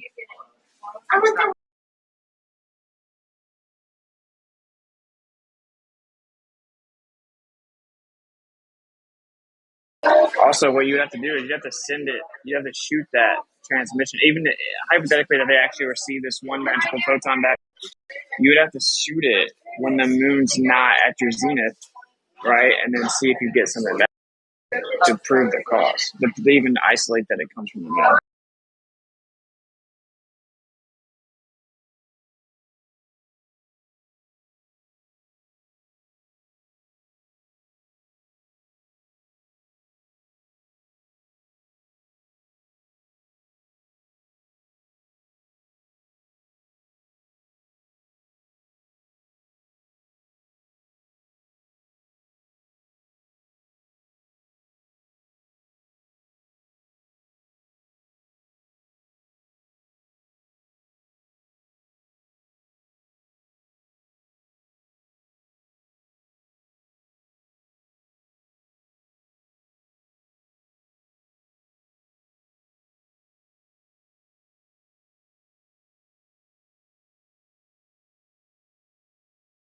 I just wanted to say congratulations. What's it? I was on your stream the other day. Heard the good news. May God bless you and yours, man. Thank you, brother.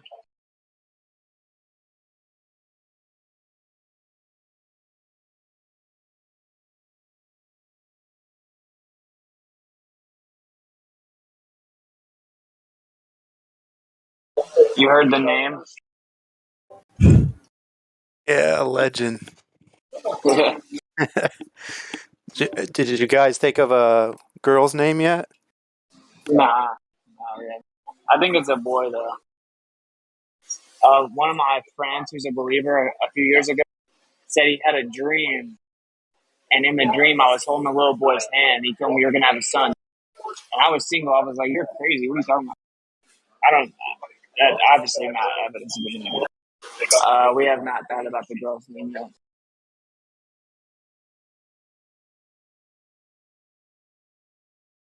Are you going to wait until it's born to be surprised, or?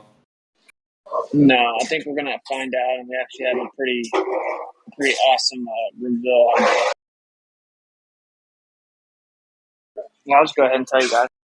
So I think we're gonna have an inflatable globe and pop it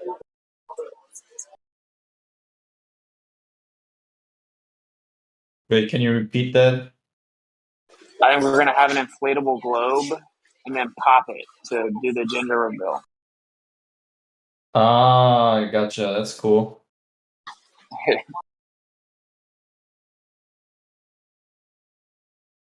Are you gonna have it be born in a hospital, or are you gonna do it at home? I think middle ground, like a birthing clinic with a midwife.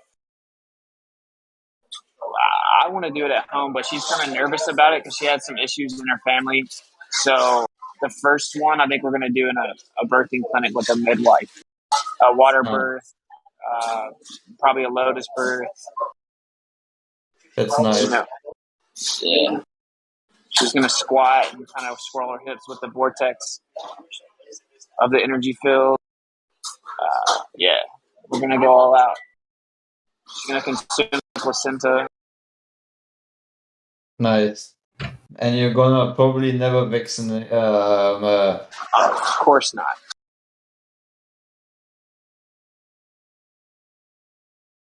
Yeah, just get ready for when you meet a doctor or something to be ridiculed. That's what they did with my mom. Well, that's why we're not even going to have a doctor. We're just going to have a midwife. Oh, okay. Which I would love to get in the water, be at home, and I give the birth, but the most important thing is that she's comfortable, you know. So for the first Right. one, I think we're gonna do it this way. Right. Dude, yeah, this is a whole rabbit hole. Like there are certain ways that you can do the birth, and there are women that give birth that like basically feel no pain and say it's almost orgasmic, and there's no tearing or ripping. How crazy is that? Yeah, I don't know, man. How is I've that never even given birth. possible? How's that even possible? What are they? Is there some technique they use or something? Yes. For one, you don't lay on your back with your legs up because that increases constriction, which makes it harder for the baby to come out and increases the tearing. So you squat in water and you swirl your hips.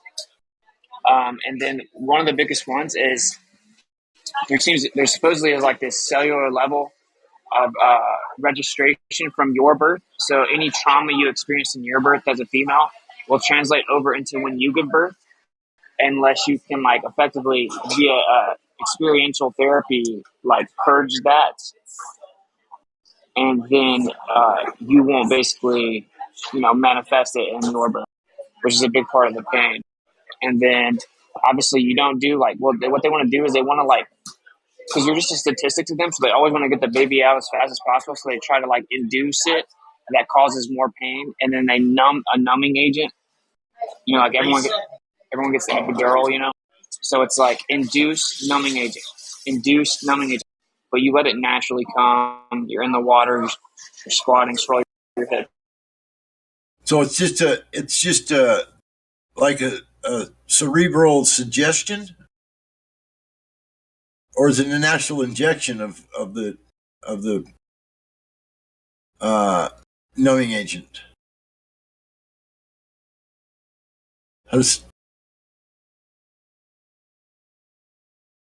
Hello?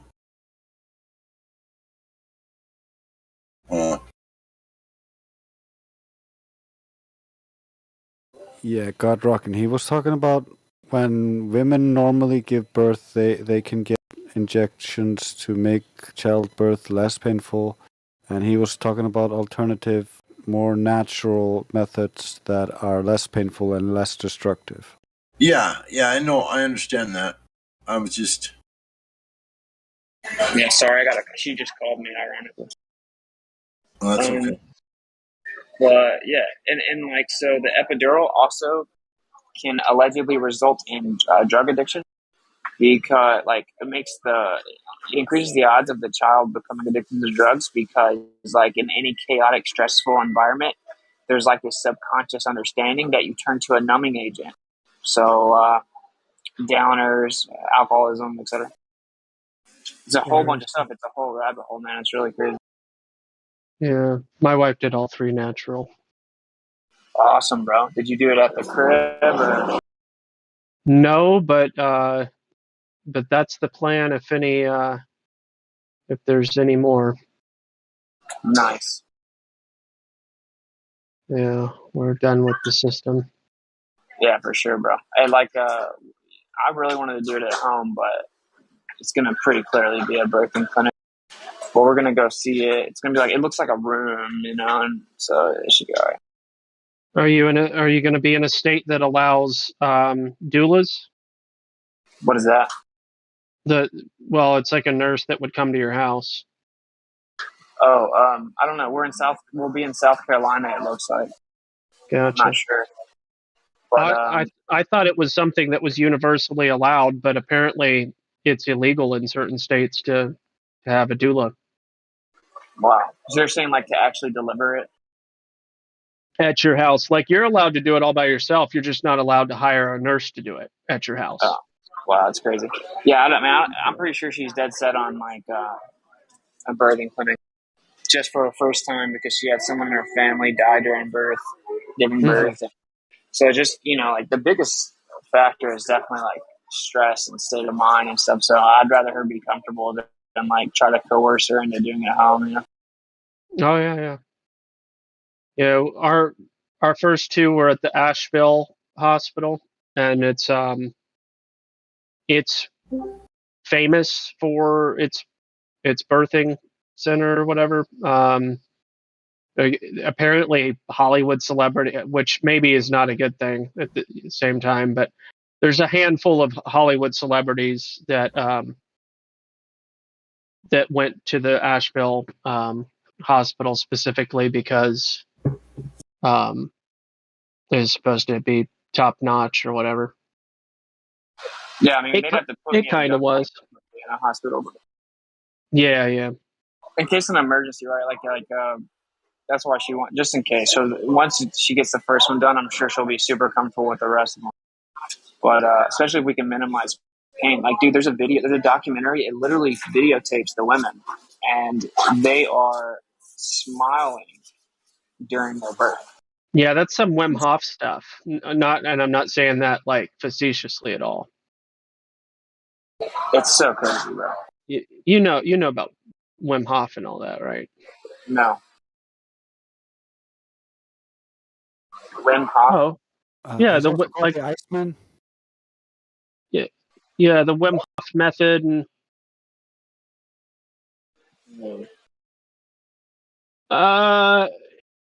he does the ice stuff, he does breathing techniques, Mount Everest barefoot and in shorts, and he's the dude that went through a clinical trial where they injected him with a cocktail of infectious diseases, and they monitored him, and then just said that it was a fluke, that he didn't get sick. Oh wow! Just because of his mental state. Yeah, they medical system doesn't like anything that's even remotely woo-woo or whatever. And I don't think that I haven't listened to a ton of stuff, but I think that he leans towards the physical and not very much spiritual, which, I would prefer if somebody's talking about techniques, but I don't know. Yeah, I mean, we're looking into all, we just publicly announced it, so I'm going to talk to Amanda Bulmer and Andy Kaufman and all these holistic doctors now, but it's just great. We want to do a lotus birth because, the World Health Organization says that you should cut the umbilical cord after 30 seconds maximum.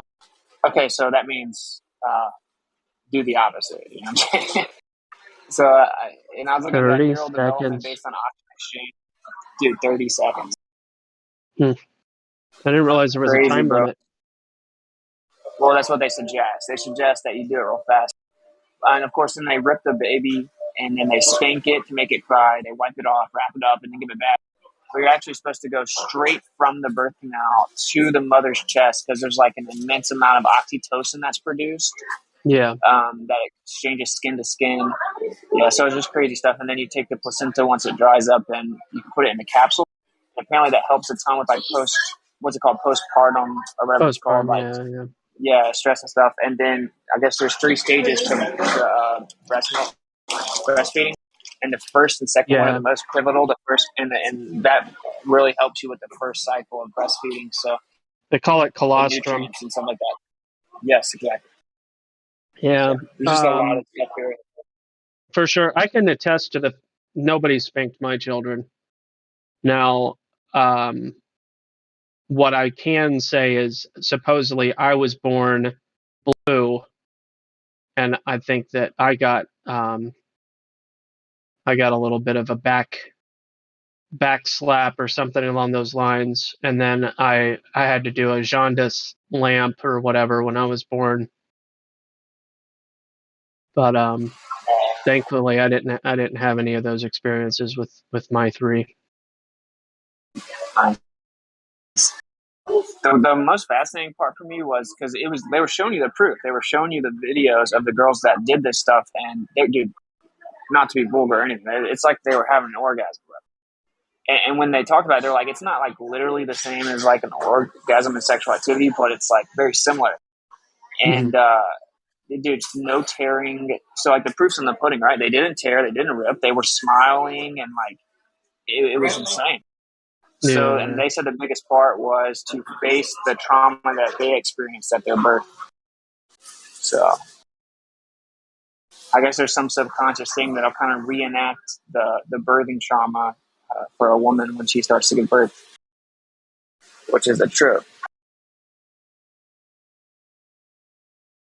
But they said the number one thing is squatting in water. Sorry, go ahead. Oh, there's something I wanted to mention to you that I came across one time, that playing classical music at 432 hertz while they're in the womb is supposed to help. I guess it helps to relax them and set their mind at ease while they're in there, and to help the development of the baby. Yeah, I've heard that. It's cool. We're definitely going to do that. We already listened to some classical music, but we'll have to do the 432 hertz thing. And also, right when they come out, allegedly it helps with neural development.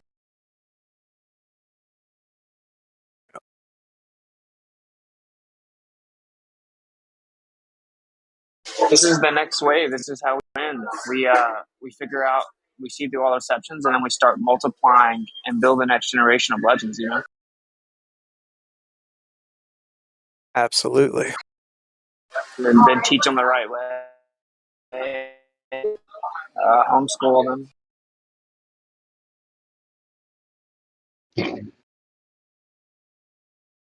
We're already talking about like all these different parenting techniques. You know, people are like, you're talking back, no iPad. We're going to be like, if you keep talking back to your mother, you're not going to get to go help your dad milk the cows. You know, where it's like the chores they think are like a treat. You know, like just teaching them like labor is a good thing. No strawberries for you after dinner. Yeah, well, certainly a necessary thing. Richard, can I ask how old both of you actually are? Say again. How old are you and your wife?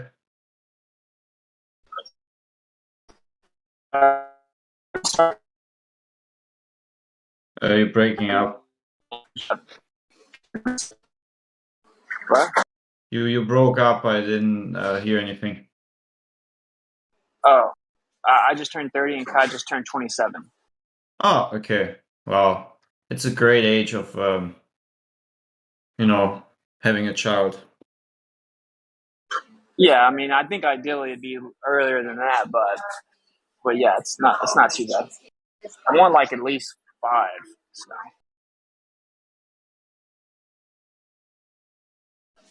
At least 4. I really want like 7. Maybe I'll get some twins or something.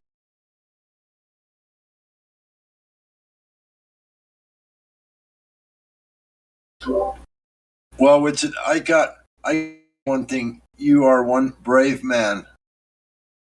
to try and birth that many children into the world that we're living today. You must have one hell of a lot of faith in the Creator, and of course I do too. I mean, I can imagine how you're thinking and how you're having trust in the Lord and all that kind of stuff, or in the Creator. But man, that's an undertaking, bro. The Creator told me to have babies, bro. I'm sure he probably did. I'm just saying, it's still, in today's world, that's a Yeah, I know that's what a bunch of people say, but I'm saying think about this, right? So it's gonna get progressively worse. We're always gonna be like, oh, this is the end. People can say it for 100 years or forever, but this is my point. The Creator clearly knows, right? And I prayed for a wife in the woods, and then immediately opened the scriptures, and it said, "The Lord said, go and take a wife and make children." So why would He be telling me to make children if I'm not, right. I understand. I do. But I'm just, still, man, that's quite the undertaking. My hat's off to you, brother. Well, thanks, man. But yeah, I mean, I'm just gonna get land and have animals and food and be self-sustainable. We're gonna be fine. The fact of the matter is, the more you have, the more of a system you develop, and it doesn't become just because if you have 10 kids, that doesn't mean that you're, unless you have just a ridiculous amount of kids really fast, like triplets 2 or 3 times in a row. But as long as they're kind of staircased out, the olders help the youngers. Yeah, exactly. And we also want to do go back to a scriptural. We actually want to go back to the scriptural tradition where once your children get grown and say my son takes a wife, I give them a head start by building them a little house on our acreage, right? So that's kind of the way I think it's supposed to be as well. They tricked everyone to tell their children to go get $100,000 in debt, go move across the country to some city at 18. I think you're supposed to kind of build locally. You're supposed to expand, have a huge family network locally. So I think that's. Yep, absolutely. That's what they did Everyone in the old time. and everything. Yeah.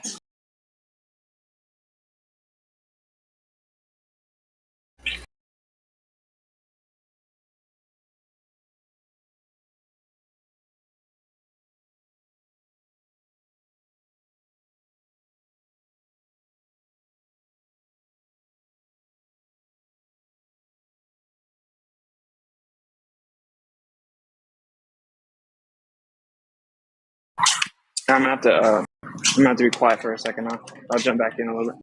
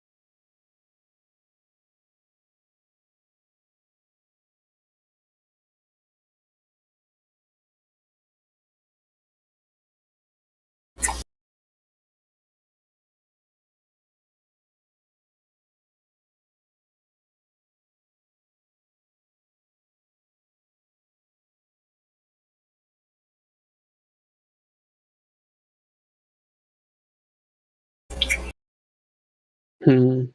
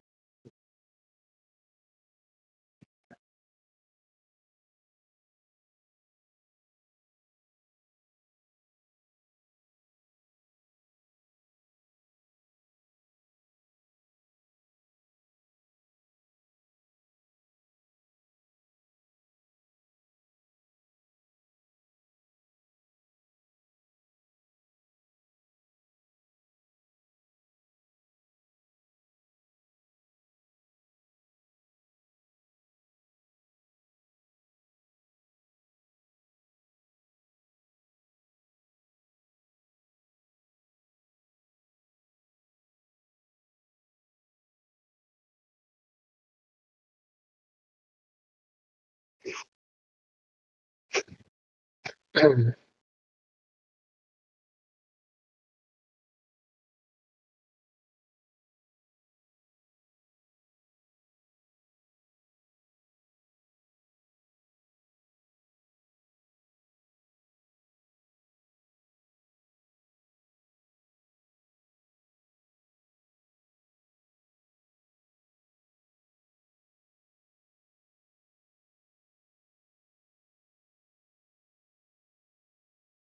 Gospel.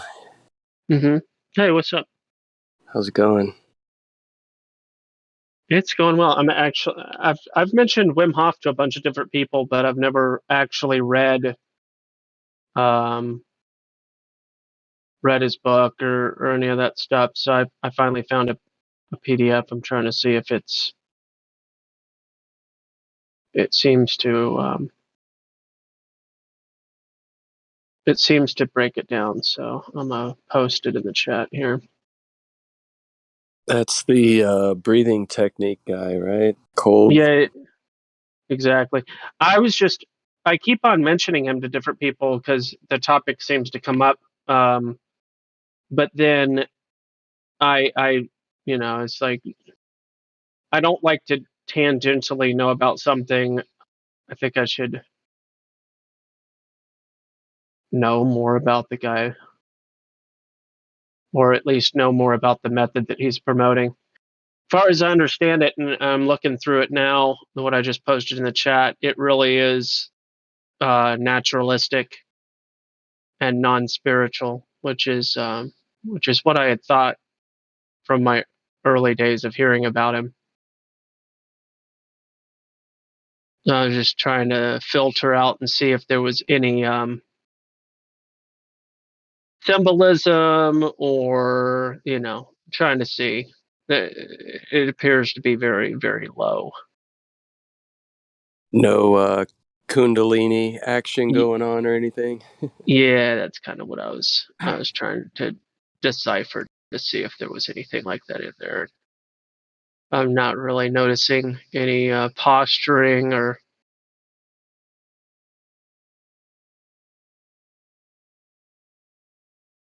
nothing overt, at least.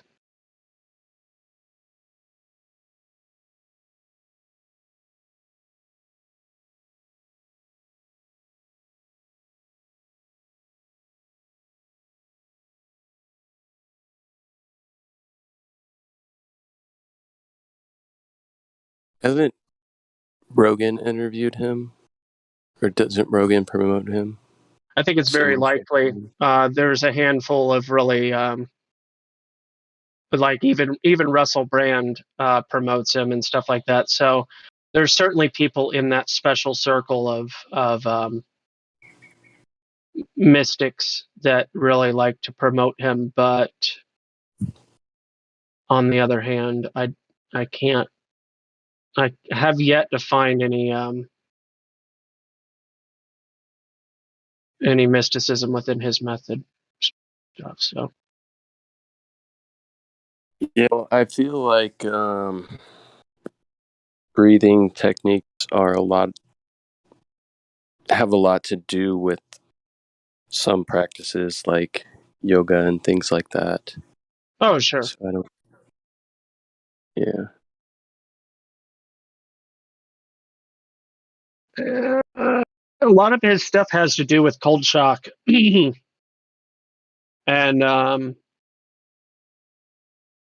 then you look at different historical practices. You look at like Nordic and Russian, Siberian practices and stuff like that with the ice water stuff, and then go into the sauna and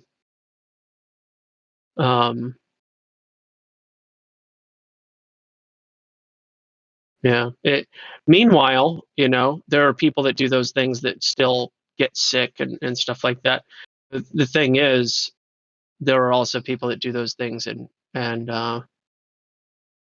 live remarkably healthy lives. So I mean, it's not a cure-all necessarily, but it seems to be a thing that can be incorporated into a healthy lifestyle or whatever.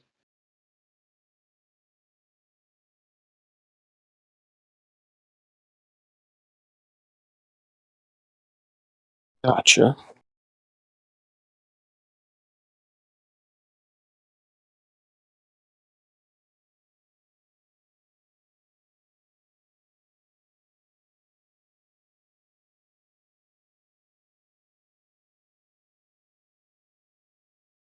I suppose breathing techniques is what I could attribute to my ability to discontinue hiccups. So that's my anecdotal experience with that whole thing. Okay, here's something that's worked for me. Can you guys hear me? Oh yeah. Okay, so someone told me to do this. Well, okay, half of it is someone told me to do this. Just hold your breath for as long as you can, right, and try to force your diaphragm back to normal. Because what the diaphragm's doing, it's bowed upwards and it's trying to spasm its way back down. That's why you're hiccuping. It's spasming, and so they say to this. I forget who told me this, but probably a bunch of people. Just hold your breath so that the diaphragm maybe instinctually just puts itself back down. Whatever your lungs are pushing it. And if that doesn't work, I was thinking to myself, well, if the diaphragm wants to go downward, like towards my pelvis, why don't I do this? Why don't I force the air upward by doing a handstand and force the diaphragm to go that way, or at least provide an environment for the diaphragm to do it. So I do a handstand against the wall, right? Because who can just hold a handstand? But do a handstand against the wall while I'm holding my breath and do that and hold it for 30, 40 seconds. And usually that works. Usually. Crazy. Yeah, there have been people with chronic hiccups for years even. Yeah. I would not wish the enemy no way. Yeah, I went to college with someone that had them, and it had been going on for almost 10 years or something. But it was like God. they would hiccup every between 15 and 45 minutes, just a hiccup. Oh, just one. That's not that bad. It's not that Still, though. bad, but because it's a thing that's abnormal, it yeah, it's still troubling. And they said it was related to a heart condition or something like that. And it's like, But yeah. Yeah, it's like unique circumstances that doctors are just like, well, I don't really know what to do. Mm-hmm. No, it is. Yeah, it's like the solution we think might work might also kill you, so we can't really try that. We could paralyze your entire body. That would do it, but it wouldn't work as a long-term solution. Yeah. There's no pill coming up that I can prescribe to you, so I don't have a solution. Yeah. Pretty much.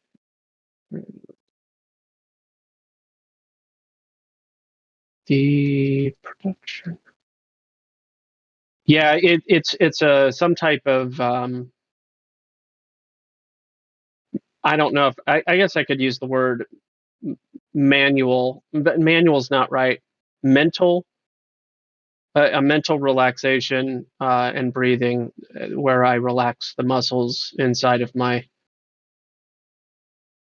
chest and abdomen or whatever, I suppose.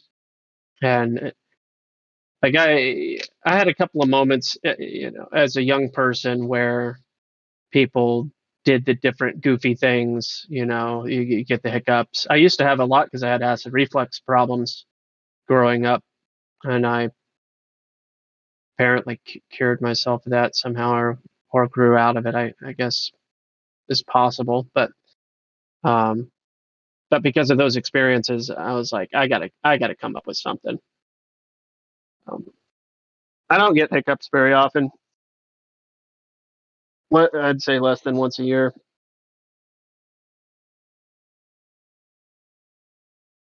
But when I do, that's what I do.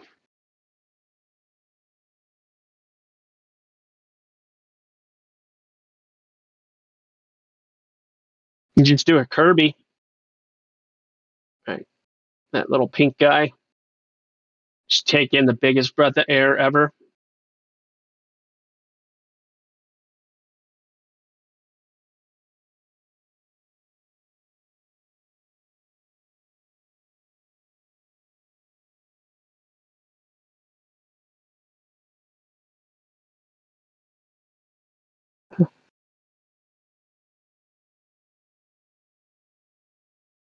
What do we have here? Bread rising. Are you a yeasty fella? Bread rising? Currently working. That happens. Did you know you're working on an Earth that's not moving?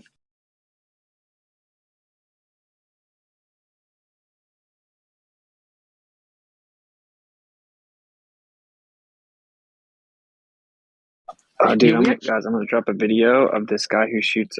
It's over a 2 mile shot, and it takes like 8 seconds for the bullet to hit. Imagine having to count for Earth's spin. I'm gonna drop it for you. Is he a Globe Earth sniper? Globe Earth sniper. Yeah. Just take the shot. Just take the shot. But I gotta calculate the Coriolis, and if I miss, Everyone else just shoots. Take the shot. Yeah, No, it must can't get off. It's such a great one. On this is fine. we've been shitting in a can for 4 fucking days. Take the shot.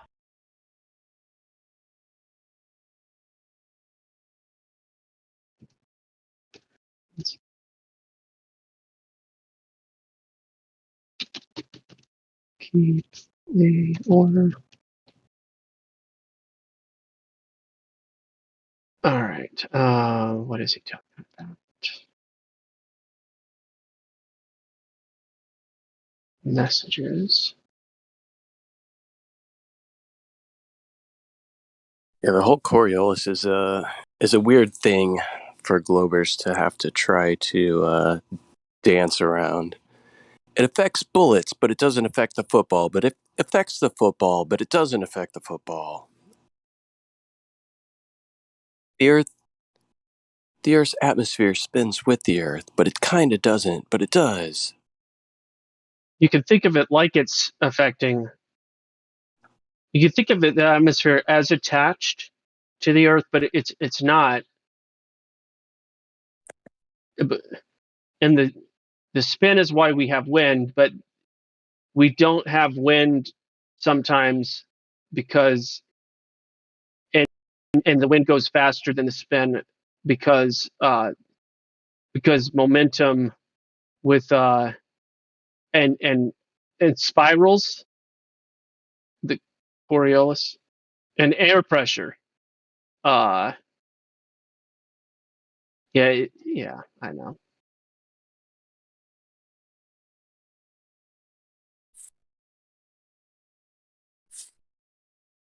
Anybody else feel that it's probably, if there is an effect, right? Like the circular motions of hurricanes and, the whole claim. Does anybody else feel like that could just be the effects of not only the miles to energetic the gallon, toroid and it's like you don't have to charge it; it just charges by itself with the brakes and stuff like that. So I think we may do that. Just really smooth You're hot ride. micing. Witsit, you're hot micing. Witsit.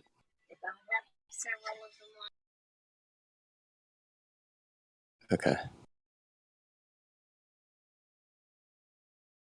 Sorry, but does anybody else feel like it's possibly to do with the energetic toroid that we live in, coupled with the energetic bodies that we seem to have within our containment, being the sun and the moon, and the paths that they take on the earth and the wake that those could leave.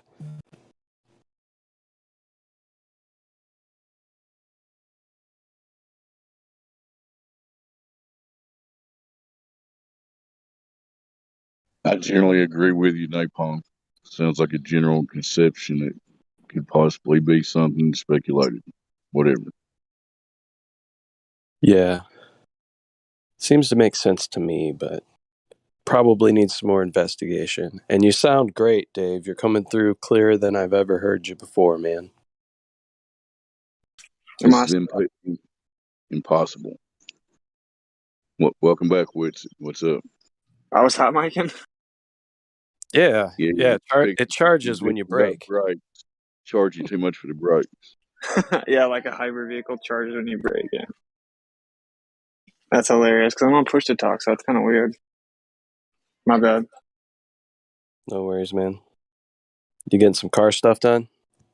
We'll let it slide this time. No, she was just asking about if we were going to keep the Jeep. Are you thinking about getting rid of it? Yeah, the transmission's bad. Oh. Does it cost more to fix it than it's worth? Well, it's covered in her factory warranty, so we're getting a new tranny for free.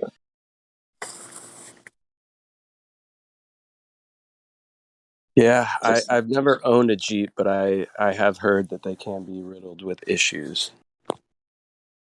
Yeah. We probably won't. She get a smoother ride for her. Do you guys have the Haynes manuals down there? Yeah. What? I recommend whatever vehicle you get, first thing you do is go out and buy your Haynes manual for your vehicle. Especially if you're a renter. Yeah, it's crucial.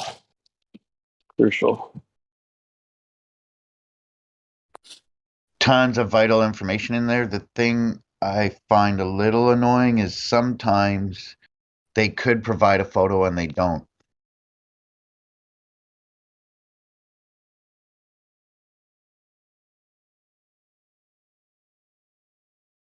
Times like that, that's when the University of YouTube usually has information for you.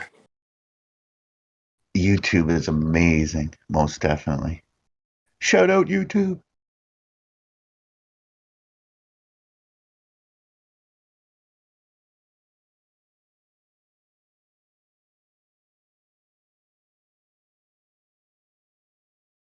What year is the Jeep you're looking at? What's it?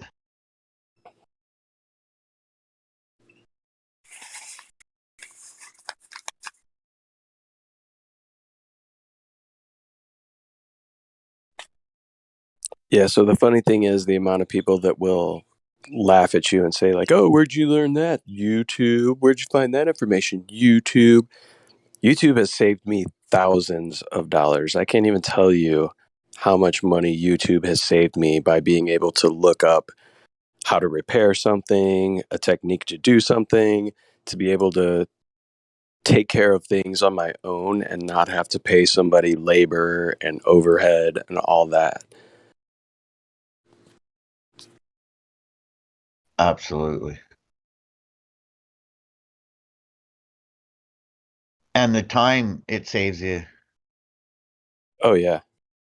What I usually do if I help with something, they'll tell me what the issue is, and then I'll source several clips on it and study up on it, watch several people do the repair, because some people have different ideas and better ways. And then by the next day, I'm ready to rock and roll.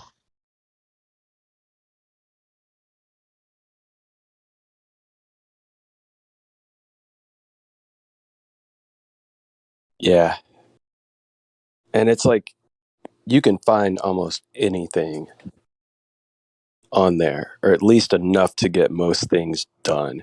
I mean, I bought a 1967 Zenith turntable console, and it needed to be gone over and repaired a little bit the turntable itself.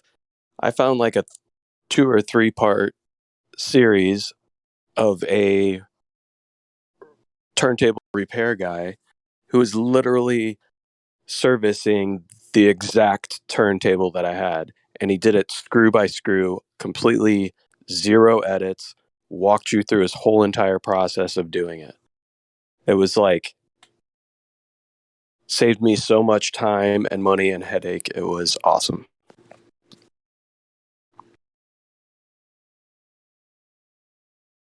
Did you drop him a comment or anything like "thanks a lot"? No, unfortunately, I don't have a YouTube account to comment. Oh, Yeah. I got you. You're a viewer, not a like I have 2 channels. I haven't put anything up in a long time. The last thing I did was preview. I'm gonna do a gold panning session. Nice. I bought a couple bags of pay dirt and I'm gonna pan them out. But like I need to be more on top of that and do more. But yeah, I get you. You're just a viewer, not a content creator. Yeah, I'm just a viewer, and I don't even have like an account for YouTube that I sign into to be able to comment or anything like that. Yeah, yeah. And I've kind of intentionally never signed up for one. So just because I noticed how like toxic YouTube comment sections can be, and it's my own way of regulating not getting caught up in comment drama. Yeah, if you're big enough, there'll be so many comments. You'll either have to hire someone to respond to them all or ignore them for the most part. And if you're small, you just disregard the negative crap. There's always going to be uh, Debbie Downers, out there. Oh yeah, it can be like a perfect video, perfectly describing whatever, or telling you how to do something perfectly, no flaws, no errors, and there's always going to be somebody that's like, "You're doing that wrong," you know, Yeah, always, no matter what you do. Sorry, I have one clip, and it's basically talking about like no fake friends need apply, and I talk about how like I don't care your color of your skin and da da da da da, but if you're part of a certain segment, like if you think a certain way, I don't care if you're purple with yellow polka dots, I do not agree with you. And that like if you want to start a channel that because you think certain people should grow old and never even stub their toe, go ahead and start your own channel. You have a right to do that. But I feel they should be rearrested and re-locked up. They should have never been really, you know what I mean? Like I have my own views and that's who I am. If you don't agree with them, don't sub, don't watch, move on, Yeah, I don't get it. I enjoy differing views, right? Like constantly being reinforced with the same thing just does nothing for me. Like you have to have something to kind of push you in a direction. And I enjoy the fact that not everybody has the same opinion on everything, you know? Yeah, I'm in a country that's like I'm in Canada and it's pretty messed up. It has been even before Castro's son took over.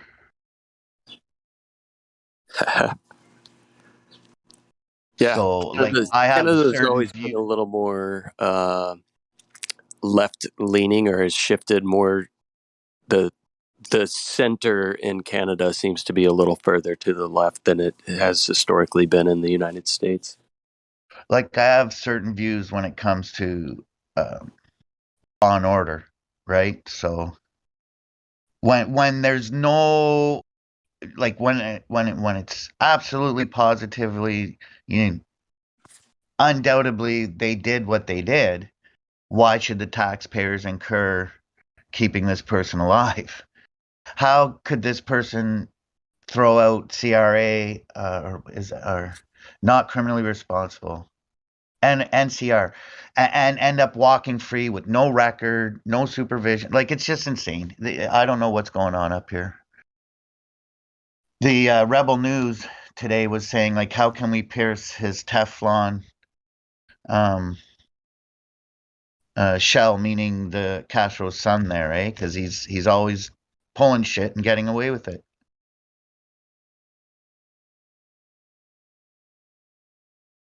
Yeah, I don't know. The system here isn't perfect either. That's for sure. And don't get me wrong, I like democracy. I appreciate it, but since the day I was born, I was living in a democracy where people were locking up other people over a plant, and I didn't agree with that, you know? There was not much I could do about it. And we didn't need Castro's son to say, okay, if you're an adult, you can smoke it and we won't lock you up. That should have been done long ago, right? But because he was going to do that, that's how he got where he is. Yeah, I don't know. It's weird to me now that topic is now kind of like a political standpoint that people can get elected on solely. What's worse, brother, is that even since it's been quote unquote legalized, I know of many situations where people have been locked up over it anyways. And one in particular where it was a young man, I believe he was 28, I think. And he got pulled over for whatever reason. I think it was a taillight. It could have been speeding. I don't know how the hell the cop ended up searching the vehicle. Maybe the kid didn't know his rights, but they found 1,000 grams of shatter in the car. And now he's going to have to hire a lawyer and go to court and fight for his freedom. When, for all anyone knows, he was delivering those to an illegal dispensary.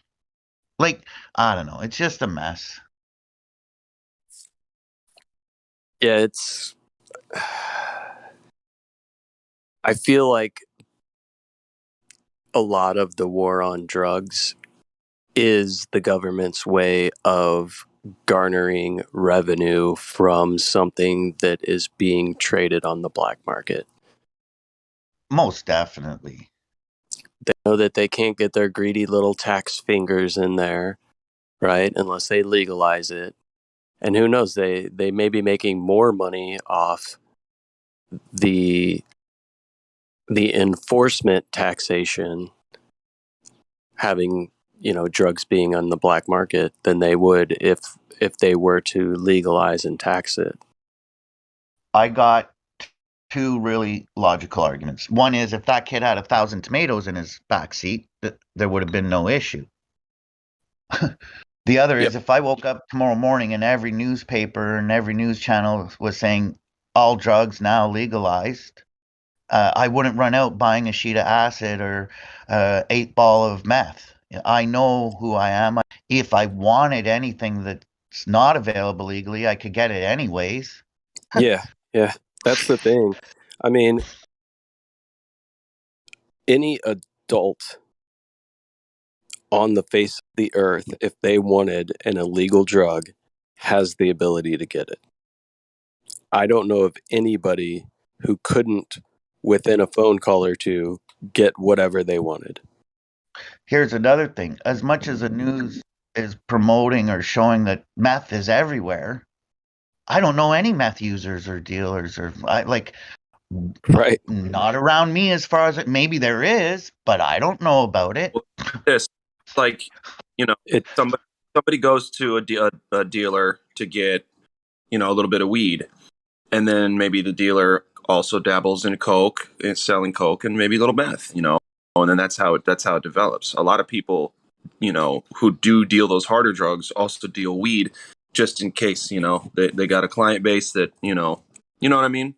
Like, I get you, but there are people who, they specifically sell blank, right? Right. So, right, yeah, I got you. don't know. But yeah, no, Like, you're that's right. what I'm trying to say. On my way to the corner store, walking down my block and back, I don't have meth or crack dealers trying to, right. You know what I mean? Lure me in. So what the hell are you talking about? Like, you'd have to look for it, but it would. But and then to I think it was Napalm talking. Was it Napalm? Yeah. Yeah. To your point too. It's not more than a phone call or 2 or 3 phone calls away if you really want to dig deep. But yes, Flatman, it's not like you go to McDonald's and there's 2 meth addicts trying to sell you at the drive-thru. You know what I mean?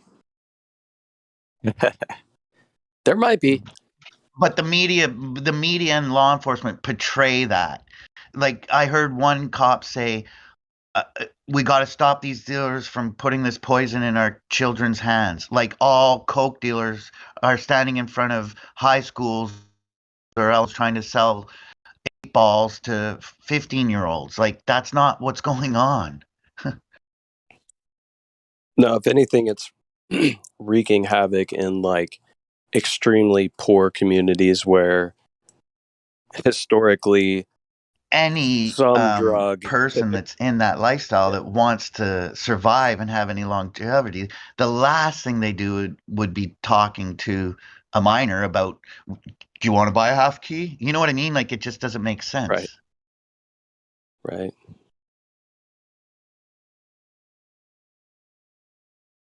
Yeah, it's less in the youth and more in, well, I guess youth, but younger adults in very poor communities. That tends to be where It's just the an meth appeal arises. to emotion. Yep.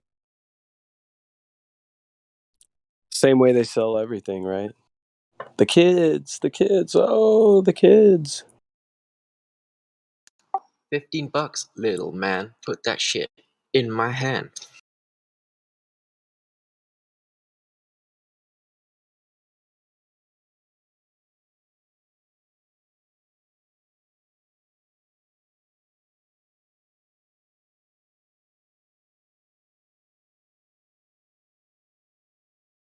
I'm sorry Yeah. if I was The if I was whole over anybody there. I'm sorry. I had to disconnect and reconnect. You're good. Yeah, I feel like the whole legalization process around marijuana as well has been very orchestrated in a way that it's not like the average person can just kind of grow a few plants. You got to go through the corporate world. The corporate licensing seems to be people that are well connected and already extremely rich to be able to show that you have the assets and the ability to be able to come in and start a large operation. So it's not like it just opens up the market. Most definitely. It's being regulated. It's not quote unquote legal. If it was actually legal by now in Canada, there'd be a few cafes I could walk into, pull my own bag out, order a coffee, and roll a doob and meet a buddy. That's not available yet in Canada. That's ridiculous. And it's been quote unquote legalized since 2017. Yeah. Any non-violent offenders would never face a judge or a courtroom ever. Like they'd have been released the day it was legalized. Less of you know, a drain on the taxpayers. But nope. We got Lou over here, doesn't have his license, and he's growing 50 plants, so let's go kick his door in. What? Yeah, I mean it's so funny because there's people around here, that sell watermelons or papayas or whatever on the side of the road, completely unregulated, pay them cash, nobody gives a shit, right? I have tomatoes, peppers, eggplants, basil, strawberries, pineapples, all growing in my backyard. Things that, Wow, pineapples. That's amazing, brother. yeah, things that are all, regulated in some way, shape, or form when you buy them at the grocery store. But I can grow this stuff and trade it with my neighbors, and there's no big deal. Like, why can't all plants just be that way, right? Why is this one so special? And it breaks my heart that they're infringing on your, Fourth Amendment in the States. And can't recall exactly what it is up here in Canada, but your rights to privacy And Right. there was one gentleman, Bernard Noble. I actually signed a petition to help get him released early. He had 2 previous convictions for crack from when he was younger, not large amounts or anything. He was no big player or nothing. And then I believe when he was 35 or 37, I think, he got caught with less than an eighth of an ounce of weed in his pocket, and they gave him 13 years. What? Yeah. Yeah. He's out now. I think he did 7 or 8, but like he shouldn't have even went to jail for a weekend. And he had children, and there's no way you can't tell me skin color wasn't a part of that gentleman's journey. It's just sad. Very sad.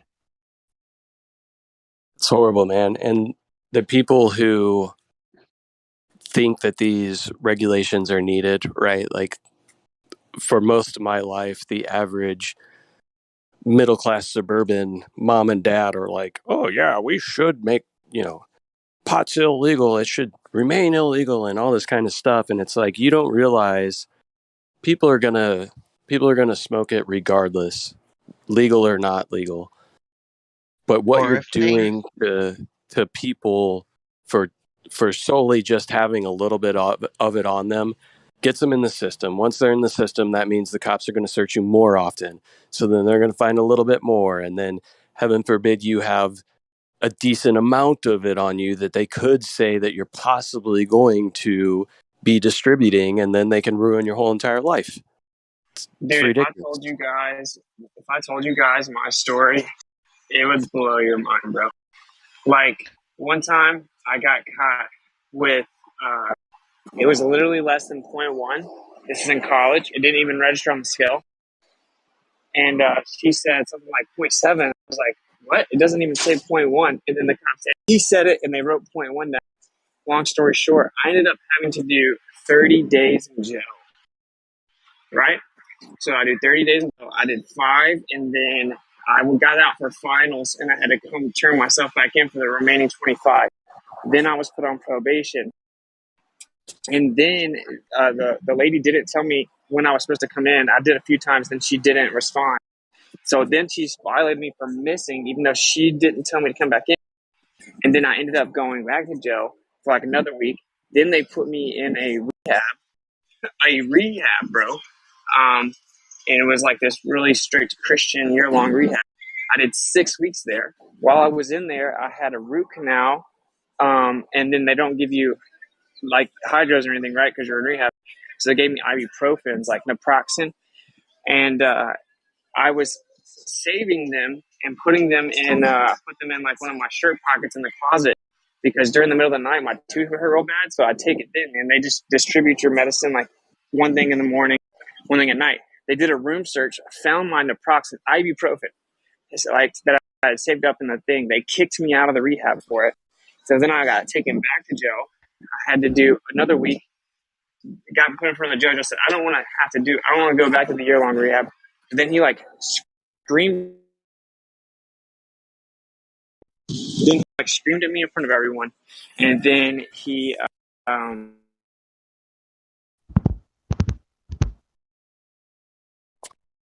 We're losing you.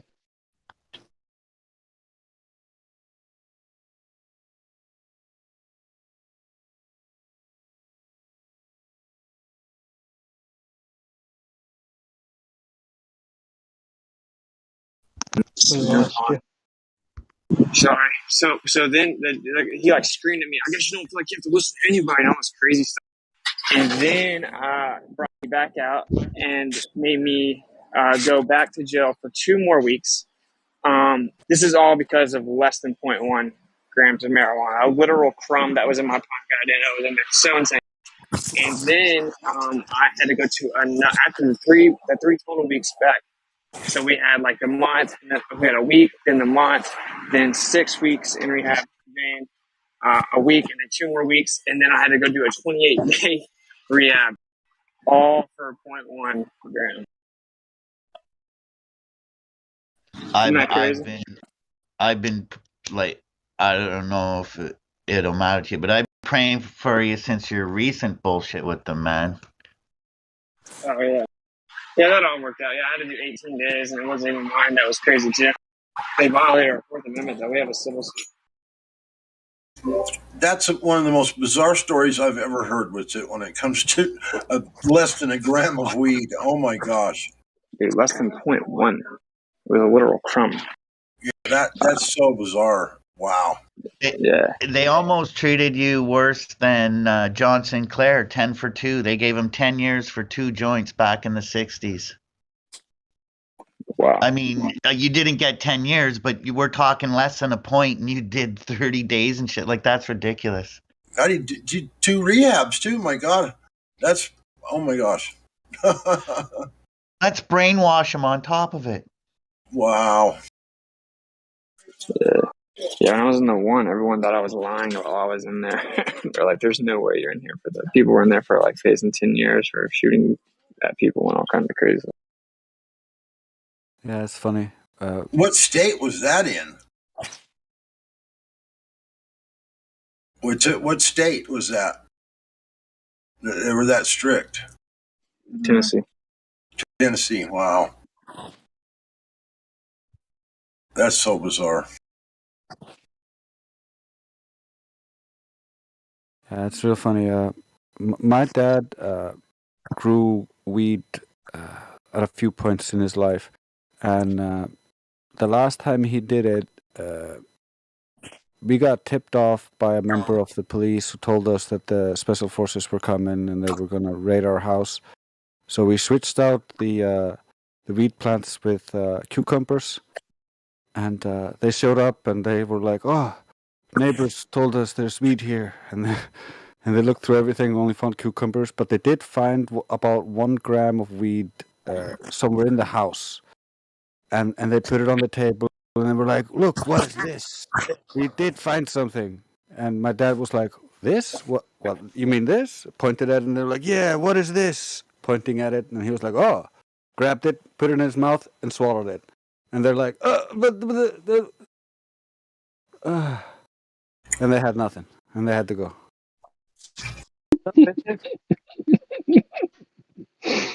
All right. We're in the same chat.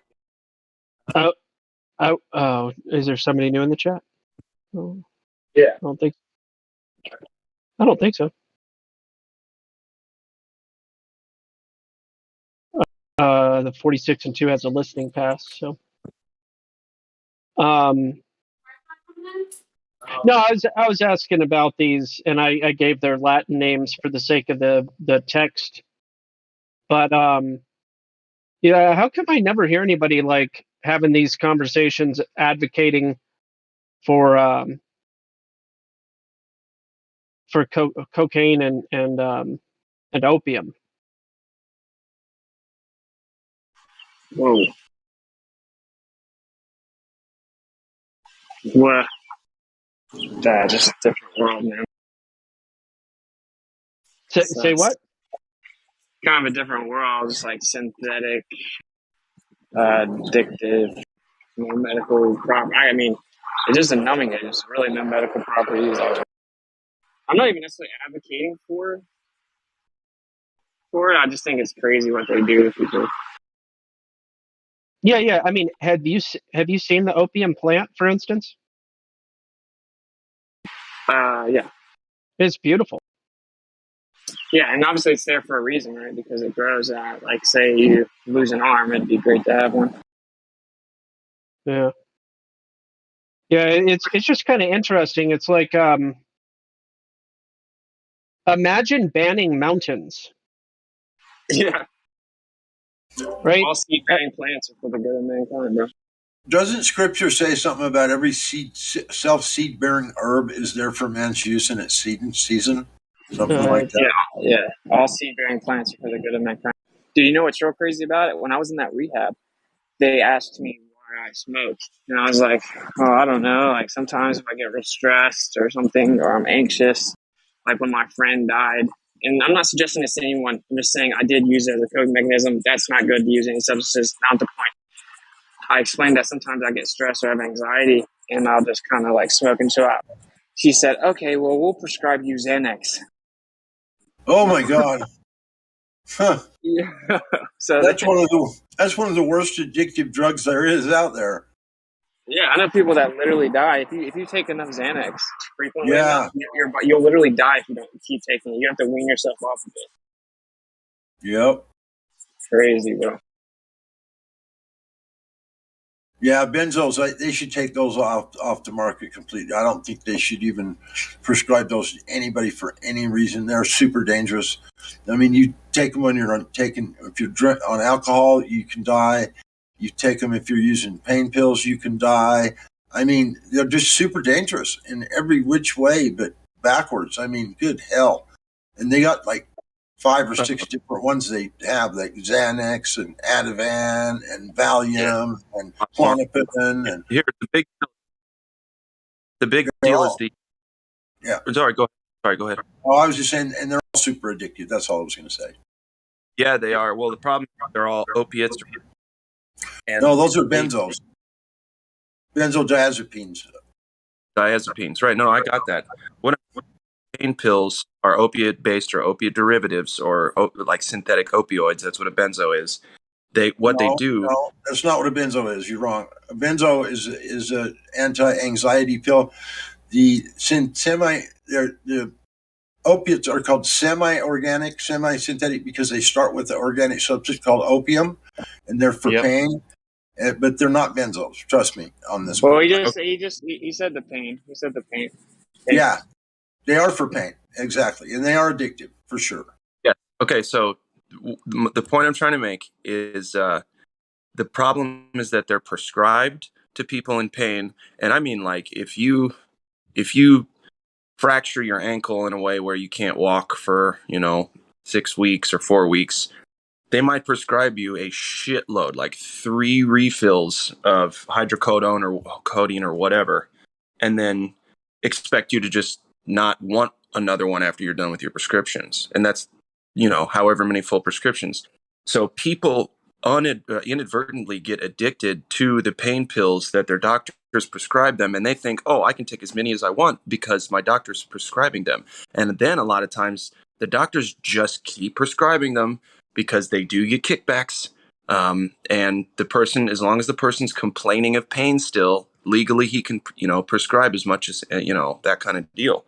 So basically, doctors are creating these addicts. And my point is, in 2020, there was a 70% increase in opioid deaths. So like they did a study with, all the overdoses they could find, and it was up 70% because of opioids in 2020. It's fucking crazy. Yeah, it's crazy. Dude, guys, I heard some gravy about CBD. So I guess that throughout like most of history, animals were fed, like they would eat hemp. They would have hemp integrated into their diet. So almost everyone was getting like consistent doses of CBD in their diet when they would eat animals. And that it's only recently that people have had that completely removed from their diet. So that's pretty crazy, right? Like, so it really makes you. Yeah, this is why Platypus and I came up with the idea of hempy chickens. He was feeding not just hemp, but the special stuff to his chickens, and they were doing really well. Yeah, I bet.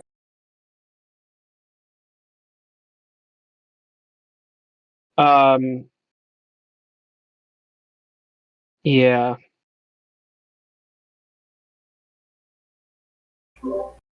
Yeah, I agree with Glatt that the problem. There's been a big problem with the opiates when they started all these pain clinics, and then they gave all these people these massive amounts of painkillers, and then all of a sudden they started telling them, "Oh, now we can't give you this much. We got to cut you down. We got to cut you back." And they start taking them down when they're addicted, and then they ended up getting to where they're going through withdrawals, and then they go out on the streets and start buying heroin. So, yeah, it's terrible what those doctors do with the pain medication. They should never, ever do that as far as, prescribe enough of it so you get, addicted physically and then start taking it away from them. And where else are they going to do? You know, they're addicted. They're addicts. They like it, and they run to the street and start buying black market drugs, and then they end up overdosing, or I mean, just numerous problems. It's the stupidest thing I've ever seen. The problem is, well, not the problem. One of the problems is also that depending on which city you're in, but most cities that are over a certain population, you can find street drugs pretty easy, like Napalm was saying. But the real issue, those people would never have been addicts had they not had that doctor overprescribe them that medication. And there is not one doctor that's been taken to court that I've heard of for that overprescribing, because he'll say, oh, well, they were complaining of pain, you know, and legally I'm obligated to, you know, tell them to do something, and and they said Advil doesn't work, and you know, they give enough excuses and they just get off scot-free. Something else I was going to say too. So say a doctor says, well, I got to taper you off and then stop prescribing you this because it's, you know, it's technically addictive and this, that, and the other, and we want to make sure that, you know, you can manage your pain without these kinds of hard drugs. And so the doctor will taper them off, and then as they're tapering off, they're gonna notice they're not getting as high as they were, and then they're, you know, at the end of it, they're gonna be like, this sucks. Now I'm down to Advil. I really liked those painkillers, so they'll be like, where else can I get something like that? You know, and they'll be looking and searching, and you know, and then starting to talk at people in their lives that might be able to put them this way and that, and you know, yeah, all of a sudden they're heroin addicts. You know, within you know, that window of when they got hurt to that point. Yep, that's exactly was my point. You're exactly right.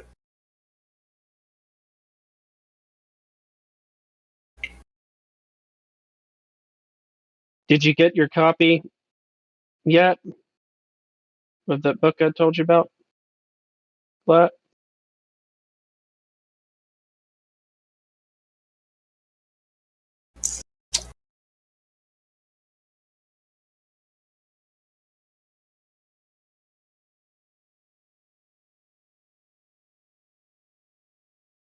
I will take that as a no. Were you asking Glat Flow? Yeah.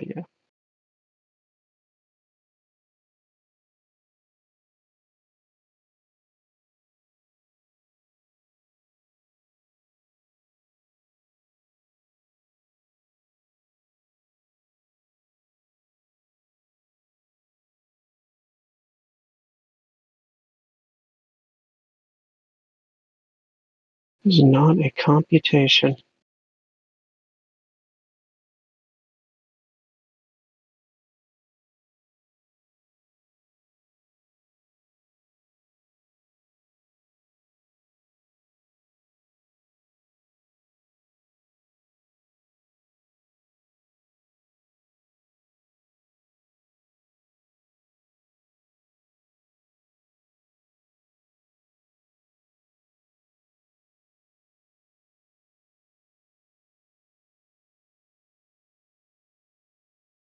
What is this?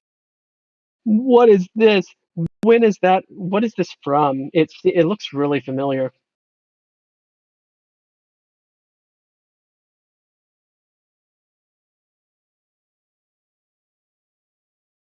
What are those land masses?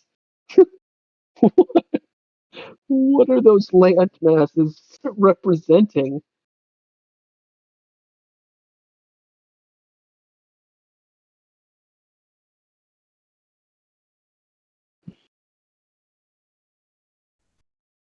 I love the axial tilt.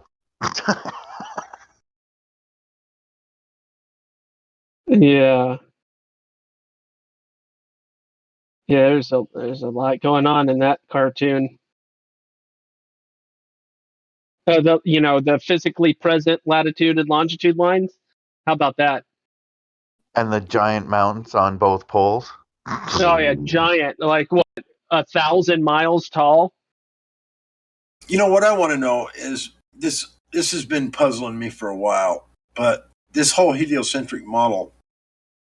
How on earth did they make it so that this axial tilt, axial rotation, and the complete design of the model that has all this, the number 666 in it, and then have the observations that I'm assuming they match in the sky, like they match what they say the orbits or the planets do their orbit or whatever.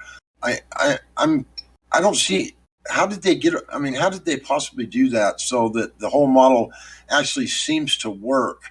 Or is that all just lies and it doesn't work? It's like if you look into it and look at the wandering stars, the planets, that they don't actually orbit the way they say they do, or whatever. And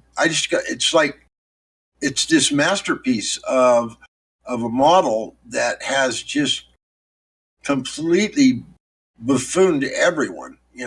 Totally okey doke the entire world. And it was done so that everything seemed to match up. And So how did that happen? I'm confused.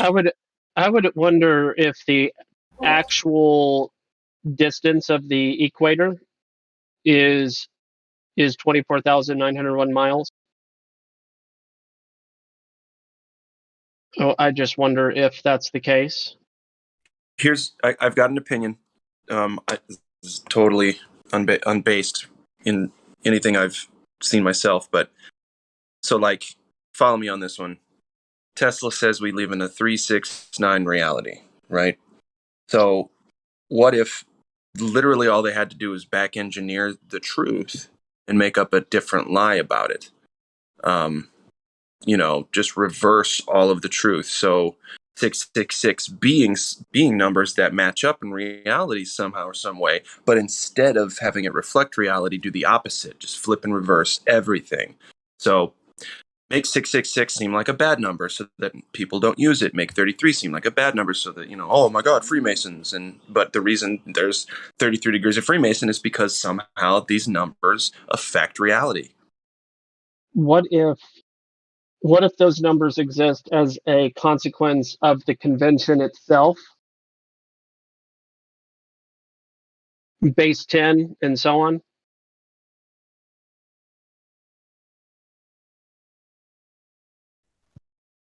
If we had a different number base, if we had a different base number system, I am fairly certain that none of those numbers would be what they are.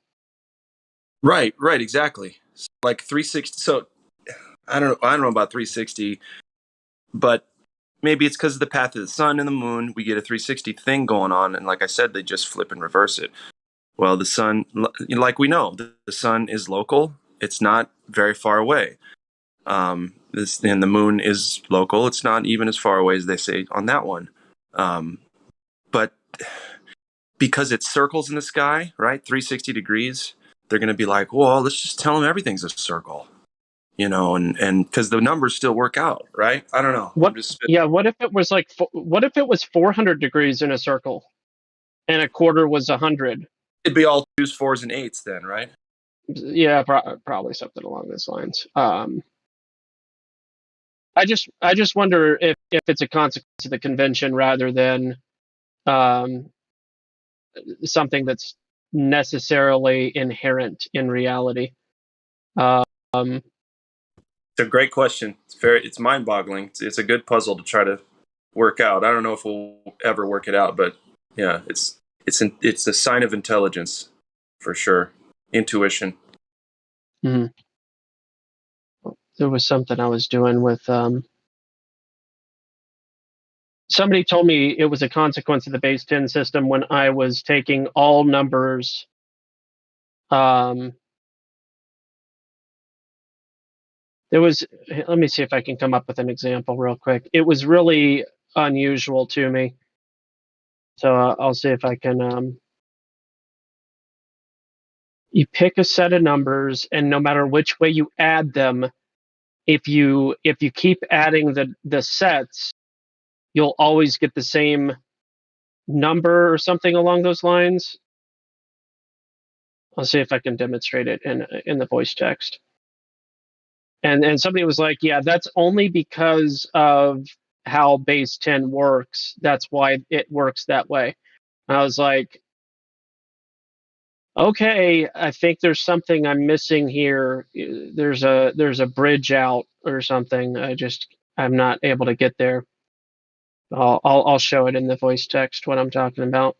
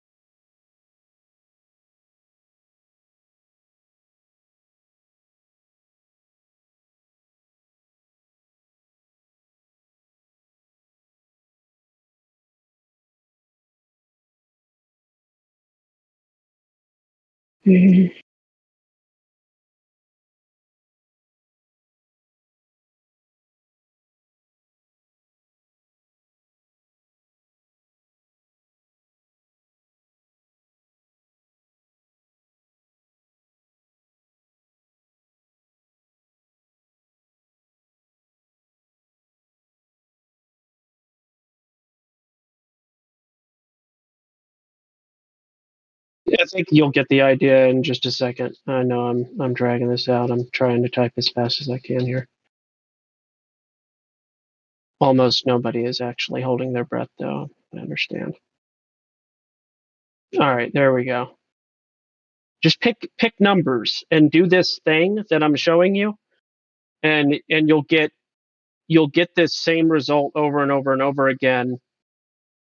And somebody told me that this is a thing because of the base 10 system. It is just how it works because of the base 10 system. I'm like, either you're what's the word for it? A savant, and you're seeing something I just can't see, or I don't know. I guess there's multiple possible explanations. Is anybody seeing what I put in the voice text?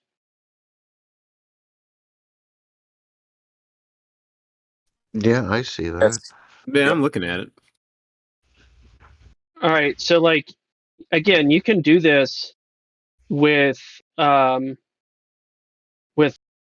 any set of numbers. As far as I understand it, like any set of numbers, you can use the same thing. It'll always be the same thing no matter what when you condense the numbers by addition.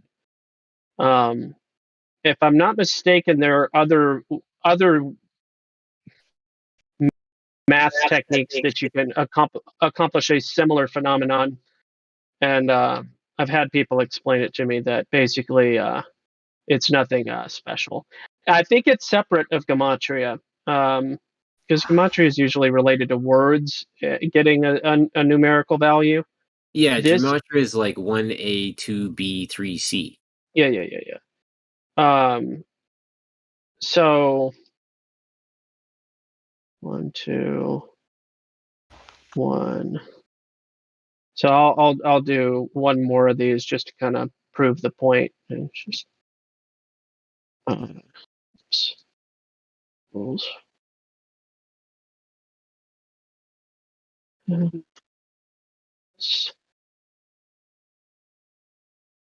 One, 8.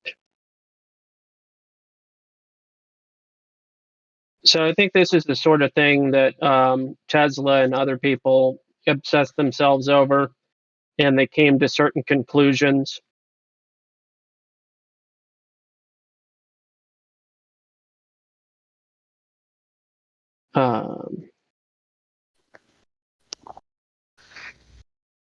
So here's the other one, and again, you could just you could break it down. Yeah, I'm gonna do one more on this. Plus Equals.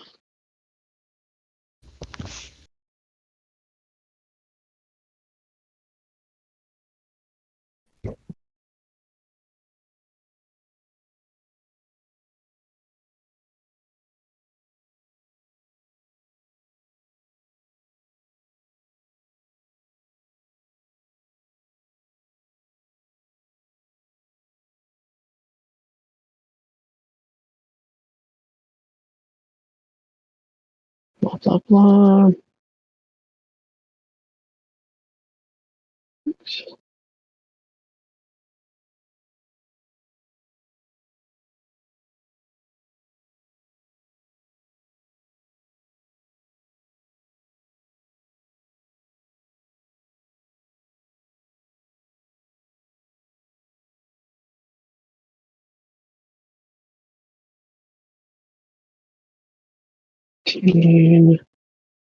Plus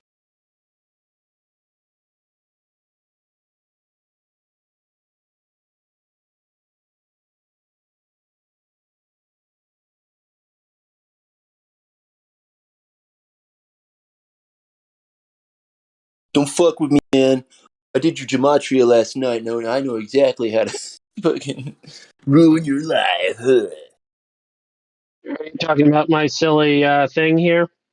No, I've known people who are like just really into the gematria and very, they're like it represents everything in reality, bro. Numbers. Have you seen this guy? He's anyways. Leave it that. I agree. Glad I'm not making that. I'm not trying to insinuate that in the slightest. No, I know that. I know you're not. I think that I closed all. All right, here we go. So I did this for the number 2457. I just picked random numbers, right? And then every time you add 2457 together, no matter how you do it, if you condense the numbers together, you'll always get 9. No matter how you do it, you're always going to get 999. Every time it's 9. If you do 731,821, no matter what you do, you're always going to get the number 4. Just no matter what you do, you're just always going to get the number 4 if you condense the numbers.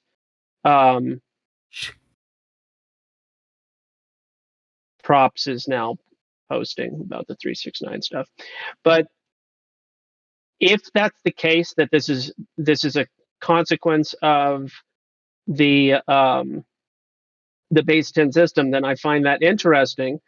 And to answer the earlier question of why is it that somehow there's 666 stuff or whatever, well, maybe it is contrived, or maybe it's natural.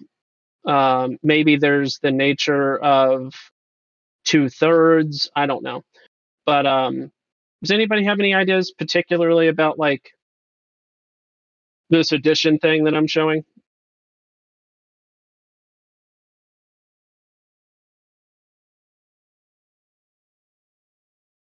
I mean, as far as I'm concerned, with what you're doing, it's a law of numbers. I believe it'll always average out, or not average out, but it will always come out the way that you've demonstrated.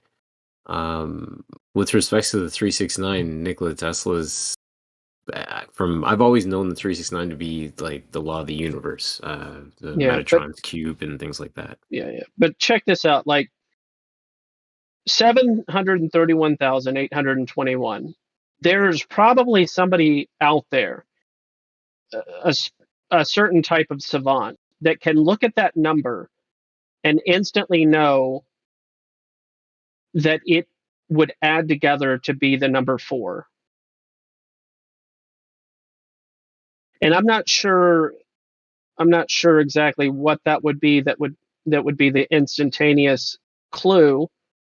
But there are people that wind up getting their mind wrapped around numbers well enough that when you give them multiplication problems or whatever the case, they just kind of almost instantly know, because there are these patterns.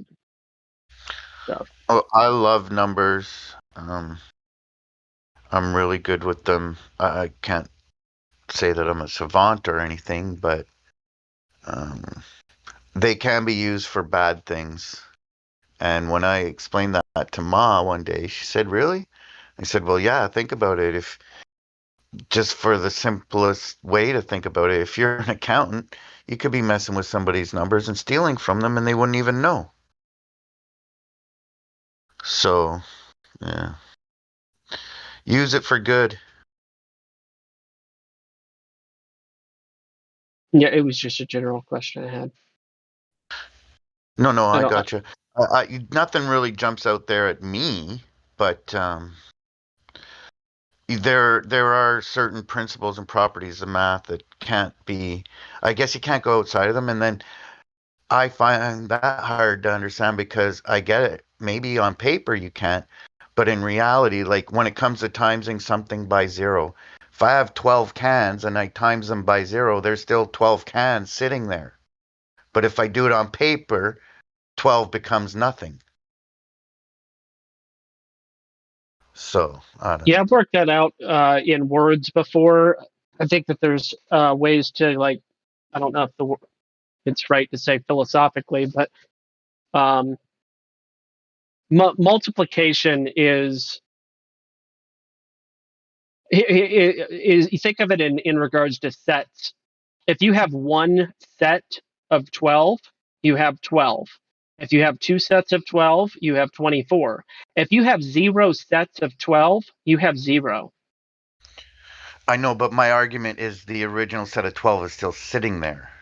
The But 12 doesn't you appear. just attempted to multiply by 0 sets of that 12. So if you have 0 sets of 12, then you don't have 12 in the first place. Yeah, okay, I get where you're going So now. the question of what is 12 times 0 is possibly a fallacy all by itself, because, but maybe not a fallacy, but an impractical question, because you're asking, if I have 0 somethings, how many somethings do I have?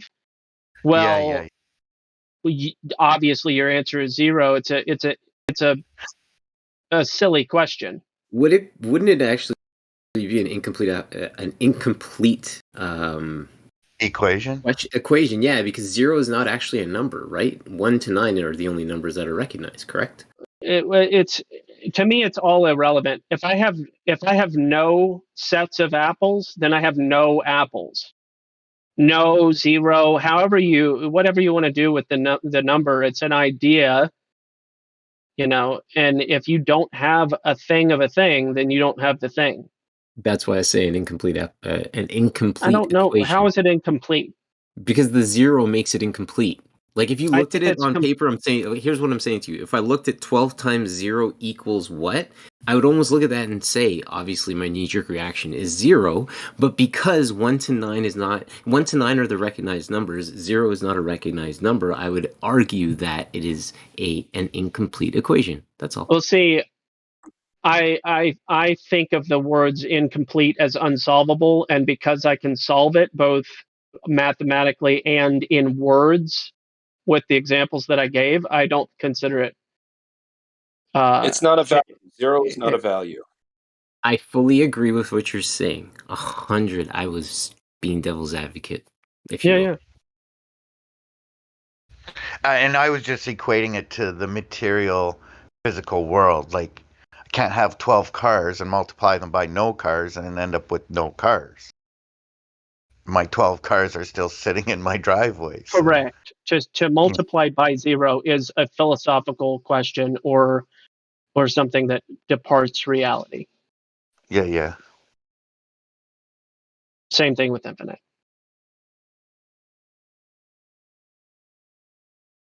I think. I mean, but multiplication in general is not a very natural thing anyway.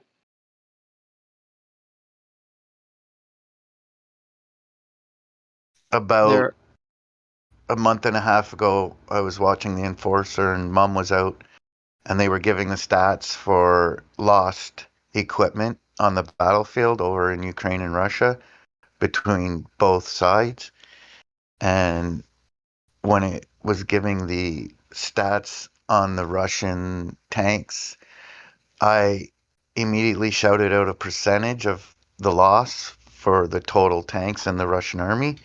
And when the actual results came out, I was extremely close. Like it was under 5% and over 4%. And I said 4% of their tank battalion's been wiped out. And I think it was 4.4 or 4.6, something like that.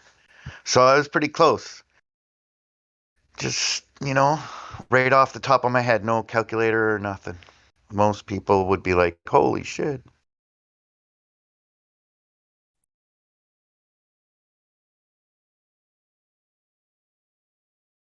Did you guys hear about some? I think I'm gonna probably get this horribly wrong, but I'm still gonna try because it's worth it.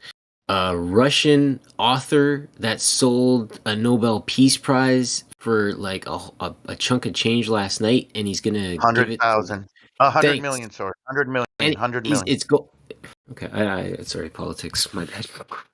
Just realized that. Don't want to go there.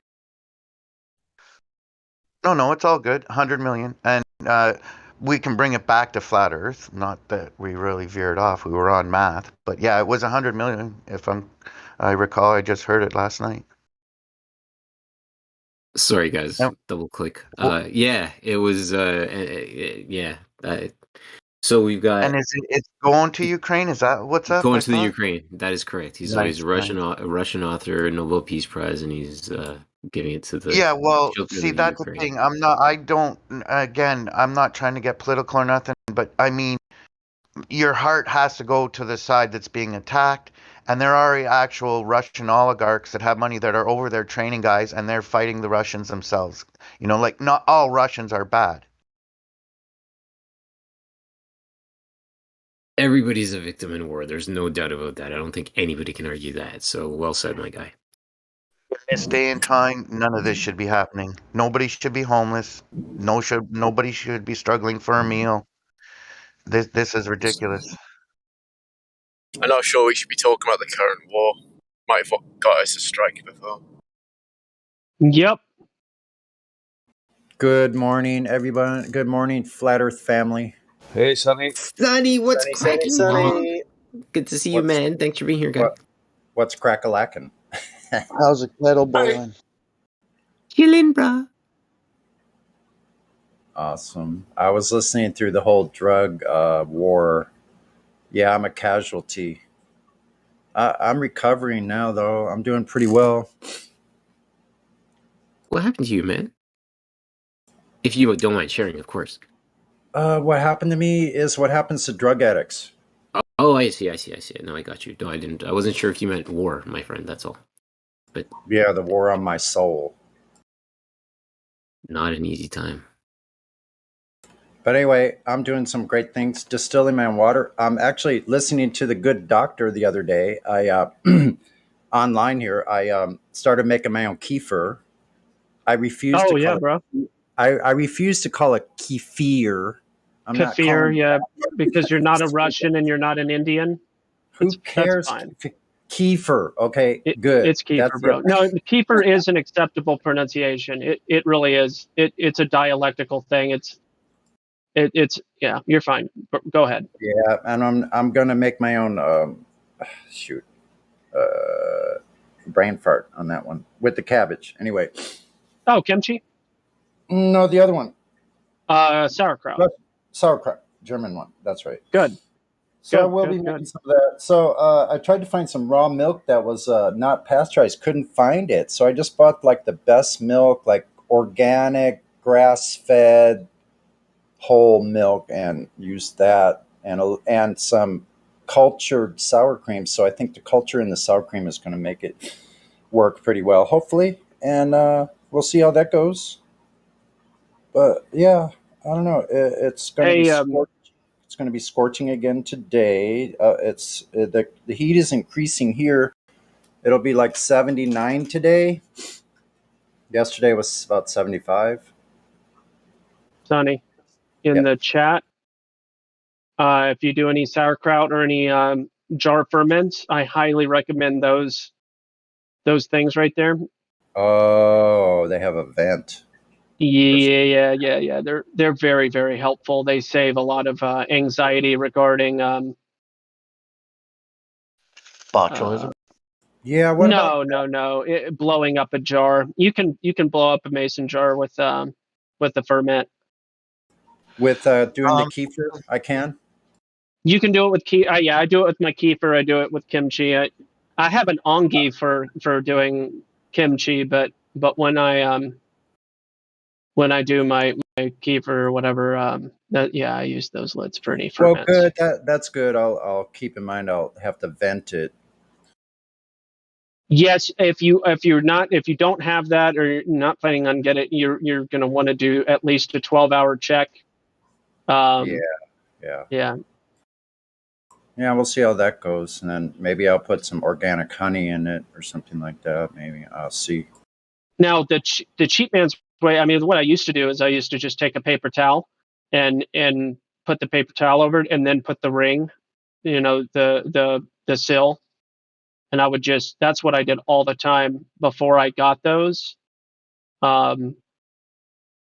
Some people would argue that particulates can still go through the paper towel. I'm not exceptionally worried about that, but that's another technique is to put a paper towel over it.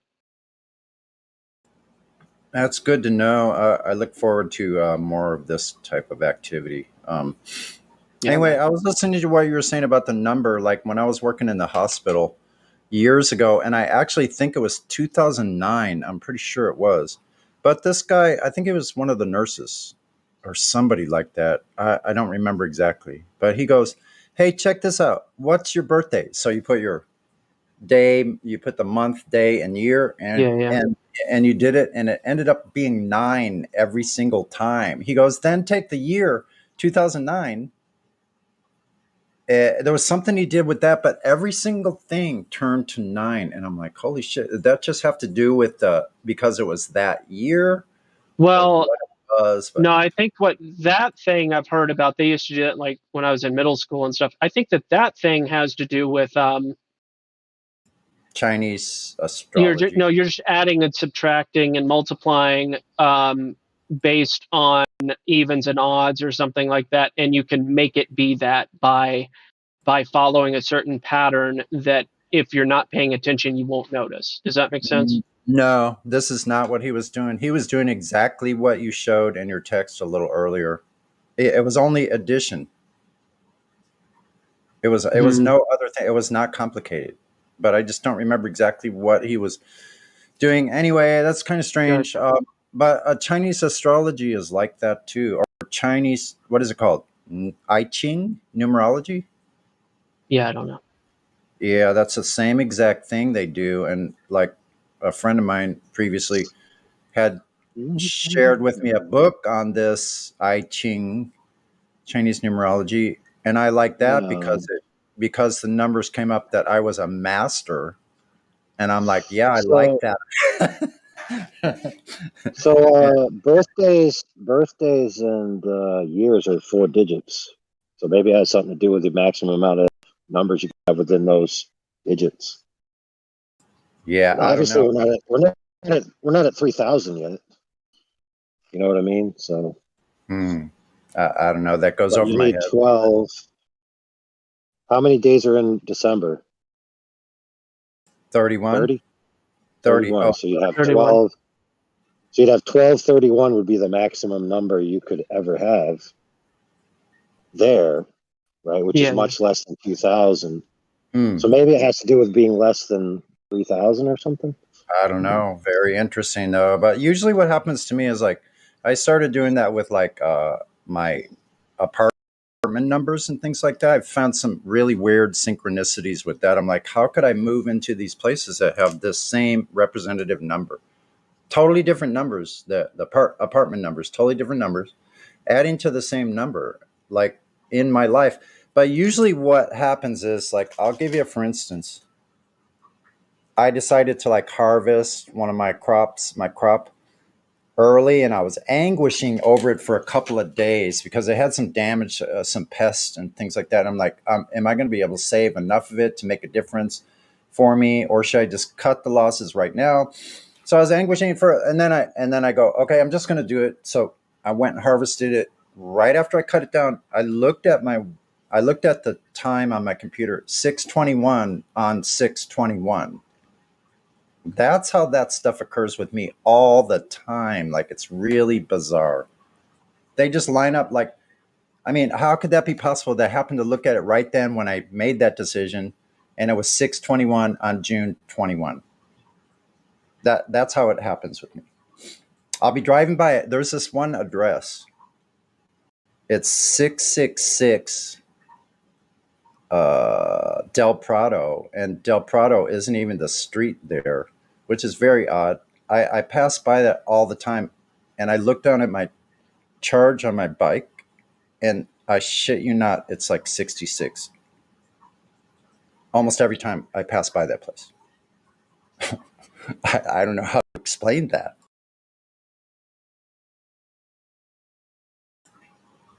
I mean, not every time, obviously, because sometimes I'm driving by and it's like 100%. But there's been several times when I'm riding by and I just happen to pass that address and I look at my charge and it's 66. I'm like, am I just making this shit up? I don't know. I don't either. I don't know what it means.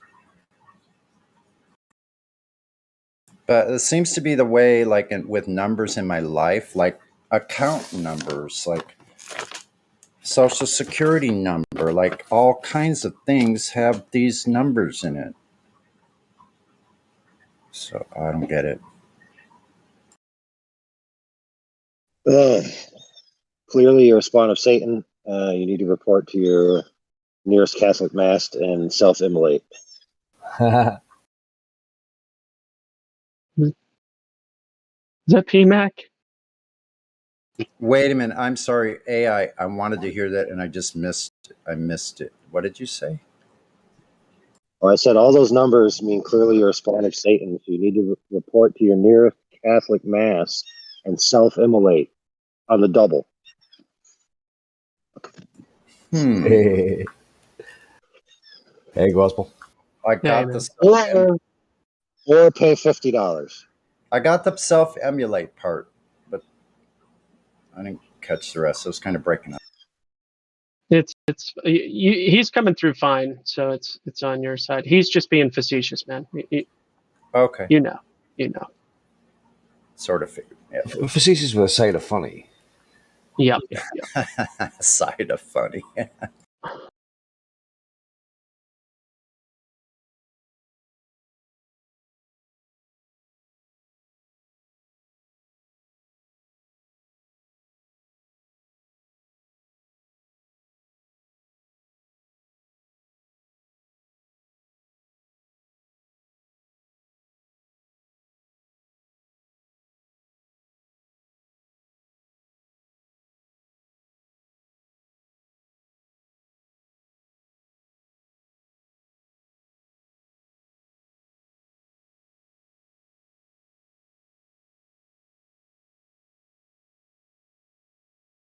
Hey, everybody. Hello. So that video that I posted at EWARS, a couple people commented. What he was basically saying is it's pretty much the same song and dance. It's just, so they're using the same methods that they always do. You know how he's comparing ancient, you guys got to watch this video. He compares ancient aliens and the theory or whatever, the subject of Tartaria, which is a huge topic right now. And it's patched along with the mud flood. And so, yeah, I can't wait. It's only 15 minutes. And usually he does longer videos. And so I'm going to, he's probably going to have a couple episodes. He kind of hinted at it. And it's like, leaving us hanging. So it's kind of like, okay, let me give you an example.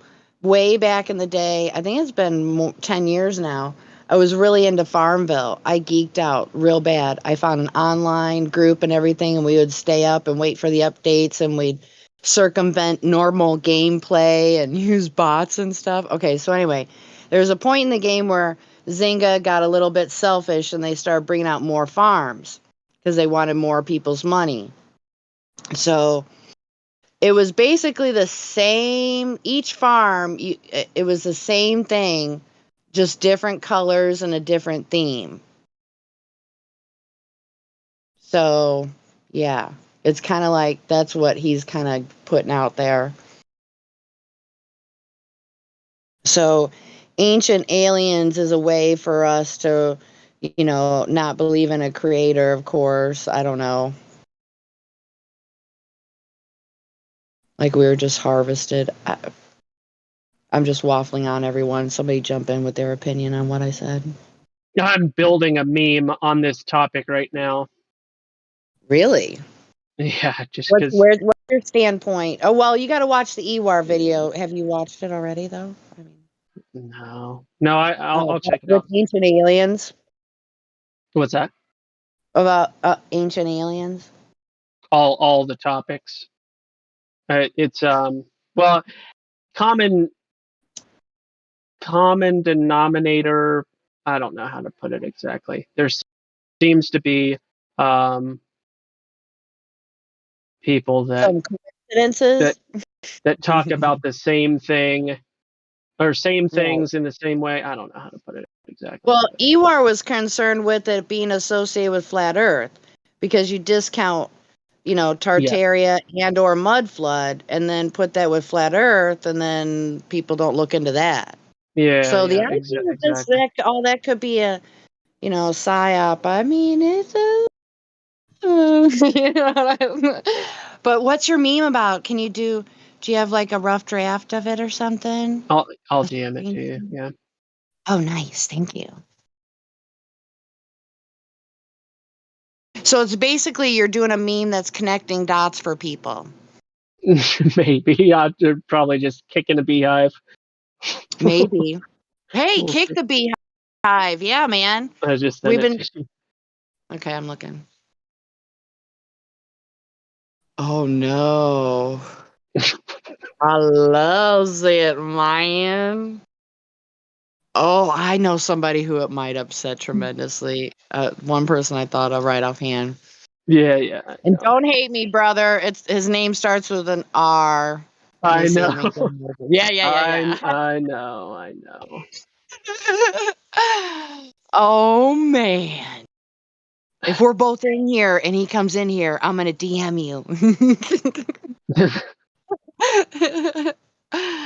Oh, like please bring it up, please. I wouldn't do that to you. But seriously, you got something going there, dude. Love it.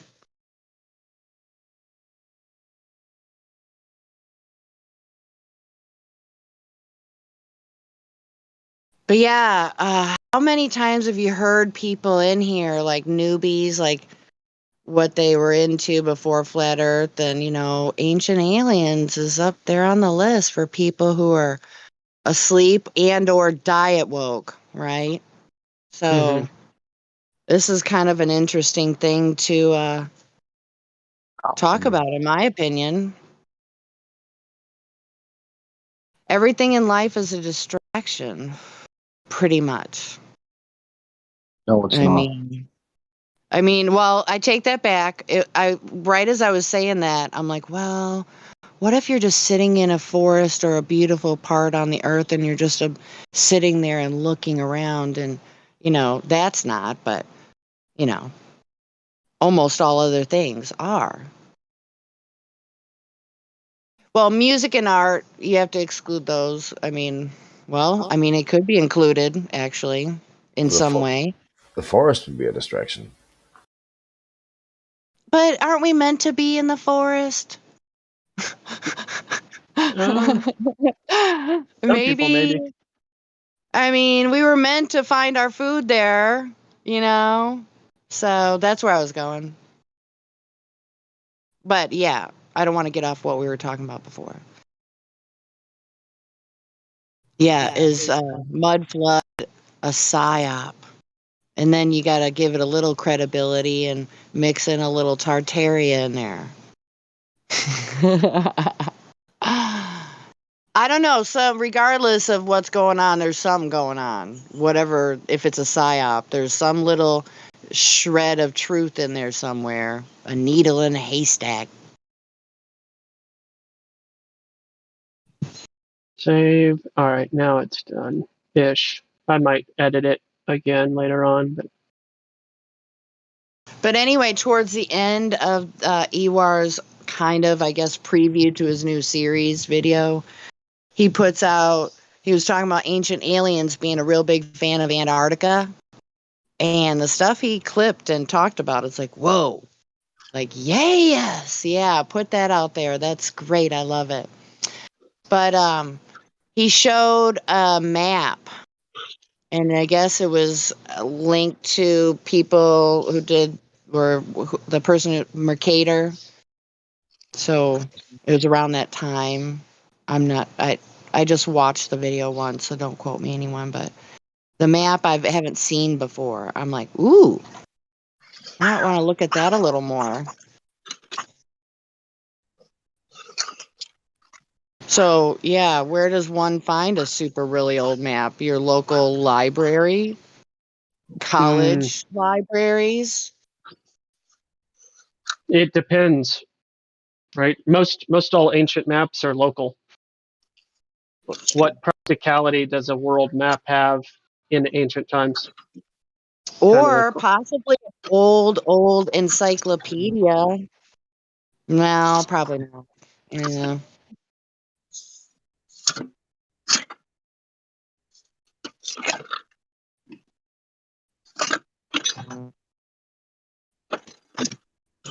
Now ranked. We now have an issue with retention. Hey guys, I got my dad right here. He just told me that Carl Sagan proved that the Earth was a globe in less than 2 minutes.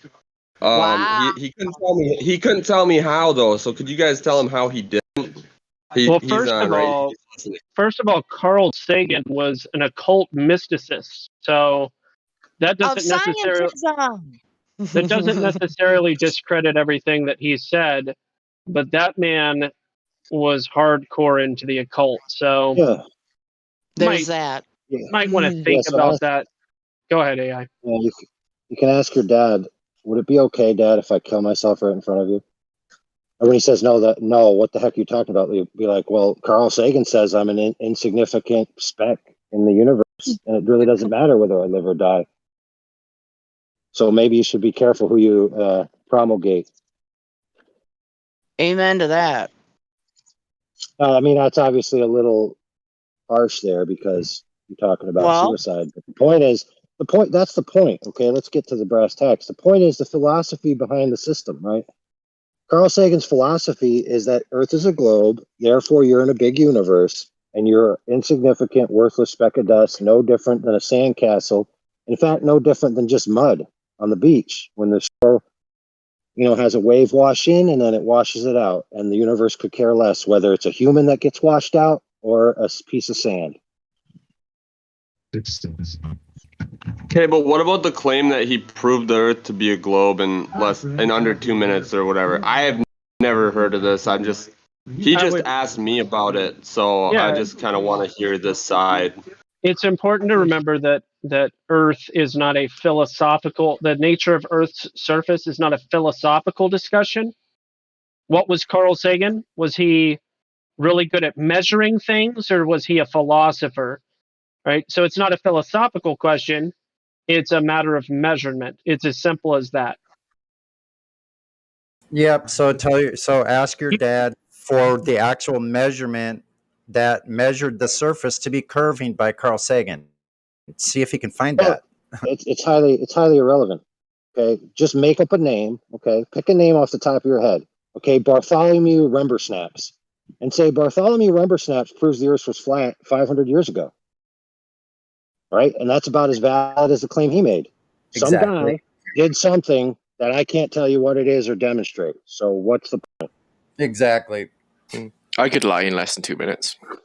Like the people at the park did it better. I rode up on my bike. They had a big, like a stand set up there saying science, right? So these are science enthusiasts. Oh. And I rode up and I said, I stopped my bike right there in front of their table. And I said, Earth is flat, stationary, and contained. Prove me wrong. And they proved it even faster than 2 minutes. They said, science. That's all they said. They said, Back when science. Carl, and back when Carl Sagan was relevant, I think it took about 2 minutes for Google to return a ping result. Is Earth a globe? Beep, bop, beep, boop. 2 minutes later, yes, Earth is a globe.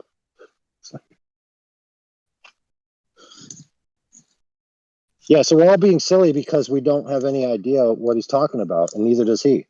And why should you have to know his ideas for him? Tell him to go figure out what Carl Sagan did, so that you can know. I mean, unless he's asking you what he did, I mean, I don't get it. Doesn't make any sense. You could tell him to go whistle. Tell him to go whistle. Okay. We got this covered. We got this handled. So he told me he saw an article that said Carl Sagan proved that the Earth was a globe in under 2 minutes, and then I asked him how, and he said that he couldn't bring the article up, but he's been listening to you guys talking, and as he's listening, he's like now he's researching Carl Sagan. Okay, good, Conrad. So while he's researching Carl Sagan, have him look at the video that says 200 quotes that we've been lied to, and it has one of his philosophical statements in there saying that being the center of the universe is abhorrent. That's his philosophical standpoint, is that we cannot stand this idea that we're the center of everything. We have to rule this out at all cost. That unquote, and that's not a quote, but that's my words. Basically, that's basically what he says. Yeah. I'm going to make a prediction, though. What your dad's going to find is presuppositional reasoning or appeals to photographs, which are alleged photographs. That's pretty much it. There won't be any direct measurements. There won't be any validatable proof. It's going to be a bunch of assumptions based on circular reasoning. And the only two things that are excluded from that are photographs, allegedly, and eyewitness testimony, allegedly. Everything else falls under the logic that I already described.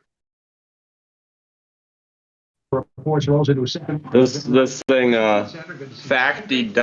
facty.com about Carl Sagan. Learn about his life theories, accomplishments, personal views, and more.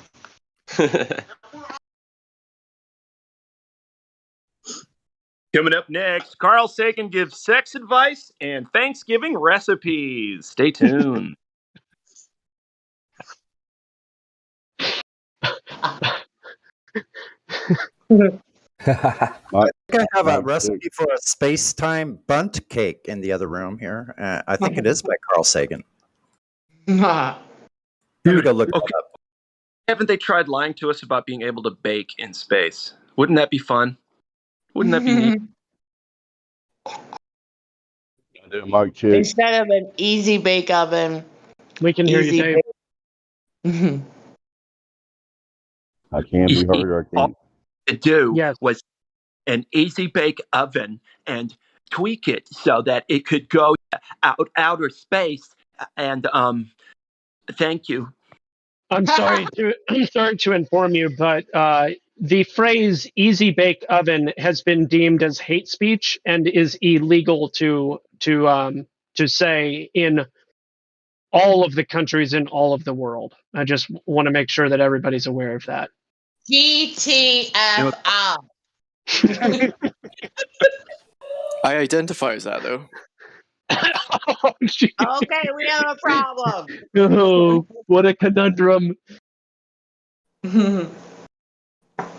That is, I would not be surprised if that is a real thing. Oh my God. Okay, here's the apple streusel space-time bunt cake by Carl Sagan. Okay, so ingredients: 2 cups of apples from Beta Cirrus. We're going to have pecans from the Mars Complex Pyramid Station. Brown sugar, it's just regular brown sugar. Okay. Lightly packed. I can't do it anymore. I was going to try to make a space meme for every ingredient. Wow.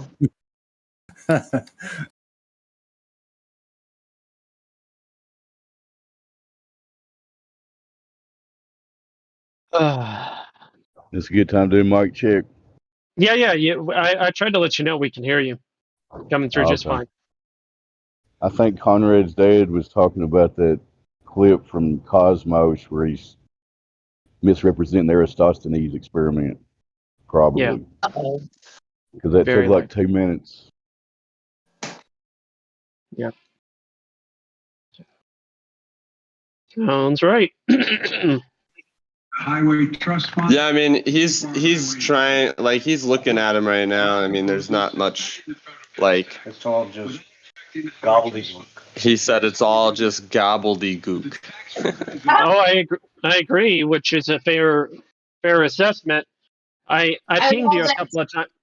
I pinged you a couple of times, Conrad, with some references there that you could share if you'd like to.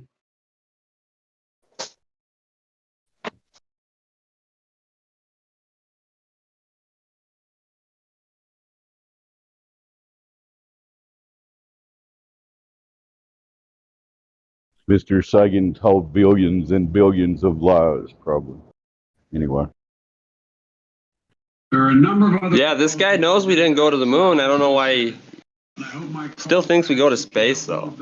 Really? So just tell him to find a practical demonstration of gas pressure without a container after he finds the curvature measurement.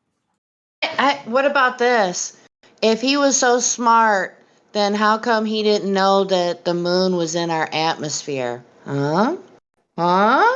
What about that? That's pretty an easy one. I don't think there's anybody talking. Like I think that's part of the problem. He's like kind of into the ancient aliens and stuff. So he's like, he's kind of. It's not like he doesn't understand that there's like not really any proof for it. It's more like he doesn't. It's like with a lot of people, they don't want to let go of like the idea, maybe. But he's getting kind of irritated. He's like, "Don't drag me into this." But it's like, dude, come on. He's listening. He's been hearing everything you guys have said. So If people choose to believe what they wish. Now, here's the thing. Belief is a part of our reality just as much as knowing, except there are things that have to be presupposed. There are things that have to be believed. And that being the case, what do you believe in? What do you believe you should be giving your loyalty to in the sense of authority? Who's going to determine that authority for you? Seeing as that, well, how would you determine what an authority is, right? What, someone tells you that they're an authority, or you grow up in a world where someone is the authority? But we're all free, right? We all need our moms and dads to teach us how to walk and talk, and after that, we should be free to think and understand things in the world from our moral perception, from within us, something that is innate, something we already have. And it's like people choose to believe that that's not the case, and they put their belief in a lot of other things, sometimes bad things, because that's what they choose for whatever reason. But tagging on to that for a quick sec, with relation to actually discounting your heart, how much has that happened? Where you believe in your heart you one thing, but your brain is telling you something completely different. Hey, you know what I just realized he did to me? Man, just now I was telling him about that argumentative essay I'm writing for one of my classes, and I told him how I need counter arguments to the fact that no axial precession basically proves that we have the sky doesn't move or whatever, or proves that the sky or the sun doesn't precess. Like it's about axial precession. And I was asking him for counter arguments, and he's like, "Well, what about Carl Sagan? Proved the Earth was a globe in 2 minutes." He did the same thing the Globers do, man. You bring up an argument, and they're like, "Well, what about this?"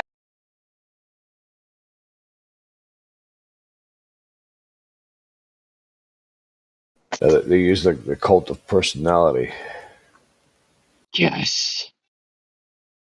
The sweet potatoes have come up, and so have the shallots. All right. All right, all right, all right. Yeah. We have flavor. Oh yeah, shallots are really special. I'm a fan. Yeah, me too. Have you ever cooked them? Anyway, yeah, thanks guys. Hey, AI, are you still there? AI, no. No, he's not All in right. BC Well, right this second. I saved the video he sent me. I was trying to figure out if he wanted me to watch both parts of that. He said mandatory watch. So. Well, at least the one that he sent. But yeah, I mean, you get time, watch the other one, I guess. Conrad's dad, make him do extra chores. There you go. More chores. Hey, whoa, settle down now. That'll put hair on your chest.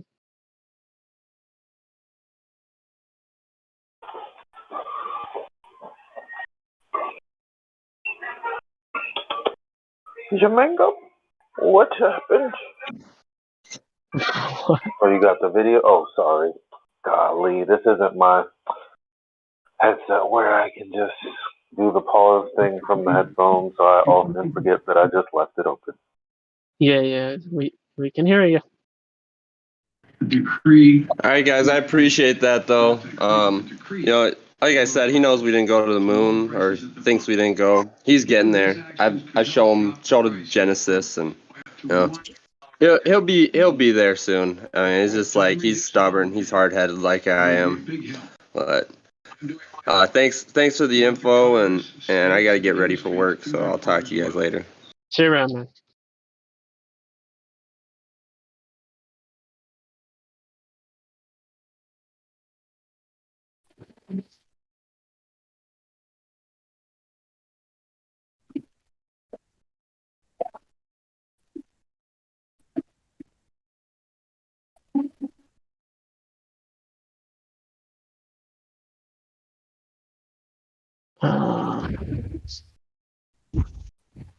See. Anyone that still believes it's a globe, all you got to do is go do an Earth curve measurement for yourself.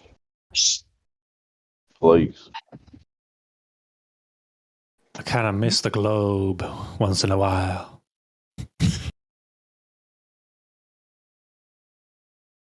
Just joking. Yeah. Yeah.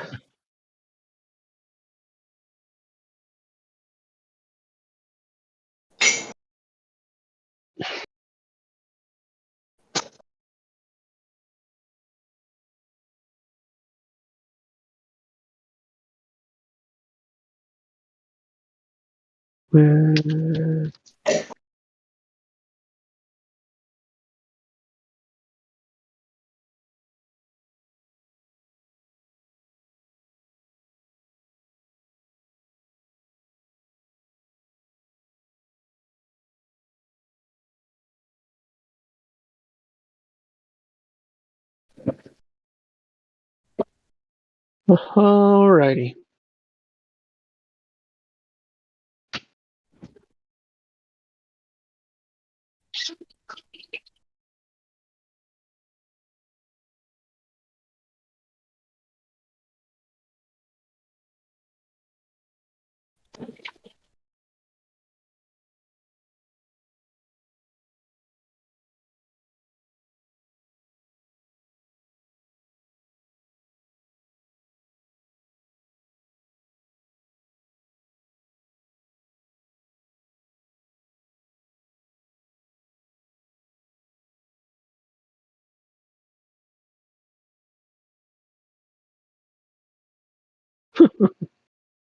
Mm.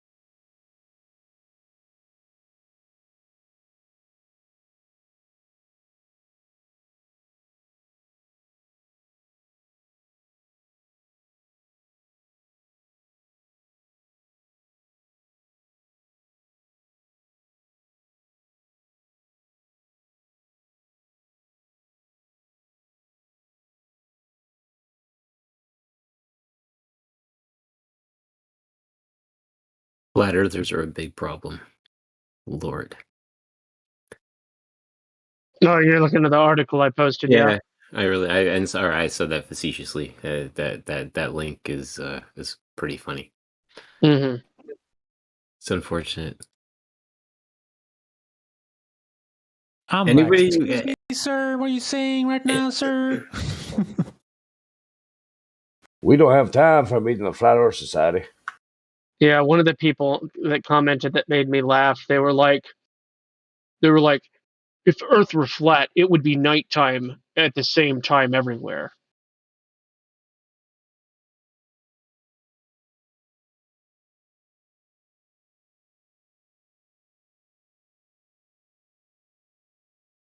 It's like, wow. That's some big brain stuff right there.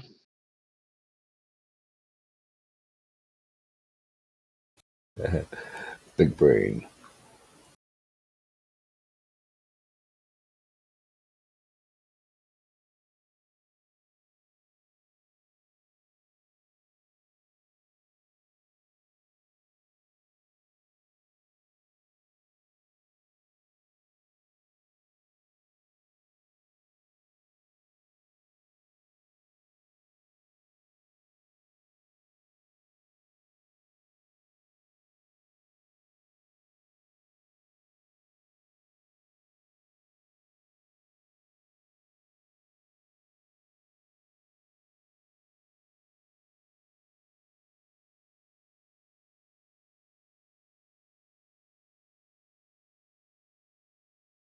Just to confirm, our friend Bendy Water here. This is the same Bendy Water from Facebook as well, right? The Bendy Water group? I don't know.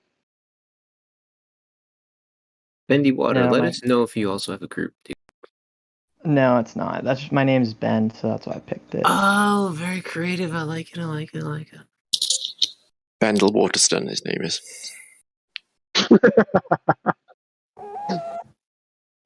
Did you say your last name is Waterstein? Bandil Waterstein. Whoa! That's an awesome name. I'm looking at your trifecta here.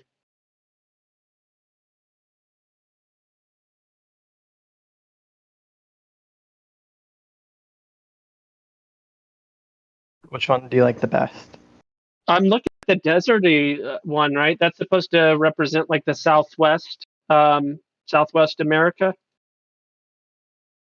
maybe.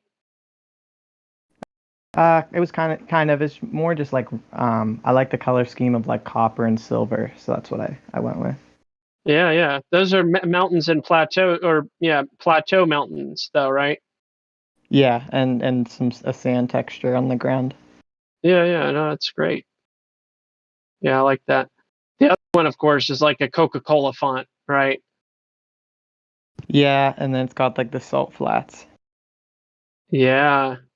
Why on this one did you choose 5 rings out of curiosity? Or was it just a convenience? On the desert one? Yeah. So that was the first one I did just to test the concept out. And I actually like it because the clouds and the grass and everything seems to kind of swirl in a way. I really like the 5 rings. There's and then I went with more rings just to really add the depth, but I like the 5-1 too.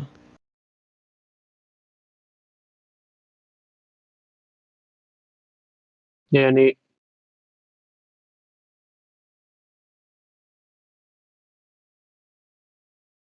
I think my favorite one is definitely the last one with the water and the islands. Mm-hmm. Really pops.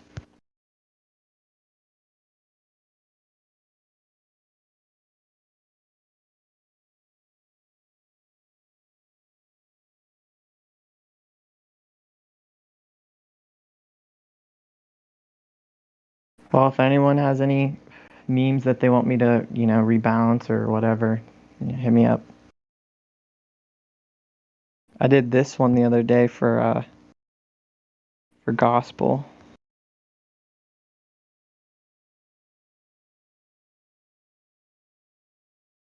Yeah, that one's good, man. I saved it. Yeah, the font you had commented on the font. The font's perfectly fine.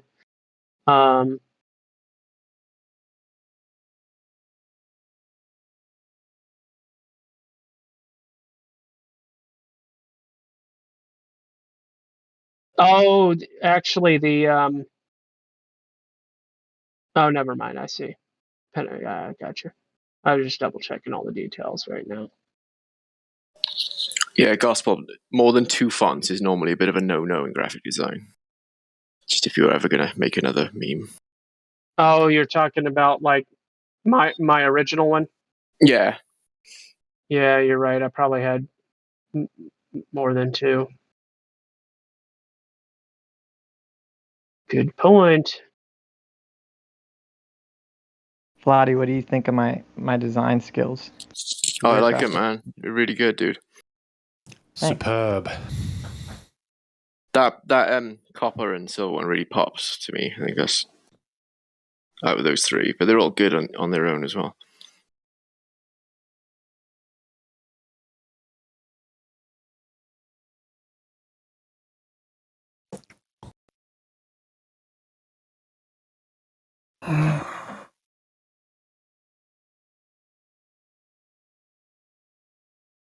What's it, man? I make these and then I don't know what to do with them except send them in the group. Can't really like share them with everyone because it's a hot topic. It's a hot mess. Yeah. That's what it is. I'd love to put these on my Snap story and show my friends, but everyone would be like, "You think it's flat? Are you serious?" Are you serious? But you have to remind them the word flat is a description of level and plane over the horizon. not a shape. I think that was what comes to their mind when they hear the word flat. Oh, flat? What, pancake? No way. We were. I was telling the guys earlier this morning about a situation I had at work yesterday. My boss looked at a couple pictures I had, and he's like, "So, you think the Earth's flat? You one of the flat Earth guys?" And I looked at him and I said, "I believe in what God created on the second day. After that, you can extrapolate the rest of it and figure it out." And I left it at that. I was like, I'm not gonna have my boss laughing at me with all kinds of craziness, thinking I'm trying to convince him of nothing. Forget that. Yeah, but like I said, you gotta ask them though first. What do you think when they hear the word flat? What comes to their mind? Like, do they think of a pancake shape, flat of the whole entirety of the Earth, or do you tell them that the word flat is a description over a level playing field? Horizontal. Yeah, see, the thing is, based on two different things. Well, no, I know. It's just based on the environment, and it was kind of like he was asking me in passing, and I need to be quick on my feet with the response, right? So everybody knows I'm a God-fearing man, so I'm like, I'm just gonna go with that and just kill this duck in the water, man, because I didn't want to get into any kind of trying to long in the tooth explanation, asking him questions and turn into a debate. No. I need something quick. That was my escape hatch. My face. My faith was my escape hatch. There you go, boys.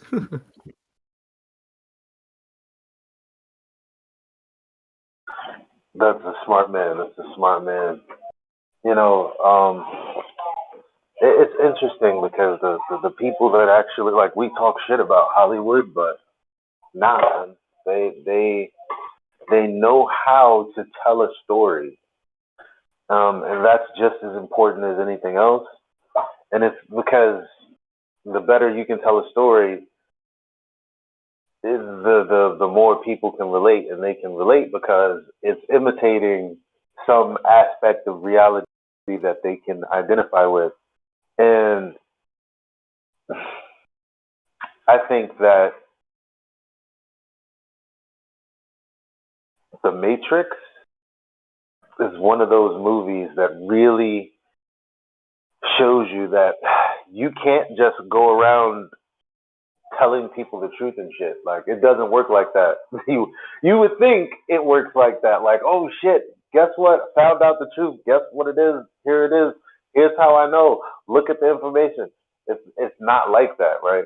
So when we do it, it's like we kind of gotta, like, what I do is I'm seeking those who really want to know. Even the people that are like, yeah, you know, I'm into conspiracies and all that and blah blah blah blah blah. I wait just a little because, you know, even then, you know, people who will say, oh, I'm a conspiracy, there's this, that, and the third, they'll still say, oh, but those flat earthers are crazy.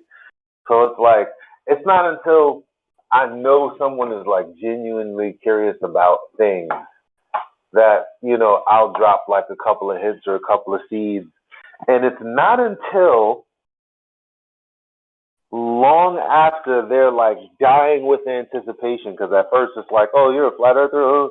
Like, typically flat earthers make it a big deal. When me, I'm like, yeah, you know, oh, well, you know, if you really want to know, we'll talk about it one day. Yeah, but well, you know, not right now. We'll get to it when we get to it. You know, it's a lot.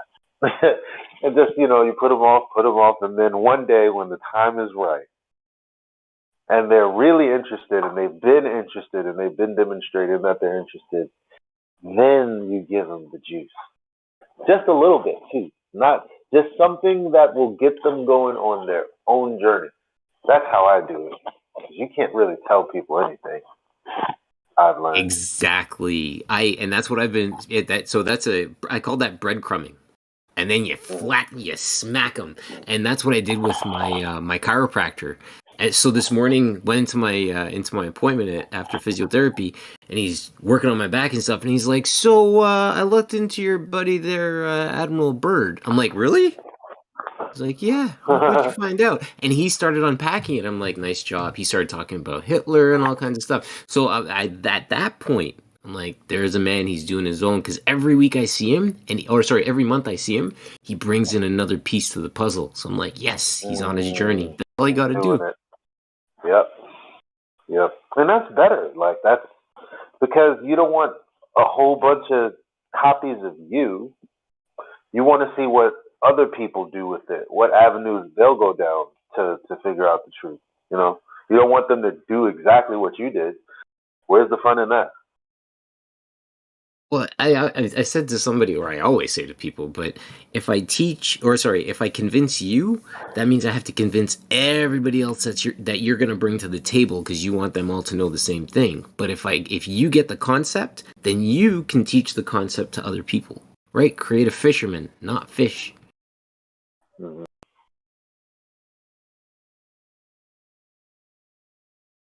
So I've been thinking.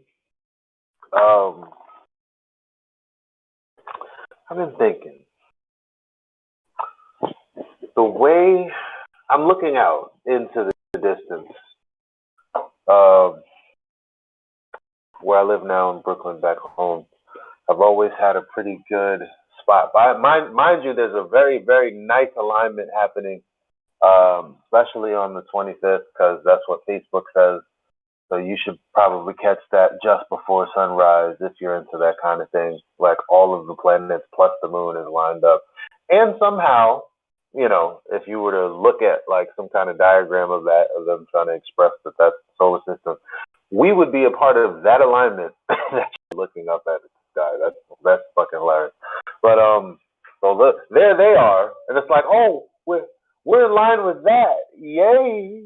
Like, no, we're not. But anyway, so yeah, I was thinking. Let me take a picture. Well, I mean, we would be the base of that alignment, right? The starting point, because we're the center of the universe, right? When I say universe, meaning like. No, I mean it's like there's no way we're a part of that. Like that's happening over there, and then we're standing over here looking. I got you. But they would like us to believe that no, it's just a planetary alignment based on these orbits, and we're a part of that. Like they'll make it look like we're in that line, and it's like, it's not how I see it. You know, no, looks like that line is over there. Yeah, it's only because we're looking at it. Like I went out to the harbor at night a couple nights ago, and you saw it, I noticed. Huh? What'd you say? You saw it. You saw it. I'm not to get up with you because you're one of my sun and moon people. Yeah. What do you mean? I saw it. No. What did you mean by that? The planetary alignment I'm talking about. No, I haven't seen it. I don't have a good east view here, so that's a problem. There's mountains all to the east of me, so I'd never, unless I got up on top of those peaks where I could actually be looking east. You don't have to. What degree is that? Look like about like 70 degrees. Oh, you can see it. Like it's not even that deep. It goes like up rather than like across. Oh, okay. Yeah. So there's the sun somewhere to the east, you know, and then these are like up stacked in a line. I gotcha. Yeah. They're like stacked up on top. Okay, I gotcha. Well, what I was going to say about that. What I was going to say about that is when I went to the harbor, I mean, we know this happens because we talk about it so much in here, that the light, you know, from the sun across water will go directly to the observer's feet. Well, I happened to look around and every, you know, I mean, this is going to be obvious to all of you, but when you see it and you acknowledge it yourself, it was astonishing. Every single light I looked at went directly across the water to my feet. Every light lined up towards my feet. It's crazy. So the alignment, if we're looking at it, everyone looking at the alignment, it's line, whatever you're looking at, all the light is lined up directly to you, the observer. whenever we're looking at it. So that's kind of a strange thing about our reality. I was going to say something else about these numbers, all the 666 and all this, and 10 miles and 100 miles of distance, the drop, that geometric value. What I learned when I started looking at the diffraction limit and actual refraction, like with a plane of incidence, the actual, what's the dude's name? Not Rayleigh, but the other guy that did refraction, Fresnel's observations. It's 1.22. It has to do with the way our eye works. That's how they came up with all these numbers. It's all based on our optics, all of it. The Earth itself, the size that the globers give, is based on our optics of the eye itself. So they studied that, and they transposed it into our minds that we're standing on one of these balls because of the way our optics work. And that's a really good point. I had that in my mind's eye the other day, thinking they have taken the ability for us to perceive perspective, the third dimension. Again, I always talk about this Z dimension that's coming out at you, right? 3 dimensions, X, Y, Z, right? And they've attempted to explain the third dimension, or strip down the third dimension and explain it in 2 dimensions on paper, right? We had the what's his face come in with the drawing, 2 dimensions, forgetting about the third dimension. It's literally almost like we've forgotten about the third dimension. Yeah, you see that when we're talking to the people with the black swan. They have like the part of their mind that's... they literally think, and if you actually, Sonny, it's interesting you say that, and I say this to Sonny, when you think about the concept of the sun, right? They think that the sun disappears. So if we put the X and Y axis in front of us, the L, right? So you've got the Y axis going up, the X axis going left to right. The sun goes down the Y axis and eclipses the X axis. But in actual fact, the sun is actually traveling along the Z axis. Does that make sense? Yeah, it does. Thank you. It does. Yeah. What was I going to say about that? Oh, what I find astonishing, I'd like to stop right there when the globers, almost every single one of them, it doesn't matter how entrenched they are or if they're anti-flat earther, they all are talking about the sun the exact way that we experience it. Yeah, the sun is setting. Well, you know what? Setting is a verb. That's an action word. That means the sun, the sun is moving away from it. It's the one moving. So even by them saying the sun setting, whatever they're saying about that, the sun is moving away and it appears to be setting. Yeah, but the sun is moving. You're right. That is a good point too, because the sun is stationary in their model, isn't it? Is what? And again, guys, I'm sorry for being so ignorant, but isn't the sun stationary in their model? No, it's moving at 1 point something million. It's rotating though, right? It's but moving it's not too. actually moving, is it? It's moving. It's moving. Okay. It's supposed to be moving too. Yeah. Okay. But yeah, that's over a million miles an hour. Yeah, we're just chasing the sun. Mm-hmm. Yeah. But most of them tell you the sun appears to be not moving from the perspective of Earth. Correct. If you know what I mean. Right. Yes. Right. Well, see, exactly, Sonny, and that's why I wanted to tack on. Sorry, I just want to put this forward, Sonny. You made the point that the sun is setting, therefore you're actioning the sun. Exactly. Right? You're giving it an action. Yes. I'm catching it, guy. Well done. Nice unpack. I like that. So, I mean, in reality, if things were actually happening the way they said, then we wouldn't discuss them in these ways. We would say, wasn't that a beautiful falling backward sunset the other day? Oh, when I was watching the sunrise, it was such a beautiful falling forward motion, or falling forward, rotating forward. you would know these things intuitively and you would talk about them as if they're, in reality, just like we do here in reality. We don't experience curvature. We don't experience like us rotating back. We experience the sun moving. And I just find it uncanny, kind of paradoxical that they actually discuss it the same way we do, saying the sun's moving, and then go about to say no, it's the earth that's moving when they just said the sun was moving. So I suggest we catch them on this every time, because when they say, oh yeah, the sun set, oh yeah, setting is a verb, that's an action word, right? Yeah, why did you say the sun was setting? If you're on a globe, wouldn't you be falling backwards? Wouldn't you be talking about that motion? But we don't. I wonder if that has something to do with the vestibular system. Anyway, I got to walk to the store. So, for example, Sonny, you never tell somebody that was a beautiful Earth rotate away last night, wasn't Yeah. it? It was a sunset. The sun was doing something. Thank you. Olympus. Would you like to say hello, Olympus? Olympus. No. Olympus is in the house. Welcome, Yes, Olympus.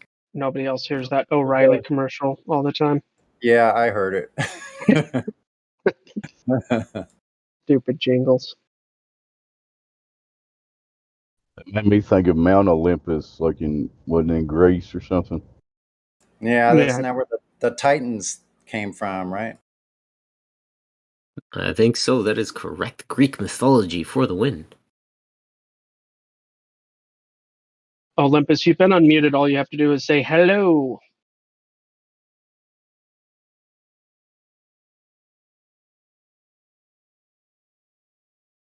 We You just leave.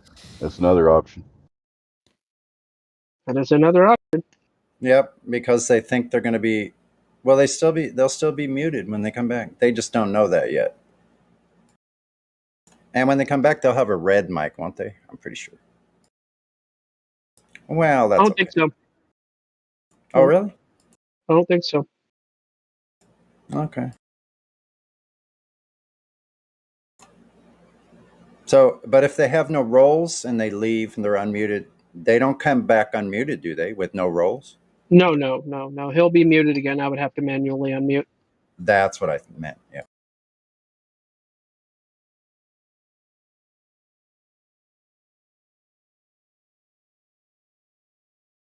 Anyway, got to go to the store for a few minutes. See you guys in a few. Yeah, man.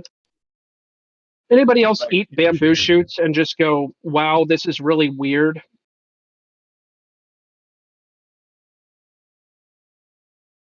Bamboo, what?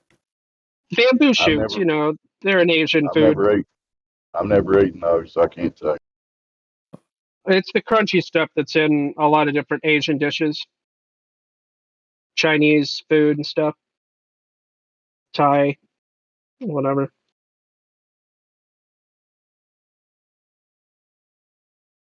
You might have had them and not known. I think, yeah. They're like kind of like fiber-ish type, like pieces, flat. Yeah, they're chewy. Chewy, yeah. Yeah, I think so. Yeah, it's weird to call bamboo a grass when it becomes harder than wood. Not weird. A little weird.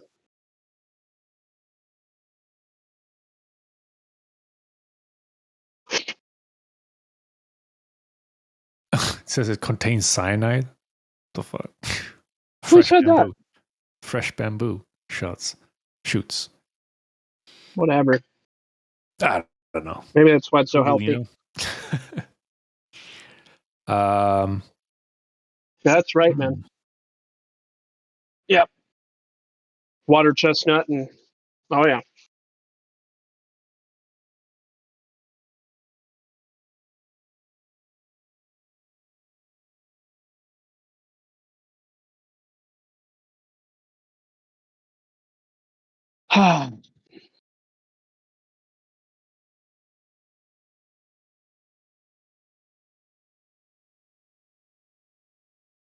This is a constant struggle, I tell you what.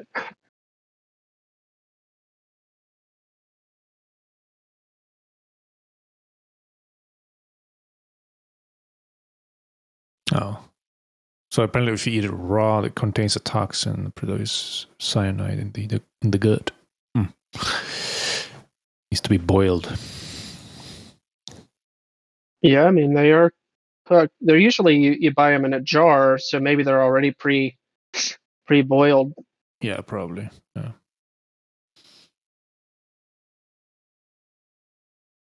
I don't think they want to kill their customers, do they?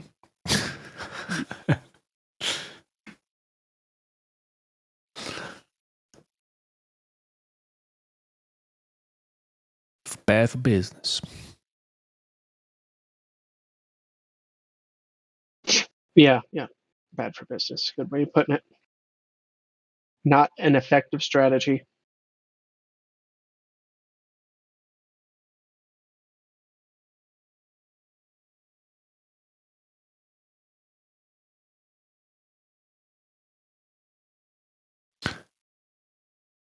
I don't know, Morvis, but like there's a few things like that. I think jicama can be like that too. But water chestnuts for sure. That's a strange vegetable.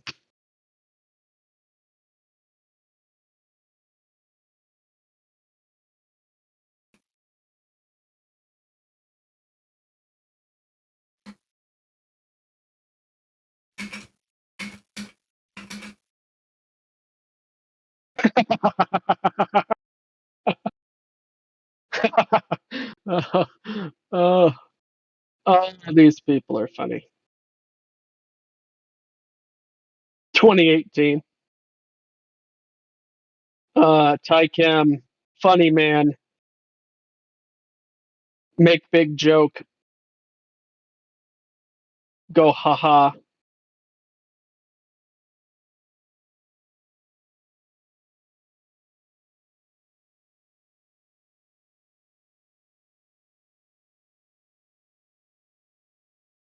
Yes. Somebody say something? That's probably you. You Quetzal. Yes, I was salt mugging. It's all good.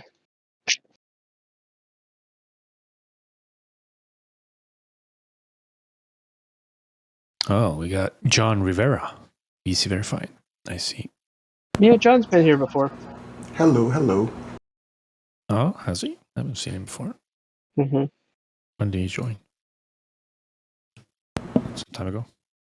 I was on 1.0 and then that went away and then I found my way to 2.0. So I've been here for a little while on and off. Okay, cool.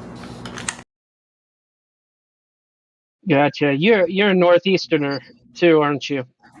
Yeah, I'm near New York. Yeah. Are you Geraldo Rivera's cousin? I wish. I'm just curious. Yeah. No. You, John Rivera, and Kiwi and Sir Vagabond, you share very similar accents. Interesting. Yes. Oh no. East We're Coast. in Discord. What'd you say, Kiwi? I was just saying with the difference in voices we would create it's Discord, right? When there's disruption, I think. Is that correct? Is that right? Not being in accordance with one another, Discord. Yeah. I'm sorry, I'm onboarding that right now. Sorry. No, it's fine. I was thinking when each of us talks, it would create confusion. That's how I was kind of connecting it, but that would work. Okay, bye.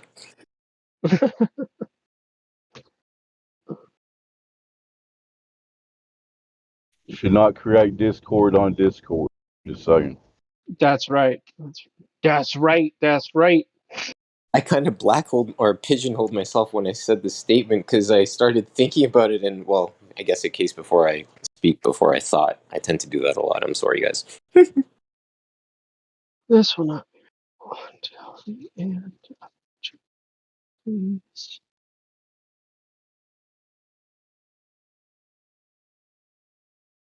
Order for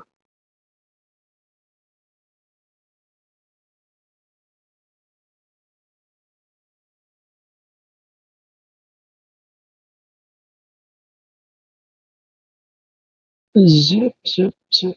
Discourse is different than Discord. Yeah, for sure.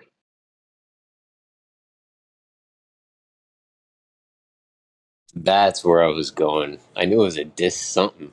Mm-hmm. Thanks, Steve, on that call. Is that another app you guys are talking about? No, no, no. Oh. Discourse is just a word. Oh yeah, oh yeah, yeah.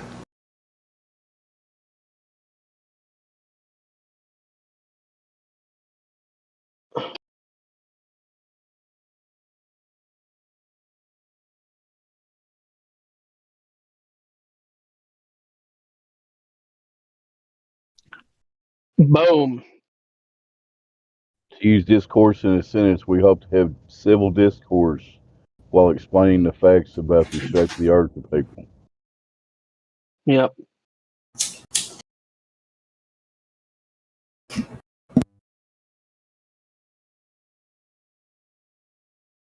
Isn't that interesting? Discord, in a very literal meaning, would mean hearts apart. How about that?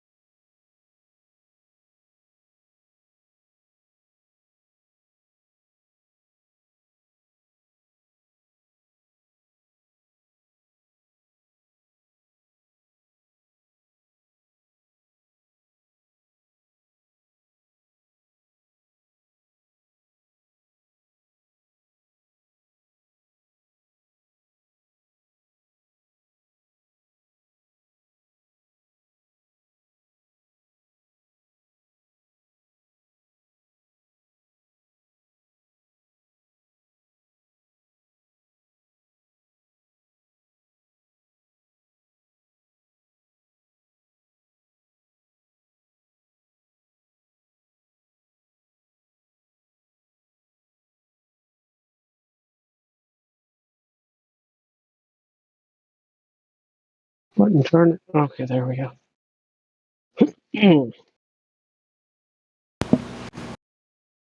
If you don't mind me asking, you're behind a computer, correct?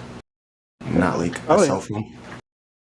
I'm in front of the computer. I Yes, don't yes. typically spend much time behind it.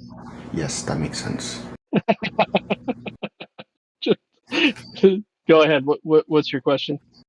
No, just making conversation. I know, well, I didn't know if a lot of people here are using the mobile app. I didn't know if if the majority here were PC users. That's a good question.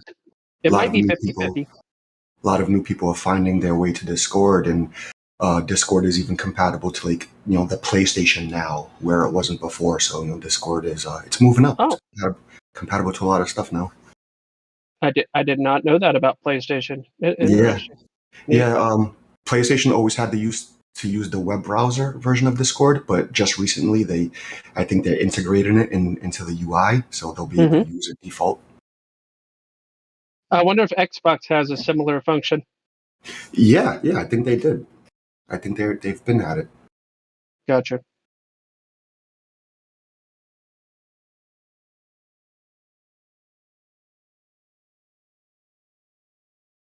What is?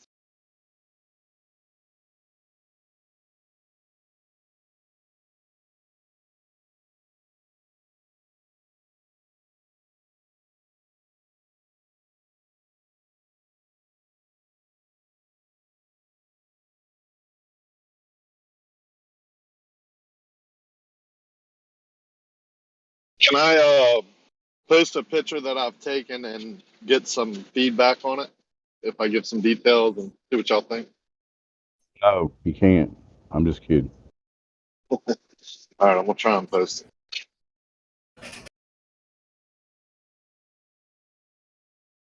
Needs to be Flat Earth approved. After reviewing it, of course.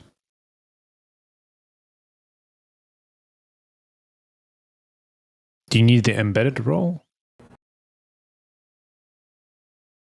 Oh, yeah. Last time I was here, I got ragged on for not having rolls. Where do I get those from? Gotta ask a mod. Rakia's OG, he should have all those rolls. Rakia? Rakia Life, he's been around forever. Yeah. Yeah, did it go through? Locker room? Is that where y'all posting? Live stream voice text. You can post that in voice text, yeah. If it's, All right. Give me about Flat Earth is fine. Or something. Is that from one of your boat journeys, Rakia? Fishing or something? What is that? What kind of boat is that? It looks like a flying boat or something. What are you all looking at? Yeah, I just put it in live stream also. No, I'm on the beach near my marina. I take a lot of observations from the same spot here of oil rigs and boats on different days. Like, this is a friend of mine. Like, I know the captain of this boat. I was actually on the phone with him at the time I took this picture. How far is that boat out? That boat is less than it's a shrimp boat, and it's less than 4 miles away. 4 miles, whoa.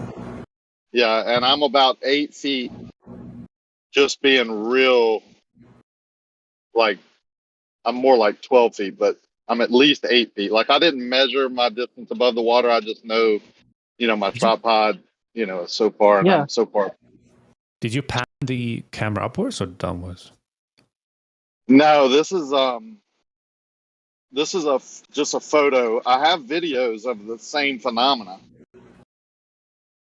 but this is I'm pretty sure this is a picture. I'm just actually I would have to go into my computer and see, but sometimes I take snaps. Yeah, this is from a P900. Ooh, I was gonna say that. That's got a very impressive zoom. I was considering getting that camera. Did they just release the new one? Is the 1000 out yet? Yeah, there's definitely a 1000 out. It's been out for a while, yeah. Yeah, for sure. But this is a shrimp boat that's appears to be hidden, but it's shouldn't be, right? This is an optical phenomena. I just want y'all's input on it. Yeah, it's excellent. I love to bring these kinds of examples up to people that are new to the topic, because I'm like, listen, not only are there so many long distance observations that falsify the globe, there are actually a lot of short distance observations that also falsify the presupposition that curvature is the thing that causes the horizon. The fact of the matter is, the horizon is an optical phenomenon, and short distance observations do just as well of a job proving that as long distance observations. Yeah, if I had to bet money, I would say this boat from me is 3 miles or less, but I'm just saying 4 miles just to be safe. You know what I'm saying? Because you can do the angular size and all that, and the Globers really tore this apart, and actually were on my side saying the distance and all that because of the angle. But I know for a fact it's less than 4 miles. Yeah. So it can't be Earth curve, and I've captured this phenomena, more than once, where the water appears to be ramping up and obstructing something in the distance, but over short distances, not 10, 15, 20 miles, 3, 4, 5 miles. Yeah, and yeah. I'm wondering what y'all think. So there's the thing that I said already, but then there's also, sometimes you can get way. No, this isn't okay, it's time to play. Guess what Gospel was going to say? It's going to say the wave was obstructing the camera angle or something, right? Yeah, I'm going to say he was talking about waves, but this wasn't a big wave, or it was very calm this day.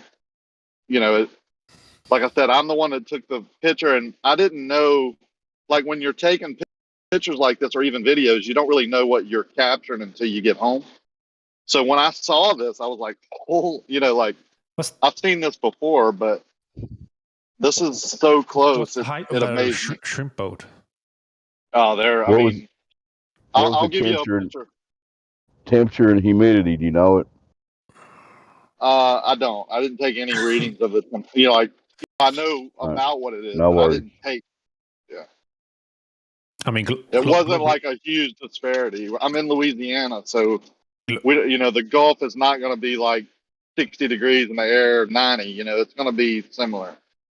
So is Bubba on the shrimp boat? It's With the Mr. shrimp. Thibodeau, the captain of that boat. He owns a fleet of shrimp boats there. Like we're good. Yeah, I'm in We're friends. Louisiana too. Who's that talking? Rakia. Rakia? Nice. Yeah, Yeah, that's I'm up Grand in Isle. Bossier and Freeport right now. Oh, okay, yeah. I used to do a lot of business in Bossier and Shreveport, but I don't anymore. That's about 4 hours from me.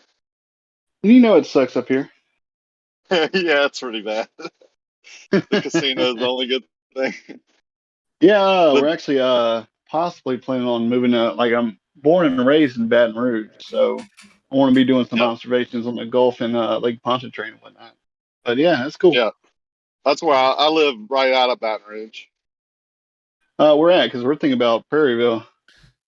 I'm in Prairieville right now, actually. Nice. But I live in Denham.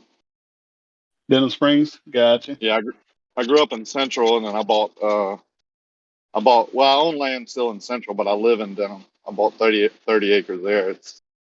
I like Central. Yeah, At least a Central and certain Denham part of are it is cool. pretty nice. They became their own I'll let you get cities. back So. to it. Yeah, you can make a lot of these observations over Lake Pontchartrain too. Like you get where the water appears to rise up and obstruct things in the distance. But this is on the Gulf. But any ideas? About what? Well, like What I have exactly? some, yeah, about what causes this optical phenomena. Just like, is it just the water appearing to rise up, or is it just a mirage, like a really close mirage that boat went into? I don't know. All I know is like something to do with high refractive index during those, Well, times of I shooting. think that you're seeing. Here, check this out, Ricky. Can you see that? You see the voice text, right? I would love to Yes. No. see a full Yes. No. screen Maybe. of that image though, because that's really cropped. It's not showing much. Ricky. Maybe you got a phone call or something. No, I'm here. I was just on mute. Didn't know. Oh, okay. You see what I threw in the chat there? Yeah, I'm reading it now. Go ahead. So I keep on bringing up the thing called the Rayleigh criterion, the angular resolution limit. So that number is around 0.02 degrees.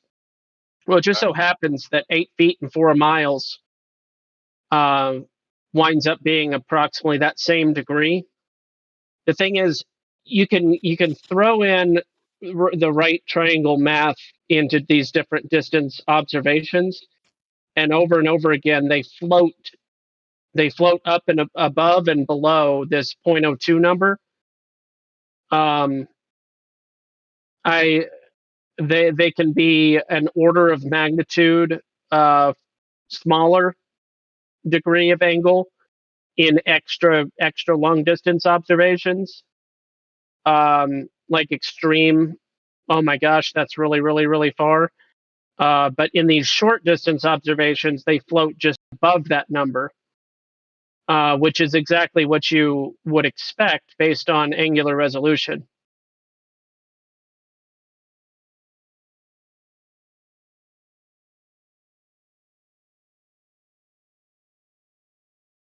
So some people call it atmospheric compression, or that sort of thing. But yeah, it's an optical effect, and it's based on this limitation of angular resolution. all right, let me say something and you comment back about what I think. or one of my ideas. So the horizon appears to rise up. So that would be the water in front of me creating where the sky meets the ground, and it's appearing to rise up. And then the boat itself is at a further distance going away from me. So anything that's further than my horizon is going to start to appear smaller and to go down. Does that make sense?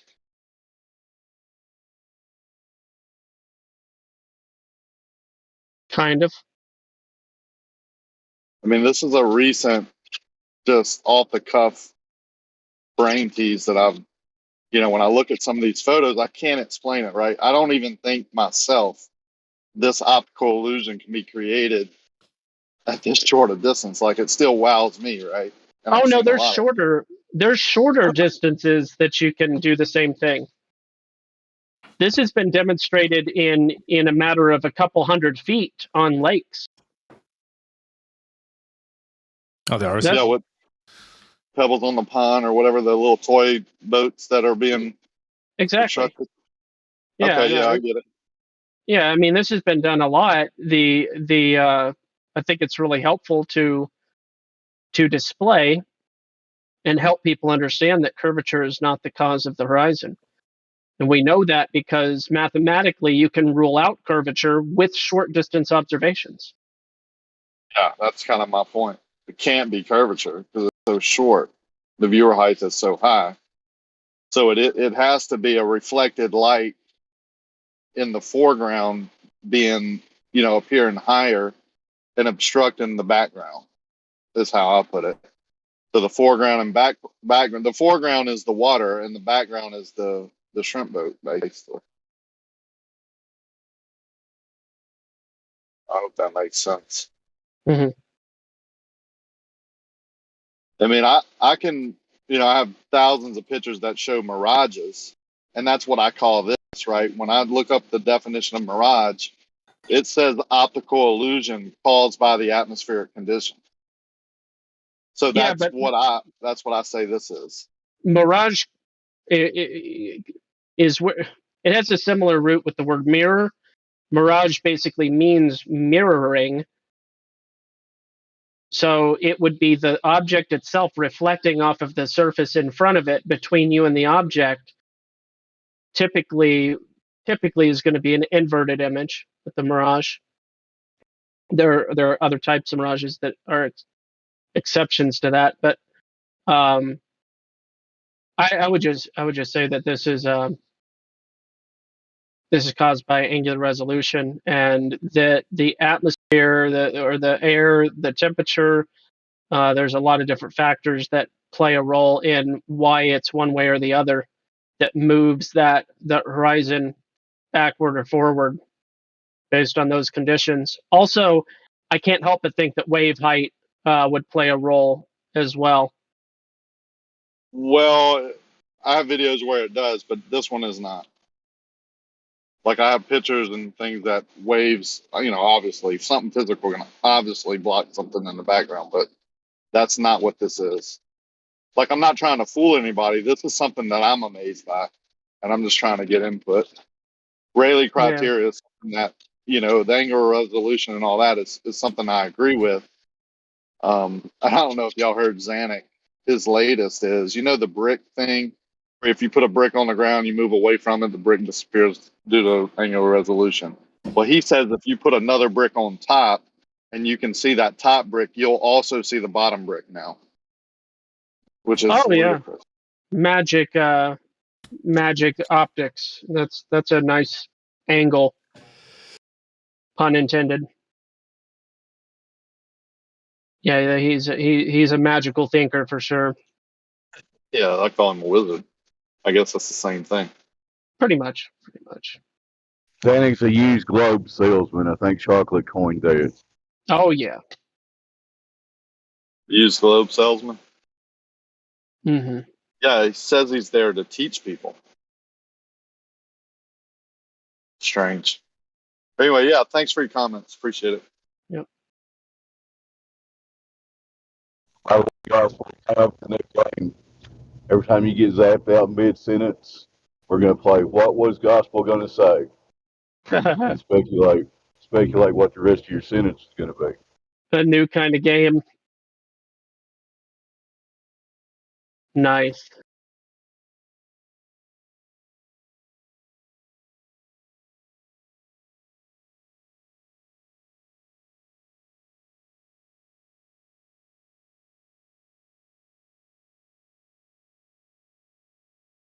It always seems to be key points of your sentence when you're right when you get to your point, too. Zoom. Yep. I think, is he still here, the guy? Okay. Yeah. I think that clip from David Wise about the optical phenomena happening when he takes those pictures might explain the reason behind that video. The same with Wolfie when he, went out with his own videos claiming to debunk, proving the curve, but he didn't actually. There's a pretty decent video explaining what is really happening when the ocean seems to be cutting off the lighthouses like that when they normally shouldn't, and not due to the curve, so to say.